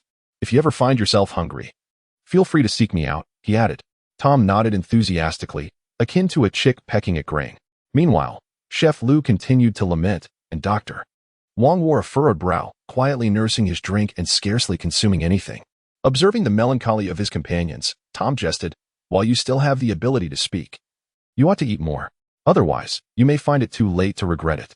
Are you wishing for our demise? Chef Lu retorted, echoing Dr. Wong's trepidation. Both had never set foot on a battlefield and were now caught between fear and anxiety, unable to eat, only to be further provoked by Tom's irreverent banter. Have you fought before? Dr. Wong asked, eyeing Tom as he shoved another morsel into his mouth. I've engaged in a few skirmishes in the past. But those are mere relics of history. Tom replied with an air of rare maturity, taking a swig from his flask of mixed spirits. The trio continued to drink and smoke, engaging in idle chatter as the small ammunition storage became engulfed in a dense haze, swirling around them like a fog. Under the dim lighting, they appeared to be enveloped in clouds, their figures growing increasingly indistinct, devoid of any celestial aspirations. At that moment, Annie's head peeked through the crack of the door, her mischievous eyes twinkling as she chirped, I knew you three were hiding here, feasting on some delightful treats. With that, the impish girl entered, coughing from the smoke as she settled beside Tom. Well, braised chicken. My favorite, she exclaimed, snatching a chicken foot and beginning to gnaw on it. Chef Lu and Dr. Wong sighed again, taking the flask from Tom and each indulging in a swig of liquor. Why aren't you eating any vegetables? Annie queried with a smile. Tom regarded her with a sly grin, replying, drinking without vegetables is akin to baring one's torso while donning a tie. It's not to be trifled with. Best not provoke such entities. Cut it out. Annie shot him a playful glare, continuing to munch on her chicken foot, accustomed to Tom's banter. As she ate, she turned to Dr. Wong and Chef Lu, asking, what is with the sighing? Dr. Wong mused, have you ever been to war? Never. Annie blinked her large eyes. I've heard that many perish in battle. What is the point? I truly don't understand why wars are fought. A moment of silence enveloped them as they pondered the protracted conflict ahead. I wonder how long this war will last, Chef Lu mused. Humph. This is merely the beginning. We have only just commenced. Tom interjected as he began to devour a chicken leg. We have yet to engage in full-scale war with the Vilya Empire. But it should be imminent. Once we take action on Bastar, regardless of the outcome, the Vilya Empire will surely escalate their military involvement. Tom continued his musings. In truth, there's little to fear from the Vilya Empire. Their meager resources cannot sustain a prolonged conflict. The true threats lurk in the shadows Odyssey Empire and Soloro Empire. Should these two imperial powers intervene, our days will become dire. You are quite knowledgeable, Annie remarked, gazing at Tom with rare admiration. Sigh. If it's as you say. There seems to be no end in sight. Chef Lu took another swig from his flask. I find myself longing for home, Annie said, curling her legs and resting her head on Tom's shoulder. The portly fellow casually draped an oily arm around her shoulder, grinning. Once we triumph in this battle for Bastar, I shall accompany you home. Are you eager to meet your future mother-in-law? Annie teased, rolling her eyes at Tom. Must you be so blunt? I haven't even confessed my feelings yet. Tom feigned shock. Humph. I've long seen through your intentions. Tell me, do you ever think of me when you sleep at night? Annie queried, her eyes narrowed. Chef Lu and Dr. Wong quickly turned their faces away, accustomed to the antics of these two adversaries. Tom, though tempted to confess his lack of thoughts, recalled that he had indeed dreamt of her cousin a few times. However, he understood that such honesty would invite Annie's wrath. Thus, he grinned in feigned earnestness, replying, Of course I think of you. If I don't ponder you before sleep, I simply cannot find rest. Get lost. Who asked you to think of me? Who knows what lewd thoughts your piggish brain conjures at night? Annie exclaimed, twisting away and rubbing her arms, declaring, No more. I'm done. This is revolting. You've given me goosebumps. Though he could not overpower her, Tom found satisfaction in occasionally annoying the female demon. The four sat in silence for a while longer.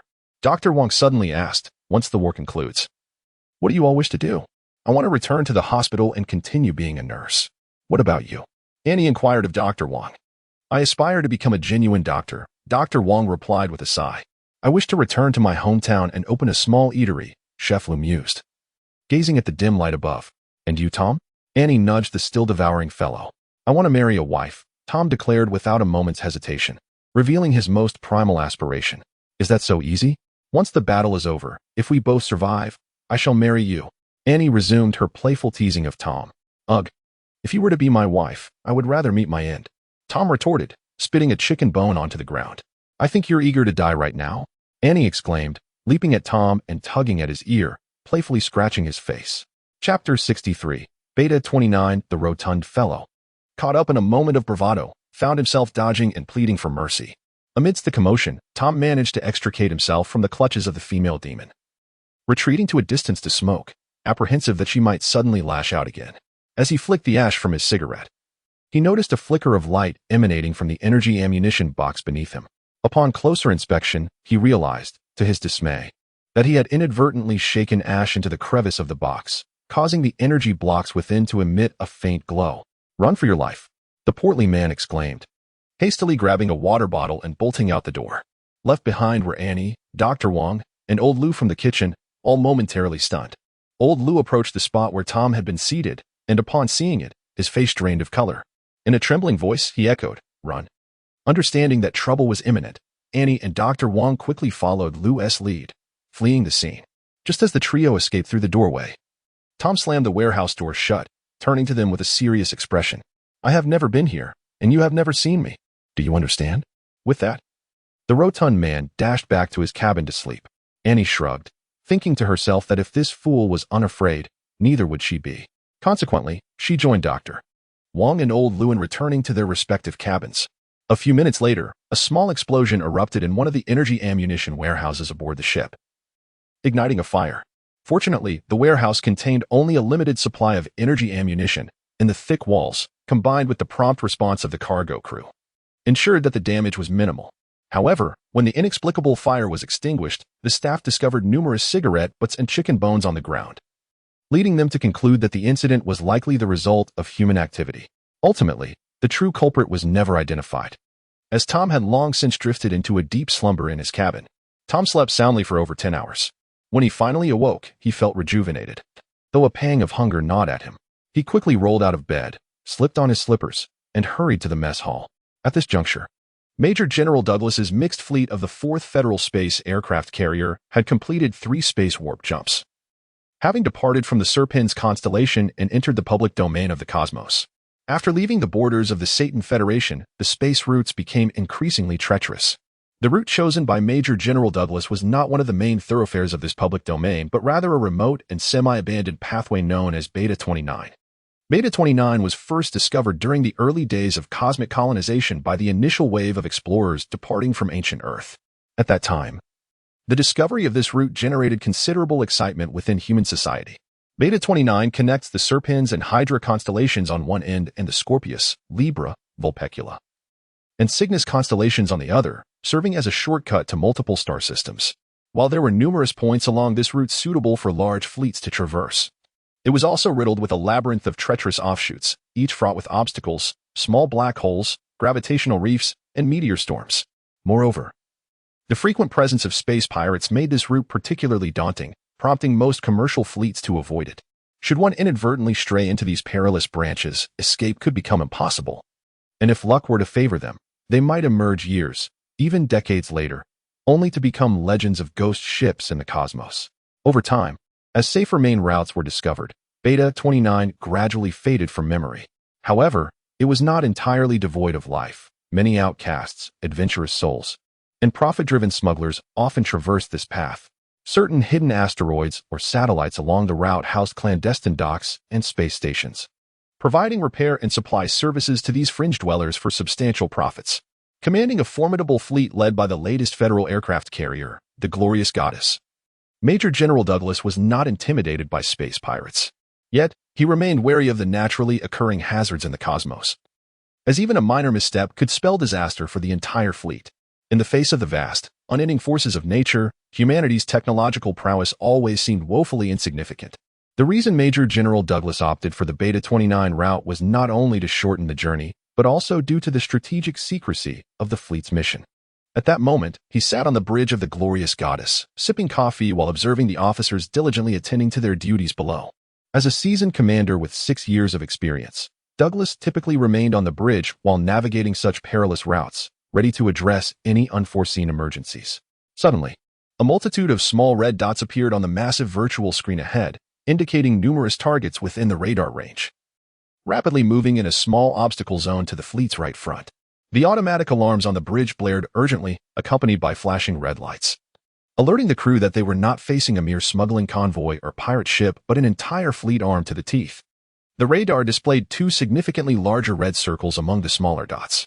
Drawing upon his seasoned judgment, Major General Douglas quickly deduced that these were likely 2 massive space carriers, indicating the sudden emergence of a formidable space fleet. Report, General.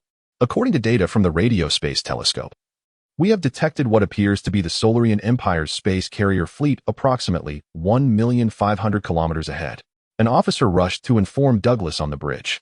At that moment, The radar officers had already projected the images transmitted by the long-range space reconnaissance equipment onto the virtual screen. Through the dense clouds of stardust and meteor belts, a colossal fleet composed of 2 Jugashvili-class supercarriers came into view, revealing the gravity of their situation. Chapter 64. We are merely passing through, Commander. All units of the fleet, prepare for Level 1 combat readiness.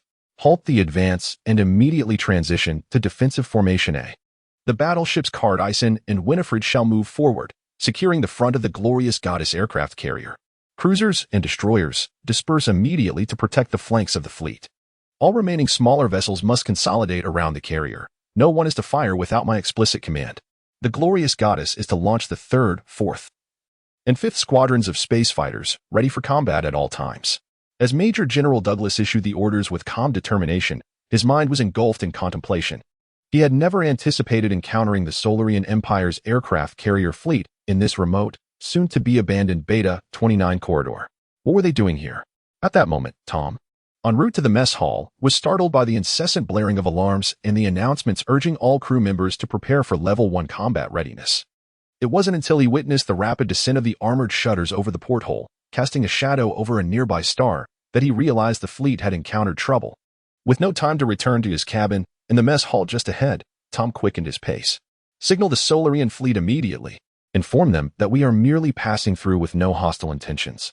After a moment of reflection, Major General Douglas felt it prudent to initiate communication with the opposing fleet. 2 minutes later, the signaling officer sprinted onto the bridge, saluting as he reported, "General, we have just received a response from the Solarian fleet's light signal. They claim they too are merely passing through and harbor no hostility." Curious, mused Major General Douglas, stroking his chin in silence. Is it truly possible that both fleets are simply passing each other? The likelihood of 2 space fleets casually crossing paths in the vast expanse of the universe is nearly zero, especially in a remote corridor on the brink of abandonment. Yet, how could such a massive Solarian carrier fleet appear here in Beta 29?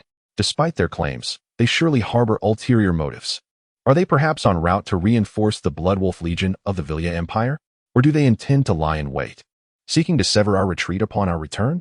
Douglas's mind swirled with questions, a faint whiff of conspiracy and peril permeating his thoughts.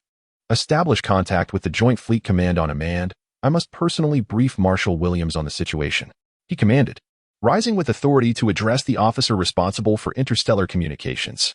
Minutes later, after concluding an interstellar call with Marshal Williams, Douglas noted the old Marshal's surprise at the unexpected encounter with the Solarian fleet.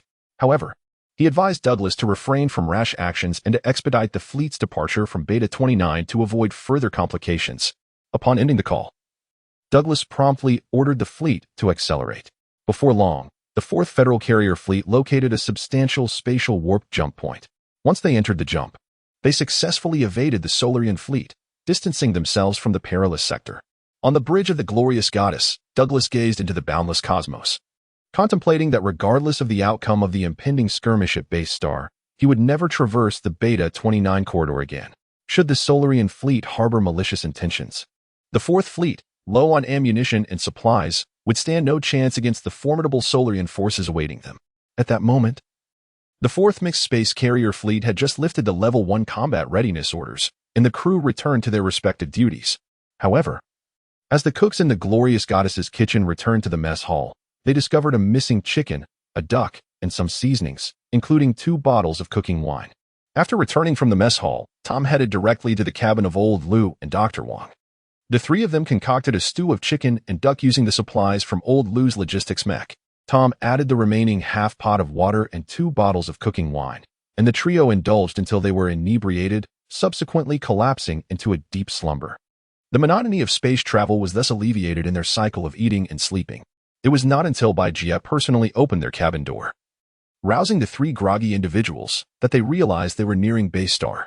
The 22 Mechs of the intelligence agency's operational team were already lined up on the cargo deck, the crew clad in black awaiting Baijia's command with palpable tension. Baijia herself felt a surge of anxiety, as she had never participated in a cosmic battle.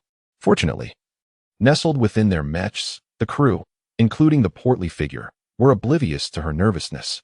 Now, she could only await the signal from Major General Douglas to disengage from the carrier formation and plunge into the atmosphere of Base Star.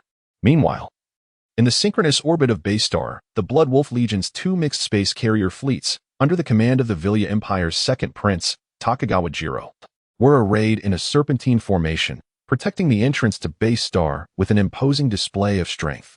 Within the opulent suite of the flagship, the heavy cruiser IGA, Takagawa Jiro reclined with his feet propped on the table, gently swirling a glass of red wine. Kneeling at his feet, Major Lisa diligently massaged his legs. In an imperial state, the divide between nobility and commoners was insurmountable. Although Takagawa Saori held the rank of colonel in the imperial army, her hereditary title as a marquis commanded respect. Even dukes adorned with stars would bow before her. In the imperial military, rank paled in comparison to the weight of titles. Aside from a select few princes or princesses holding marquisates, titles below duke typically aligned closely with military ranks. It was virtually impossible for a duke to serve as a mere lieutenant. Such nobility often bore the ranks of marshal or general bestowed directly by the emperor. Marquises typically held the rank of general or vice-admiral, while earls were generally one rank below, and barons were typically of the junior officer class, with rare exceptions. Chapter 65. Cosmic Warfare. Major Lisa is a rare baronial officer, a title her father procured for her at great expense before her graduation from military academy. In the Vilya Empire, the aristocratic system permits citizens to purchase the titles of baron and viscount, though the cost is far beyond the means of an ordinary citizen. Titles of count and above can only be inherited or conferred personally by the emperor, prohibiting free trade among the populace. In such an imperial domain as the Vilya Empire, one without a title has little hope of ascending to the ranks of military officers. Thus, the officers within the Vilya military are seldom common folk, at the very least. They are minor nobles with some wealth. Major Lisa is a diligent woman with a hint of ambition, graduating with outstanding marks from the Imperial Military Academy. She has tirelessly ascended the ranks, aspiring to become one of the few female generals in the history of the Imperial Army. However, for a woman to excel in a patriarchal imperial state is no easy feat. Even Saori, who holds the rank of marquis, struggles within the royal court of Vilya. It was during the graduation ceremony that Major Lisa caught the eye of His Highness Jiro Tokugawa. The top 10 graduates had the honor of receiving awards from royal members. And as the sole female among them, Lisa was fortunate to attract Jiro's favor.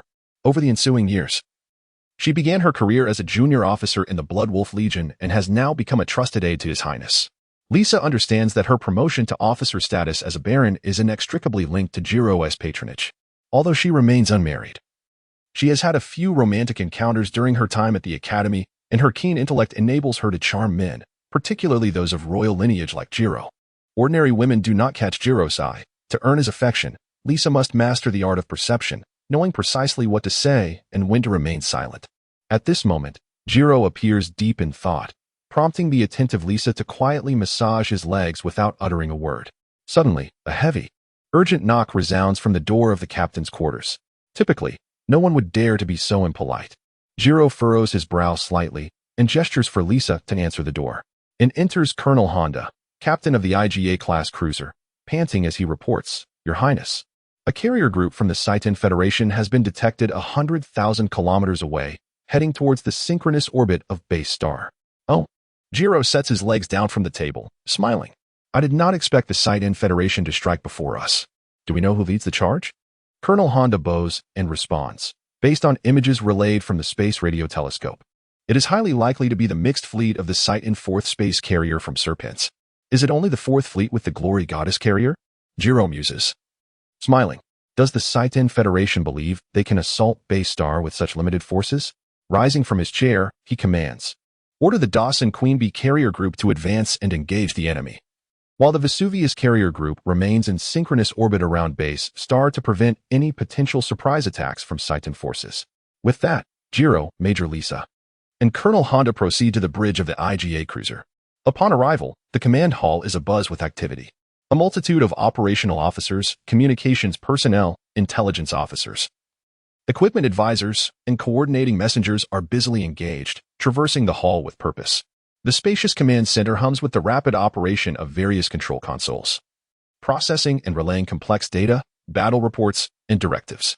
Above the hall, a massive virtual display screen depicts the Titan 4th space carrier group swiftly approaching the synchronous orbit of Base Star amidst the inky void of space. Jiro takes his seat at the highest command console, coldly observing the Titan fleet on the virtual screen. The Dawson Queen Bee carrier group has already been dispatched to confront the enemy, with the protective armor of dozens of warships fully deployed, initiating light control procedures. The fleet, propelled by ion thrusters, silently advances into the cosmos, the dark steel hulls gradually merging with the blackness of space. This formidable fleet comprises a Hive-class carrier capable of accommodating over 800 spacecraft, 2 battleships, for cruisers, 8 destroyers, 12 torpedo vessels, 10 electronic reconnaissance ships, and 3 comprehensive supply vessels. The Dawson Queen Bee carrier group accelerates towards the Cyten 4th space carrier group at the second cosmic velocity, expected to enter engagement range in 35 minutes, at which point both sides' main cannons will be within effective firing distance. 20 minutes later, all 50 launch bays of the Dawson Queen Bee carrier open, releasing fighter jets. Over 500 Bug-eye space fighters, trailing proton propulsion engines, swarm into the void, rapidly advancing towards the Cyten 4th fleet. 35 minutes later, the battleships of both sides enter the engagement zone first, their massive main cannons, fully charged and aimed, firing almost simultaneously. Blinding white beams cut through the darkness of space, striking the hulls of their adversaries amidst a chaotic ballet of destruction. Both fleets sustain damage in the exchange, bearing the brunt of each other's firepower.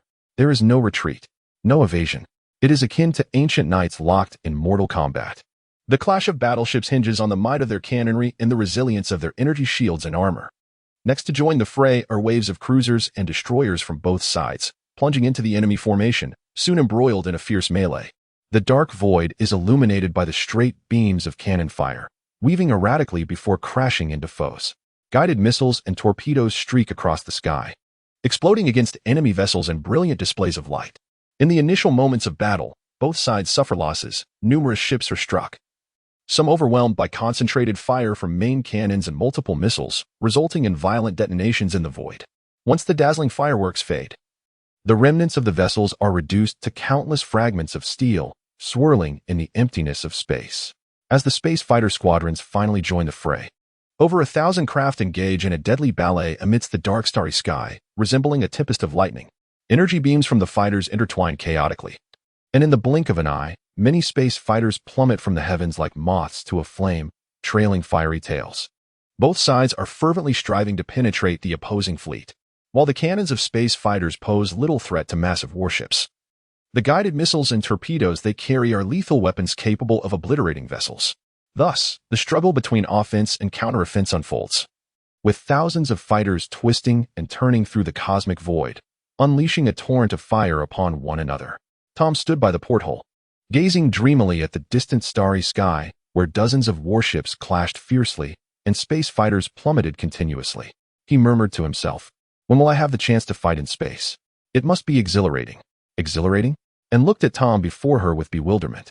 This hefty fellow, usually timid when she repaired him, seemed transformed in the presence of firearms and artillery, and glanced over at old Lou in the kitchen and Dr. Wong beside him, along with a group of men in black behind them, all fixated on the battle outside the porthole, utterly shaken by the brutality of the conflict. The expressions on their faces were filled with panic and tension, sweat pouring from their brows. Even her cousin, stealing a glance at her, and noticed that Bai Jie appeared pale, a drop of cold sweat clinging to a strand of hair by her ear. As everyone stood in a daze by the porthole, the communicator hanging from Bai Jie's ear suddenly rang. "Hello. The battle has reached a stalemate. According to the Marshal's orders, I must retreat. If you wish to enter the atmosphere, now is the time." Major General Douglas shouted before abruptly ending the communication. After several rounds of desperate combat, both fleets had suffered casualties, but the objective of harassment set by the Marshal had been achieved, before another carrier group of the Blood Wolf Legion could arrive for reinforcement. The 4th Fleet had to withdraw from the battlefield to evade entanglement and encirclement by the 2 carrier groups of the Blood Wolf Legion, which would result in catastrophic losses, even the annihilation of the entire fleet. At this critical juncture, had it not been for Marshal Williams' repeated admonitions to Douglas before their departure to cooperate with the intelligence agency's landing team, he would not have had the time to specifically address a mere lieutenant colonel like Bai Jie. Only now, having snapped out of her daze, Bai Jie wiped the sweat from her brow and shouted, "All personnel, immediately enter the mechas, check the systems and equipment, and prepare for atmospheric entry." Chapter 66. Entering the atmosphere upon receiving Bai Jie's command, the group of men in black dispersed in a flurry, hastily making their way to their respective mecha cockpits. Jia, meanwhile, climbed aboard the brave mecha while establishing a communication link with the bridge of the landing ship, demanding that the captain set course for the synchronous orbit of base star and prepare to penetrate the atmosphere at the opportune moment. Following the orders, the Crimson Rose finally broke away from the carrier formation of the Shining Goddess, soaring towards the chaotic battlefield filled with gunfire. Inside the cargo hold, the men in black gazed anxiously through the portholes at the approaching battlefield, each gripping the control stick of their mechas tightly, as though they could escape the onslaught of enemy fire with their machines should the need arise. Soon, the Crimson Rose plunged into the heart of the conflict between the two fleets. The transport ship was soon surrounded by enemy fire, with shells striking its hull, illuminating the surroundings with brilliant flashes of explosions. The vessel shook violently, resembling a fragile boat on the brink of sinking. The energy defense shield on the outer armor flickered like a dying candle, swaying precariously in the storm, threatening to extinguish at any moment. Suddenly, a silent yet colossal explosion erupted on the transport ship's port side. The Crimson Rose had been directly struck by the main cannon of an enemy destroyer, shattering its energy shield and blasting a gaping hole in its protective armor, resulting in a total loss of power. Under the gravitational pull of base star, the Crimson Rose began its descent into the atmosphere.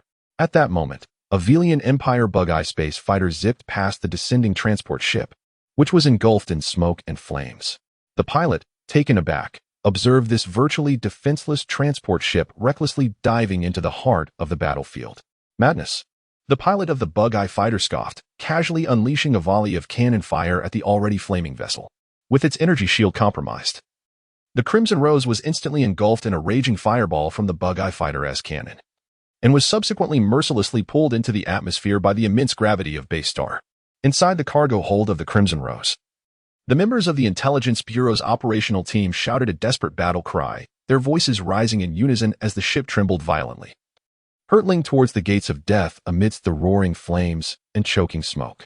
Gazing at the small fireball descending through the starry sky, Takagawa Jiro merely chuckled coldly. This marked the fourth ship he had witnessed being shot down since the onset of battle. Today's tally appeared satisfactory, as only 2 vessels from the Dawson carrier group had been destroyed, suggesting that there was no need to deploy the Vesuvius carrier group for reinforcement. Accepting the cup of coffee from Major Lisa, Takagawa Jiro took a delicate sip, his eyes fixated on the real-time battle updates displayed on the virtual screen. The small fireball plummeting into the atmosphere no longer captured his attention. At that moment, although the Crimson Rose had breached the core conflict zone and entered base star's atmosphere, Jia and the men in black in the cargo hold felt no sense of relief or fortune. Their spirits were weighed down by the harsh truth relayed by the ship's captain over the intercom. The vessel had been rendered irreparably damaged. The power systems were completely incapacitated. A massive hole gaping in the starboard side, half of the ship ablaze, and even the thermal shielding had been nearly obliterated, with the deceleration mechanism entirely malfunctioning. Given the current predicament, not only was a safe landing on base star's surface implausible, but passing through the atmosphere safely was equally impossible. Without thermal shielding, the ship would soon disintegrate under the intense heat generated by friction with the atmosphere. Lacking deceleration mechanisms, any remnants would crash to the ground at an alarming speed. In such a scenario, survival for those aboard the Crimson Rose was utterly inconceivable. Therefore, the captain's final words were a plea for everyone to pray for themselves and their families, hoping for a peaceful end. The grim news left the men in black in the cargo hold utterly paralyzed with fear. Inside the medical support mecha, Dr. Wong closed his eyes in anguish, awaiting the inevitable. Nearby, Annie sat quietly in the co-pilot's seat, her wide eyes blinking in confusion, lost in her thoughts. In the logistics support mecha, old Lou, the cook, gazed despairingly at the flames consuming the ship, his lips trembling as he struggled to articulate a final message, unsure of what to say. Jia, seated in the command mecha of the Brave, felt sweat dampening her hair, clinging to her forehead. Within her mind, a slideshow of memories flickered. From her school days to military academy, marriage, becoming a female intelligence officer, and finally, encountering Smith. In that moment, she recalled her husband, the captain of a destroyer still stationed in the Serpentarius Third Fleet. A sudden pang of heartache struck her as she lamented the missed opportunity to see him upon arriving at the Serpentarius Joint Fleet Command a few days prior. Why had she chosen to evade such a meeting? As the members of the Intelligence Bureau's operational team awaited death in helpless terror, a disconcerting voice crackled through the communication channels of each mecha. Are you all waiting to die? Quickly attach the parachutes from the cargo hold to your mechas and prepare to jump. With that voice, the portly figure hurriedly maneuvered his experimental machine towards a nearby warehouse. Jumping? Was this fool truly out of his mind? The transport ship had just breached the dispersive layer of base star's atmosphere and was entering the ionosphere. At least 200 kilometers above the surface. The prospect of jumping from such a height was dubious at best. And the searing temperatures exceeding 1,000 degrees in the ionosphere would incinerate a person instantly. Even the largest meteorites in space struggled to breach the atmosphere and reach the surface. Any fragments that did were hardly recognizable. What chance did a human have? Bajia sees the communicator in the brave mecha, calling out to the portly figure, "Don't do anything foolish. Jumping from this height is nothing but a death sentence." "Not jumping is just as much a death sentence," he retorted. As he spoke, the experimental machine had already returned to the cargo deck, clutching two enormous parachutes designed for high-altitude drops, beginning to secure them to his mecha with steel cables. "Stop. You'll be turned to ash," Annie from the medical mecha urged, her frustration mounting. Despite her frequent scolding of Tom the portly figure, she could not bear to witness him walk into his demise. "Do you think I'm a fool?" Tom grumbled, straining to secure the massive parachutes onto his mecha even tighter. The energy shields of standard military mechas could withstand thousands of degrees of energy projectile attacks. The temperatures of 1,000 or 2,000 degrees in the ionosphere were trivial. As long as the mecha had sufficient energy, it could endure. With that, Tom secured a parachute to both the front and back of his experimental machine, jumping a few times to ensure everything was tightly fastened before donning the emergency oxygen mask from the cockpit. He then piloted the experimental machine towards the gaping hole in the transport ship's starboard side, shouting into the communicator, "Either follow me for a chance at survival, or stay here and wait to become a roast pig. But don't expect me to collect your remains." All the black-clad men present, including Bajia, were taken aback by Tom's words. Chapter 67. The fat man leaps into space at long last. The head cook in the logistics mech, Old Lou, bellowed, "Damn it. Let us do this." With that, he maneuvered the logistics mech towards the warehouse. Nearby, Dr. Wong from the medical mech stared blankly for half a second before hearing Annie's exclamation, "First come, first served." He quickly followed in the wake of Old Lou's mech. Desperate times call for desperate measures. With someone leading the charge, the black-clad men, united by the urgency of survival, hastily piloted their mechs into the warehouse to search for parachutes. In such a critical moment, everyone understood the importance of self-preservation. Thus, even without Baijia's command, the black-clad men exhibited an unusual level of teamwork. Their minds echoed with Annie's words, "First come, first served." Who could possibly know if those enormous parachutes would suffice? The courageous pilot Baijia finally regained her composure, but by the time she maneuvered her mech to the warehouse entrance, the black-clad men had already emerged, clutching their parachutes. In a panic, Baijia rushed inside to search, only to discover that the parachutes had all been taken. In a state of desperation, she dashed to adjacent warehouses, rummaging through them, yet not a single parachute could be found. Tears of frustration welled up in her eyes when her brave mech returned to the cargo deck empty-handed. The black-clad men had already helped one another secure their parachutes and were heading towards the massive gaping hole on the right flank of the transport ship. The same path Tom had taken moments before. Now, only Baijia's white brave mech stood forlornly on the cargo deck. Was this truly the end? Suddenly, she felt a crystalline tear trace down her cheek, plopping onto the control panel in the cockpit. "Are you the only one left hoping to become a roasted pig?" A familiar voice crackled through Baijia's communicator. Looking up, she was pleasantly surprised to see the peculiar antique mech standing not far in front of her, raising its hefty cannon arm. Boom. Tom in the cockpit of experiment mech number 2 fired a shot at the cargo bay's rear door, creating a massive explosion that blasted a gaping hole. "Damn, that cannon packs a punch," Tom exclaimed, glancing at the smoke billowing from the energy cannon. At this moment, the fiery Rose transport ship had plunged into the mid-layer of the atmosphere, flames licking at the ship's exterior and seeping inside, turning the cargo bay into a raging inferno. Only through the hole Tom had created could one glimpse the bright sky outside. Time was of the essence. There was no room for idle chatter. As Tom piloted experiment mech number 2 towards Baijia's brave mech, he shouted, "Maximize the energy shield." The two mechs locked together tightly, activating their energy shields simultaneously. With a powerful thrust, experiment mech number 2 propelled them both through the opening, having previously experienced a terrifying leap with that madwoman. The fat man felt no fear this time as they jumped from the ship. After exiting the cargo bay, the mechs didn't plummet immediately. Instead, they were tossed about by the fierce currents, swirling chaotically in every direction. Once the airflow stabilized, experiment mech no Two and the brave Mech began their rapid descent towards the ground, influenced by the gravitational acceleration of Bast Star. Soon, the protective armor of both Mechs ignited, enveloping them in a visible red flame, transforming them into a blazing fireball. Open the parachute. Baijie screamed, never having experienced such terrifying gravitational acceleration before. Put on your mask. Maintain your breathing. Tom urged from experiment Mech number 2. We can't open the parachute yet. It would burn up. Let's hold on a bit longer. He cranked the power of the energy shield to maximum, but the cockpit was still heating up rapidly. Before long, the temperature inside the cockpit soared to unbearable levels. Tom felt like a pig roasting in an oven. If he didn't devise a plan soon, he would be served on a platter within minutes. Baijie and the brave Mech was equally distressed, the cockpit becoming unbearably hot as sweat soaked her from head to toe. We're going to burn alive, she cried in despair.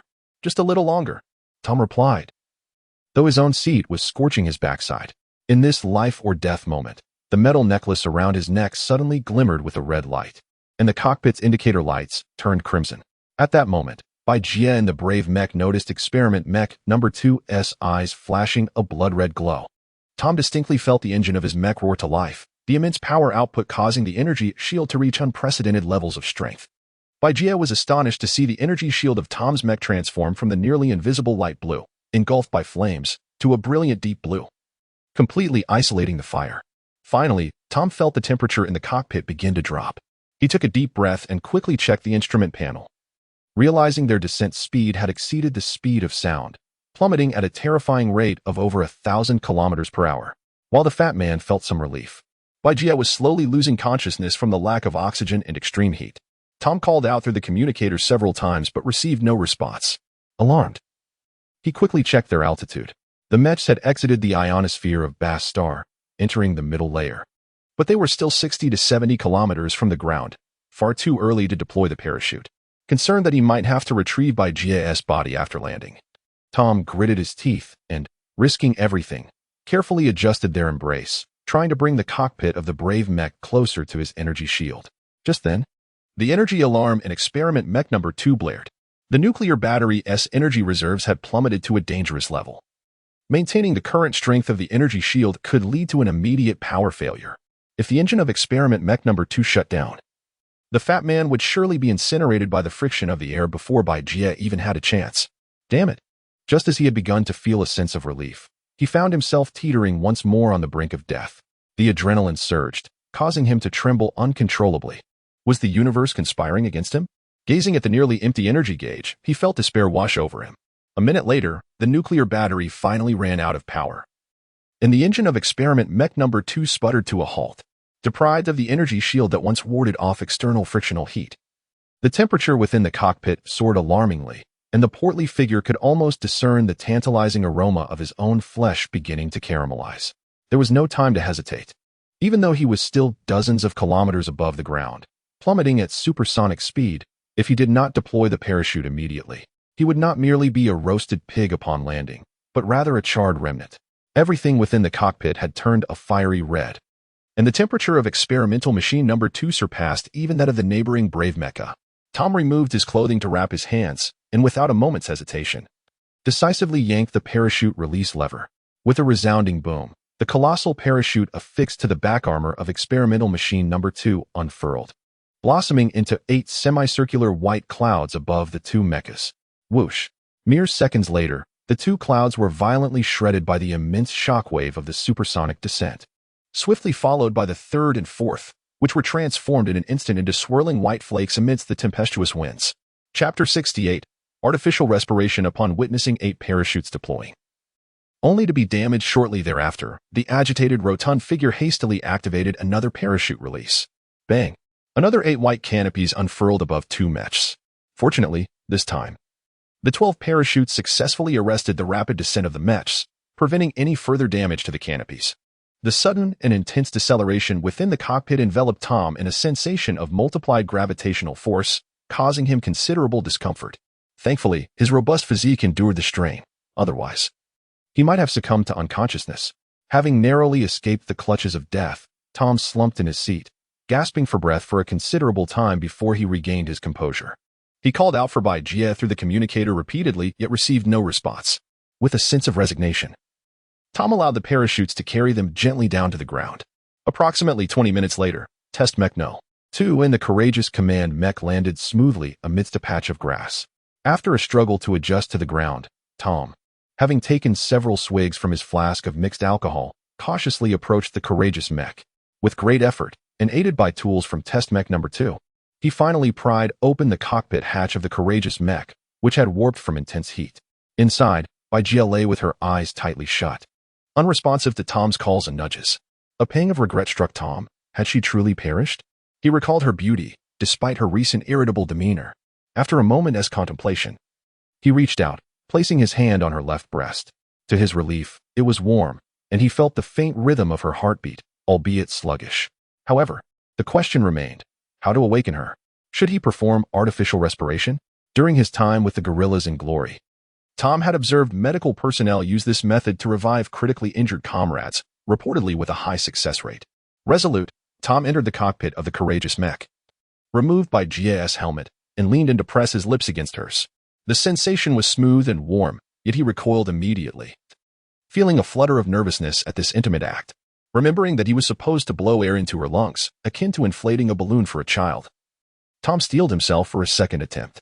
He leaned in once more, ready to exhale into her mouth, only to find her jaw clenched tightly. In desperation, he used his tongue to pry open her teeth, seeking to create an opening for airflow.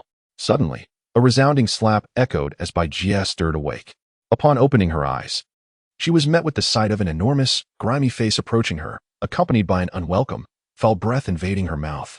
Embarrassment and anger surged through her. Despite her weakened state from dehydration, she summoned her last bit of strength to slap the lecherous figure and forcefully kick him out of the cockpit. Tom stumbled backward, landing awkwardly on the ground, yet unabashedly shouted, "What are you doing?" Baigia wiped her lips, glaring at the shameless figure sitting bare-chested on the ground, and retorted, "It is I who should be asking you that.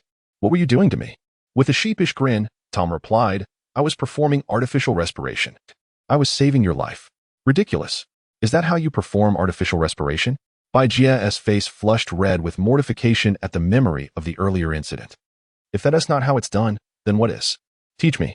Tom continued to take advantage of the situation. Get lost. Baigia spat, struggling to rise from the cockpit.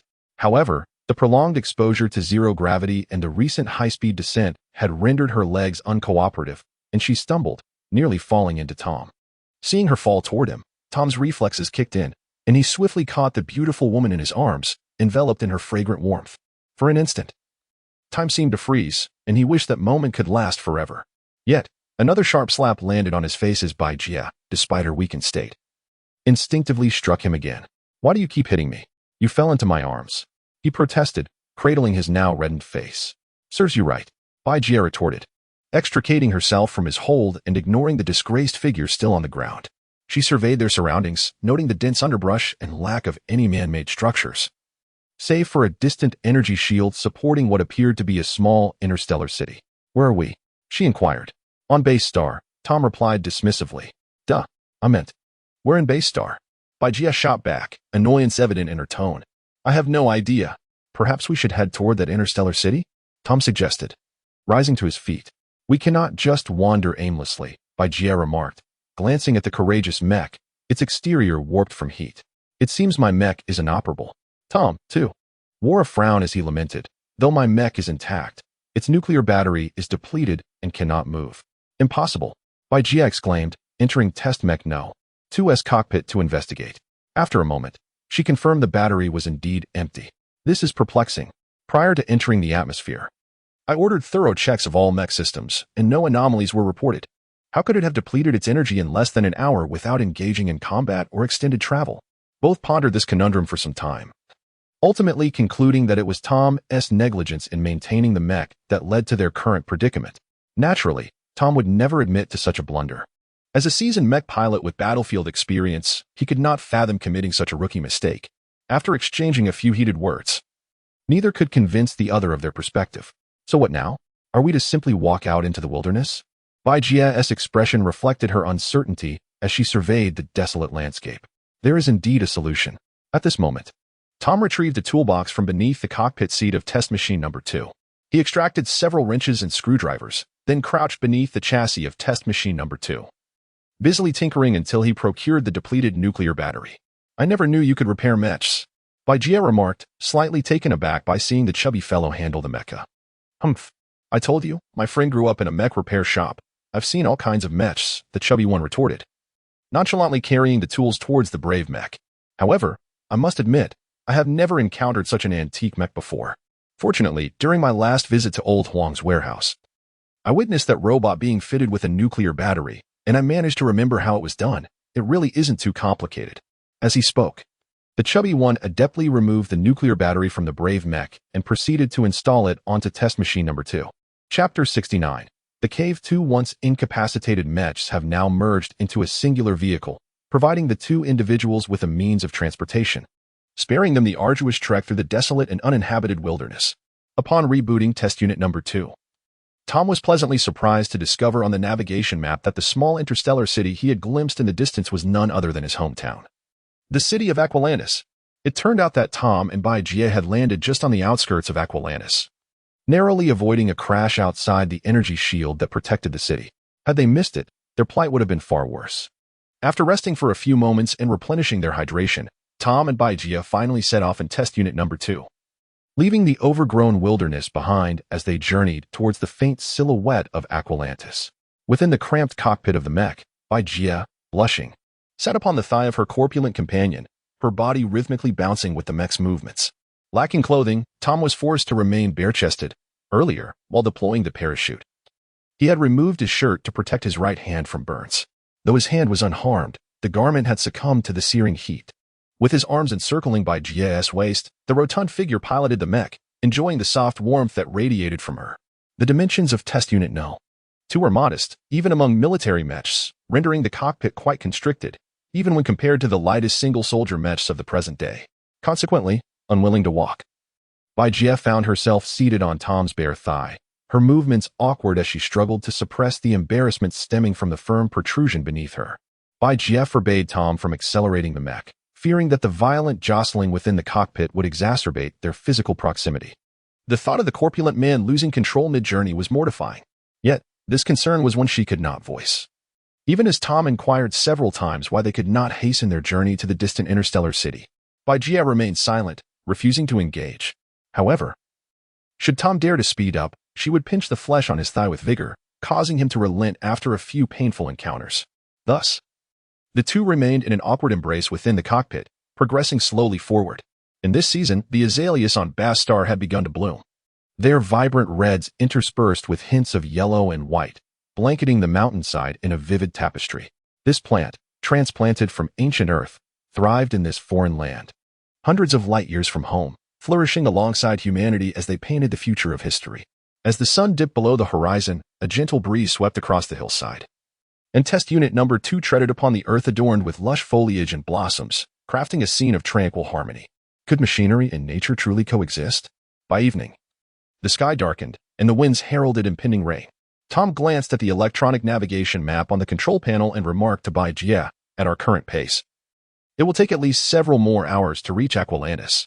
Perhaps we should find a place to rest for the night?" Baigia readily agreed. Having endured a harrowing space battle and a terrifying descent from tens of thousands of meters, she was physically and mentally exhausted, nearly dozing off in Tom's embrace moments earlier. "It's about to rain, and we certainly can't spend the night out in the elements," Baigia stated, only to suddenly realize the implications of her words.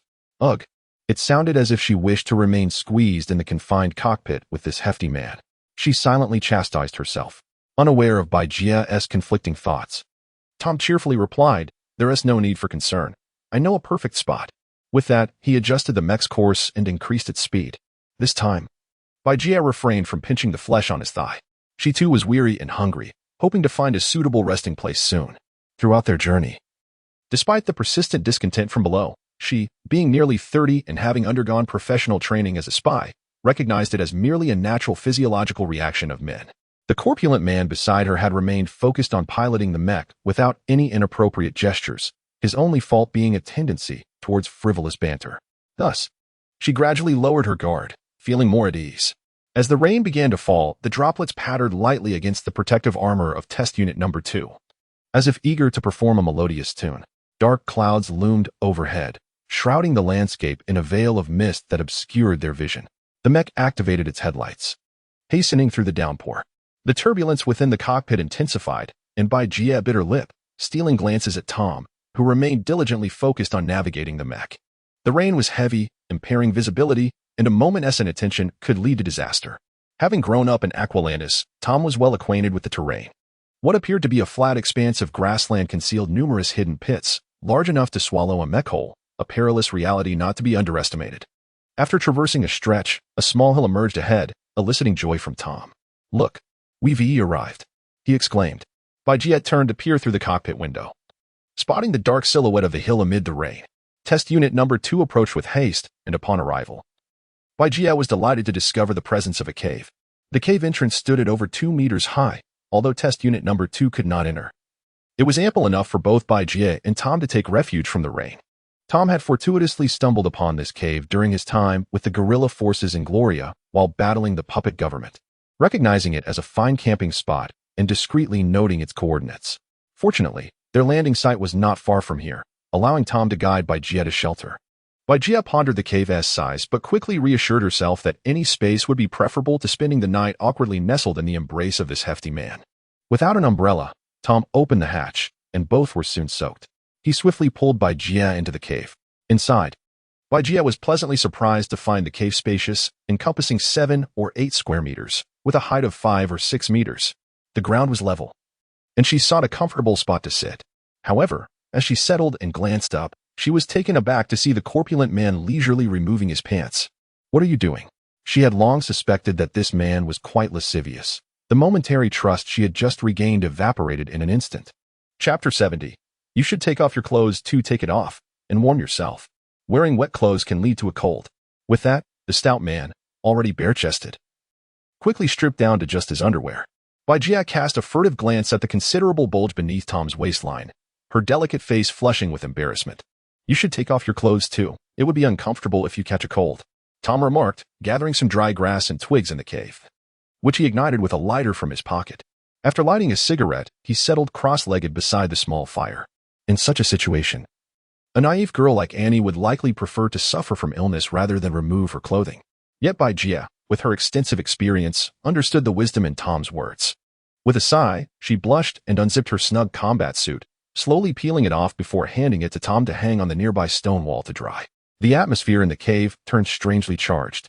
Tom, clad only in his underwear, sat smoking while fixated on Bai Jie's curvaceous form, devoid of any excess flesh. Opposite him, Bai Jie was left only in her bra and panties, her mature and alluring figure almost completely exposed before the stout man. Neither spoke, unsure of what to say, and the cave fell into an awkward silence. After some time, Bai Jie broke the tension. She lifted her gaze to meet Tom's sly eyes. Glaring at him, "What are you staring at? Haven't you seen before?" Tom longed to confess that he had indeed never seen such a sight, but dared not voice it. He quickly turned away, signaling with his actions that he would refrain from looking further. Seeing Tom's conflicted expression of wanting to gaze yet refraining, Bai Jie couldn't help but find amusement in the situation. Relaxing her demeanor, she shifted the topic, asking, "Do you have any cigarettes left?" "Of course." Tom hastily retrieved a cigarette pack and lighter from his pants pocket on the stone wall, tossing one across the fire to Bai Jie. She lit a cigarette, cradling her chest with one arm while taking a deep drag. After another moment of silence, Bai Jie suddenly inquired, "How did you know I didn't have a parachute when we were in the cargo hold of the transport ship?" This question had lingered in her mind since before they jumped from the spaceship, yet she had not found the opportunity to ask. When I entered that warehouse, I counted 42 parachutes. I figured one parachute wouldn't suffice for such a rapid descent, unless someone was willing to sacrifice their life to share it with you." "Share their life with me?" Bai Jie was taken aback. She recalled how, when she emerged from the warehouse in her mech, all the men in black had secured their parachutes and fled for their lives. Not a single soul thought to offer her one, except for this stout man before her. He could have easily jumped from the ship and saved himself, so why did he stay behind? Why did he save me? Bai Jie bit her lip, unable to suppress her question. "Save you?" At that moment, I had no clue who would be left without a parachute. I only stayed to see which fool would ignore my advice and end up as roasted pig, Tom retorted, releasing a puff of smoke in frustration. "Stupid fat man. Your mouth is quite insufferable." Bai Jie felt a surge of anger. Yet, she understood that had Tom not bravely stayed during that life-and-death moment, She might have perished in the fiery embrace of the atmosphere alongside the burning rose. Despite her disdain for his piggish physique, his lecherous behavior, and his obnoxious remarks, Jia felt a genuine gratitude for the man across from her. If only he could change his appearance, shed his unpleasant traits, how much better would this moment be? This cave would surely possess a more romantic atmosphere. A soft crackle from the fire broke the tension, and a tiny spark illuminated Jia's gentle, beautiful face. Achoo! A gust of cold wind swept through, causing her to sneeze involuntarily.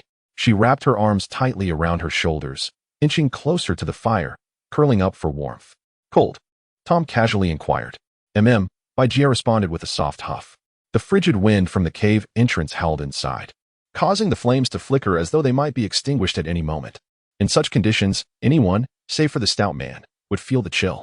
Watching the enchanting woman before him, any man would feel a pang of sympathy. Tom, being a man, quickly extinguished his cigarette, darted outside into the downpour, and maneuvered the experimental vehicle number 2 to block the cave entrance. Upon returning, Tom, still damp, was covered in water droplets. He too felt the cold, and as he sat down, he instinctively hugged himself to stave off shivers. A peculiar feeling surged within Jia. She had intended to express concern for Tom, fearing he might catch a cold. However, the next moment, she caught the stout man staring unabashedly at her body, his nose running. Jia's irritation flared. She glared at Tom, who quickly averted his gaze and rummaged through his backpack, retrieving a large water flask filled with liquor, which he gulped down greedily. The pungent odor of alcohol wafted toward Jia's nose. Although the scent was unappealing, a sip could warm her up. Extending her hand, Jia requested, "I want some too." Aware of Jia's drinking capacity, Tom reluctantly passed her the flask, mumbling, "There's not much left, so sip it slowly." Jia took a cautious sip. The alcohol burned her throat, yet it radiated warmth deep within her. Unable to resist, she took another swig. Just then, a loud grumble echoed from her stomach, reddening her cheeks in embarrassment. "Do you have any food?" Jia genuinely felt hunger pangs. Tom glanced at her pitiful expression and grimaced.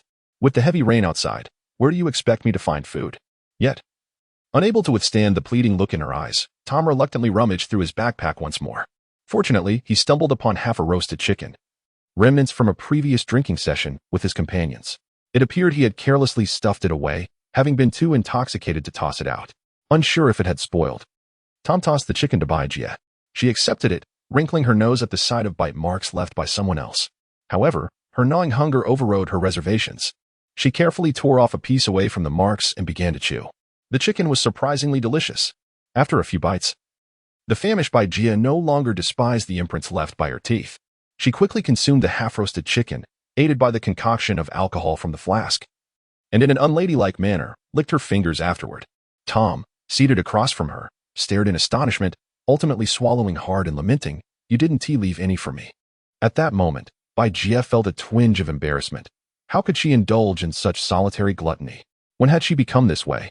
Yet, having finished her meal, she found it difficult to concoct an excuse, and instead awkwardly returned the flask to the portly man. Thus, the forlorn man had no choice but to resort to smoking while drinking. Chapter 71. Jia has an upset stomach. The rain outside poured relentlessly, indicating that Tom and Jia would have to endure the night in this cave. When one is well fed, the desire for sleep follows. Jia searched for some dry hay in the cave and was about to lay her nearly dry combat suit over it when she was stopped by Tom. "It's evident you've not spent many nights outdoors," he muttered, rushing to gather some dry twigs, piling them nearby. He then moved the small fire pit to where the hay had been, finally placing her combat suit atop the hay. Jia observed quietly until Tom finished his task. Then she cautiously lay down. The warmth enveloped her. The ground, heated by the fire, transferred its residual warmth to the hay and combat suit, making her feel comfortably snug. Tom, meanwhile, slipped into his own dry pants and settled by the newly arranged fire, continuing to smoke quietly. Jia could tell he was also cold and hungry. The softness of a woman's heart often prevails, especially when the man before her had just saved her life and shared his last morsel of food. It was impossible for Jia to maintain her previous dislike for him.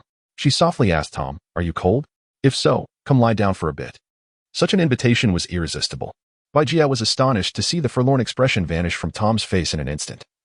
He quickly snuggled up beside her on the combat suit. A sudden realization of being tricked washed over her. She widened her eyes, feigning sternness, and commanded, "Turn over to sleep. If you dare to turn back, I'll make you regret it." Thus, They both lay down with their own thoughts as the rain outside intensified, creating a symphony of sound. Yet, the cold wind was blocked by the experimental machine number 2, and the fire warmed the cave, allowing Bai Jie, satiated, to finally drift into slumber. In the middle of the night, Bai Jie, still in a drowsy state, felt that familiar sensation behind her. Knowing that the plump man must have disobeyed and turned over, she was about to express her annoyance when she saw Tom curled up and snoring, clutching his bare chest. Observing his vulnerable state, Bai Jie sighed internally. She shifted a bit closer, wrapping the combat suit around them both, and gently embraced Tom's waist, slipping back into a deep sleep. At dawn, as the first rays of sunlight filtered through the cave's opening, Bai Jie felt an itch on her face. Upon opening her eyes, she discovered Tom's stubble brushing against her. She quietly scoffed, releasing her grip on his ample waist and rolled over. Exhausted from the previous day, she wished to sleep a little longer. Behind her, Tom squinted with a mischievous glint in his eye, admiring Bai Jie's lustrous hair and smooth shoulders, swallowing hard. In truth, he had hardly slept the previous night. With the beautiful woman snuggling beside him, how could he possibly find rest? However, he knew that if Bai Jie realized he had been awake, or if he dared to move, their blissful bubble would burst. Thus, he discreetly kept watch over the sleeping Bai Jie throughout the long night. After a considerable time, Bai Jie finally awoke with a yawn, lazy to turn. She gently nudged Tom with her foot, whispering, "It's dawn. We should get going." The pleasant moment had come to an end, and the brothers below, who had stood watch all night, certainly deserved a break. Tom pretended to just wake up as he climbed out from beside Bai Jie. She hastily donned her combat suit and urged him to pack up their belongings. Together, they climbed back into the cockpit of experimental machine number 2. On the journey, Bai Jie felt refreshed after her sleep, while Tom, having endured a sleepless night, yawned repeatedly. Unable to contain her curiosity, Bai Jie finally asked, "Did you not sleep well last night?" Tom rolled his eyes, thinking to himself, "You were in your underwear, hugging me all night. How could I possibly sleep well?" Yet, some truths are best left unsaid, so he fabricated a casual excuse, redirecting the conversation. On this rain-kissed morning, the earth exhaled the fragrance of damp soil and fresh grass, invigorating yet tinged with a chill. The sun had only just risen, its rays lazily illuminating the prairie. The pace of experimental machine number 2 quickened significantly. After yesterday's trials, especially last night's bonding, Bai Jie and Tom had grown increasingly in sync, a peculiar yet undeniable rapport forming between them. At 29, married for 4 years, Bai Jie was 4 years Tom's senior, who had never known love. Yet, in these past 2 days, they found themselves awkwardly squeezed together in the cramped cockpit, pondering matters of romance. Human relationships can be astonishingly strange. As the experimental machine number 2 sped across the prairie, surrounded by a sea of azaleas and grass, soft sunlight danced upon its armor, reflecting a gentle spectrum of colors. Bai Jie sat on Tom's lap as he steered the machine, embracing her waist. Today, however, the little fellow below was unusually subdued. After standing guard all night, he could no longer resist the fatigue. Bai Jie, in excellent spirits despite the lack of breakfast in this remote wilderness, hummed softly as the sun shone brightly and flowers bloomed around them. Tom, glancing at Bai Jie's fair visage and listening to her light song, found himself momentarily entranced. Suddenly, a rumbling sound interrupted this idyllic scene. The noise emanated from Bai Jie's stomach. Tom was about to ask, "Are you hungry again so soon?" when he noticed Bai Jie's face flush as she bit her lip and softly urged, "Stop the machine, I need to step out." Perplexed, Tom queried, "Why do you need to go out?" But as he continued to operate the machine, Bai Jie's urgency escalated. "Did you not hear me? Stop it now." A bewildered Tom complied, bringing the machine to a halt. Bai Jie swiftly opened the cockpit cover and leaped out, seeing her dash into the grassy expanse. Tom called after her, "What are you doing?" Bai Jie shot back, "Don't you dare follow me, or I'll make you regret it."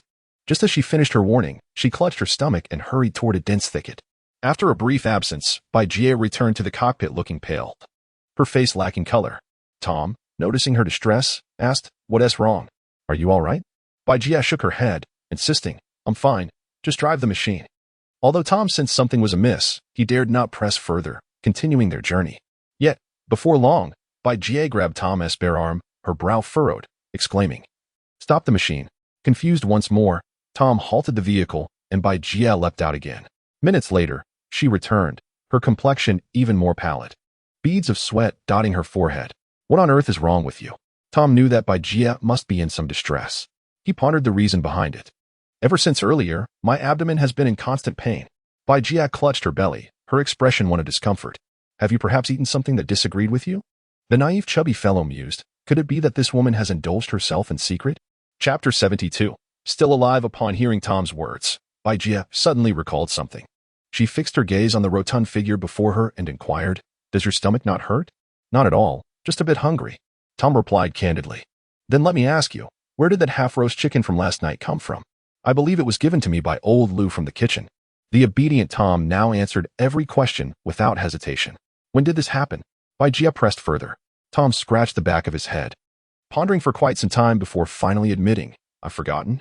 At this, Bai Jia felt as though she might faint from exasperation. She glared fiercely at the corpulent man before her, wishing she could strangle him with her own hands. That half-roast chicken from last night must have been spoiled. Otherwise, why was she suffering such severe diarrhea while this fat man seemed completely unaffected? Did you feed me something bad? Bai Jia glowered at Tom. How would I know if it was bad? I wanted to have a few bites with my drink. But who knew you would eat so quickly? Tom wore an innocent expression. You. Bai Jia was about to erupt in anger when her stomach betrayed her once again, grumbling audibly. The unfortunate Bai Jia had no choice but to clutch her stomach and leap down from the mech, seeking a place to relieve herself. In truth, Tom was quite curious to sneak a glance at how she would manage, as the connected battle suit was quite cumbersome to remove. And it wasn't easy for a man to urinate while standing. However, he reconsidered. The sight of a beautiful woman in such a predicament would likely be less than pleasant, especially the accompanying odor. Thus, Tom chose to remain dutifully in the cockpit, waiting for her return. After a considerable wait, Bai Jia finally crawled back into the mech, sluggishly collapsing into Tom's embrace. She no longer cared about propriety. Resting her face against Tom's chest and wrapping an arm around his waist to find some comfort, the experimental mech number 2 traversed the terrain, stopping intermittently. By midday, Bai Jia had ventured out 5 or 6 times. Her complexion had turned alarmingly pale, and her breaths grew increasingly shallow. Tom was frantic. In this desolate wilderness, not a soul was in sight, let alone any semblance of civilization. His mech lacked medical supplies, and he feared that the next time Bai Jia ventured out, she might not return. In desperation, Tom retrieved his universal remedy, offering it to Bai Jia, urging her to sip it. His mech had never been stocked with water, and with Bai Jia now showing signs of dehydration, the only liquid available was the remaining alcohol in his flask. After a few sips, Bai Jia finally succumbed to drowsiness, falling into a deep slumber against Tom. As Tom maneuvered the experimental mech number 2, he suddenly noticed some small dark shapes moving amidst the swaying grass not far ahead. Quickly, he checked the thermal imaging sensor on the mech, astonished to discover that they were 3 living individuals. Tom hastily piloted the mech toward them. The 3 figures, upon catching sight of the approaching experimental mech number 2, stood still, waving their arms in delight and calling out to him. When Tom leaped from the cockpit to greet them, he nearly burst into laughter. It was then he realized that apart from their battle suits being charred beyond recognition, both Dr. Wong and Old Lou were inexplicably bare below the waist, likely due to the mech's seat scorching their attire, leaving them exposed. Annie fared slightly better, having managed to find a tattered piece of cloth to wrap around her waist, covering her modesty somewhat. What are you staring at? Annie exclaimed, her cheeks flushing red upon noticing Tom's gaze fixated on their exposed backsides. How did you end up here? Tom quickly interjected, attempting to ease the awkward atmosphere. Our mechs were destroyed in the atmosphere, so we had no choice but to walk, sighed Old Lou. His logistics mech had been reduced to scrap metal, along with all the provisions it carried. It was a miracle he managed to escape the cockpit alive. Annie rolled her eyes and looked up at the cockpit of the experimental mech number 2, asking, Why hasn't your mech been damaged? Are you alone? Tom quickly explained that Bai Jia was inside but was unwell. Dr. Wong promptly climbed aboard to assess Bai Jia's condition and, fortunately, still had some medication in his battle suit. He quickly retrieved a pill, giving it to Bai Jia to chew and swallow. We must find water quickly, otherwise her condition will worsen due to dehydration, Dr. Wong said, his brow furrowed with concern. But where on earth can we find water in this godforsaken place? Annie surveyed their surroundings, which were devoid of rivers or lakes, covered instead by desolate grassland. I know where to find some. Follow me. Tom, familiar with the terrain from previous battles and marches, took the lead. However, with the cockpit of the experimental mech only capable of accommodating 2 people and Bai Jia incapacitated within, there was no room for Annie and the others. Yet Tom, a seasoned mech pilot of the glorious guerrilla unit, devised a clever solution. He instructed Annie to hang onto the cockpit lid while Dr. Wong and old Lu perched in the palms of the Mech's two mechanical arms, effectively resolving the dilemma. Thus, the experimental Mech number 2 set off with its cockpit open, carrying its unusual passengers as it ventured forward. After a while, under Tom's guidance, they indeed stumbled upon a small puddle on the grassland. Old Lu and Annie eagerly jumped down to collect water and prepare a fire to boil it. This water could not be consumed directly due to the high bacterial content. Without boiling it first, they risked a widespread case of diarrhea among them. Meanwhile, Tom rummaged through his toolbox, fashioning a hook from a piece of wire, and invited Dr. Wong to join him in fishing. Are there even fish here? Dr. Wong questioned incredulously. Let us give it a try, Tom replied, finding a thin wire, stripping it, and attaching the hook to the copper wire before both men leapt from the Mech towards the puddle. There were indeed fish in the puddle, visible to the naked eye. Tom managed to catch a few small worms in the grass to bait the hook, and before long, they had reeled in several palm-sized fish. At last, they had food. Just as Annie had boiled a pot of water using Tom's helmet, old Lu prepared a delicious fish soup for everyone. With their bellies finally full, the group relaxed on the grass, taking a moment to recuperate. Bai Jia's condition had improved significantly, and she was able to speak once more. Once they had rested sufficiently, the 5 of them returned to their respective positions, and Tom piloted the experimental Mech number 2 onward toward the distant city of Auckland. Chapter 73. Into the city. The afternoon sun had grown somewhat blinding, yet the few individuals aboard the Mecha felt remarkably fortunate. They had leaped from a spacecraft near the edge of the atmosphere, plummeting from several hundred kilometers above and somehow surviving, likely setting a new record for human parachuting. Upon returning to the ground, they were fortunate enough to encounter their comrades and find sustenance. The feeling of survival was truly exhilarating. Along the way, experimental Mecha No. 2 encountered several men clad in black, their mechas scorched by the atmosphere, trudging wearily across the grasslands. Consequently, the number of passengers on experimental Mecha number 2 increased, with Annie climbing atop its head, relishing the view. She entrusted the task of shielding the cockpit from the wind to Dr. Wong, allowing him to attend to the ailing Bai Jia. Now, the front and back of experimental Mecha number 2 were adorned with people, reminiscent of the crowded trains of ancient Earth. By evening, they finally approached the outskirts of the city of Oaklandis, drawing near to the urban center. Tom halted the Mecha, and the men in black disembarked one after another. Tom assisted Bai Jia in descending from the cockpit, after taking her medication and consuming fish soup earlier. Followed by a nap in the cockpit, she felt significantly better and was able to walk on her own. After counting heads, Bai Jia noted that apart from Tom, Annie, Dr. Wong, and Chef Lu, there were 8 men in black present. This indicated that nearly half of the 23 members of their action group had managed to regroup, which was an impressive outcome given the perilous armed infiltration they had undertaken. Regrettably, all other mechas had been destroyed during the descent, leaving only a few who lacked even energy guns. We cannot recklessly enter the city like this. The Bloodwolf Legion still maintains military control over Base Star, and enemy forces are undoubtedly stationed within the city. We risk being discovered, Bai Jia cautioned the group. However, not entering the city meant they would struggle to gather information or even find decent food.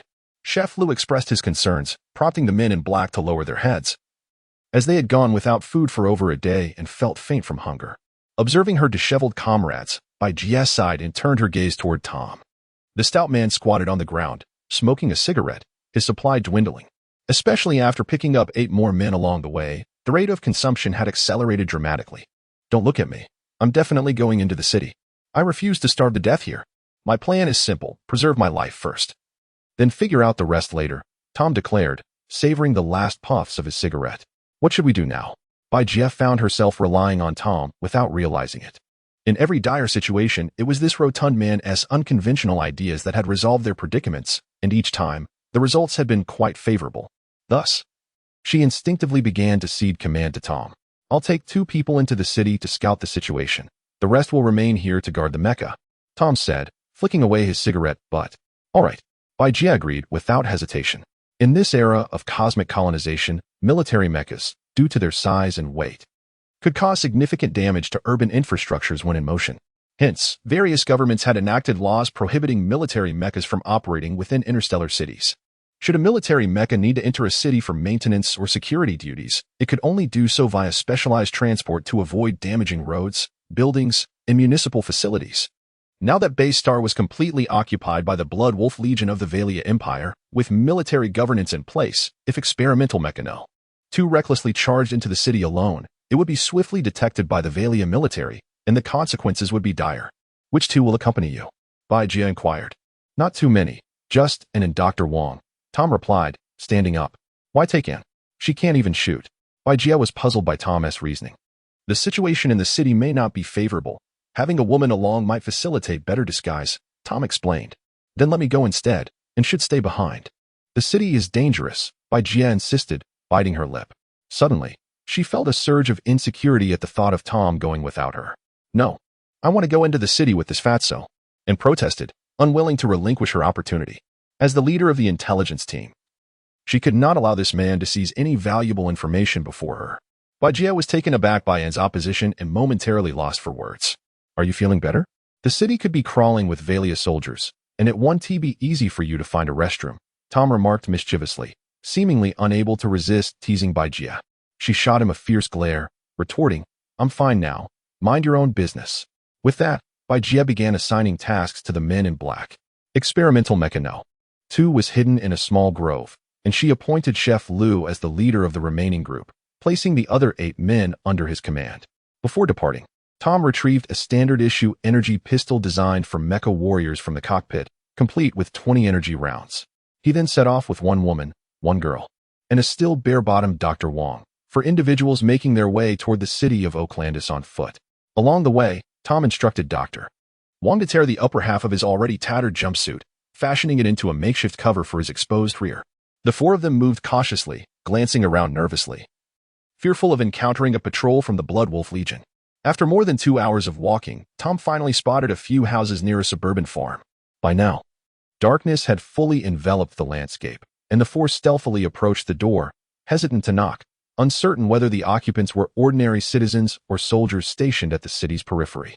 Tom quietly collected a few garments left hanging outside, randomly donning one himself and tossing the rest to Dr. Wong. The doctor gleefully scampered behind a nearby tree to change out of his revealing combat attire. Bai Jia could not help but pinch Tom, scolding. How can you steal from others? Tom rolled his eyes, replying, I paid for it. He gestured towards a few crumpled bills he had pressed beneath a stone on the windowsill, just wondering if the Federation's currency is still valid here. He mused as he awaited Dr. Wong's return, intending to resume their journey. Why don't we buy some food? Dr. Wong suggested, his stomach growling after the meager fish soup they had managed to consume. Buy food? Do you think we're on a holiday? Tom retorted. Tom swiftly dismissed Dr. Wong's proposal with a single remark.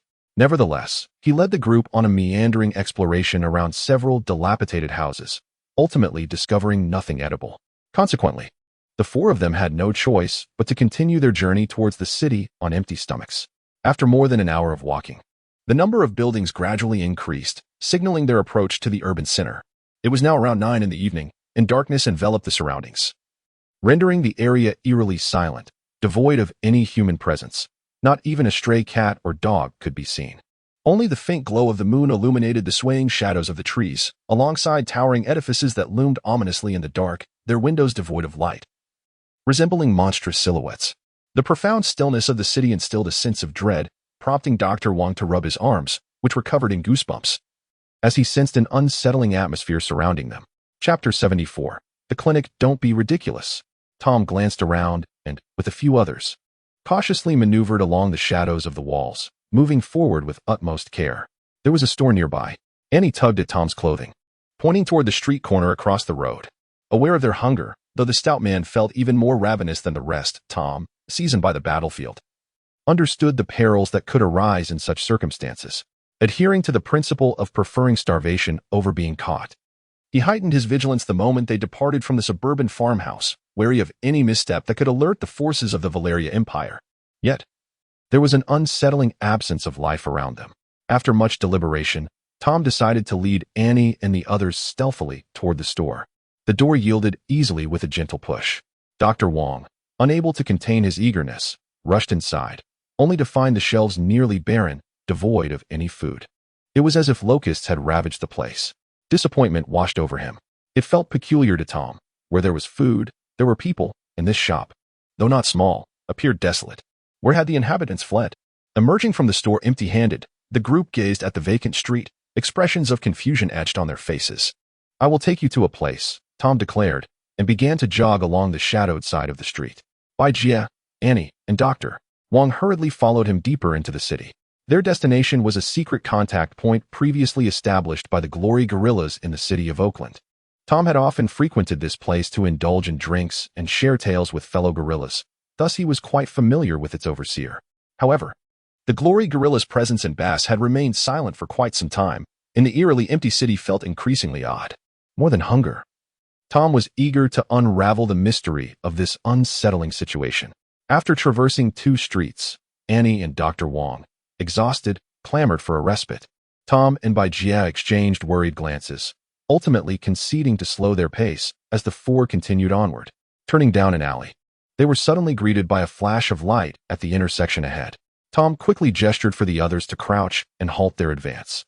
Huddled in the shadows of a shop wall, they peered cautiously toward the source of illumination, only to discover a patrol of Valeria Empire soldiers, about 20 in number, accompanied by a skeletal mech. The Blood Wolf Legion's mech unit had indeed entered the city. Tom signaled urgently for silence, emphasizing the need for stillness. Typically, military mechs are equipped with thermal imaging systems capable of detecting body heat within a range of approximately 2 kilometers, although they were shielded by the thick wall. The proximity of the skeletal mech, merely a few hundred meters away, posed a grave danger. Suddenly, the mech pivoted, its cockpit now facing their hiding spot, coming to a halt. The tension among the 4 escalated palpably. Armed with only a single energy pistol, and with Annie and Dr. Wang being non-combatants, while Bai Jie had never seen battle, their predicament was dire. The opposing force boasted over 20 fully armed soldiers alongside the mech. Should they be discovered, a firefight would ensue. Tom had confidence in his ability to escape alone, but the fates of the others were far less certain. They could either fall victim to immediate execution or be taken captive. Tom's anxieties surged as he clutched his lone energy pistol tightly. Fortunately, the skeletal mech lingered for mere seconds before resuming its patrol alongside the infantry. A collective sigh of relief escaped the 4. That was close. Bai Jie wiped the sweat from her brow. She recalled the news reports detailing the inhumanity of Valeria Empire soldiers, who often disregarded the laws of interstellar warfare. Since the occupation of Bass, numerous accounts of Blood Wolf Legion soldiers mercilessly executing captured federal troops and even civilians had surfaced, with many female soldiers suffering unspeakable atrocities before their demise. The thought of being captured and subjected to such horrors sent chills down Bai Jie's spine. "Let us move." With the Valeria patrol now distanced, Tom urged Bai Jie, who had momentarily lost her focus, and the 4 hastily crossed the intersection. After sprinting 2 more streets, Tom finally halted at the entrance of a small clinic beside a church. Annie and Dr. Wang were panting heavily, while Bai Jie glistened with a light sheen of perspiration. Tom gently pushed the clinic door open. It too was unlocked. Inside, darkness enveloped them, and he dared not switch on the light, instead relying on memory to navigate. A cold gust swept through, bringing with it a nauseating stench that rendered the atmosphere eerily ominous. Bai Jie and Dr. Wang clung tightly to Tom, both stricken with fear. Annie, slightly better off due to her previous visits to this clinic during her tenure as a nurse at the First Hospital of Oakland, still felt queasy from the bizarre odor. Suddenly, Tom stumbled over an object, nearly losing his footing. He flicked open his lighter and illuminated the area, revealing a chair on the ground. Yet, amidst the dim light, his peripheral vision caught sight of a figure lying not far from him. Rushing over, he directed the lighter's flame toward the figure's face, recognizing it as the clinic's owner, the liaison for the Glory Guerrillas in Oakland. The owner had evidently been dead for some time, the body now beginning to decay. Tom noted the multiple bullet holes scattered across his form, evidence of an energy submachine gun's lethal fire. The blood on the floor had long since dried, congealing into dark clots. Had this secret contact point been compromised, leading to an assault by Imperial forces, or had the Empire truly unleashed a massacre upon the city? With questions swirling in his mind, Tom endured the stench and meticulously searched the clinic, finding no useful items. The disarray within indicated it had been ransacked multiple times. His search led him to the second-floor bedroom, where he discovered the clinic owner's wife, also deceased. The evidence suggested she had been violently assaulted before her death. Upon exiting, he found Bai Jie, Annie, and Dr. Wang had retreated outside, unable to withstand the overwhelming stench, even as medical professionals. Tom, however, remained unfazed. Having witnessed death on the battlefield, the bodies within the clinic were of former comrades. confronted with the lifeless body of his comrade. Tom's heart ignited with a fervent desire for vengeance. He could not allow the sacrifice of his fellow soldier to be in vain. What course of action should they take now? After an exhaustive search yielding no results, Jie turned to Tom for guidance. Tom glanced at the church adjacent to the clinic and suggested, "Let us venture inside there." With that, the four of them scaled the wall into the church's garden. Jie had initially intended to enter through the main door, reasoning that the shops and the clinic along the way were unguarded, making it a more convenient route. However, Tom swiftly intervened, cautioning her that places like churches, with their expansive prayer halls and numerous rooms, were well suited for military encampments. Therefore, entering through the main entrance could easily lead to a tragic fate of unwittingly delivering themselves into enemy hands. Chapter 75. Tom's words startled several individuals. Given the likelihood of Imperial troops lurking within the church, what was the purpose of our infiltration? Don't forget the reason for our presence, Tom whispered, then bent low, hastening across the garden towards the church's grand structure. Only then did Jie and her companions grasp the situation, since their intent was to gather intelligence. How could they possibly avoid the lioness den and expect to capture the lion? At that moment, the hefty fellow had already clambered up to a window and nimbly slipped inside.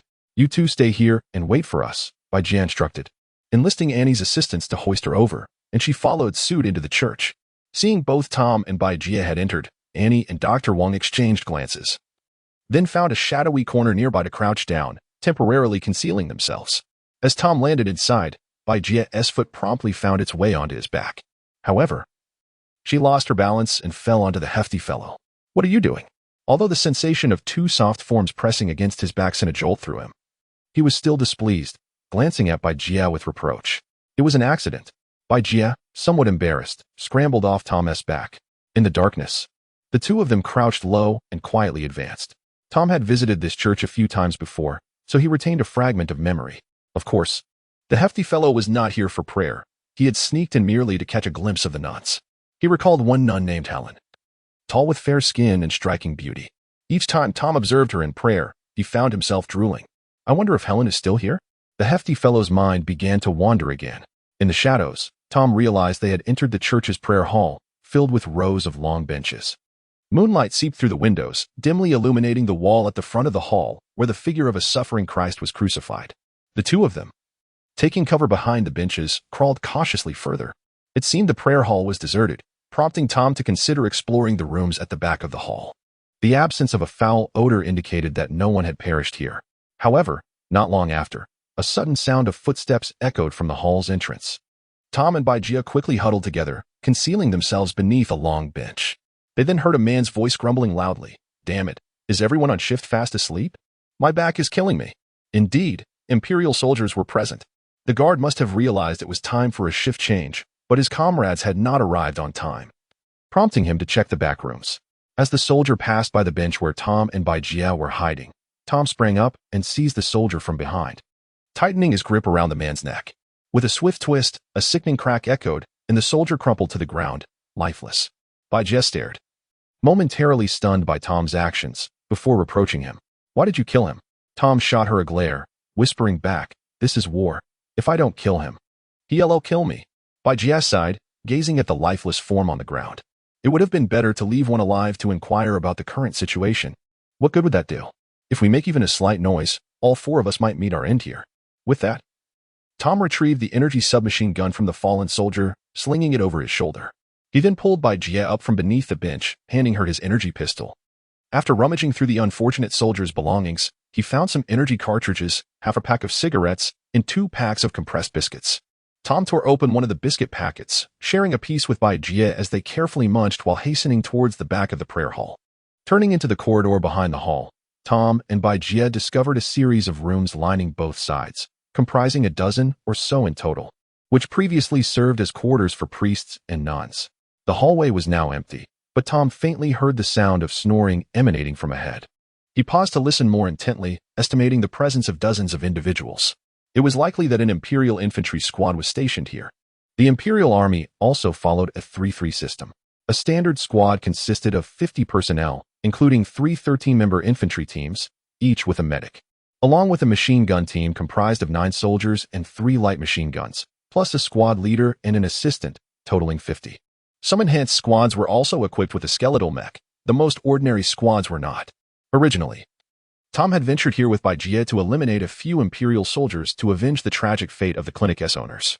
However, discovering 4 or 5 dozen soldiers sleeping soundly, Tom lacked the confidence to silently dispatch them all alongside Baijie. Should they attempt to take out a few quietly and then retreat to ensure their own survival? Tom found himself hesitating. Meanwhile, Baijie, positioned behind Tom, also heard the multitude of soldiers snoring and gripped her energy pistol tightly, afraid to make a sound. Just as they lingered uncertainly in the hallway's corner, a faint rustling noise emerged from the opposite end of the corridor. Then, a head peeked around the corner, glancing furtively down the hallway. Tom instantly recognized that head. It belonged to his comrade Emma from the Gloria guerrilla unit. He quickly leaned out to signal Emma. It was evident that Emma was equally astonished to see Tom, but now was not the time for pleasantries. After exchanging glances, they both withdrew their heads. Moments later, a dozen Gloria guerrilla fighters, led by Emma, stealthily emerged from the corridor's end, approaching Tom and Baijie. As Emma reached Tom, Baijie realized he was merely a boy of 15 or 16. The other boys following him were of similar age. Emma made a face at Tom, grinning. "Bro, I knew you were too tough to die." Tom embraced Emma tightly, laughing softly. "Good brother. This isn't the place for chatter. What brings you here?" Emma, gasping for air from the hefty embrace, managed to nod at Baijie as a greeting before mischievously replying to Tom. "We had already discovered that an Imperial infantry squad was stationed here. So tonight, our team infiltrated the kitchen and spiked their food. Now those guys are sleeping like dead pigs. What do you think? Shall we go slaughter pigs together?" Chapter 76. The slaughter upon hearing of such a delightful prospect. Tom chuckled, exclaiming, "Excellent. Alas, I have not brought my pig slaughtering knife today. What a trivial matter this is. I shall lend you one." With that, Emma drew a sharp blade from her lower back and handed it to Tom. He examined the knife, noting it felt somewhat lighter, yet still serviceable, and smiled at Emma, asking, "Shall we proceed as per tradition?" "The elder brother decides." Emma promptly produced another identical knife from her waist, glancing at the woman behind Tom, Baijie, and inquired with a smile, "Would the lovely lady care to join us?" Tom quickly shielded Baijie behind him, replying to Emma, "This woman has little experience with bloodshed. Best she remains here to keep watch for us." Without further ado, Emma's group of guerrillas swiftly divided into 2 factions, one following Tom, the other Emma. Each group adeptly pried open a door to a room, slipping inside with stealth. The lights remained off in both chambers.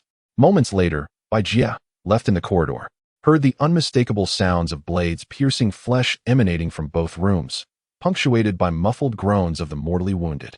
A minute later, Tom and Emma emerged almost simultaneously from their respective rooms, sharing a knowing smile before advancing to the next chamber. As Gloria's guerrillas entered the second room, Baijie, gripping her pistol tightly, curiously approached the door of another room, peering inside.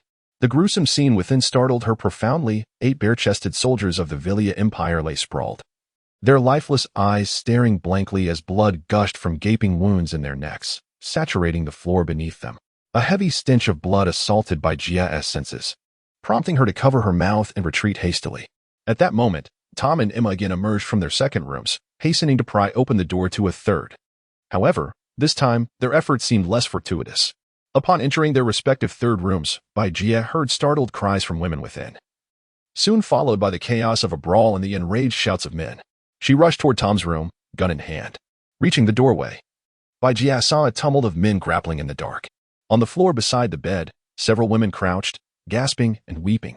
Baijie hesitated to fire, unable to discern friend from foe in the dim light. Yet, she caught sight of a stout figure leaping around, wielding a blade with fervor, dispatching several adversaries with ferocity. Nearby, guerrillas formed groups of 2 or 3, relentlessly attacking a bare-chested soldier. Before long, the number of fighting soldiers dwindled. When the last tall soldier crumpled to the ground after Tom landed a blow to his forehead, several guerrillas swiftly surrounded him, dispatching him with ruthless efficiency. Silence enveloped the room, as all who were to be slain had met their end. As Tom exited the room, his face and body splattered with blood. He glared with eyes ablaze, resembling a fearsome deity of death. He brushed past Baijie, muttering curses. "Damn, those wretched women nearly alerted the Villia scoundrels, causing me unnecessary exertion." He wiped the blood from his blade onto his clothes before tossing it to Emma, who had just emerged from the opposite room, grinning. "I haven't killed in ages. My hand is rusty. Yet today I still managed to outpace you slightly." Emma, also smeared with blood, accepted the knife and sheathed it, replying, "Brother, you remain formidable."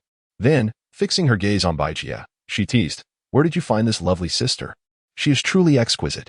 Baijia felt a pang of unease at the sight of this teenager, so accustomed to violence. Tom, however, was not in the mood for jest. He spoke sternly. "Enough of this foolishness. We cannot linger. We must depart swiftly. Indeed, the city is perilous. You should return with us to the base," Emma asserted. Baijia hesitantly pointed toward the room, asking, "What about the women? Bring them along. If the Empire's soldiers find them at dawn, their fates will be dire," Tom replied. He had recognized among the captives one he had once admired, Sister Helen. Yet, the sanctified image of her had been irrevocably shattered. She, along with the others, now lay exposed, her pristine skin marred by splattered blood, a vision of utter devastation. The sisters wrapped themselves in tattered sheets and, without uttering a word, allowed the guerrillas to carry them away. Their survival alone was a blessing. Emma directed her comrades to hastily gather the arms and ammunition of the fallen soldiers, scavenging for any provisions before they made their swift exit from the church. Once outside, Tom and Baijia turned a corner to pick up Annie and Dr. Wang, uniting the four before they disappeared into the enveloping darkness. They traversed the night for over 2 hours, with Annie having climbed onto Tom's back, while Baijia struggled to keep pace with the increasingly breathless Dr. Wang. Finally, Emma halted before a dilapidated refuse station, gently placing Sister Helen down. "You reside in such a rat-infested hole," Tom remarked, wrinkling his nose at the surroundings. "It is unavoidable. Come inside. I'll explain further," Emma replied as she and the guerrillas led the sisters into the refuse station. Tom, with Annie still on his back, followed suit. Inside, the ground was slick with refuse, and Annie shrieked as a rat scurried past. "You must be gentler. I am nearly suffocating," Tom groaned, rolling his eyes at Annie's tight grip. "I am frightened," she exclaimed, clutching him even tighter.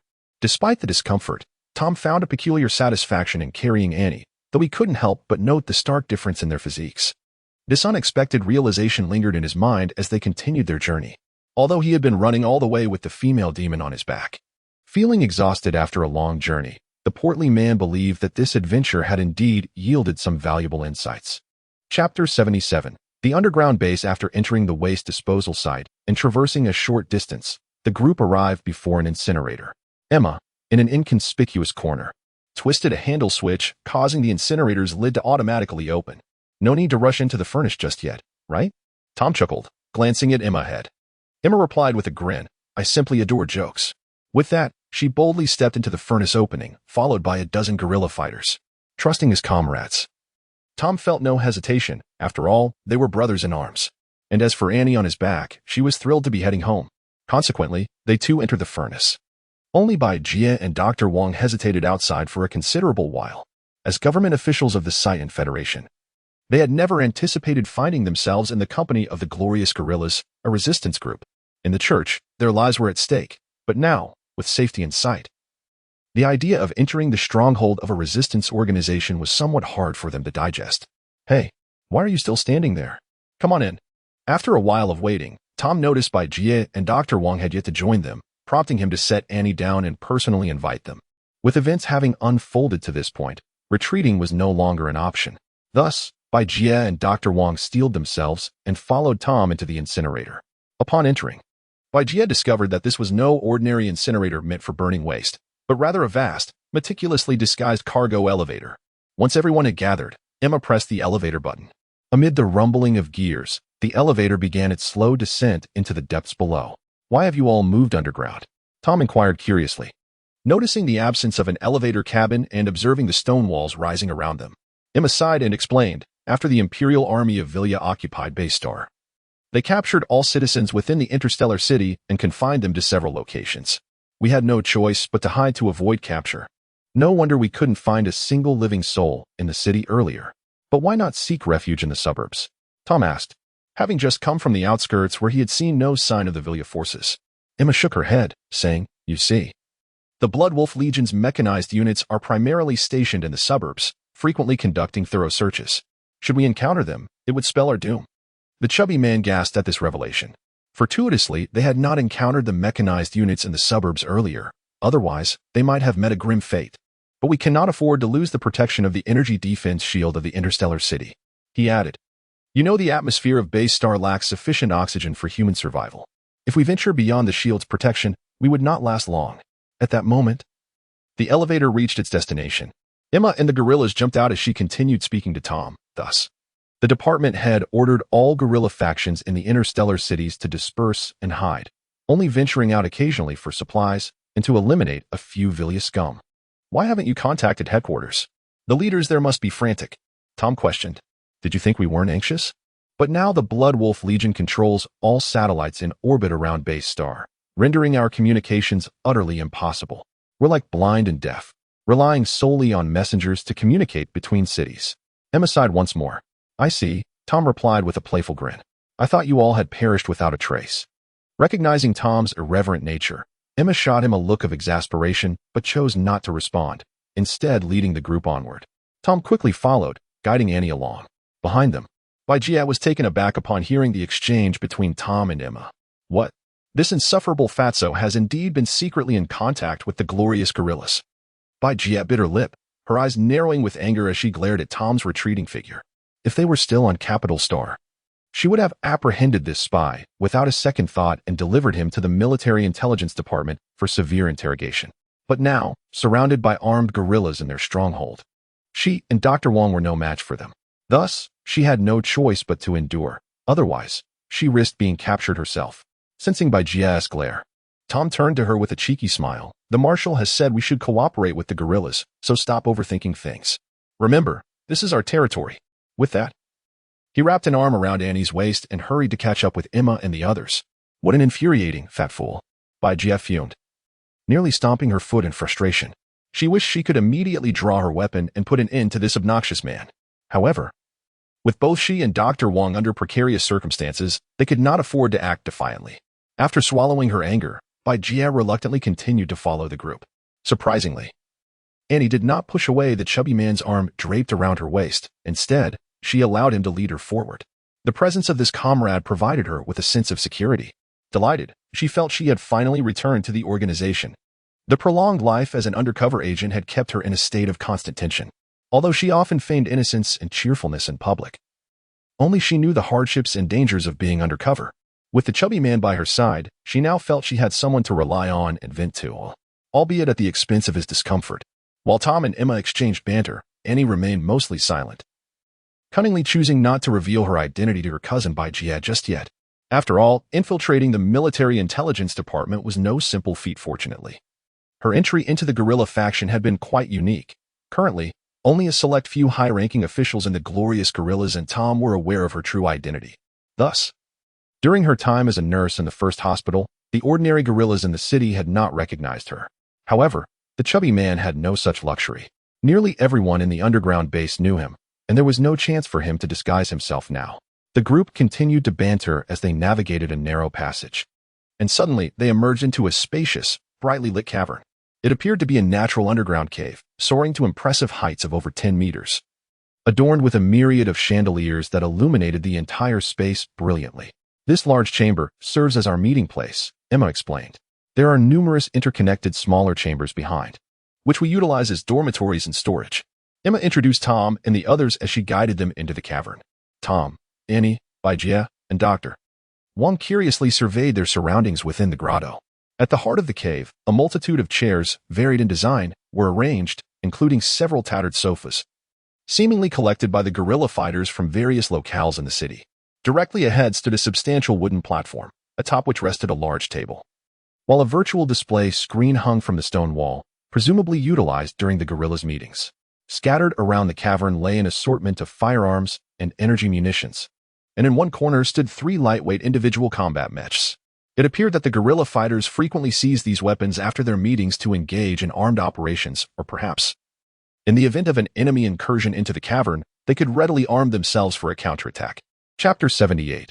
A lamb feast. As Tom and his companions surveyed their surroundings, a towering figure burst forth from the depths of the cave, a burly man standing nearly 2 meters tall, his face adorned with a bushy beard. The bearded giant spotted Tom from a distance and joyously exclaimed, "Brother, you truly have survived." With that, he charged towards Tom, enveloping the portly fellow in a tight embrace. It was now Tom's turn to grimace from the bear hug, struggling for a while before the muscular behemoth released his grip. "Hank, you haven't even laid to rest yet. How could I dare to claim precedence?" Tom jested, playfully punching the giant while laughing heartily. When Shoke's armored battalion met its demise at Alcatraz prison, rumors swirled that you, too, had perished. Yet, I refuse to believe it.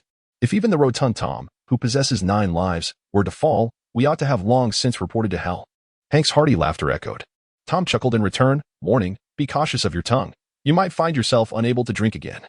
The two men shared a moment of camaraderie before Hank turned his attention to Annie, Bai Jie, and the nuns who accompanied Tom, inquiring, did you bring these ladies with you? Which one is your wife? None of them are my wife. Tom replied, introducing Annie, Bai Jie, and Dr. Wang to Hank. He refrained from introducing the nuns, as besides Helen, he could hardly name any, and Helen had never met Tom before. After the introductions, Hank warmly invited everyone to sit down and instructed Emma and the others to prepare food in the kitchen to properly host their guests. Hank was the group leader of the Glory Guerrillas branch in the city of Oakland, overseeing a force of over 200 individuals. Naturally, not all of these were combat personnel. Many were civilian and logistical staff, along with some family members of the soldiers. In truth, only a little over 100 were actual guerrilla fighters. The military strength of the Oakland Guerrilla Group was not particularly formidable at present. They once boasted an armored battalion with over 30 Mechs, of which Tom had been a part. However, following orders to assault Alcatraz prison, they had met with complete annihilation, with not a single Mech returning. Moreover, after the Valeria Empire fully occupied the surface of Baystar, supplies from outside the planet could no longer be brought in. Consequently, they were left with only a handful of operational Mechs, which they hardly dared to deploy. Furthermore, the guerrilla group was even lacking in basic necessities, including food and medicine. It was no wonder that Emma and her companions occasionally sneaked out at night, seizing opportunities to procure weapons, ammunition, and perhaps a morsel to eat. Despite the dire circumstances, Hank exhibited remarkable generosity that day. To welcome Tom and the others, he ordered the slaughter of the group's only sheep, directing the kitchen to prepare a large feast of roasted lamb and lamb soup. As soon as the dishes arrived at the table, Dr. Wang, who had been starving, eagerly grabbed pieces of lamb to devour. Bai Jie followed suit, tearing into several lamb chops. However, when Bai Jie felt sufficiently satiated, she noticed that Tom, usually a voracious eater, had not touched a morsel. She observed that Hank, Emma, and the other gorillas around the table were also refraining from the feast, instead engaging in jovial conversation over drinks. Curious, Bai Jie quietly asked Annie, why aren't they eating? Surely they haven't poisoned the food? Annie, who had also eaten little, pointed toward a corner of the great cave. Following her gesture, Bai Jie spotted a group of ragged children, all under 10 years old, peering longingly at the table. Behind the children stood several elderly women, holding them back from approaching. How come there are children here? Bai Jie wondered. Previously, she had assumed the guerrillas were mere bandits, wholly focused on combat, never considering the presence of elders and children. They're orphans, some were picked up recently, while others are the remnants of our comrades, Emma interjected, who sat beside Annie. They look so pitiful, Bai Jie remarked, taking a large plate and filling it with lamb to bring to the children. Suddenly, cheers erupted from the corner of the cave. Is that woman one of the puppet government's people? Hank asked Tom, chuckling as he watched Bai Jie distributing lamb to the children. Tom had discreetly informed Hank of Bai Jie and Dr. Wang's identities earlier, wishing to prevent any suspicion from arising later. She seems to have a good heart, Tom replied, holding a cigarette in one hand and a drink in the other. Observing the interaction, if she were truly malicious, she would have been dealt with long ago, Hank scoffed. With a loud clatter, Dr. Wang dropped a bone from his mouth upon hearing Hank's words. Do not fear. If I intended to harm you, I would have acted already, Tom reassured, placing the bone back into Dr. Wang's hand and pouring him another drink. We were drinking buddies before, and we shall remain so. As Tom raised his glass and emptied it in one go, Dr. Wang offered a grateful glance and followed suit. At this moment, Bai Jie returned with an empty plate from the children, but instead of sitting down, she continued to serve from the large bowl of lamb. Allow me to assist you. Annie stood to help Bai Jie fill her plate with lamb. Together, they carried plates to distribute lamb to the still hungry children and the elderly who had hesitated to eat. Let us offer our help as well, Emma suggested to a few guerrilla members nearby. Thus, the lamb feast transformed into a spirited competition to share the meat, and soon little remained on the table. Tom, seizing several lamb chops, approached the nuns who had been quietly sitting aside. We cannot eat meat. Helen declined Tom's kind offer. If you do not eat, I shall force you, Tom threatened with mock severity. At last, Tom's words resonated with the nuns. and they obediently reached out with trembling hands to accept small pieces of lamb. Only Helen stood resolute, defiantly locking eyes with Tom, her expression one of unwavering determination. In truth, Tom had only intended to jest with the nuns. Given the scarcity of food, it was imprudent to be picky. Observing Helen's steadfast refusal, he had no intention of truly forcing her. Instead, he gently pulled Helen from her chair and guided her toward the corner where the children gathered. In response to the sight of the formidable figure leading Helen away, the nuns hastened their consumption of lamb chops. After bringing Helen to the corner surrounded by the children, Tom addressed an elderly woman. Please fetch her something to eat, but ensure it is meat-free. With that, he turned back to the table to resume his drinking. Helen cast a lingering glance at Tom's retreating figure before following the elderly woman away. Once Emma and the others had distributed the lamb and mutton soup from the large basin to the elderly, the weak, and the women and children at the back, the lavish feast of lamb had essentially come to a close. Tom, Hank, and the others sat at the table, engaging in light conversation while sipping their drinks, sharing their respective experiences from the days spent apart. By this time, dawn was approaching outside, and White and Annie sat nearby, yawning incessantly. Dr. Wang, having indulged in both food and drink, had already succumbed to slumber, resting his head on the table. Chapter 79. Emerging from the cave, Tom set down his wine glass and addressed Hank. I have a few friends outside the city whom I would like to bring over to stay for a few days. Would that be convenient? Upon hearing this, Gia felt a warm sensation wash over her heart. Hank looked at Tom and inquired, Are they affiliated with the puppet government as well? Tom responded with a slight grunt. Very well. Since you've mentioned that even the puppet government's marshal has agreed to collaborate with us against the vile villain scoundrels, it is only fitting that we lend them a hand. However, this matter is of great importance. I must report it to the higher-ups immediately. Is the city of Doha still intact? Is the branch leader alive? It was then that Tom recalled that the guerrilla branch of Baser Star was based in the capital, Doha, which had been utterly devastated on the blood-soaked day of July 14th. Sighing heavily, Hank replied to Tom, Most of our brothers in Doha are gone. Only a few who were working in the underground base at the time managed to survive. He paused, taking a deep drag from his cigarette before continuing. The branch leader is also deceased. We have lost contact with headquarters, and thus the new branch leader has been elected by the members themselves. It's the former leader from Valencia City, named Sophia. You should have met her before. The one-eyed woman? The revelation that the branch leader of Baser Star had perished struck Tom like a thunderclap. And the fact that Sophia had assumed the role of new branch leader felt like a second blow to his already disheartened spirit. Although Sophia was just in her early 20s, she was highly skilled in mecha piloting and had earned a fearsome reputation for her valiant combat prowess. Even being lauded by headquarters as the flower of Baser Star, many male guerrilla fighters admired this remarkable woman, some even going so far as to write her love letters. All of which fell on deaf ears. Before joining the guerrilla forces, Sophia was a passionate amateur mecha fighter, born into a family of modest means. However, when she was 16, her parents were wrongfully imprisoned by the puppet government and soon perished in jail. Following this tragedy, Sophia resolutely joined the glorious guerrilla army, engaging in countless skirmishes against the puppet government forces in Baser Star over the years, never once facing defeat, subtly emerging as a new generation of warrior for the guerrilla factions. Yet, this fiery young woman possessed a temper as fierce as her battle skills. And after losing an eye to an artillery shell in combat, her demeanor grew increasingly eccentric. Consequently, some male guerrilla fighters, both enamored and intimidated by her, began to refer to her in hushed tones as the one-eyed witch, a moniker that underscored her ferocity. Indeed, it is she, Hank declared. Moving to the edge of the cavern, seizing an energy light machine gun, I shall accompany you outside the city. Once you've gathered your friends, I will head directly to Valencia City to inform Sophia of the puppet government's willingness to collaborate with us. This way, no time is wasted. No, you cannot go. We cannot do without your leadership here. Allow me to go instead. Emma interjected, rising to block Hank's path. Enough of this bickering. Tom sighed. The dawn is nearly upon us. Do you truly wish to venture out and meet your demise? I propose we wait until nightfall. Tom reasoned that the kitchen staff, including old Lou, could endure another day without food. At worst, he would bring them some flatbreads later that evening. With that, Tom grabbed a bottle of unfinished rum from the table and a handful of peanuts, wrapping an arm around Emma as he said, Find me a room, no. A more comfortable nook, so I may finally rest. I have not slept a wink in over 24 hours. Emma readily agreed and led him toward the back. Hank summoned a few older women to escort Gia, Annie, and the nuns to the smaller caverns at the rear. As for Dr. Wang, Hank noticed this puppet government member soundly asleep at the table and chose to leave him be.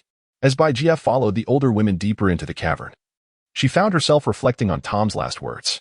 A sudden tightness gripped her heart. Had that rotund fellow truly not slept at all last night? How had she not noticed? What had he been doing beside her all night? Her mind flickered back to the strange sensations she had felt when she awoke in the middle of the night, causing her cheeks to flush crimson. Lost in her thoughts, Bai was led by an elderly woman to a relatively clean little cave. Upon finally spotting a bed, she could no longer withstand her overwhelming fatigue and, without even undressing, collapsed onto the pillow and fell into a deep slumber. When Tom awoke, rubbing his eyes, it was nearly evening outside the cave. He quickly sprang up, donning the guerrilla combat uniform that an elderly woman had prepared for him. After freshening up, he dashed to the adjacent cave to find Emma, requesting her guidance to procure food so that they could fill their stomachs before embarking on their journey. Emma led Tom to the guerrilla mess hall. Tonight's dinner consisted of 2 flatbreads and a bowl of gruel, the same for everyone. Only those soon to embark on missions were allowed an extra meat pie and an egg. Tom declined the meat pie and egg, opting instead to gnaw on the 2 flatbreads. These flatbreads, made from corn and some unidentifiable grains, were quite tough. The bowl of gruel was unappetizing, yet Tom savored every bite. After his meal, Tom encountered Annie and Bai in the corridor. Annie stepped forward to fasten the top 2 buttons of Tom's combat uniform. Her concern evident as she cautioned, "Be careful out there. If things seem amiss, return immediately. Do not take unnecessary risks." Tom dismissed her with a nonchalant sound and continued on his way. Bai watched Tom depart coolly, refraining from uttering a word to him. In the expansive cave outside, Hank had already selected 40 fully armed guerrilla fighters, awaiting Tom and Emma's return from their meal. "You each take 20 men, stay vigilant, and return swiftly," Hank instructed, producing a knife measuring over 40 centimeters and handing it to Tom. "I hear your knife is lost. Use this for now. Once you find a better one, I shall procure another for you." With a smile, Tom accepted the knife, sheathing it at his back. He thanked Hank and then strode toward the elevator with an energy submachine gun in hand. Soon, the 42 guerrilla fighters ascended in groups via the elevator to the surface. By this time, the sun had set, though twilight lingered. Yet, if one were to gaze upward, they would behold a tapestry of stars adorning the heavens. Emma led the charge at the front of the group, intimately familiar with the terrain. Behind him, Tom, clutching his energy submachine gun, kept pace at an impressive speed. Many were misled by Tom's corpulent figure. Weighing in at 110 kilograms, he did not fit the stereotype of a typical overweight person, often associated with poor stamina or sluggish movements. Indeed, while Tom indulged in laziness during his idle moments, giving off an air of indifference, once he found himself on the battlefield, his agility transformed, akin to a wild boar emerging from its den in search of sustenance. Furthermore, even in the absence of Mech, his physical prowess was more than sufficient to qualify him as a competent infantry soldier. However, agility alone does not imply that the portly individual is a paragon of martial prowess. His skills in hand-to-hand combat have consistently been lacking, and his marksmanship leaves much to be desired.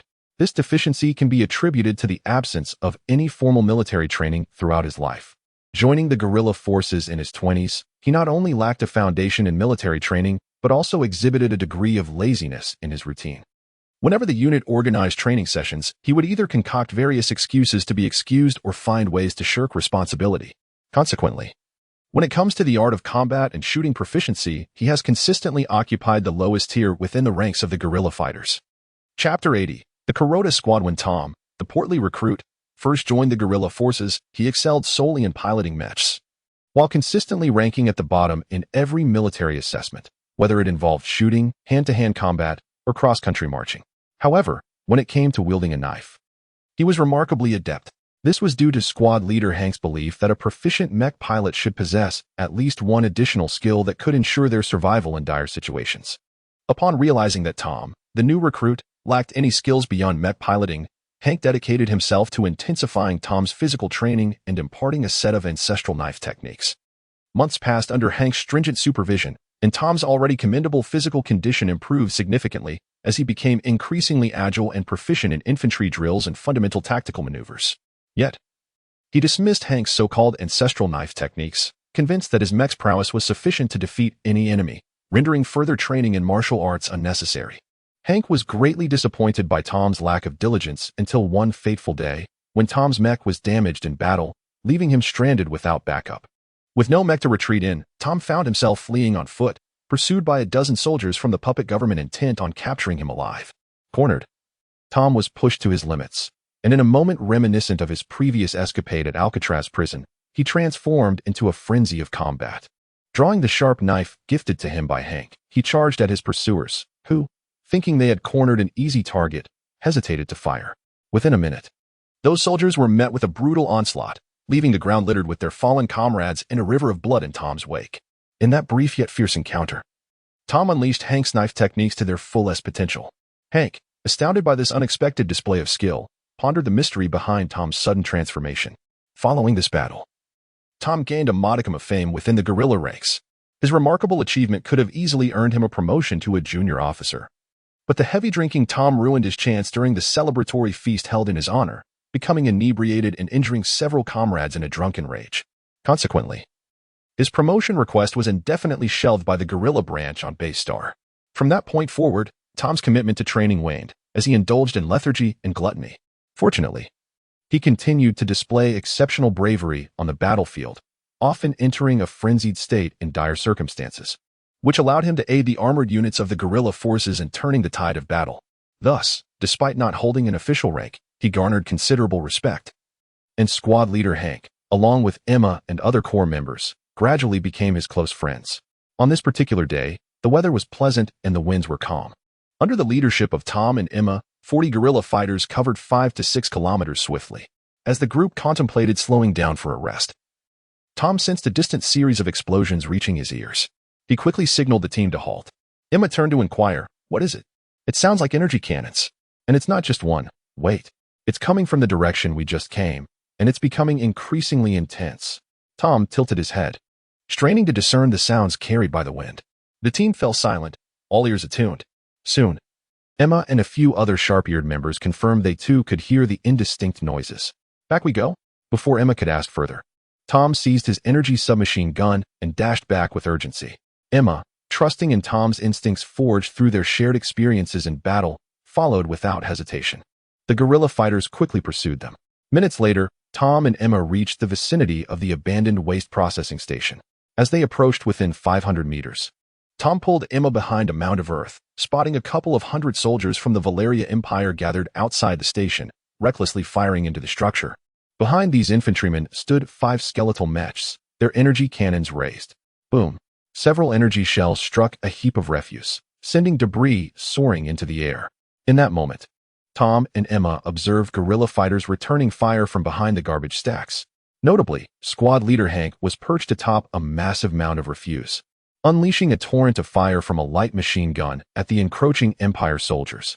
Tom and Emma were acutely aware that after their departure, only 70 or so combat-ready guerrilla fighters remained in their underground base. Now, faced with nearly 200 Imperial soldiers and mechs, the guerrillas' defense appeared alarmingly fragile. At that moment, the 5 skeletal mechs seemed to have pinpointed Hank's position, and one mech began to elevate its energy cannon, aiming directly at him. Boom! The mound Hank occupied was significantly reduced by the explosive blast. Fortunately, Hank, being seasoned, rolled off the mound just in time. Otherwise, he would have been obliterated in an instant. "This must be a reinforced detachment of the Imperial forces. We need to assist." Emma darted out from behind the mound before Tom could restrain him. "Damn it!" Tom cursed under his breath, hastening after Emma, unwilling to watch his comrade rush into danger. Thankfully, Emma did not charge directly at the Imperial soldiers, but instead circled around to flank them, opening fire with his submachine gun. The guerrilla fighters, emboldened by the sight of Emma's arrival, intensified their own fire against the Empire troops, believing that reinforcements were finally at hand. The force encircling the abandoned waste processing station comprised the Blood Wolf Legion's 2nd Mechanized Infantry Division's 3rd Battalion, directly commanded by Major Kuroda. Major Kuroda was in a foul mood that day, having received a scolding from the battalion commander for a trivial matter that morning. The incident involved several captives from the Saitan Federation, whose presence had tarnished the commander's quarters after a night of debauchery.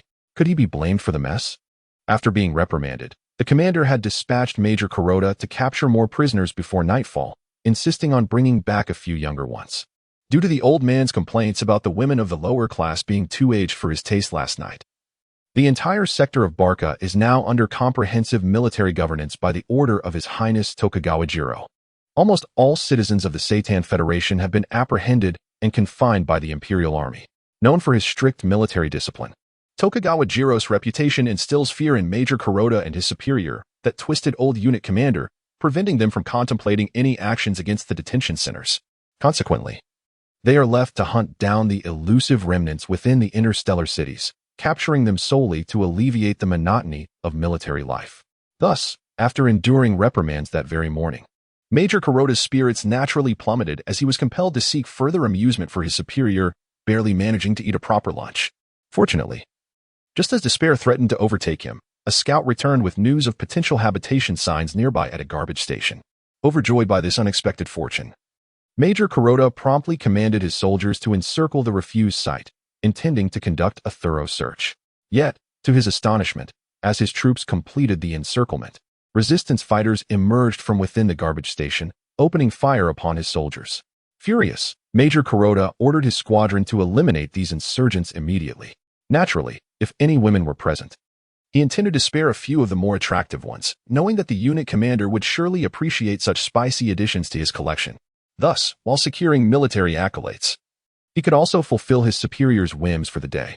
After a minute of gunfire, Major Kuroda discerned that a considerable number of insurgents were concealed within the refuse station, though their firepower seemed limited, primarily consisting of light weaponry. He then commanded his soldiers to advance under the cover of their mechs, aiming to swiftly eradicate these rebels and bring an end to this tedious skirmish. Chapter 81. The ambush. Just as the soldiers of the Empire were poised to charge towards the entrance of the junkyard, two reckless individuals suddenly surged from the flank of the squadron, brandishing their feeble energy submachine guns and shouting wildly as they rushed toward their demise. Under the command of the sergeant, several Imperial soldiers swiftly turned their weapons, unleashing fire upon the two lunatics. It was not long before the bothersome pair collapsed to the ground.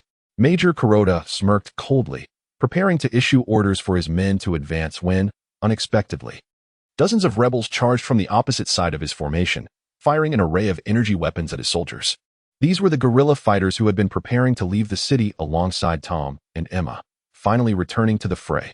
40 guerrillas, like tigers descending from the mountain, surged toward Kuroda's squadron from the side. Caught off guard, many Imperial soldiers fell victim to the barrage of concentrated energy bullets, while the fortunate ones who escaped unscathed quickly turned to retaliate against the approaching guerrillas. Within the junkyard, upon witnessing the return of their reinforcements, the guerrillas began to rally. Numerous fighters emerged from behind piles of refuse, fervently firing at the Imperial soldiers. Order the skeleton Mechs to turn and eliminate them. Major Kuroda finally drew his command blade, pointing it toward the direction of the flanking guerrillas. 5 skeleton-type light infantry Mechs, having received the command, pivoted to face the side, unleashing their 20mm energy cannons and 6 5mm light machine guns simultaneously. Amidst the explosive detonations and the hail of gunfire, the advancing guerrillas began to fall in droves. Damn it! These fools can only charge in a straight line. Do they not possess any other tactics? Tom lamented, watching his comrades fall before the enemy's guns. What now? Emma, clenched fists reflecting her frustration, thought to herself that if Tom had not been restraining him, he would have already jumped into the fray against the Imperial lines. Stay calm. Let us retreat and operate the Mechs, the hefty comrade exclaimed, releasing his grip on Emma's shoulder and darting low toward the rear of the junkyard. Emma gritted her teeth and reluctantly followed suit. The two found a spot devoid of Imperial soldiers, coordinating to scale the wall, then stealthily leaped inside. I know of another secret passage, Emma declared, rushing toward a compression canister behind the junkyard. Upon reaching it, he quickly dug a small hole in the refuse beside the canister and retrieved a key to unlock the door. This passage stood just over a meter high, requiring one to stoop to enter. It was well concealed, nearly undetectable unless one had a penchant for rummaging through trash. Tom promptly followed Emma into the passage. They swiftly traversed a long, narrow corridor, ultimately arriving at the back door of the underground base's kitchen. Hurry. Once we're in the kitchen, I'll know the way, Tom urged, quickening his pace toward the expansive cavern ahead. Upon entering, they found a multitude of guerrilla support personnel and their families gathered, including Annie, Baijia, and Dr. Wong. You take them out through that secret passage quietly while I pilot the mech from the front to draw enemy fire. Before he could finish speaking, Tom scrambled into the cockpit of a Glory Eye mech. No, I'm going with you to fight. Without waiting for Tom's consent, Emma clambered onto another glory mech. At that moment, in the corner of the cavern, another glory mech stood idle.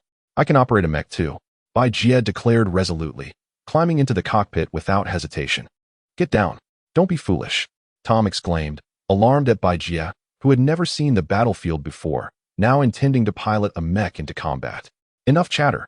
I'm a soldier too, Jia asserted, already maneuvering the glory mech unsteadily toward the elevator at the front.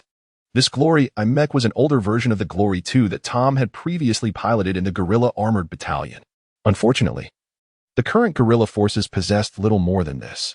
However, Jia had never operated this homegrown military mech, and her lack of training made her handling of the glory mech appear precarious, as if she might topple at any moment. Impulsive woman. With the battle raging outside, Tom had no time to argue further. He leaned out of the cockpit and shouted to Annie, "Find someone who knows the secret passage to lead them out quietly. The guerrilla forces will come to rendezvous with you soon."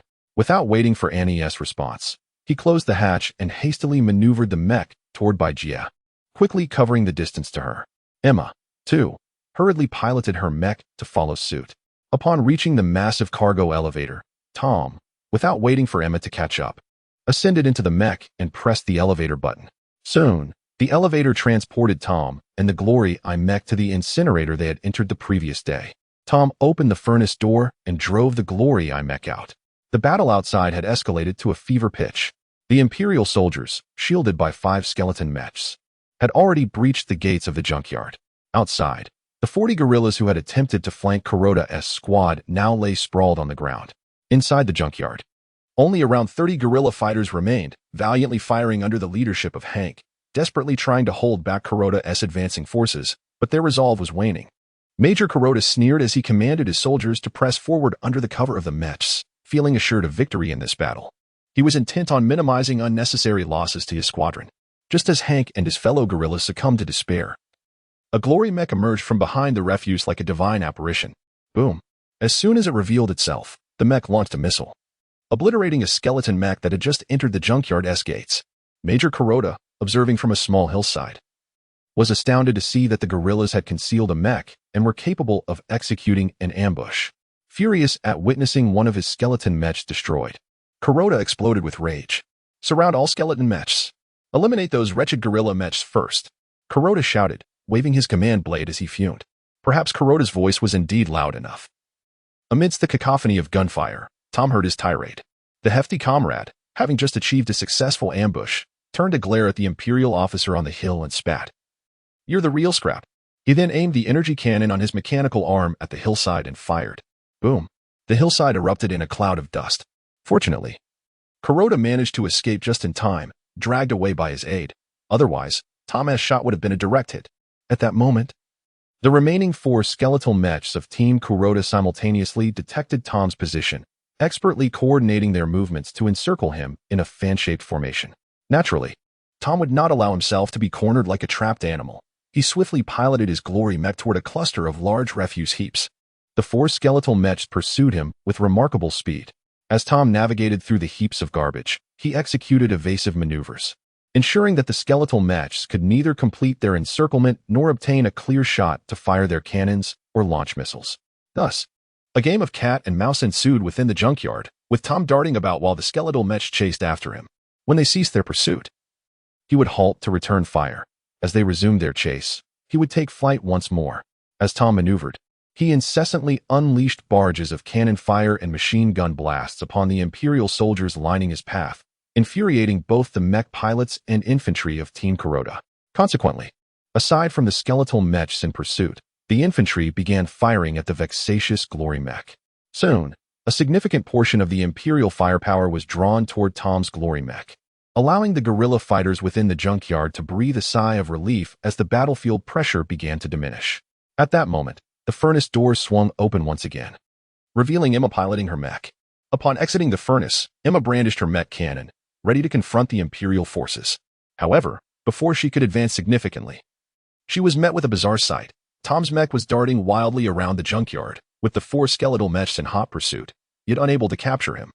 As Tom fled, the Imperial soldiers relentlessly fired upon his mech, their energy projectiles ricocheting against the glory mech's energy shield, yet failing to obliterate it completely. Determined not to let Tom face the Imperial Army's onslaught alone, Emma charged forward, the sole guerrilla fighter in the underground base capable of piloting a mech. She fired a hasty shot at the 4 skeletal mechs. Boom. By sheer luck, her projectile struck one of the skeletal mechs, instantly scorching its energy shield to a fiery red. Chapter 82. Never Surrender. Regrettably, the Glory I-type exoskeleton was equipped merely with a 20mm caliber energy cannon, insufficient to breach the adversary's energy shield with a single shot, just as Emma contemplated firing another round. The other 3 skeleton mechs of Team Kuroda had already redirected their cannons and unleashed a barrage upon Emma's mech. Damn it! The mech that had emerged from the refuse was as slippery as an eel, and it was already a nuisance enough. Now, another had appeared. What a stroke of bad luck today. The 4 Imperial mech pilots cursed vehemently as they desperately fired at Emma's Glory mech. Boom. At the very moment the attention of the 4 skeleton mechs was drawn towards the suddenly appearing Emma, the corpulent figure, concealed nearby and unnoticed, launched a mech missile, obliterating the skeleton mech that Emma had previously scorched with her energy shield. The remaining 3 skeleton mech pilots were genuinely enraged. That refuse mech was utterly dishonorable. When one sought to confront it directly, it darted away like a rabbit.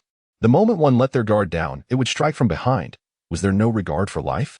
Consequently, the 3 skeleton mechs retaliated simultaneously with mech missiles aimed at Tom's Glory mech, since the Skeleton 2-type light exoskeleton could only carry 4 missiles. The Imperial mech pilots had refrained from firing recklessly without a complete lock-on. However, now the remaining 3 Imperial pilots, consumed by fury, could scarcely contain themselves. They were eager to tear that refuse mech to shreds to alleviate their pin-up rage. Of course, the 3 missiles from the skeleton mechs did not directly hit their target. They merely sent heaps of refuse soaring into the air. Outside the refuse station, Major Kuroda, witnessing yet another of his skeleton mechs being taken out by that refuse, pounded his chest in frustration. Seizing the communication device from his aide, he bellowed into the squad's operational channel. Are you all fooling around? Flank the mech. Flank it. Infantry. Prepare anti-mech rocket launchers for concentrated fire. Move.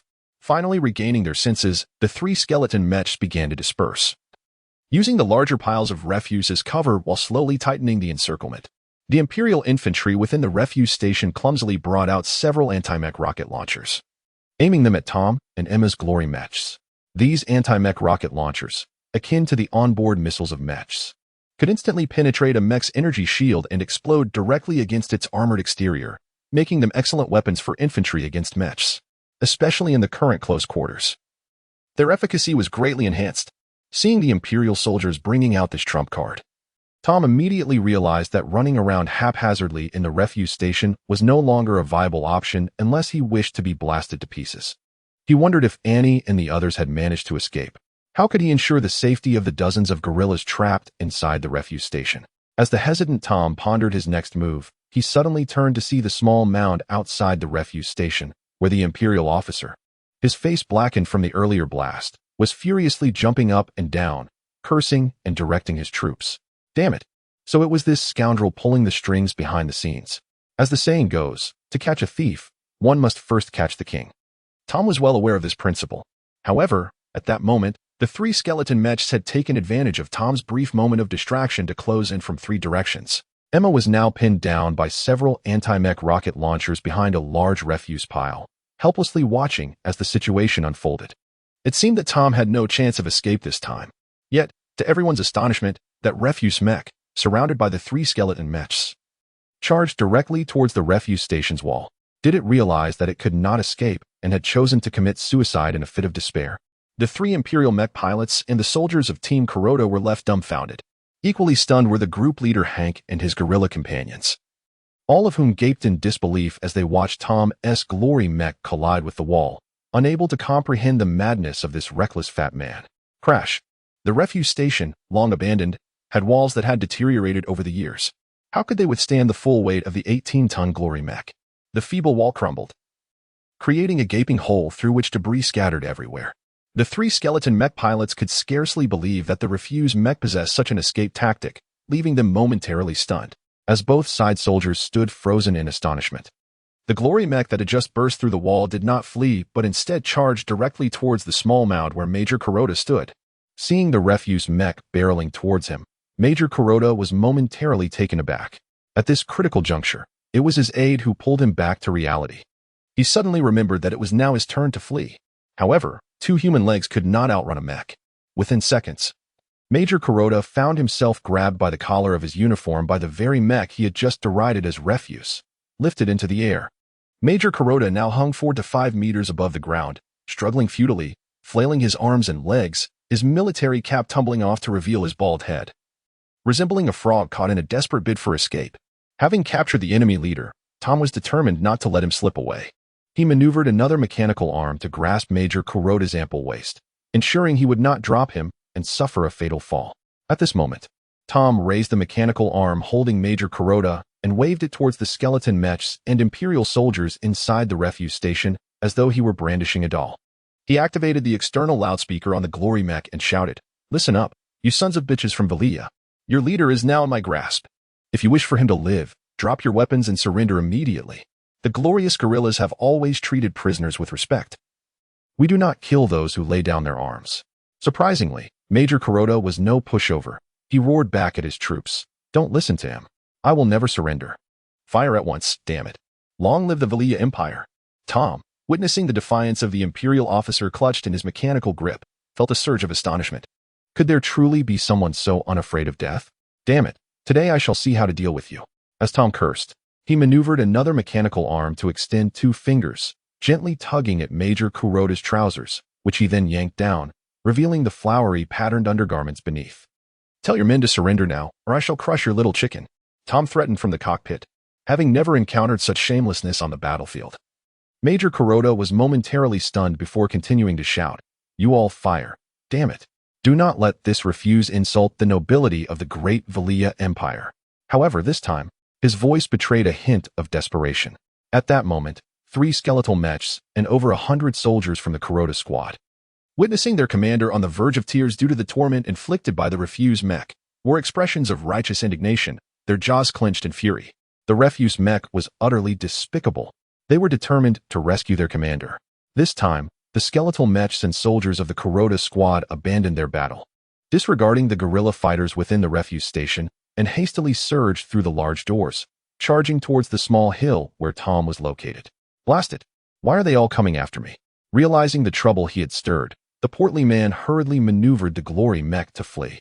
Just then, the door of the incinerator within the refuse station swung open, and Bai Jia, swaying unsteadily, finally emerged from the furnace in the glory mech.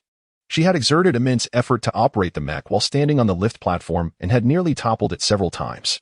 Once she finally managed to return the mech to the ground, poised to engage in battle, she was met with an eerie sight. Aside from a handful of guerrilla fighters still in a daze and the glory mech piloted by Emma, not a single shadow of the Imperial forces could be seen, let alone the cacophony of gunfire that should have filled the battlefield. The entire refuse station was enveloped in an unsettling silence, an ineffable strangeness permeating the air. "What is happening?" Bai Jia inquired through the external speaker of the mech. No one responded. "What now?" After a few moments, Emma's voice came through the communication channel. "That guy has 9 lives. He won't die?" "Hank," the squad leader, advised Emma, "we should retreat for now." In the following 30 seconds, Emma conveyed to Hank the news that Annie had led the logistics personnel and their families to escape through a secret passage, concluding with Tom's directive for the team to locate the non-combatants immediately after ensuring their escape and then escort them to safety. As comrades who had shared life and death bonds on the battlefield, Hank understood Tom's intent. He sighed and ordered the remaining guerrilla fighters to carry the wounded and head towards the secret passage at the back of the refuse station in search of Annie and the others. Minutes later, under Hank's leadership, dozens of guerrilla fighters arrived at the back exit of the secret passage, only to find it deserted. Hank promptly commanded the fighters to disperse and search the area, while Emma and Bai Jia piloted their mechs to assist. Yet they could not find a trace of Annie and her group. Chapter 83. Seeking assistance at midnight and, along with 50 to 60 logistics personnel and their families, was captured by the soldiers of the Kuroda squadron. Over 100 Imperial soldiers and 3 skeletal mechs pursued a refuse mech, winding through a small forest. However, after several twists and turns, the elusive refuse mech vanished from sight. The Imperial soldiers expanded their search in the vicinity for a time, but to no avail. Consequently, the 3 squad leaders of the Kuroda squadron, along with their sergeants, convened and decided to temporarily abandon the assault on the derelict waste disposal station and return to the barracks to report the disappearance of Major Kuroda. on their way back. Just as the soldiers were dejectedly resigning themselves to the thought of returning empty-handed and enduring their captain's ire, they fortuitously encountered a peculiar group predominantly comprised of women, children, and the elderly within the forest. At first, a few individuals from this strange assembly fired their handguns at the soldiers. However, the Imperial soldiers quickly discerned that these individuals were not seasoned fighters. Thus, the assailants were swiftly neutralized, and the remaining members of the group, cowed by fear, refrained from further resistance. The Kuroda squadron soldiers, elated, escorted these captives back to their camp, having noticed several attractive women among them, particularly the leading young lady, whose exquisite physique and fiery temperament would surely appeal to their captain. Although the earlier skirmish at the way station did not eradicate the ragtag guerrilla fighters, and Major Kuroda had been captured, the task assigned to them by their captain had ultimately been fulfilled. As for the search for Major Kuroda, they would wait to see what their captain had to say upon their return. In truth, the soldiers had long suspected that their captain held a disdain for Major Kuroda, as evidenced by the frequent reprimands the major received. Moreover, the three squad leaders were secretly calculating their own prospects, with Major Kuroda gone. Might their captain choose one of them to assume the role of acting squad leader? Such a stroke of fortune could indeed be within the realm of possibility. Perhaps one of them would be the lucky beneficiary. Thus, the Kuroda squadron soldiers chose not to return to the way station to confront the guerrillas again, but instead hastily departed the forest with and her companions. By the time Hank's guerrilla fighters arrived at the scene, the Kuroda squadron soldiers had already taken their captives far away. Before dawn, Tom found a secluded glade in the woods atop a small hill near the waste disposal station, where he settled down. He concealed his glory mech with branches he had cut and shut off the engine to evade detection by thermal imaging, bound tightly to a large tree trunk. Major Kuroda had a pair of his own foul socks stuffed in his mouth. The corpulent man rummaged through his backpack for meat pies, munching on them while sipping from his flask. Earlier, he had driven the mech, clutching Major Kuroda, in a desperate bid to draw the Imperial soldiers and their mechs away, thus granting the guerrillas ample time to retreat and rendezvous with and her group. However, Tom had not anticipated the abysmal driving skills of the three skeletal mech operators who pursued him after barely 10 minutes and a few twists into a small grove. They inadvertently lost him. When Tom realized that the pursuers were nowhere to be found, he spent a considerable time searching for them, but the vastness of the woods, compounded by the darkness of night, rendered his efforts fruitless. Reluctantly, Tom returned to the waste disposal station, only to find it deserted. He scoured the underground base again, but there was no one to be found. In desperation, he ventured into the kitchen for some food and filled his flask with liquor. After replenishing the energy and ammunition of his glory mech, he took Major Kuroda and fled the waste station. He dared not linger at the waste station, fearing that the Imperial forces might summon their main contingent for a counterstrike. Should that occur, he would find himself trapped, with no escape. Exiting the waste station, Tom roamed the vicinity for a considerable time, yet he still encountered no one. With dawn yet to break, he settled atop a slightly elevated hill, intending to rest and eat before continuing his search for Hank and the others. The corpulent man refrained from lighting a fire, opting instead to gnaw on his rations while sipping his drink. The last thing he wanted was to attract the attention of the Imperial forces, which would spell certain doom for him in isolation. A man of considerable battlefield experience, he would never commit such a folly. He wondered how Hank and Emma were faring, as well as and Baijia. Had they managed to escape safely? Since being apprehended by the puppet government's forces, he had lost direct contact with the guerrillas until his unexpected encounter with Emma the previous night. Consequently, Tom had no inkling of the guerrillas' alternate hideouts, which troubled him greatly. The dark woods were eerily silent, with only the occasional chirp of insects breaking the stillness. At that moment, even Major Kuroda, bound to the tree, had begun to doze off. Tom, too, felt weary. After a night filled with combat and extensive searching, fatigue had set in. Nevertheless, he fought to keep his eyes open, sensing that danger still lurked nearby. Suddenly, distant explosions of energy shells echoed through the air. The detonations quickly intensified. Tom sprang to his feet, straining to determine the direction of the gunfire. Soon, he confirmed that the explosions originated from the vicinity of the waste station. Hastily, he ascended a nearby cliff and, sure enough, glimpsed the faint glow of explosions lighting up the woods near the waste station. The Imperial forces had returned. Tom rushed back to the Glory Mech's cockpit, violently severed Major Kuroda's bindings, and secured him to the Mech's left arm before piloting it swiftly down the hill. Indeed, it was Hank, Emma, and the other guerrilla fighters engaged in a firefight near the waste station. They had scoured the woods and surrounding hills for most of the night in search of the logistics personnel and families but had found no trace. Frustrated yet undeterred, the guerrillas had resolved to continue their search after replenishing ammunition at the underground base when they unexpectedly encountered a substantial Imperial force. This time, it was a battalion of Imperial soldiers, numbering over 1,000. Among them was a mech squadron comprising 30 skeletal mechs. Unfortunately, only Emma and Bai Jia among the guerrillas could operate mechs, while the remaining 40 fighters were armed solely with energy rifles or submachine guns, with scarcely a light machine gun among them. In despair, Hank commanded the guerrilla fighters to charge out of the waist station, hoping to escape at least some of them. However, they were soon encircled by over 1,000 Imperial soldiers in a nearby grove. Colonel Takahashi Ryohei, seated in his specialized Scorpion II command mech, coldly observed the Imperial soldiers mercilessly gunning down the ragtag guerrilla fighters, one after another. Colonel Takahashi is the nephew of Major General Naoto Hashimoto, the commanding officer of the 3rd Regiment of the 2nd Mechanized Infantry Division of the Blood Wolf Legion of the Villian Empire. At the tender age of 28, he stands as one of the youngest colonels in the Imperial Army. Throughout his lifetime, Colonel Takahashi has ample opportunity to follow in his uncle's illustrious footsteps, potentially adorning his epaulets with the gleaming stars of a general. On the other hand, Takahashi Ryohei can only be regarded as a distant relative of the Hashimoto family. Consequently, within the esteemed Hashimoto lineage, he has not enjoyed the same privileges as his peers, who were born into the Hashimoto name, nor has he inherited any noble titles.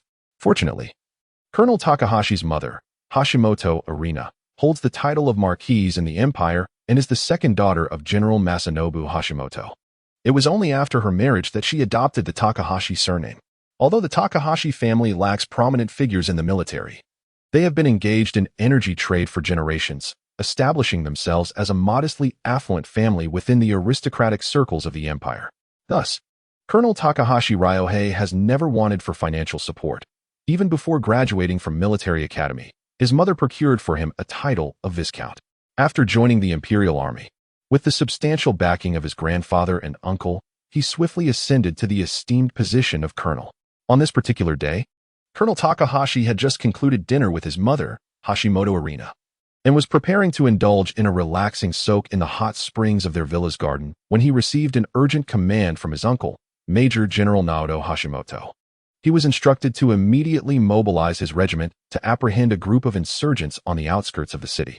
Reluctantly donning his trousers once more after having just disrobed, Colonel Takahashi bid farewell to his mother and hurriedly returned to the military camp to assemble his troops. A little over an hour later, he led his entire regiment, guided by a squad leader from the Kuroda team, to the abandoned waste disposal site on the city outskirts, fortuitously encountering the band of insurgents who were preparing to venture out in search of further targets. Still harboring his displeasure, Colonel Takahashi promptly issued orders to his soldiers to annihilate the insurgents without leaving any survivors. Chapter 84.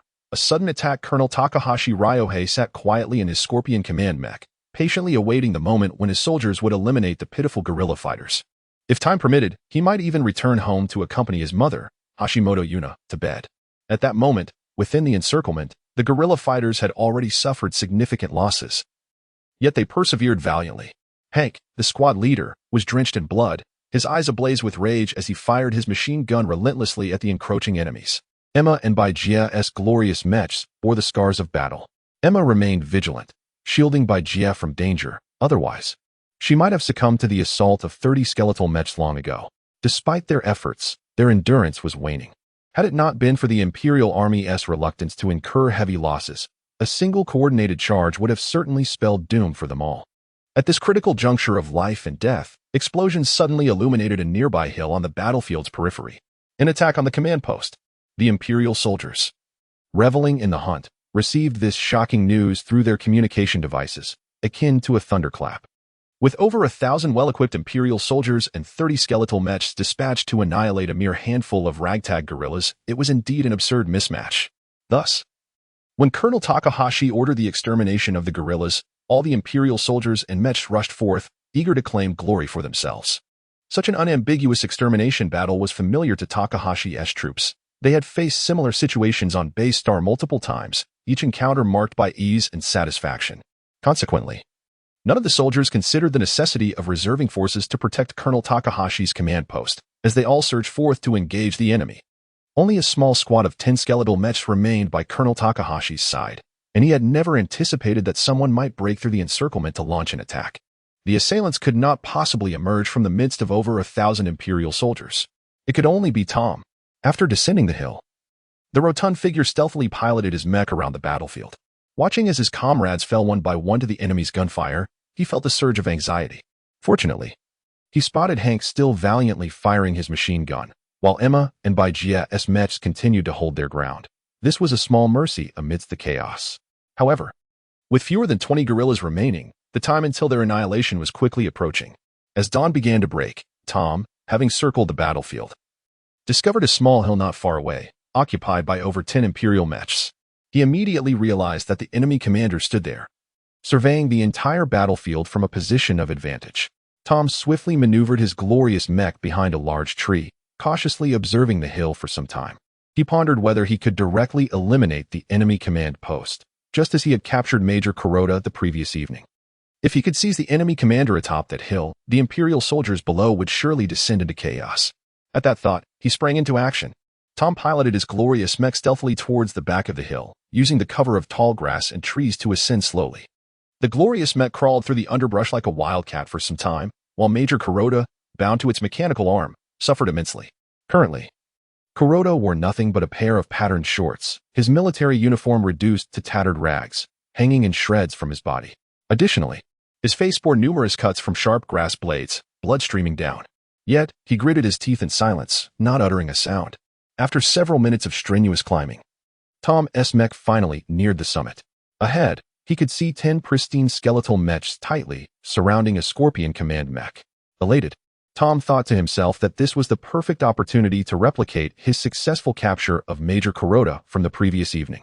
Despite the presence of 10 skeletal mechs surrounding the command mech, Tom felt undeterred.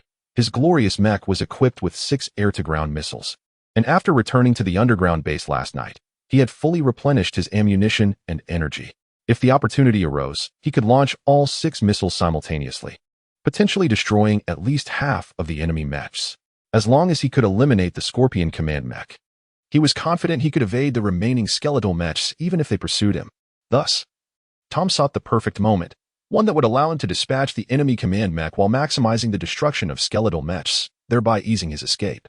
Just as he was about to execute his plan, Major Kuroda, who had remained silent until now, suddenly shouted at the top of his lungs, "Watch out! Someone is attacking!" Tom was utterly taken aback. He never expected that his arduous ascent would be jeopardized by Kuroda's cry. Frustrated, Tom swung his mechanical arm down forcefully, reducing Kuroda to a pulp. At that moment, the skeletal mechs across from him detected the commotion in the grass, and 2 skeletal mechs, armed with energy cannons, began to advance towards Tom's south hiding place. There was no time to waste. Tom quickly aimed at the Scorpion command mech and launched 2 air-to-ground missiles. In that instance, he could no longer afford to think about escape.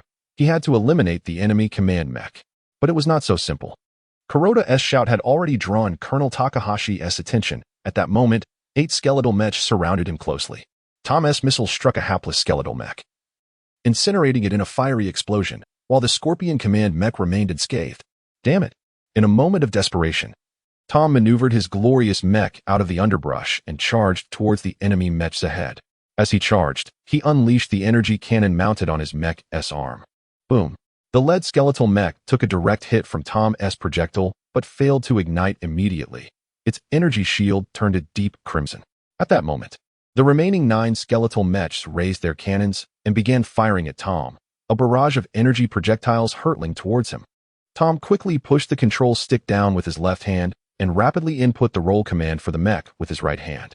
Although the glorious mech executed a swift roll to evade the majority of the projectiles, 2 shots struck true, detonating violently against his energy shield. The force of the explosions shattered the glorious mech's energy shield and blasted a significant chunk off its front armor. The shockwave from the blast nearly knocked Tom unconscious in the cockpit. Fortunately, the stoutness of his physique and the timely roll of the glorious mech prevented it from igniting immediately despite the close-range hits. After rolling over, Tom's glory mech was merely 30 to 40 meters away from the enemy's Scorpion command mech inside the cockpit. Tom, undeterred by the persistent buzzing in his ears, swiftly input commands on the control panel to adjust the mech stance. He then launched the remaining 4 missiles simultaneously at the enemy's Scorpion command mech. The 9 skull mechs were taken by surprise. They had not anticipated that this ambushing mech would remain intact after being struck by 2 consecutive shots. In a state of bewilderment, they watched as the mech rapidly fired 4 missiles toward Captain Takahashi's command mech. Boom, boom, boom, boom. The 4 missiles detonated in quick succession before Colonel Takahashi's command mech, and 2 unfortunate skull mechs served as makeshift shields, bursting into flames upon impact. In the fleeting moment, while the remaining 7 skull mech soldiers were momentarily stunned, Tom's Glory mech had already risen from the ground and swiftly lunged towards the Scorpion command mech, drawing an alloy ion blade from the protective armor on its back. With a resounding crack, Tom's alloy ion blade struck the right shoulder of the Scorpion command mech piloted by Colonel Takahashi. At this juncture, Tom's Glory mech was still over 20 meters away from the Scorpion command mech. In a moment of desperation, he had thrown the alloy ion blade from his mechanical arm, successfully hitting the right shoulder of the Scorpion command mech. After landing a successful blow, Tom, neglecting to ascertain whether the Imperial officer inside the command mech was alive or dead, executed another rolling maneuver with his Glory mech and hastily jumped down the other side of the hill. The 7 pursuing skull mechs unleashed a barrage of fire at the spot where Tom had leaped, indiscriminately shooting without concern for accuracy. With their command mech having been successfully ambushed by this intruder, the 7 mech soldiers, who had failed in their duty to provide vigilant protection, would undoubtedly face severe repercussions from the Imperial Military Tribunal afterward. Soon, soldiers of the Imperial Army in the woods below the hill received word of Colonel Takahashi's command mech being ambushed by the enemy, prompting them to surge toward the hill where the command mech was located. Chapter 85, Escape from Death on the Battlefield. When a commander falls, it is generally expected that the soldiers will lose their will to fight and begin to retreat. However, the news that reached them only indicated that the command mech had been ambushed, without any mention of Colonel Takahashi's demise. Thus, several squad leaders from Takahashi's brigade, who were engrossed in slaughtering the guerrillas in the woods for military glory, swiftly commanded their troops to converge on the small hill where the command mech was located. This was twofold: to capture the audacious perpetrator who had dared to attack the command mech, and to demonstrate their loyalty to their superior. In the eyes of the junior officers of the Empire, slaying a few more of these ragtag insurgents paled in comparison to rescuing their commander. Yet, not all of the Imperial soldiers rushed toward that hill. A small contingent remained behind, continuing to hunt down Hank and his guerrillas. Nonetheless, the number of Imperial soldiers surrounding Hank had significantly dwindled, and the 2 skeletal mech squads had vanished without a trace. Thus, Hank and Emma, along with the remaining guerrillas, finally seized an opportunity to break free from the woods. At that moment, Baijie spotted a Glory mech with its frontal armor torn apart racing through the trees. It was firing relentlessly at the surrounding Imperial soldiers with its energy cannon and machine gun. Tom, just as Baijie was overjoyed to see that Tom was indeed alive, his obnoxious voice crackled over the comms. "What are you all still doing? Hurry up and follow me." At that moment, his coarse language resonated with the guerrillas, including Baijie, as the most melodious sound on earth. They had all braced themselves for imminent death, fully expecting not to survive the night in those woods. With no further hesitation, the guerrillas followed the 2 Glory mechs piloted by Tom and Emma, courageously charging deeper into the forest while the mechs concentrated their fire to clear a path. Only about a dozen guerrillas remained alive and able to run. The others had already succumbed to the Empire's gunfire. With the threat of the skeletal mechs eliminated, the 2 Glory mechs found it considerably easier to engage Takahashi's infantry. As Tom fired at the surrounding Imperial soldiers with his energy cannon, he adeptly maneuvered the mechanical arm to seize Hank, who was frantically firing his machine gun. Hank, in a bloodthirsty frenzy, continued to shoot down below, taking down a significant number of enemy troops. Tom then allowed several nearby guerrillas to climb onto his mech, and with them in tow, he dashed rapidly into the depths of the woods. Emma and Baijie, mimicking Tom, also loaded the remaining guerrillas onto their mech and closely followed the rotund figure ahead, successfully escaping the encirclement of Takahashi's brigade. Meanwhile, on the hill that Tom had ambushed, the Scorpion command mech, hit on its right shoulder, had opened its hatch, and Colonel Takahashi emerged, his face ashen. Although most of the guerrillas in the woods had been killed on the spot, and only a handful had managed to escape amidst the chaos, Takahashi did not deem this operation a flawless annihilation, especially given that his command mech had been ambushed by the enemy. The thought of returning to Major General Hashimoto with the alloy ion sword embedded in his mech filled him with uncontainable rage. He glared at the ion sword still lodged in his Mech's shoulder and, in a fit of anger, slammed his fist against the Mech's armored shell, producing a resounding thud. All the skeletal Mechs and the Imperial soldiers and officers who were arriving lowered their heads, silenced by his fury.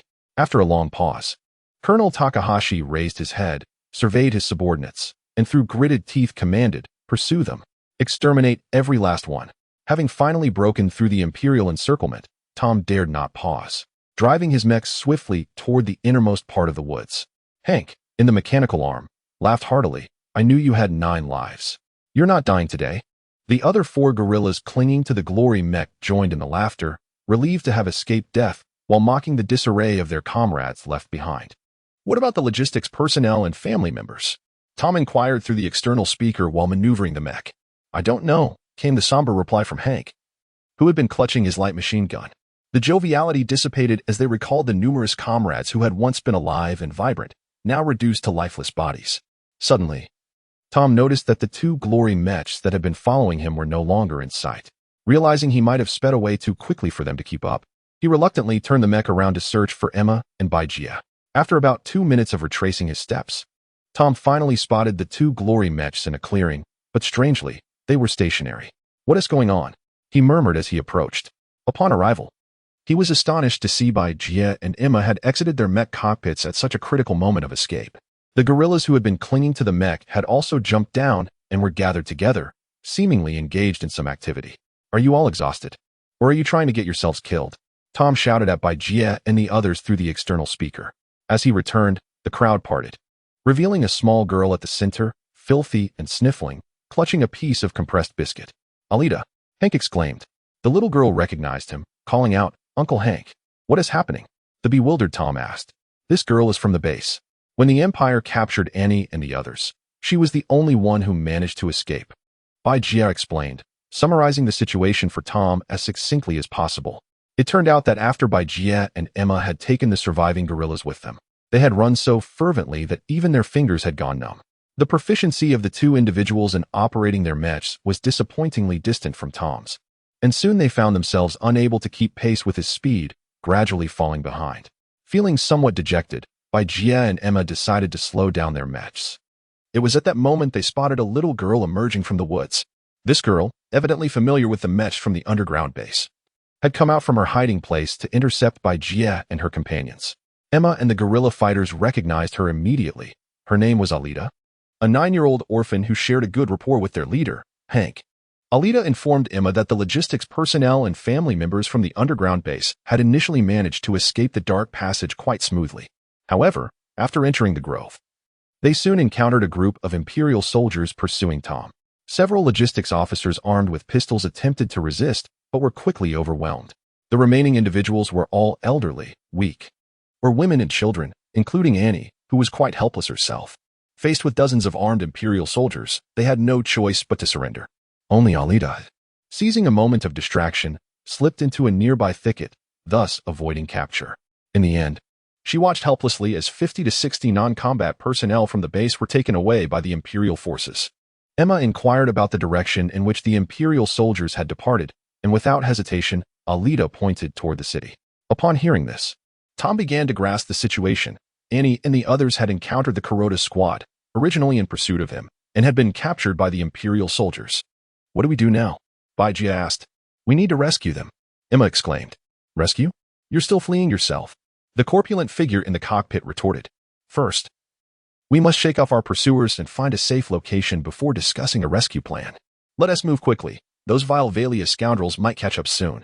With that, Tom steered the glory mech around and continued deeper into the woods. Emma and Baijia hurriedly climbed into their respective cockpits. Baijia held Alita close, as the little one hardly occupied much space. The other guerrilla fighters also settled into their mechs, and the 2 glory mechs followed Tom's lead, resuming their escape. Navigating through the woods with numerous twists and turns, Tom deliberately slowed his speed to allow Emma and Baijia to keep up. Baijia had become increasingly adept at piloting her glory mech, and was now able to maintain pace behind Tom without being left behind. After more than an hour of weaving through the trees, a clearing suddenly appeared ahead. Upon closer inspection, they realized they had finally emerged from the dense woods and reached the outskirts of a vast grassland. The The prairie was alive with vibrant grasses and singing birds, adorned with blooming flowers, presenting a scene of serene harmony. Walking upon this earth, covered in blossoms and greenery, and breathing in the fresh, invigorating scent of the soil, one cannot help but feel a profound sense of tranquility. It prompts reflection on why humanity raises a bloody blade against its own kind, using the stench of death to mask the fragrance of flowers and grass. Perhaps, since the dawn of time, as humans wielded stone knives and clubs against the surrounding animals, they became accustomed to employing the same means against their own species. After all, are not humans also a kind of animal? Chapter 86. The King of Land Warfare. Shall we first seek out Old Lu and the others? There is still a mech of yours there, along with several members of our team. Jie communicated to Tom through the comms channel. Indeed, in our current situation, having another ally would certainly bolster our strength, Tom readily replied, without consulting Hank, the leader of the guerrilla group stationed at the mechanical arm. Tom checked the navigation system on the control panel and set off with Jie and Emma towards the vast grassland. After more than an hour, as noon approached, Tom and his companions finally returned to the location where they had parted ways with Old Lu from the kitchen and the group of black-clad men the previous evening. Upon exiting the cockpit, Tom searched the area for some time before discovering Old Lu and the black-clad men hiding in a nearby muddy ditch. It turned out that Old Lu and the others had seen the three Mechs approaching from a distance, but, unsure whose Mechs they were, and given Old Lu's timid nature, he hastily called the others to take refuge in the ditch. Had they not heard the shout of the portly man, they surely would not have dared to show themselves. When the black-clad men finally emerged from the ditch, Jie joyfully noted that when they had left, only Old Lu and 8 black-clad men remained, but now 13 individuals, including the super pilot Mike from their operational team, climbed out. After Tom and Jie departed, several black-clad men who managed to survive had attempted to trek to the nearby interstellar city, only to encounter Old Lu and his group. Thus, they all waited together for their leader, to return and escort them. Tom retrieved a large flatbread from his backpack in the mech's cockpit, while Emma and Jie produced compressed biscuits, sharing them with everyone present. Having not eaten for a day and a night, Old Lu and the black-clad men were evidently famished, devouring the food without regard for its palatability, occasionally choking and coughing in the process. Once the black-clad men finished their meal, the group gathered to exchange sentiments. It was then that Jie quietly inquired of Tom, "Now that we have only around 30 individuals and 4 Mechs, how do you plan to rescue Annie and the others?" Tom sighed, fully aware of Jie's concerns. It was evident that a substantial number of soldiers and Mechs from the Velia Empire's Blood Wolf Legion were stationed in the city of Oakland. With their current numbers, they would scarcely be able to confront the enemy directly. Observing the worried and helpless expressions on the faces of the guerrilla fighters who had recently been intimidated by the Velia Empire's forces, Tom recognized that although the black-clad men had yet to experience combat, they understood that their few energy pistols salvaged from the damaged Mechs would be no match for the Imperial troops. "I know of a place that holds many Mechs. However, how many of you can pilot them?" Emma suddenly interjected. "Many Mechs? Where?" Tom quickly inquired. "Are you referring to our branch's secret warehouse?" Hank, the group leader, replied with a furrowed brow. "Yes. Don't we still have a dozen glory Mech stored there?" Emma affirmed. It turned out that prior to the Velia Empire's complete occupation of Base Star, the guerrilla branch had a concealed warehouse on the outskirts of Oakland dedicated to storing ammunition and supplies. However, only a select few senior leaders of the Base Star guerrilla branch knew the exact location of this warehouse. As the Blood Wolf Legion's space and ground forces fully besieged Base Star, guerrilla fighters in various interstellar cities found themselves in dire straits, lacking food, clothing, and ammunition. It was only then that the leadership of the Base Star guerrilla branch disclosed the warehouse's location to the leaders of other interstellar city guerrilla groups, permitting them to retrieve necessary supplies periodically. Emma had previously accompanied Hank to the warehouse and had seen numerous Mechs there. However, following the complete annihilation of the guerrilla fighters in Oakland, there were essentially no Mech pilots left. Thus, each time they collected supplies according to the branch's allocation plan, they had not retrieved any Mechs. Even if Hank and Emma had brought the Mechs back, only Emma among them could pilot one. Moreover, transporting the Mechs from the secret warehouse on the outskirts back to the underground base at the waste disposal site would pose a risk of being discovered by the Imperial forces. Therefore, Hank's group had maintained a quota of a dozen Mechs at the warehouse. "All of my team members can pilot Mechs," Jie declared to Hank and Emma. Hank glanced at Jie, then at the black-clad men nearby, and finally turned to look at Tom without speaking. Tom understood Hank's unvoiced concerns. In this age of cosmic colonization, military mechs had, over the course of more than a century, supplanted the tanks that once dominated warfare prior to this era. Emerging as the unequivocal instruments of terrestrial combat, mechs are capable of executing over 70% of human bodily movements, allowing them to run, jump, and climb with ease. Compared to ancient tanks, mechs can operate in far more complex terrains, unhindered by roads or bridges. Additionally, the obsolescence of tanks can be attributed not only to the superior agility of mechs, but also to the advent of a revolutionary new type of weapon, energy weapons. The introduction of energy weapons fully replaced traditional gunpowder-based weaponry, becoming standard military equipment across the cosmos. Accompanying this innovation was the emergence of energy shield systems. Where there are powerful energy cannons, stronger energy shields inevitably follow.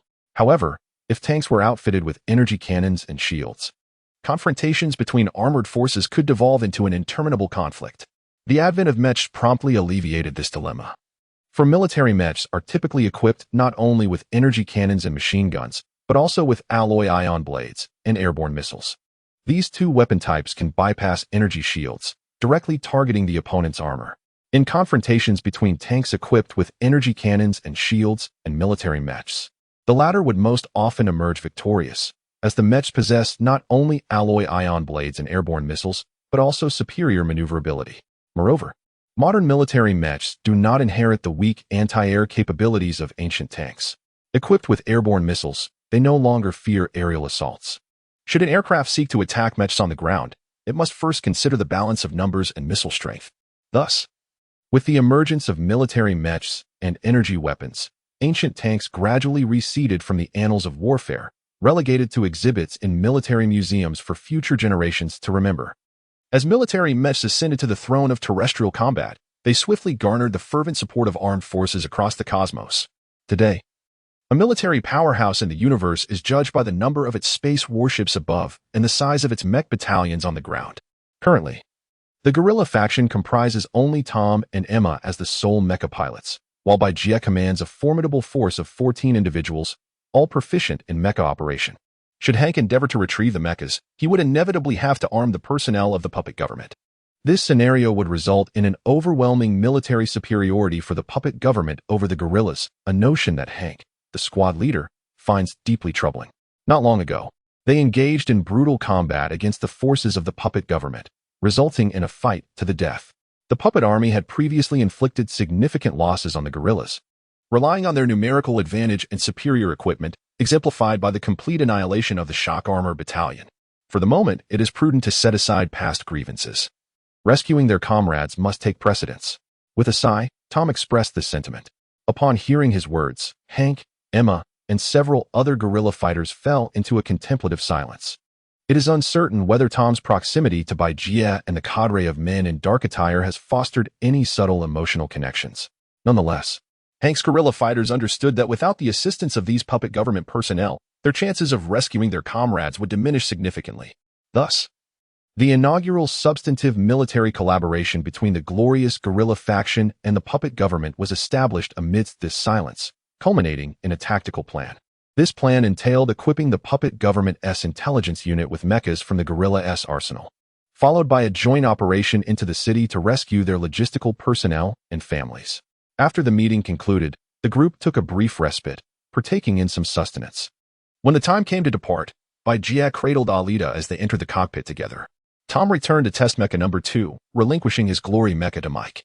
The guerrilla fighters and the men in dark attire each devised methods to secure themselves onto the mechas.